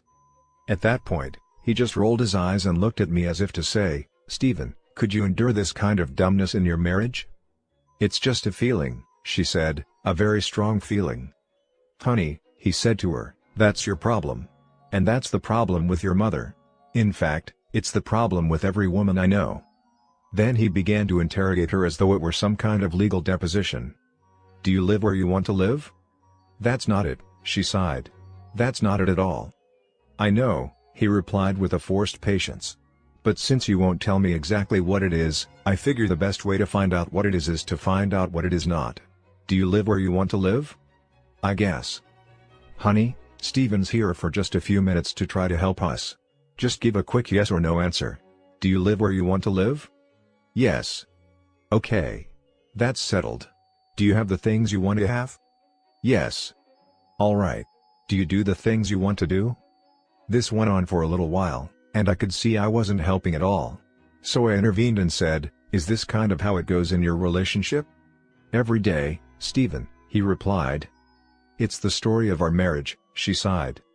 I looked at the two of them and the thought crossed my mind that they were two half-brained people living together. "Do you have any children?" I asked. "Yes, 2. "Really?" I asked incredulously. "How did you do it?" "What do you mean how did we do it?" "You were synergistic," I said. 1 + 1 usually equals 2. But you made 1 + 1 equal 4. Now that's synergy. The whole is greater than the sum of the parts. So how did you do it?" "You know how we did it," he replied. "You must have valued the differences," I exclaimed. "Valuing the differences." "Valuing the differences is the essence of synergy, the mental, the emotional, the psychological differences between people. And the key to valuing those differences is to realize that all people see the world, not as it is, but as they are. If I think I see the world as it is, why would I want to value the differences? Why would I even want to bother with someone who's off track? My paradigm is that I am objective, I see the world as it is. Everyone else is buried by the minutiae, but I see the larger picture. That's why they call me a supervisor, I have supervision. If that's my paradigm, then I will never be effectively interdependent, or even effectively independent, for that matter. I will be limited by the paradigms of my own conditioning. The person who is truly effective has the humility and reverence to recognize his own perceptual limitations and to appreciate the rich resources available through interaction with the hearts and minds of other human beings. That person values the differences because those differences add to his knowledge, to his understanding of reality. When we're left to our own experiences, we constantly suffer from a shortage of data. Is it logical that two people can disagree and that both can be right? It's not logical, it's psychological. And it's very real. You see the young lady, I see the old woman. We're both looking at the same picture, and both of us are right. We see the same black lines, the same white spaces. But we interpret them differently because we've been conditioned to interpret them differently.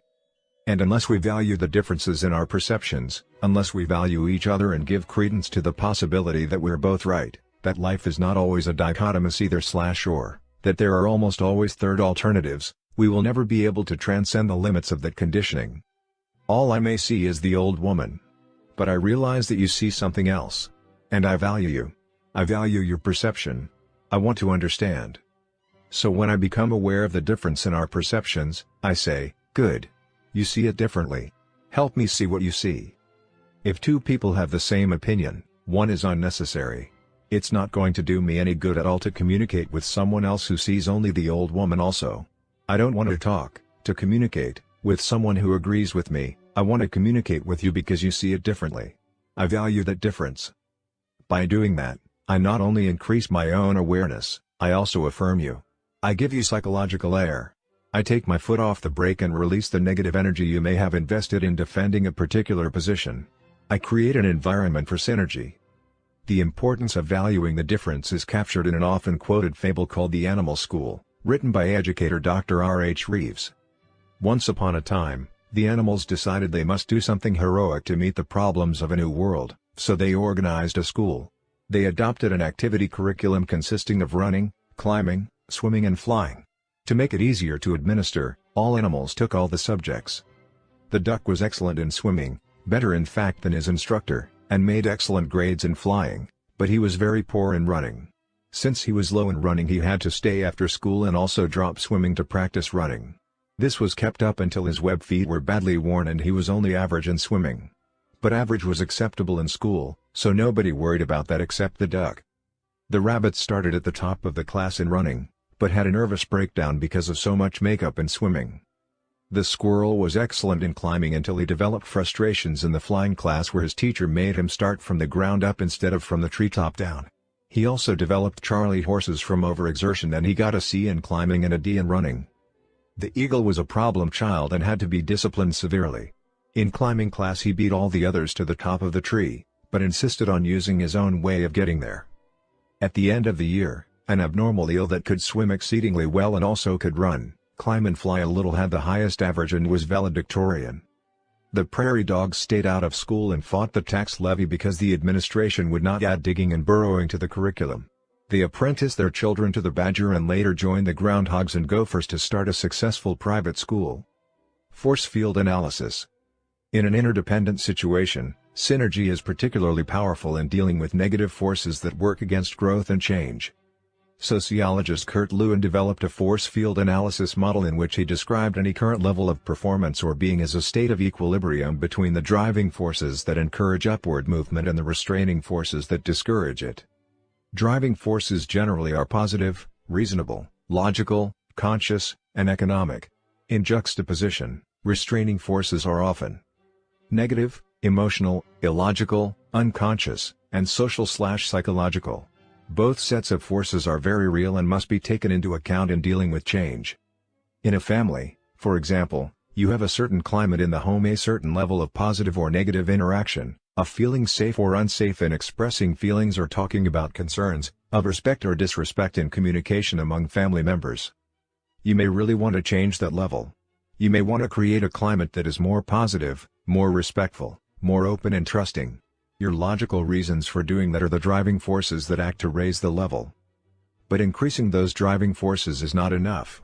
Your efforts are opposed by restraining forces, by the competitive spirit between children in the family, by the different scripting of home life you and your spouse have brought to the relationship, by habits that have developed in the family, by work or other demands on your time and energies. Increasing the driving forces may bring results for a while. But as long as the restraining forces are there, it becomes increasingly harder. It's like pushing against a spring. The harder you push, the harder it is to push until the force of the spring suddenly thrusts the level back down. The resulting up and down, yo-yo effect causes you to feel, after several attempts, that people are just the way they are and that it's too difficult to change. But when you introduce synergy, you use the motive of habit 4, the skill of habit 5, and the interaction of habit 6 to work directly on the restraining forces. You create an atmosphere in which it is safe to talk about these forces. You unfreeze them, loosen them up, and create new insights that actually transform those restraining forces into driving ones. You involve people in the problem, immerse them in it, so that they soak it in and feel it as their problem, and they tend to become an important part of the solution. As a result, new goals, shared goals, are created, and the whole enterprise moves upward, often in ways that no one could have anticipated. And the excitement contained within that movement creates a new culture. The people involved in it are enmeshed in each other's humanity and empowered by new, fresh thinking, by new creative alternatives and opportunities. I've been involved several times in negotiations between people who were angry at each other and hired lawyers to defend their positions. And all that did was to exacerbate the problem because the interpersonal communication deteriorated as it went through the legal process. But the trust level was so low the parties felt they had no other alternative than to take the issues to court. Would you be interested in going for a win-win solution that both parties feel really good about? I would ask. The response was usually affirmative, but most people didn't really think it was possible. If I can get the other party to agree, would you be willing to start the process of really communicating with each other? Again, the answer was usually yes. The results in almost every case have been astounding. Problems that had been legally and psychologically wrangled about for months have been settled in a matter of a few hours or days. Most of the solutions weren't the courthouse compromise solutions, either. They were synergistic, better than the solutions proposed independently by either party. And, in most cases, the relationships continued even though it had appeared in the beginning that the trust level was so low and the rupture in the relationships so large as to be almost irreparable. At one of our development programs, an executive reported a situation where a manufacturer was being sued by a longtime industrial customer for lack of performance. Both parties felt totally justified in the rightness of their position and perceived each other as unethical and completely untrustworthy. As they began to practice habit 5, two things became clear. First, early communication problems resulted in a misunderstanding which was later exacerbated by accusations and counter-accusations. Second, both were initially acting in good faith and didn't like the cost and hassle of a legal fight, but saw no other way out. Once these two things became clear, the spirit of habits 4, 5, and 6 took over, the problem was rapidly resolved, and the relationship continues to prosper. In another circumstance, I received an early morning phone call from a land developer desperately searching for help. The bank wanted to foreclose because he was not complying with the principal and interest payment schedule, and he was suing the bank to avoid the foreclosure. He needed additional funding to finish and market the land so that he could repay the bank, but the bank refused to provide additional funds until scheduled payments were met. It was a chicken and egg problem with undercapitalization. In the meantime, the project was languishing. The streets were beginning to look like weed fields, and the owners of the few homes that had been built were up in arms as they saw their property values drop. The city was also upset over the prime land project falling behind schedule and becoming an eyesore. Tens of thousands of dollars in legal costs had already been spent by the bank and the developer, and the case wasn't scheduled to come to court for several months. In desperation, this developer reluctantly agreed to try the principles of habits 4, 5, and 6. He arranged a meeting with even more reluctant bank officials. The meeting started at 8 a.m. in one of the bank conference rooms. The tension and mistrust were palpable. The attorney for the bank had committed the bank officials to say nothing. They were only to listen, and he alone would speak. He wanted nothing to happen that would compromise the bank's position in court. For the first hour and a half, I taught habits 4, 5, and 6. At 9:30 I went to the blackboard and wrote down the bank's concerns based on our prior understanding. Initially the bank officials said nothing, but the more we communicated win-win intentions and sought first to understand, the more they opened up to explain and clarify. As they began to feel understood, the whole atmosphere changed, and a sense of momentum, of excitement over the prospect of peacefully settling the problem was clearly evident. Over the attorney's objections the bank officials opened up even more, even about personal concerns. When we walk out of here, the first thing the bank president will say is, "Did we get our money? What are we going to say?" By 11 o'clock, the bank officers were still convinced of their rightness, but they felt understood and were no longer defensive and officious.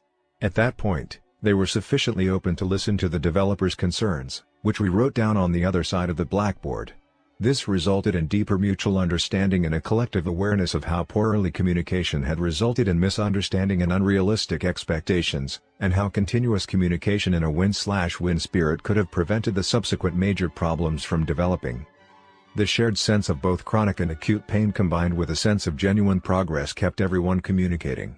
By noon, when the meeting was scheduled to end, the people were positive, creative, and synergistic and wanted to keep talking. The very first recommendation made by the developer was seen as a beginning win-slash-win approach by all. It was synergized on and improved, and at 12:45 p.m. the developer and the two bank officers left with a plan to present together to the Homeowners Association and the city. Despite subsequent complicating developments, the legal fight was aborted and the building project continued to a successful conclusion. I am not suggesting that people should not use legal processes. Some situations absolutely require it. But I see it as a court of last, not first, resort. If it is used too early, even in a preventive sense, sometimes fear in the legal paradigm creates subsequent thought and action processes that are not synergistic. All nature is synergistic. Ecology is a word which basically describes the synergism in nature. Everything is related to everything else. It's in the relationship that creative powers are maximized, just as the real power in these 7 habits is in their relationship to each other, not just in the individual habits themselves. The relationship of the parts is also the power in creating a synergistic culture inside a family or an organization. The more genuine the involvement, the more sincere and sustained the participation in analyzing and solving problems, the greater the release of everyone's creativity, and of their commitment to what they create. This, I'm convinced, is the essence of the power in the Japanese approach to business, which has changed the world marketplace. Synergy works, it's a correct principle. It is the crowning achievement of all the previous habits. It is effectiveness in an interdependent reality. It is teamwork, team building, the development of unity and creativity with other human beings. Although you cannot control the paradigms of others in an interdependent interaction or the synergistic process itself, a great deal of synergy is within your circle of influence. Your own internal synergy is completely within the circle. You can respect both sides of your own nature, the analytical side and the creative side. You can value the difference between them and use the difference to catalyze creativity. You can be synergistic within yourself even in the midst of a very adversarial environment. You don't have to take insults personally. You can sidestep negative energy, you can look for the good in others and utilize that good, as different as it may be, to improve your point of view and to enlarge your perspective. You can exercise the courage in interdependent situations to be open, to express your ideas, your feelings, and your experiences in a way that will encourage other people to be open also. You can value the difference in other people. When someone disagrees with you, you can say, "Good. You see it differently." You don't have to agree with them, you can simply affirm them. And you can seek to understand. When you see only 2 alternatives, yours and the wrong one, you can look for a synergistic third alternative. There's almost always a third alternative, and if you work with a win-slash-win philosophy and really seek to understand, you usually can find a solution that will be better for everyone concerned. Application suggestions. 1. Think about a person who typically sees things differently than you do. Consider ways in which those differences might be used as stepping stones to third alternative solutions. Perhaps you could seek out his or her views on a current project or problem, valuing the different views you are likely to hear. 2. Make a list of people who irritate you. Do they represent different views that could lead to synergy if you had greater intrinsic security and valued the difference? 3. Identify a situation in which you desire greater teamwork and synergy. What conditions would need to exist to support synergy? What can you do to create those conditions? 4. The next time you have a disagreement or confrontation with someone, attempt to understand the concerns underlying that person's position. Address those concerns in a creative and mutually beneficial way. Part 4, Renewal. Habit 7, Sharpen the saw. Principles of balanced self-renewal. Sometimes when I consider what tremendous consequences come from little things, I am tempted to think, there are no little things. Bruce Barton. Suppose you were to come upon someone in the woods working feverishly to saw down a tree. "What are you doing?" you ask. "Can't you see?" comes the impatient reply. "I'm sawing down this tree." You look exhausted. You exclaim, How long have you been at it? Over 5 hours, he returns, and I'm beat. This is hard work. Well, why don't you take a break for a few minutes and sharpen that saw? You inquire. I'm sure it would go a lot faster. I don't have time to sharpen the saw, the man says emphatically. I'm too busy sawing. Habit 7 is taking time to sharpen the saw. It surrounds the other habits on the 7 habits paradigm because it is the habit that makes all the others possible. 4 dimensions of renewal. Habit 7 is personal PC. It's preserving and enhancing the greatest asset you have, you. It's renewing the 4 dimensions of your nature: physical, spiritual, mental, and social/emotional. Although different words are used, most philosophies of life deal either explicitly or implicitly with these 4 dimensions. Philosopher Herb Shepherd describes the healthy balanced life around 4 values: perspective, spiritual, autonomy, mental, connectedness, social, and tone, physical. George Sheehan, the running guru, describes 4 roles: being a good animal, physical, a good craftsman, mental, a good friend, social, and a saint, spiritual. Sound motivation and organization theory embrace these 4 dimensions or motivations: the economic, physical, how people are treated; social, how people are developed and used; mental, and the service, the job, the contribution the organization gives; spiritual. Sharpen the saw basically means expressing all 4 motivations. It means exercising all 4 dimensions of our nature, regularly and consistently in wise and balanced ways. To do this, we must be proactive. Taking time to sharpen the saw is a definite Quadrant 2 activity, and Quadrant 2 must be acted on. Quadrant I, because of its urgency, acts on us. It presses upon us constantly. Personal PC must be pressed upon until it becomes second nature, until it becomes a kind of healthy addiction. Because it's at the center of our circle of influence, no one else can do it for us. We must do it for ourselves. This is the single most powerful investment we can ever make in life: investment in ourselves, in the only instrument we have with which to deal with life and to contribute. We are the instruments of our own performance, and to be effective, we need to recognize the importance of taking time regularly to sharpen the saw in all 4 ways. The physical dimension. The physical dimension involves caring effectively for our physical body, eating the right kinds of foods, getting sufficient rest and relaxation, and exercising on a regular basis. Exercise is one of those Quadrant 2, high-leverage activities that most of us don't do consistently because it isn't urgent. And because we don't do it, sooner or later we find ourselves in Quadrant I, dealing with the health problems and crises that come as a natural result of our neglect. Most of us think we don't have enough time to exercise. What a distorted paradigm. We don't have time not to. We're talking about 3 to 6 hours a week, or a minimum of 30 minutes a day, every other day. That hardly seems an inordinate amount of time considering the tremendous benefits in terms of the impact on the other 162 to 165 hours of the week. And you don't need any special equipment to do it. If you want to go to a gym or a spa to use the equipment or enjoy some skill sports such as tennis or racquetball, that's an added opportunity. But it isn't necessary to sharpen the saw. A good exercise program is one that you can do in your own home, and one that will build your body in 3 areas: endurance, flexibility, and strength. Endurance comes from aerobic exercise, from cardiovascular efficiency, the ability of your heart to pump blood through your body. Although the heart is a muscle, it cannot be exercised directly. It can only be exercised through the large muscle groups, particularly the leg muscles. That's why exercises like rapid walking, running, biking, swimming, cross-country skiing, and jogging are so beneficial. You are considered minimally fit if you can increase your heart rate to at least 100 beats per minute and keep it at that level for 30 minutes. Ideally, you should try to raise your heart rate to at least 60% of your maximum pulse rate, the top speed your heart can beat, and still pump blood through your body. Your maximum heart rate is generally accepted to be 220 less your age. So, if you are 40, you should aim for an exercise heart rate of 108, 220. 40 equals 180 x 0.6 equals 108.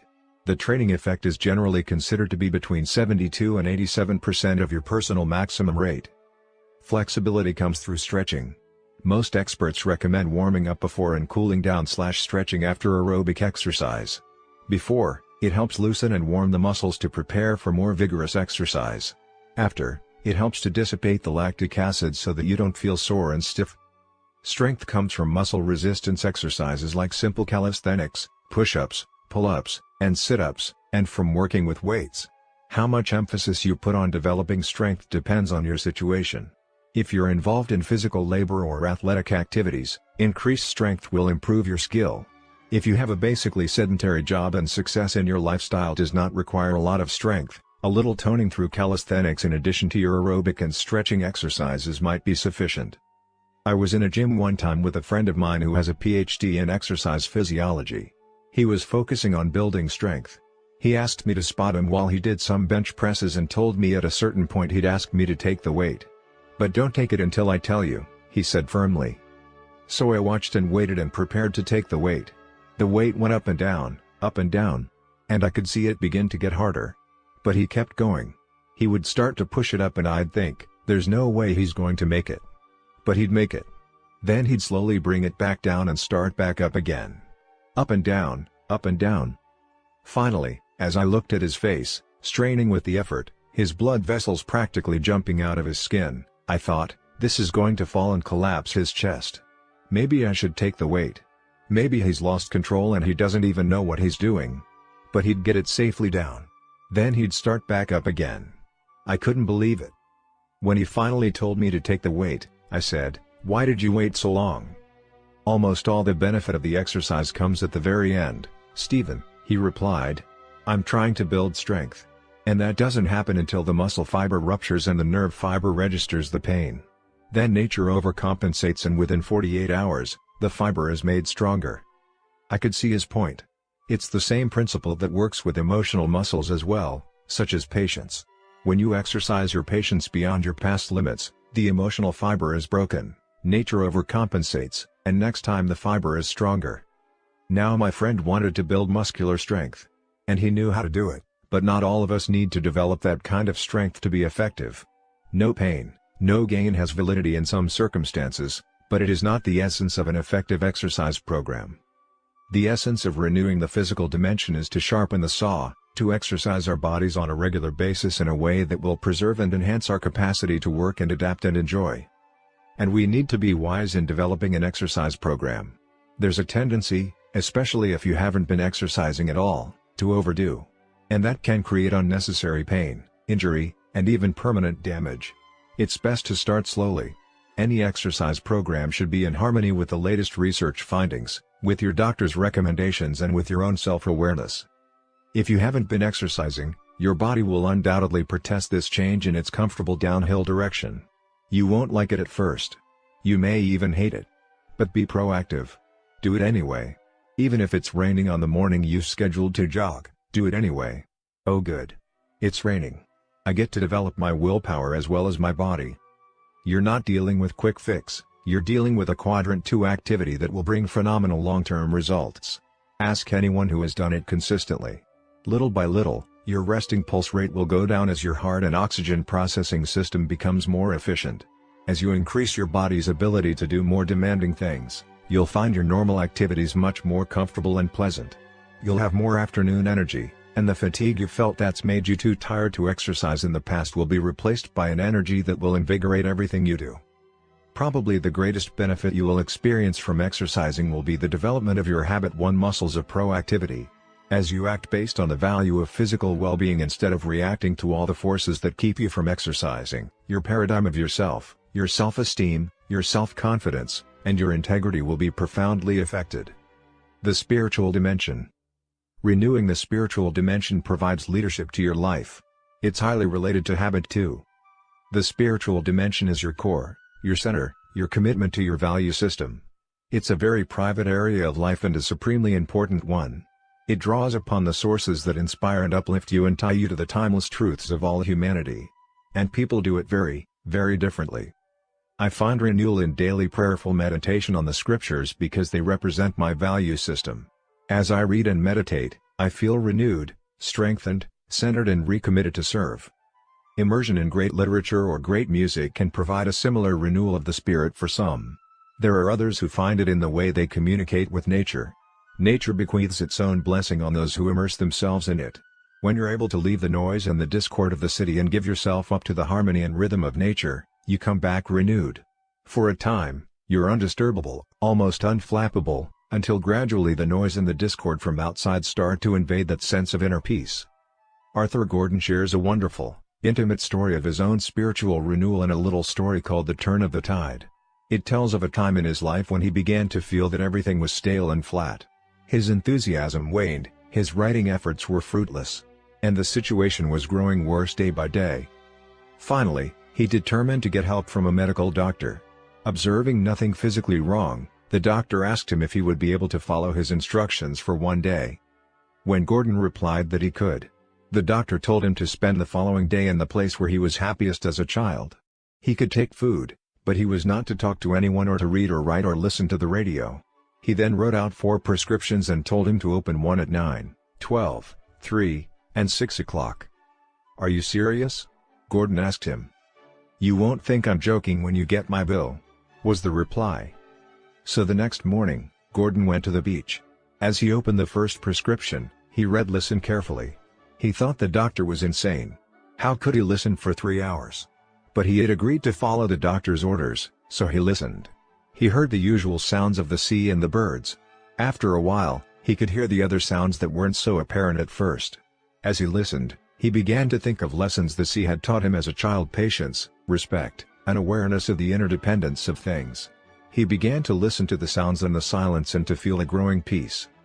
At noon, he opened the second slip of paper and "Try reaching back." Reaching back to what? He wondered.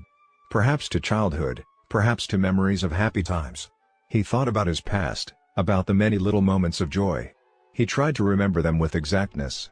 And in remembering, he found a growing warmth inside. At 3 o'clock, he opened the third piece of paper. Until now, the prescriptions had been easy to take.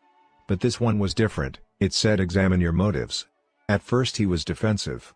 He thought about what he wanted: success, recognition, security, and he justified them all.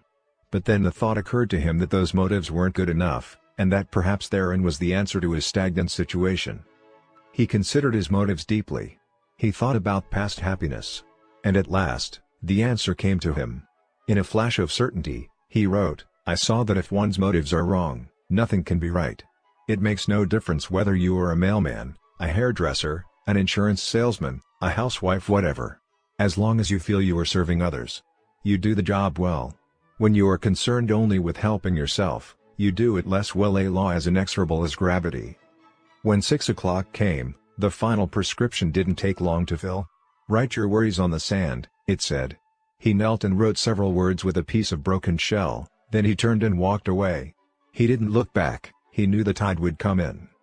Spiritual renewal takes an investment of time. But it's a quadrant 2 activity we don't really have time to neglect. The great reformer Martin Luther is quoted as saying, "I have so much to do today, I'll need to spend another hour on my knees." To him, prayer was not a mechanical duty but rather a source of power in releasing and multiplying his energies. Someone once inquired of a Far Eastern Zen master, who had a great serenity and peace about him no matter what pressures he faced, "How do you maintain that serenity and peace?" He replied, "I never leave my place of meditation." He meditated early in the morning, and for the rest of the day, he carried the peace of those moments with him in his mind and heart. The idea is that when we take time to draw on the leadership center of our lives, what life is ultimately all about, it spreads like an umbrella over everything else. It renews us, it refreshes us, particularly if we recommit to it. This is why I believe a personal mission statement is so important. If we have a deep understanding of our center and our purpose, we can review and recommit to it frequently. In our daily spiritual renewal, we can visualize and live out the events of the day in harmony with those values. Religious leader David O. McKay taught, "The greatest battles of life are fought out daily in the silent chambers of the soul." If you win the battles there, if you settle the issues that inwardly conflict, you feel a sense of peace, a sense of knowing what you're about. And you'll find that the public victories where you tend to think cooperatively, to promote the welfare and good of other people, and to be genuinely happy for other people's successes will follow naturally. The mental dimension. Most of our mental development and study discipline comes through formal education. But as soon as we leave the external discipline of school, many of us let our minds atrophy. We don't do any more serious reading, we don't explore new subjects in any real depth outside our action fields, we don't think analytically, we don't write, at least not critically or in a way that tests our ability to express ourselves in distilled, clear, and concise language. Instead, We spend our time watching TV. Continuing surveys indicate that television is on in most homes some 35 to 45 hours a week. That's as much time as many people put into their jobs, more than most put into school. It's the most powerful socializing influence there is. And when we watch, we're subject to all the values that are being taught through it. That can powerfully influence us in very subtle and imperceptible ways. Wisdom in watching television requires the effective self-management of habit 3, which enables you to discriminate and to select the informing, inspiring, and entertaining programs which best serve and express your purpose and values. In our family, we limit television watching to around 7 hours a week, an average of about an hour a day. We had a family council at which we talked about it and looked at some of the data regarding what's happening in homes because of television. We found that by discussing it as a family when no one was defensive or argumentative, people started to realize the dependent sickness of becoming addicted to soap operas or to a steady diet of a particular program.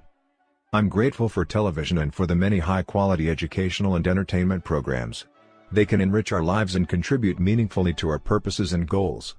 But there are many programs that simply waste our time and minds and many that influence us in negative ways if we let them. Like the body, television is a good servant but a poor master. We need to practice habit 3 and manage ourselves effectively to maximize the use of any resource in accomplishing our missions.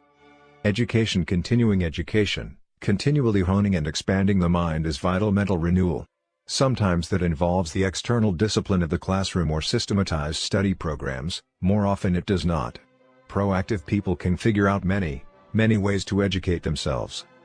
It is extremely valuable to train the mind to stand apart and examine its own program.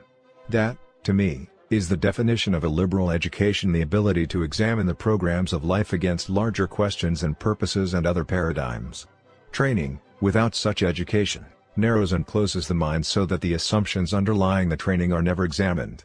That's why it is so valuable to read broadly and to expose yourself to great minds. There's no better way to inform and expand your mind on a regular basis than to get into the habit of reading good literature. That's another high-leverage Quadrant 2 activity. You can get into the best minds that are now or that have ever been in the world. I highly recommend starting with a goal of a book a month, then a book every 2 weeks, then a book a week. The person who doesn't read is no better off than the person who can't read. Quality literature, such as the great books, the Harvard classics, autobiographies, National Geographic and other publications that expand our cultural awareness, and current literature in various fields can expand our paradigms and sharpen our mental saw, particularly if we practice habit 5 as we read and seek first to understand. If we use our own autobiography to make early judgments before we really understand what an author has to say, we limit the benefits of the reading experience. Writing is another powerful way to sharpen the mental saw. Keeping a journal of our thoughts, experiences, insights, and learnings promotes mental clarity, exactness, and context. Writing good letters communicating on the deeper level of thoughts, feelings, and ideas rather than on the shallow, superficial level of events also affects our ability to think clearly, to reason accurately, and to be understood effectively. Organizing and planning represent other forms of mental renewal associated with habits 2 and 3. It's beginning with the end in mind and being able mentally to organize to accomplish that end. It's exercising the visualizing, imagining power of your mind to see the end from the beginning and to see the entire journey, at least in principles, if not in steps. It is said that wars are won in the general's tent. Sharpening the saw in the first 3 dimensions, the physical, the spiritual, and the mental, is a practice I call the daily private victory. And I commend to you the simple practice of spending 1 hour a day every day doing it, an hour a day for the rest of your life. There's no other way you could spend an hour that would begin to compare with the daily private victory in terms of value and results. It will affect every decision, every relationship. It will greatly improve the quality, the effectiveness, of every other hour of the day, including the depth and restfulness of your sleep. It will build the long-term physical, spiritual, and mental strength to enable you to handle difficult challenges in life. In the words of Phillips Brooks, "Someday, in the years to come, you'll be wrestling with the great temptation, trembling under the great sorrow of your life. But the real struggle is here, now it is being decided whether, in the day of your supreme sorrow or temptation, you shall miserably fail or gloriously conquer." Character cannot be made except by a steady, long-continued process. The social/emotional dimension. While the physical, spiritual, and mental dimensions are closely related to habits 1, 2, and 3 centered on the principles of personal vision, leadership, and management. The social/emotional dimension focuses on habits 4, 5, and 6 centered on the principles of interpersonal leadership, empathic communication, and creative cooperation. The social and the emotional dimensions of our lives are tied together because our emotional life is primarily, but not exclusively, developed out of and manifested in our relationships with others. Renewing our social/emotional dimension does not take time in the same sense that renewing the other dimensions does. We can do it in our normal everyday interactions with other people. But it definitely requires exercise. We may have to push ourselves because many of us have not achieved the level of private victory and the skills of public victory necessary for habits 4, 5, and 6 to come naturally to us in all our interactions. Suppose that you are a key person in my life. You might be my boss, my subordinate, my coworker, my friend, my neighbor, my spouse, my child, a member of my extended family, anyone with whom I want or need to interact. Suppose we need to communicate together, to work together, to discuss a jugular issue, to accomplish a purpose or solve a problem. But we see things differently, we're looking through different glasses. You see the young lady, and I see the old woman. So I practice habit 4. I come to you and I say, I can see that we're approaching this situation differently. Why don't we agree to communicate until we can find a solution we both feel good about? Would you be willing to do that? Most people would be willing to say yes to that. Then I move to habit 5. Let me listen to you first. Instead of listening with intent to reply, I listen empathically in order to deeply, thoroughly understand your paradigm. When I can explain your point of view as well as you can, then I focus on communicating my point of view to you so that you can understand it as well. Based on the commitment to search for a solution that we both feel good about and a deep understanding of each other's points of view, we move to habit 6. We work together to produce third alternative solutions to our differences that we both recognize are better than the ones either you or I proposed initially. Success in habits 4, 5, and 6 is not primarily a matter of intellect, it's primarily a matter of emotion. It's highly related to our sense of personal security. If our personal security comes from sources within ourselves, then we have the strength to practice the habits of public victory. If we are emotionally insecure, even though we may be intellectually very advanced, practicing habits 4, 5, and 6 with people who think differently on jugular issues of life can be terribly threatening. Where does intrinsic security come from? It doesn't come from what other people think of us or how they treat us. It doesn't come from the scripts they've handed us. It doesn't come from our circumstances or our position. It comes from within. It comes from accurate paradigms and correct principles deep in our own mind and heart. It comes from inside-out congruence, from living a life of integrity in which our daily habits reflect our deepest values. I believe that a life of integrity is the most fundamental source of personal worth. I do not agree with the popular success literature that says that self-esteem is primarily a matter of mindset, of attitude that you can psych yourself into peace of mind. Peace of mind comes when your life is in harmony with true principles and values and in no other way. There is also the intrinsic security that comes as a result of effective interdependent living. There is security in knowing that win/win solutions do exist, that life is not always either/or, that there are almost always mutually beneficial third alternatives. There is security in knowing that you can step out of your own frame of reference without giving it up, that you can really, deeply understand another human being. There is security that comes when you authentically, creatively and cooperatively interact with other people and really experience these interdependent habits. There is intrinsic security that comes from service, from helping other people in a meaningful way. One important source is your work, when you see yourself in a contributive and creative mode, really making a difference. Another source is anonymous service. No one knows it and no one necessarily ever will. And that's not the concern. The concern is blessing the lives of other people. Influence, not recognition, becomes the motive. Viktor Frankl focused on the need for meaning and purpose in our lives, something that transcends our own lives and taps the best energies within us. The late Dr. Hans Selye, in his monumental research on stress, basically says that a long, healthy, and happy life is the result of making contributions, of having meaningful projects that are personally exciting and contribute to and bless the lives of others. His ethic was earn thy neighbor's love. In the words of George Bernard Shaw, this is the true joy in life, that being used for a purpose recognized by yourself as a mighty one. That being a force of nature, instead of a feverish, selfish little clod of ailments and grievances complaining that the world will not devote itself to making you happy. I am of the opinion that my life belongs to the whole community, and as long as I live it is my privilege to do for it whatever I can. I want to be thoroughly used up when I die. For the harder I work the more I live. I rejoice in life for its own sake. Life is no brief candle to me. It's a sort of splendid torch which I've got to hold up for the moment, and I want to make it burn as brightly as possible before handing it on to future generations. And Alden Tanner has said, "Service is the rent we pay for the privilege of living on this earth." And there are so many ways to serve. Whether or not we belong to a church or service organization or have a job that provides meaningful service opportunities, not a day goes by that we can't at least serve one other human being by making deposits of unconditional love. Scripting others. Most people are a function of the social mirror, scripted by the opinions, the perceptions, the paradigms of the people around them. As interdependent people, you and I come from a paradigm which includes the realization that we are a part of that social mirror. We can choose to reflect back to others a clear, undistorted vision of themselves. We can affirm their proactive nature and treat them as responsible people. We can help script them as principle-centered, value-based, independent, worthwhile individuals. And, with the abundance mentality, we realize that giving a positive reflection to others in no way diminishes us. It increases us because it increases the opportunities for effective interaction with other proactive people. At some time in your life, you probably had someone believe in you when you didn't believe in yourself. They scripted you. Did that make a difference in your life? What if you were a positive scripter, an affirmer, of other people? When they're being directed by the social mirror to take the lower path, you inspire them toward a higher path because you believe in them. You listen to them and empathize with them.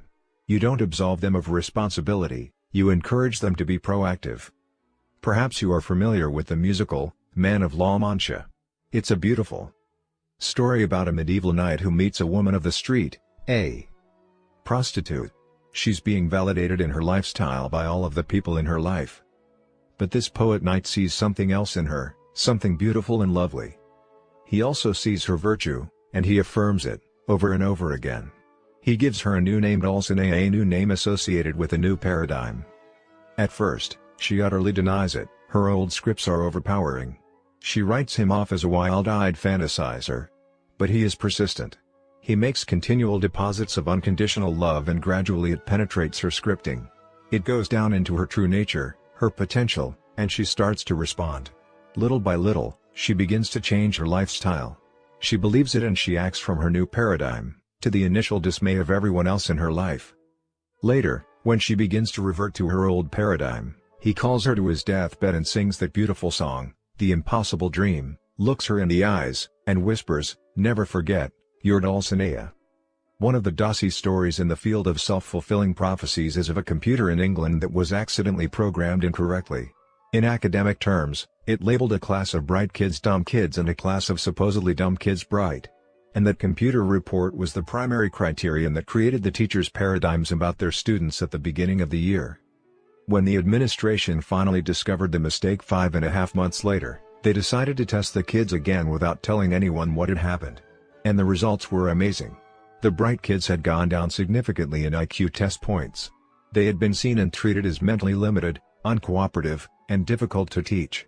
The teachers' paradigms had become a self-fulfilling prophecy. But scores in the supposedly dumb group had gone up. The teachers had treated them as though they were bright, and their energy, their hope, their optimism, their excitement had reflected high individual expectations and worth for those kids. These teachers were asked what it was like during the first few weeks of the term. For some reason, our methods weren't working, they replied. So we had to change our methods. The information showed that the kids were bright. If things weren't working well, they figured it had to be the teaching methods. So they worked on methods, they were proactive, they worked in their circle of influence. Apparent learner disability was nothing more or less than teacher inflexibility. What do we reflect to others about themselves? And how much does that reflection influence their lives? We have so much we can invest in the emotional bank accounts of other people. The more we can see people in terms of their unseen potential, the more we can use our imagination rather than our memory, with our spouse, our children, our coworkers or employees. We can refuse to label them, we can see them in new fresh ways each time we're with them. We can help them become independent, fulfilled people capable of deeply satisfying, enriching, and productive relationships with others. Goethe taught, treat a man as he is and he will remain as he is. Treat a man as he can and should be and he will become as he can and should be. Balance and renewal. The self-renewal process must include balanced renewal in all four dimensions of our nature: the physical, the spiritual, the mental, and the social/emotional. Although renewal in each dimension is important, it only becomes optimally effective as we deal with all four dimensions in a wise and balanced way. To neglect any one area negatively impacts the rest. I have found this to be true in organizations as well as in individual lives. In an organization, the physical dimension is expressed in economic terms. The mental or psychological dimension deals with the recognition, development, and use of talent. The social/emotional dimension has to do with human relations, with how people are treated. And the spiritual dimension deals with finding meaning through purpose or contribution and through organizational integrity. When an organization neglects any one or more of these areas, it negatively impacts the entire organization. The creative energies that could result in tremendous, positive synergy are instead used to fight against the organization and become restraining forces to growth and productivity. I have found organizations whose only thrust is economic to make money. They usually don't publicize that purpose.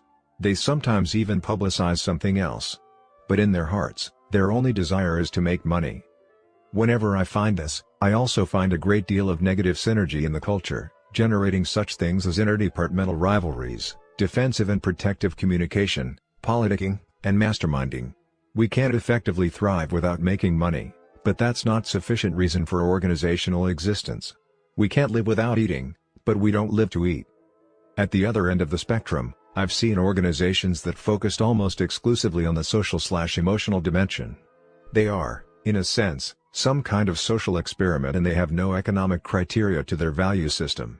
They have no measure or gauge of their effectiveness, and as a result, they lose all kinds of efficiencies and eventually their viability in the marketplace.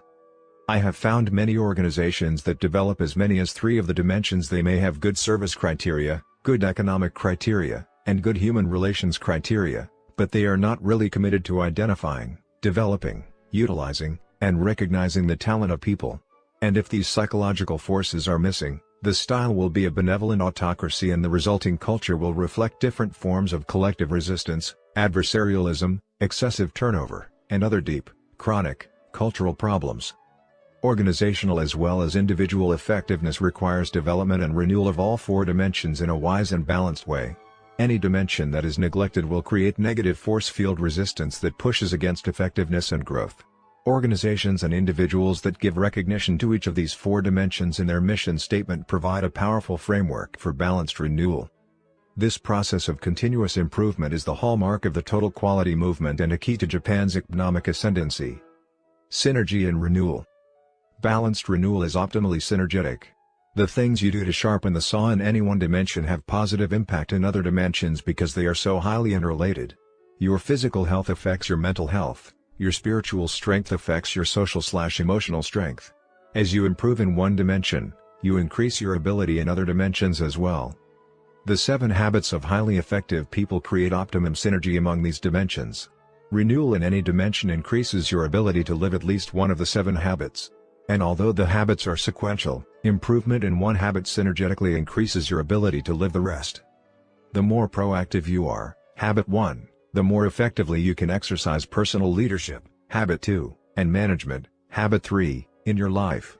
The more effectively you manage your life, habit 3, the more quadrant 2 renewing activities you can do, habit 7. The more you seek first to understand, habit 5, the more effectively you can go for synergetic win/win solutions, habits 4 and 6. The more you improve in any of the habits that lead to independence, habits 1, 2, and 3, the more effective you will be in interdependent situations, habits 4, 5, and 6. And renewal, habit 7, is the process of renewing all the habits. As you renew your physical dimension, you reinforce your personal vision, habit 1, the paradigm of your own self-awareness and free will, of proactivity, of knowing that you are free to act instead of being acted upon, to choose your own response to any stimulus. This is probably the greatest benefit of physical exercise. Each daily private victory makes a deposit in your personal intrinsic security account. As you renew your spiritual dimension, you reinforce your personal leadership, habit 2. You increase your ability to live out of your imagination and conscience instead of only your memory, to deeply understand your innermost paradigms and values, to create within yourself a center of correct principles, to define your own unique mission in life, To rescript yourself to live your life in harmony with correct principles and to draw upon your personal sources of strength. The rich private life you create in spiritual renewal makes tremendous deposits in your personal security account. As you renew your mental dimension, you reinforce your personal management. Habit 3.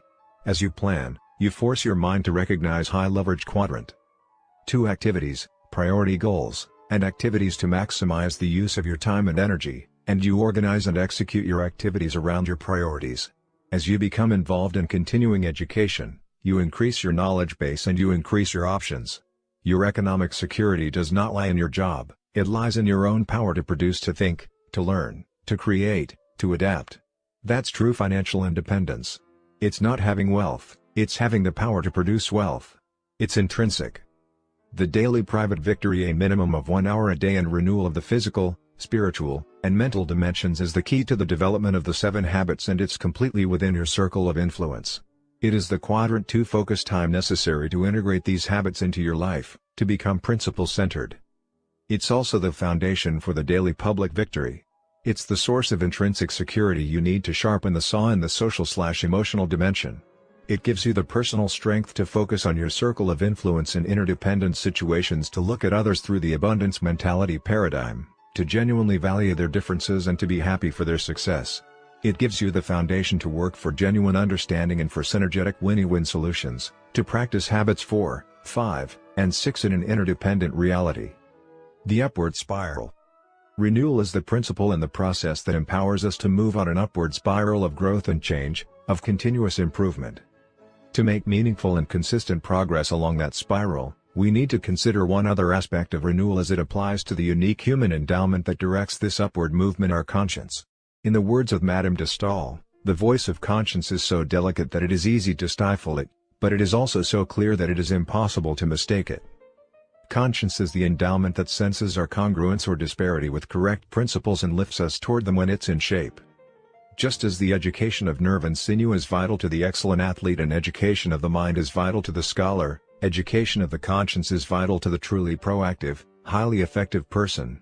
Training and educating the conscience, however, requires even greater concentration, more balanced discipline, more consistently honest living.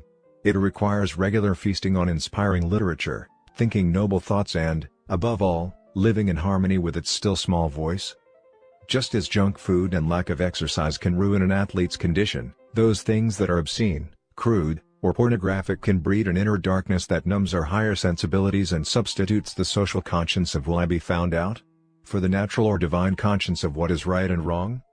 In the words of Dag Hammarskjöld, you cannot play with the animal in you without becoming wholly animal, play with falsehood without forfeiting your right to truth, play with cruelty without losing your sensitivity of mind. He who wants to keep his garden tidy doesn't reserve a plot for weeds. Once we are self-aware, we must choose purposes and principles to live by, otherwise the vacuum will be filled, and we will lose our self-awareness and become like groveling animals who live primarily for survival and propagation. People who exist on that level aren't living, they are being lived. They are reacting, unaware of the unique endowments that lie dormant and undeveloped within. And there is no shortcut in developing them. The law of the harvest governs: we will always reap what we sow, no more, no less.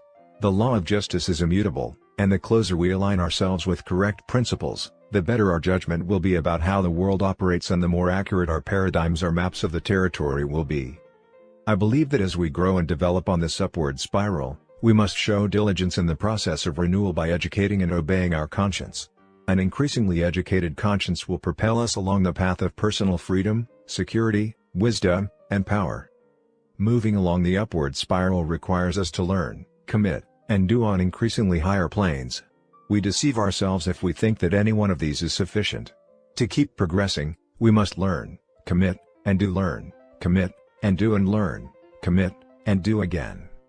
Application suggestions. 1. Make a list of activities that would help you keep in good physical shape, that would fit your lifestyle and that you could enjoy over time. 2. Select one of the activities and list it as a goal in your personal role area for the coming week. At the end of the week, evaluate your performance. If you didn't make your goal, was it because you subordinated it to a genuinely higher value? Or did you fail to act with integrity to your values? 3. Make a similar list of renewing activities in your spiritual and mental dimensions. In your social-emotional area, list relationships you would like to improve or specific circumstances in which public victory would bring greater effectiveness. Select one item in each area to list as a goal for the week. Implement and evaluate. 4. Commit to write down specific sharpen the saw activities in all 4 dimensions every week, to do them, and to evaluate your performance and results. Inside out again. The Lord works from the inside out. The world works from the outside in. The world would take people out of the slums. Christ takes the slums out of people, and then they take themselves out of the slums. The world would mold men by changing their environment. Christ changes men, who then change their environment. The world would shape human behavior, but Christ can change human nature. Ezra Taft Benson. I would like to share with you a personal story which I feel contains the essence of this book. In doing so, it is my hope that you will relate to the underlying principles it contains. Some years ago, our family took a sabbatical leave from the university where I taught so that I could write. We lived for a full year in Laie on the north shore of Oahu, Hawaii. Shortly after getting settled, we developed a living and working routine which was not only very productive but extremely pleasant. After an early morning run on the beach, we would send 2 of our children, barefoot and in shorts, to school. I went to an isolated building next to the cane fields where I had an office to do my writing. It was very quiet, very beautiful, very serene. No phone, no meetings, no pressing engagements. My office was on the outside edge of a college, and one day as I was wandering between stacks of books in the back of the college library, I came across a book that drew my interest. As I opened it, my eyes fell upon a single paragraph that powerfully influenced the rest of my life. I read the paragraph over and over again. It basically contained the simple idea that there is a gap or a space between stimulus and response, and that the key to both our growth and happiness is how we use that space. I can hardly describe the effect that idea had on my mind. Though I had been nurtured in the philosophy of self-determinism, the way the idea was phrased, a gap between stimulus and response, hit me with fresh, almost unbelievable force. It was almost like knowing it for the first time, like an inward revolution, an idea whose time had come. I reflected on it again and again, and it began to have a powerful effect on my paradigm of life. It was as if I had become an observer of my own participation. I began to stand in that gap and to look outside at the stimuli. I reveled in the inward sense of freedom to choose my response, even to become the stimulus, or at least to influence it, even to reverse it. Shortly thereafter, and partly as a result of this revolutionary idea, Sandra and I began a practice of deep communication. I would pick her up a little before noon on an old red Honda 90 trail cycle, and we would take our 2 preschool children with us, one between us and the other on my left knee, as we rode out in the cane fields by my office. We rode slowly along for about an hour, just talking. The children looked forward to the ride and hardly ever made any noise. We seldom saw another vehicle, and the cycle was so quiet we could easily hear each other. We usually ended up on an isolated beach where we parked the Honda and walked about 200 yards to a secluded spot where we ate a picnic lunch. The sandy beach and a freshwater river coming off the island totally absorbed the interest of the children, so Sandra and I were able to continue our talks uninterrupted. Perhaps it doesn't take too much imagination to envision the level of understanding and trust we were able to reach by spending at least 2 hours a day, every day, for a full year in deep communication. At the very first of the year, we talked about all kinds of interesting topics: people, ideas, events, the children, my writing, our family at home, future plans, and so forth. But little by little, our communication deepened and we began to talk more and more about our internal worlds, about our upbringing, our scripting, our feelings and self-doubts. As we were deeply immersed in these communications, we also observed them and observed ourselves in them. We began to use that space between stimulus and response in some new and interesting ways, which caused us to think about how we were programmed and how those programs shaped how we saw the world.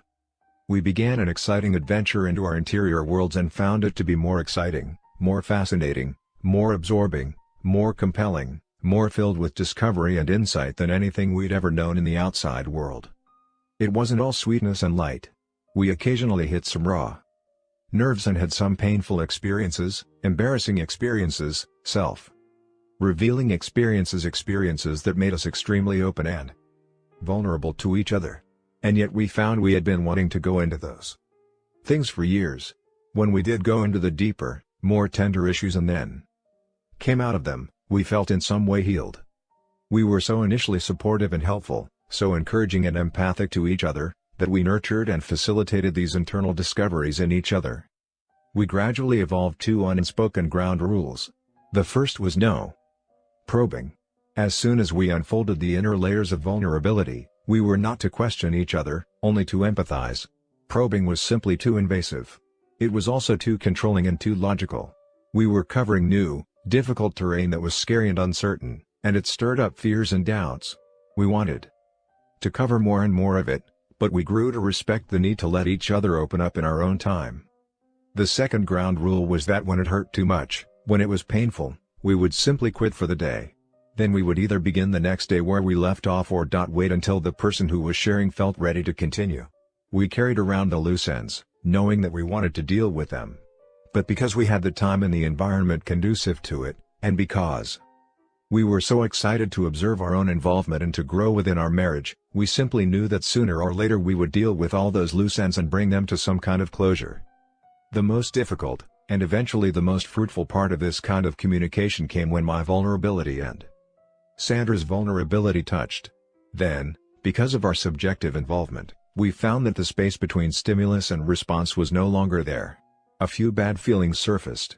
But our deep desire and our implicit agreement was to prepare ourselves to start where we left off and deal with those feelings until we resolved them. One of those difficult times had to do with a basic tendency in my personality. My father was a very private individual, very controlled and very careful. My mother wasn't as very public, very open, very spontaneous.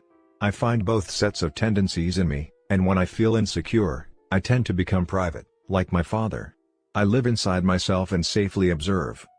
Sandra is more like my mother, social, authentic, and spontaneous. We had gone through many experiences over the years in which I felt her openness was inappropriate, and she felt my constraint was dysfunctional, both socially and to me as an individual because I would become insensitive to the feelings of others. All of this and much more came out during those deep visits. I came to value Sandra's insight and wisdom and the way she helped me to be a more open, giving, sensitive, social person. Another of those difficult times had to do with what I perceived to be a hang-up Sandra had which had bothered me for years. She seemed to have an obsession about Frigidaire appliances which I was at an absolute loss to understand. She would not even consider buying another brand of appliance. Even when we were just starting out and on a very tight budget, she insisted that we drive the 50 miles to the big city where Frigidaire appliances were sold, simply because no dealer in our small university town carried them at that time. This was a matter of considerable agitation to me. Fortunately, the situation came up only when we purchased an appliance. But when it did come up, it was like a stimulus that triggered off a hot-button response. This single issue seemed to be symbolic of all irrational thinking, and it generated a whole range of negative feelings within me. I usually resorted to my dysfunctional private behavior.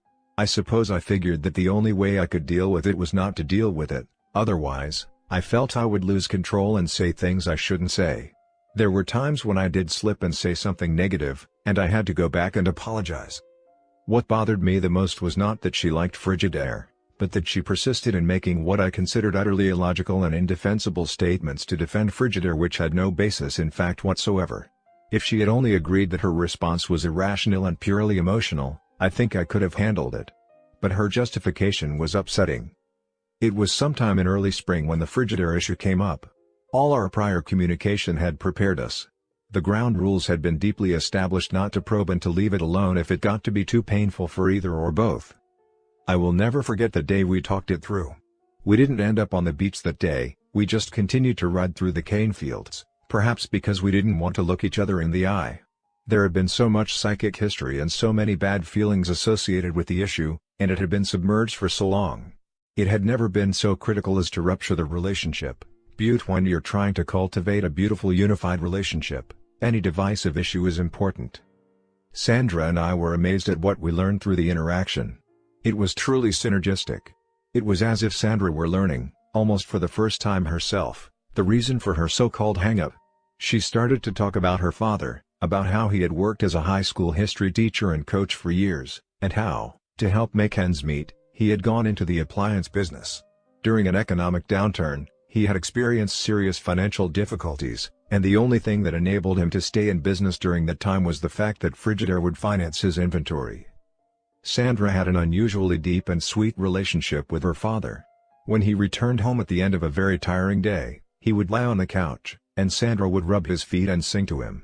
It was a beautiful time they enjoyed together almost daily for years. He would also open up and talk through his worries and concerns about the business, and he shared with Sandra his deep appreciation for Frigidaire financing his inventory so that he could make it through the difficult times. This communication between father and daughter had taken place in a spontaneous way during very natural times, when the most powerful kind of scripting takes place. During those relaxed times, guards are down and all kinds of images and thoughts are planted deep in the subconscious mind. Perhaps Sandra had forgotten about all of this until the safety of that year of communication, when it could come out also in very natural and spontaneous ways. Sandra gained tremendous insight into herself and into the emotional root of her feelings about Frigidaire. I also gained insight and a whole new level of respect. I came to realize that Sandra wasn't talking about appliances, she was talking about her father, and about loyalty to his needs. I remember both of us becoming tearful on that day, not so much because of the insights, but because of the increased sense of reverence we had for each other. We discovered that even seemingly trivial things often have roots in deep emotional experiences. To deal only with the superficial trivia without seeing the deeper, more tender issues is to trample on the sacred ground of another's heart. There were many rich fruits of those months. Our communication became so powerful that we could almost instantly connect with each other's thoughts. When we left Hawaii, we resolved to continue the practice. During the many years since, we have continued to go regularly on our Honda Trail cycle, or in the car if the weather's bad, just to talk. We feel the key to staying in love is to talk, particularly about feelings. We try to communicate with each other several times every day, even when I'm traveling. It's like touching into home base, which accesses all the happiness, security, and values it represents. Thomas Wolfe was wrong. You can go home again if your home is a treasured relationship, a precious companionship. Intergenerational living. As Sandra and I discovered that wonderful year, the ability to use wisely the gap between stimulus and response, to exercise the four unique endowments of our human nature, empowered us from the inside out. We had tried the outside-in approach. We loved each other, and we had attempted to work through our differences by controlling our attitudes and our behaviors, by practicing useful techniques of human interaction. But our band-aids and aspirin only lasted so long. Until we worked and communicated on the level of our essential paradigms, the chronic underlying problems were still there. When we began to work from the inside out, we were able to build a relationship of trust and openness and to resolve dysfunctional differences in a deep and lasting way that never could come by working from the outside in. The delicious fruits: a rich win-slash-win relationship, a deep understanding of each other, and a marvelous synergy grew out of the roots we nurtured as we examined our programs, re-scripted ourselves, and managed our lives so that we could create time for the important Quadrant 2 activity of communicating deeply with each other. And there were other fruits. We were able to see on a much deeper level that, just as powerfully as our own lives had been affected by our parents, the lives of our children were being influenced and shaped by us, often in ways we didn't even begin to realize. Understanding the power of scripting in our own lives, we felt a renewed desire to do everything we could to make certain that what we passed on to future generations, by both precept and example, was based on correct principles. I have drawn particular attention in this book to those scripts we have been given which we proactively want to change. But as we examine our scripting carefully, many of us will also begin to see beautiful scripts, positive scripts that have been passed down to us which we have blindly taken for granted. Real self-awareness helps us to appreciate those scripts and to appreciate those who have gone before us and nurtured us in principle-based living, mirroring back to us not only what we are, but what we can become. There is transcendent power in a strong intergenerational family. An effectively interdependent family of children, parents, grandparents, aunts, uncles, and cousins can be a powerful force in helping people have a sense of who they are and where they came from and what they stand for. It's great for children to be able to identify themselves with the tribe, to feel that many people know them and care about them, even though they're spread all over the country. And that can be a tremendous benefit as you nurture your family. If one of your children is having difficulty and doesn't really relate with you at a particular time in his life, maybe he can relate to your brother or sister who can become a surrogate father or mother, a mentor or a hero for a period of time. Grandparents who show a great interest in their grandchildren are among the most precious people on this earth. What a marvelous positive social mirror they can be. My mother is like that. Even now, in her late 80s, she takes a deep personal interest in every one of her descendants. She writes us love letters. I was reading one the other day on a plane with tears streaming down my cheeks. I could call her up tonight and I know she'd say, "Stephen, I want you to know how much I love you and how wonderful I think you are." She's constantly reaffirming. A strong intergenerational family is potentially one of the most fruitful, rewarding, and satisfying interdependent relationships. And many people feel the importance of that relationship. Look at the fascination we all had with roots some years ago. Each of us has roots and the ability to trace those roots, to identify our ancestors. The highest and most powerful motivation in doing that is not for ourselves only, but for our posterity, for the posterity of all mankind. As someone once observed, there are only two lasting bequests we can give our children: one is roots, the other wings. Becoming a transition person. Among other things, I believe that giving wings to our children and to others means empowering them with the freedom to rise above negative scripting that had been passed down to us. I believe it means becoming what my friend and associate, Dr. Terry Warner, calls a transition person. Instead of transferring those scripts to the next generation, we can change them. And we can do it in a way that will build relationships in the process. If your parents abused you as a child, that does not mean that you have to abuse your own children. Yet there's plenty of evidence to indicate that you will tend to live out that script. But because you're proactive, you can rewrite the script. You can choose not only not to abuse your children, but to affirm them, to script them in positive ways.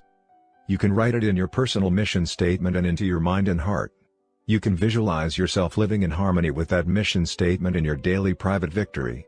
You can take steps to love and forgive your own parents, and if they are still living, to build a positive relationship with them by seeking to understand. A tendency that's run through your family for generations can stop with you.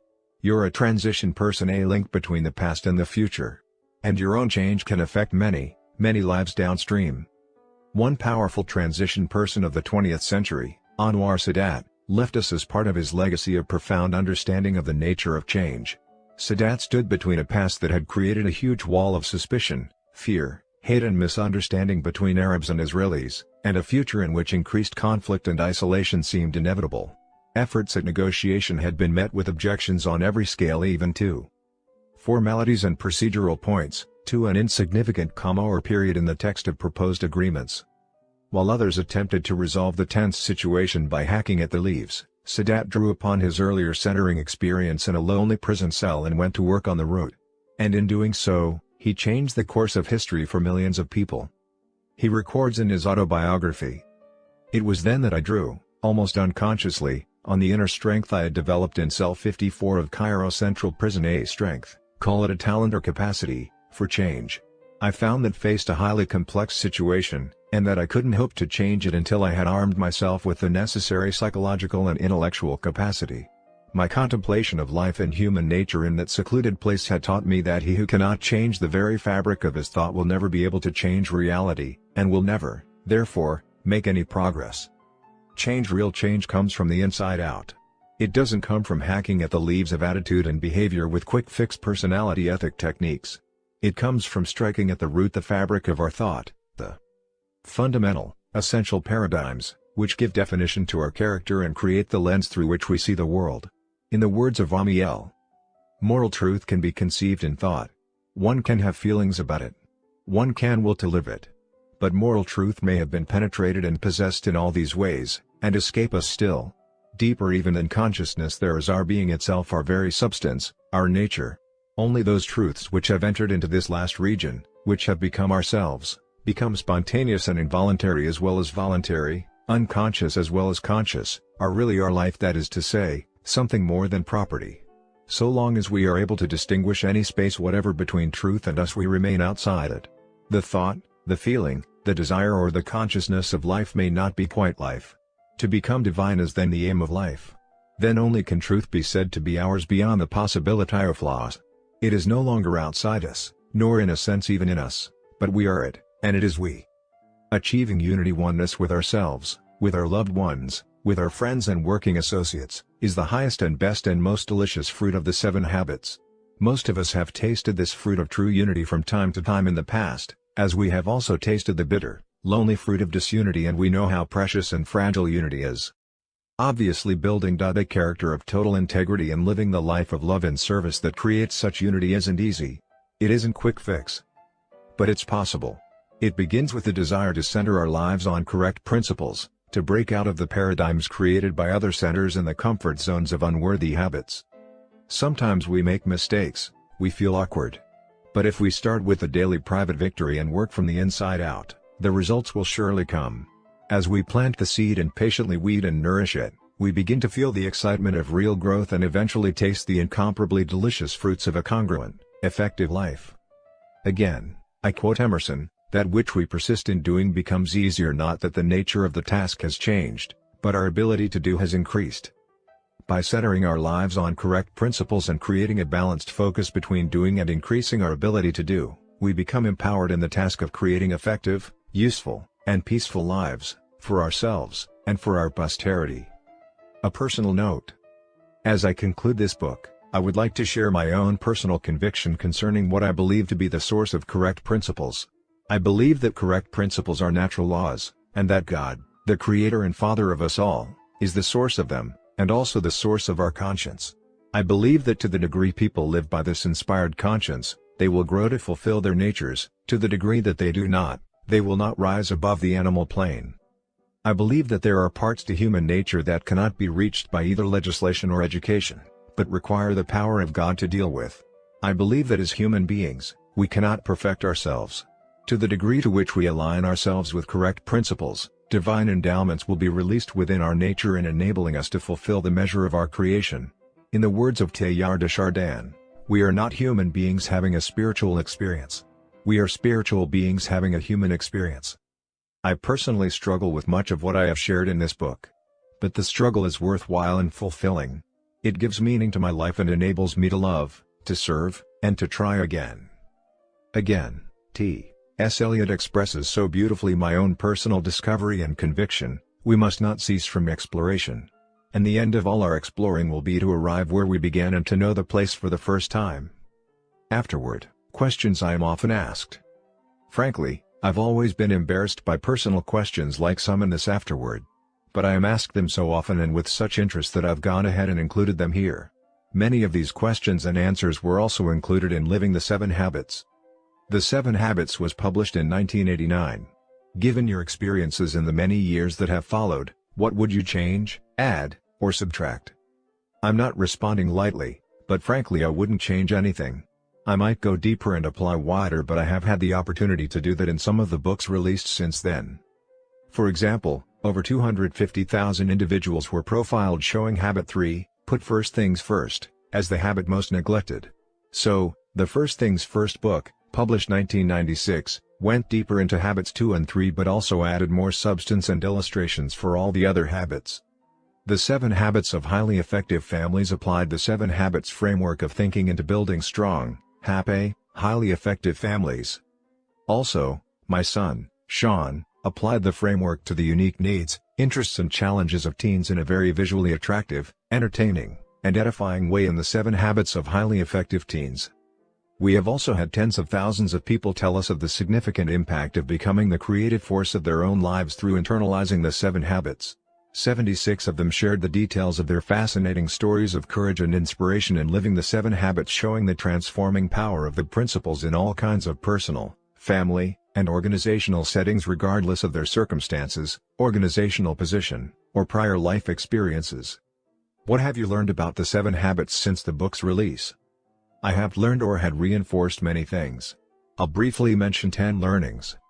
1. The importance of understanding the difference between principles and values. Principles are natural laws that are external to us and that ultimately control the consequences of our actions.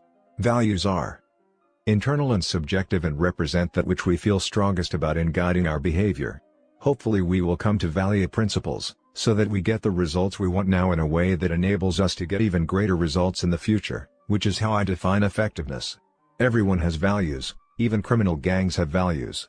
Values govern people's behavior but principles govern the consequences of those behaviors. Principles are independent of us.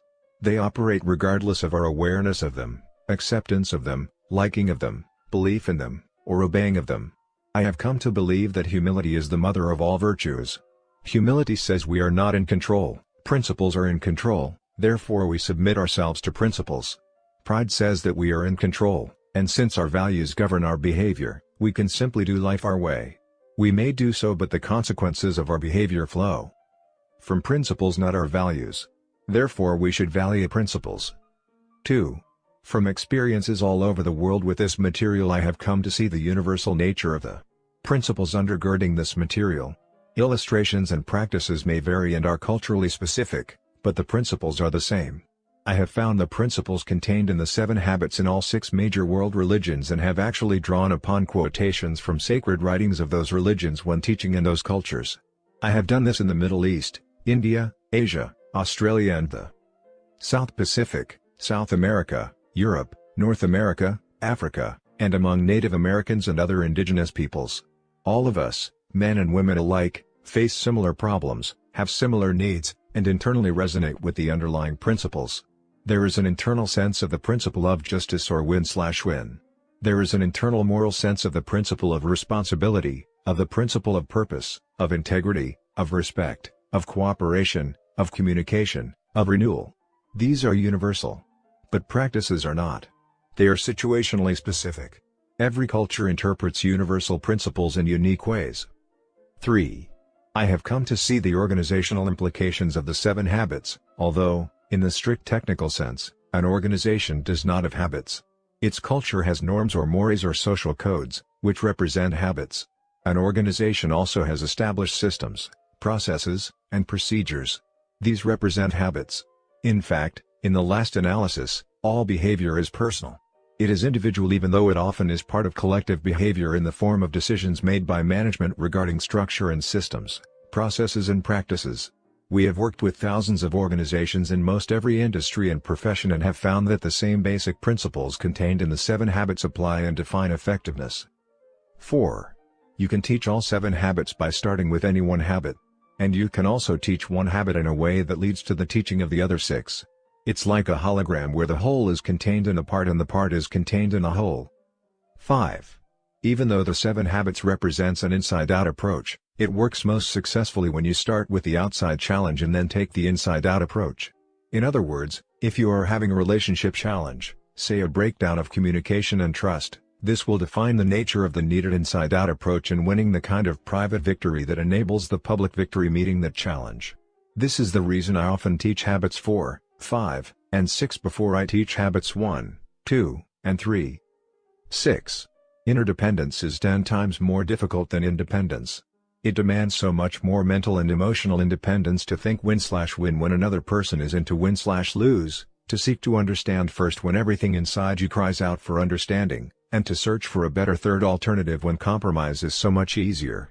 In other words, to work successfully with others in creative cooperative ways requires an enormous amount of independence, internal security, and self-mastery. Otherwise, what we call interdependency is really counterdependency, where people do the opposite to assert their independence, or codependency where they literally need the other person's weakness to fulfill their need and to justify their own weakness. 7. You can pretty well summarize the first 3 habits with the expression make and keep a promise. And you can pretty well summarize the next 3 habits with the expression involve others in the problem and work out the solution together. 8. The 7 habits represents a new language even though there are fewer than a dozen unique words or phrases. This new language becomes a code, a shorthand way of saying a great deal. When you say to another, was that a deposit or a withdrawal? Is that reactive or proactive? Is that synergistic or a compromise? Is that win/win or win/lose or lose/win? Is that putting first things first or second things first? Is that beginning with the means in mind or the end in mind? I've seen entire cultures transformed by a wide understanding of and commitment to the principles and concepts symbolized by these very special code words. 9.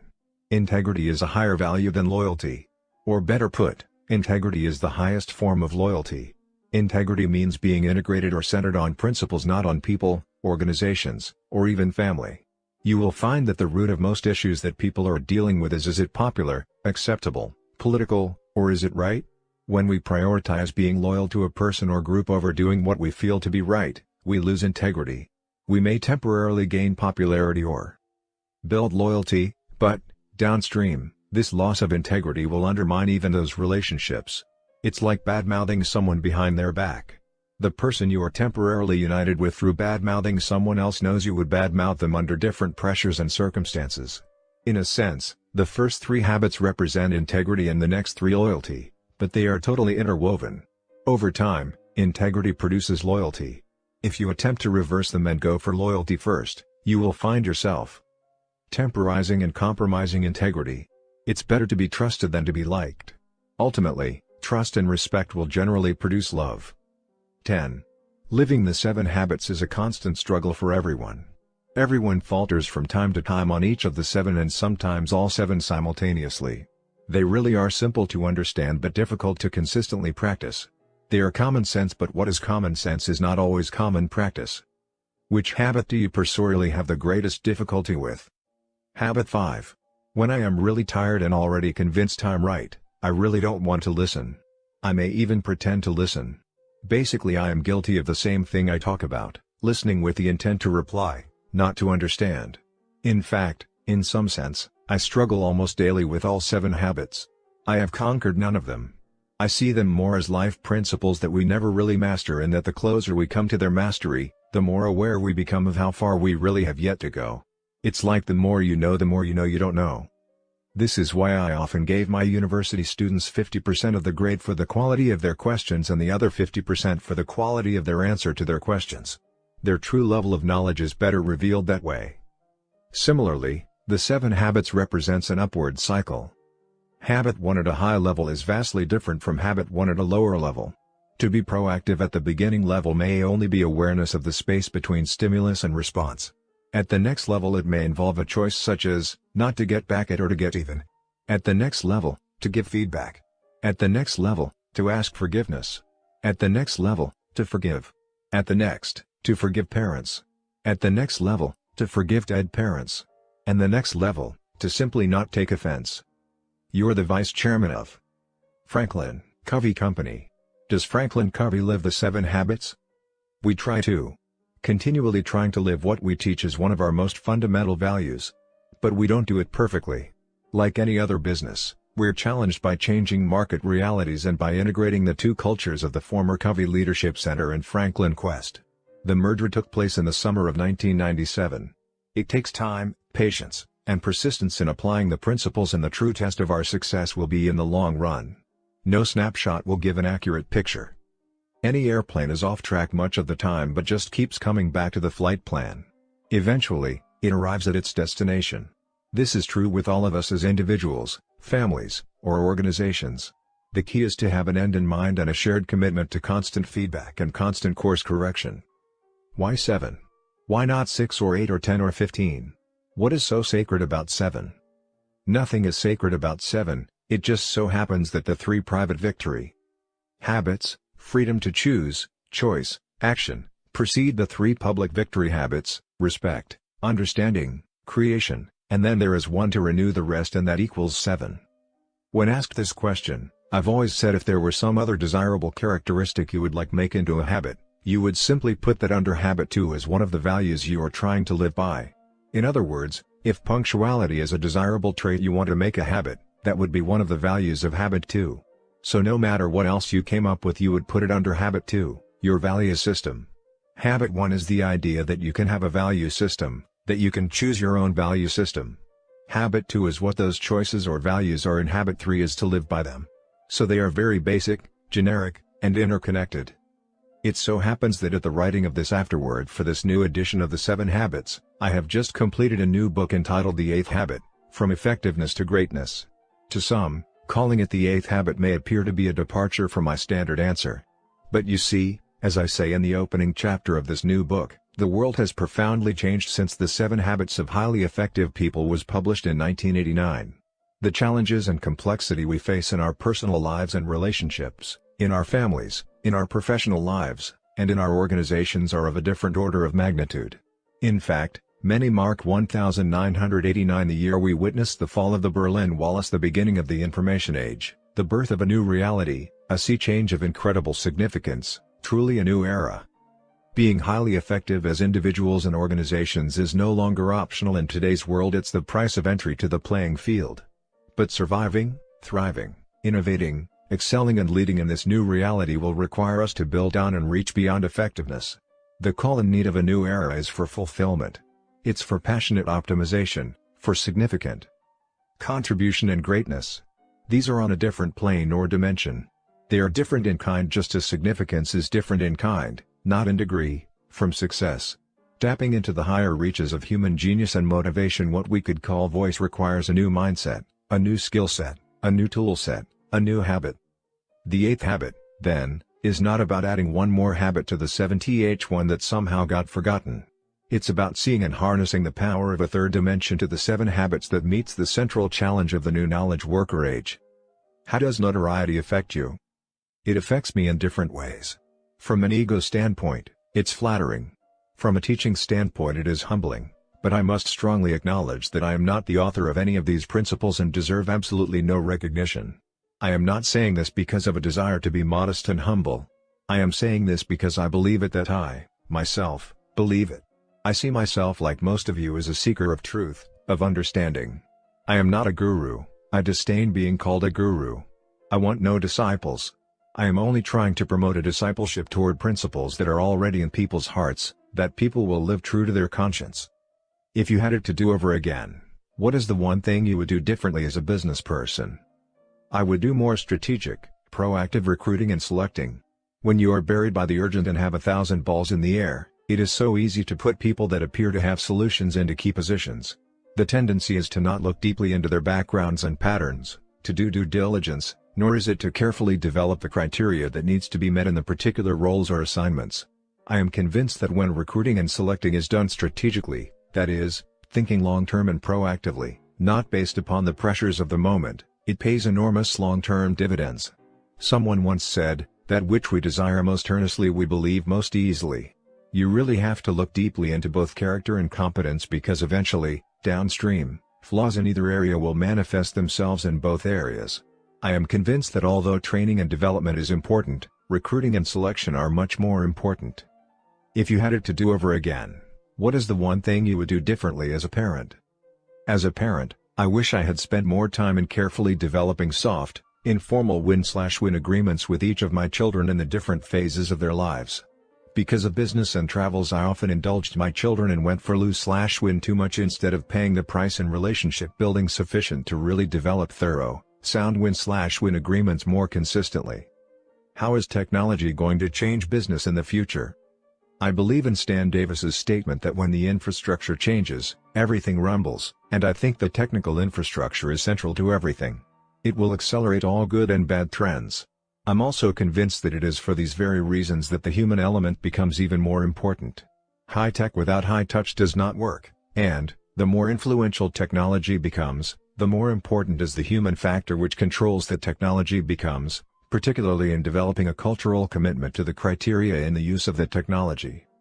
Are you surprised or astounded at the universal popularity of the 7 habits, with other countries/cultures/ages/gender? Yes and no. Yes, in that I had no idea it would become a worldwide phenomenon and that a few of the words would become part of Americana. No, in the sense that the material had been tested for over 25 years and I knew that it would work primarily because it is based upon principles I did not invent and therefore take no credit for. How would you begin to teach the 7 habits to very young children? I think I would live by Albert Schweitzer's 3 basic rules for raising children. First, example; second, example; third, example. But I wouldn't go quite that far. I would say, first, example; second, build a caring and affirming relationship; and third, teach some of the simple ideas underlying the habits in the language of children. Help them gain a basic understanding and vocabulary of the 7 habits and show them how to process their own experiences through the principles. Let them identify what particular principles and habits are being illustrated in their lives. My boss, spouse, child, friend, etc., really needs the 7 habits. How would you recommend I get them to read it? People don't care how much you know until they know how much you care. Build a relationship of trust and openness based upon a character example of trustworthiness and then share how the 7 habits have helped you. Simply let them see the 7 habits in action through your life. Then, at the appropriate time, you might invite them to participate in a training program or share your book as a gift or teach some of the basic ideas when the occasion calls for it. What is your background and how did you come to write the 7 habits? It was implicitly understood that I would follow in my father's footsteps and go into the family business. However, I found that I enjoyed teaching and training leaders even more than business. I became deeply interested and involved in the human side of organizations when I was at Harvard Business School. Later I taught business subjects at Brigham Young University and did consulting, advising, and training on the side for several years. During that time, I became interested in creating integrated leadership and management development programs around a sequential and Ballin of principles. These eventually evolved into the 7 habits, and then while applying it to organizations it evolved into the concept of principle-centered leadership. I decided to leave the university and go full-time into training executives from all different kinds of organizations. After a year of following a very carefully developed curriculum came the development of a business that has enabled us to take the material to people throughout the world. What is your response to the people who claim to have the true formula for success? I would say 2 things. First, if what they are saying is based on principles or natural laws, I want to learn from them and I commend them. Second, I would say we are probably using different words to describe the same basic principles or natural laws. Are you really bald or do you shave your head for efficiency's sake? Hey, listen, while you're busy blow drying your hair, I'm out serving the customers. In fact, the first time I heard the expression, bald is beautiful, I kicked the slats out of my crib.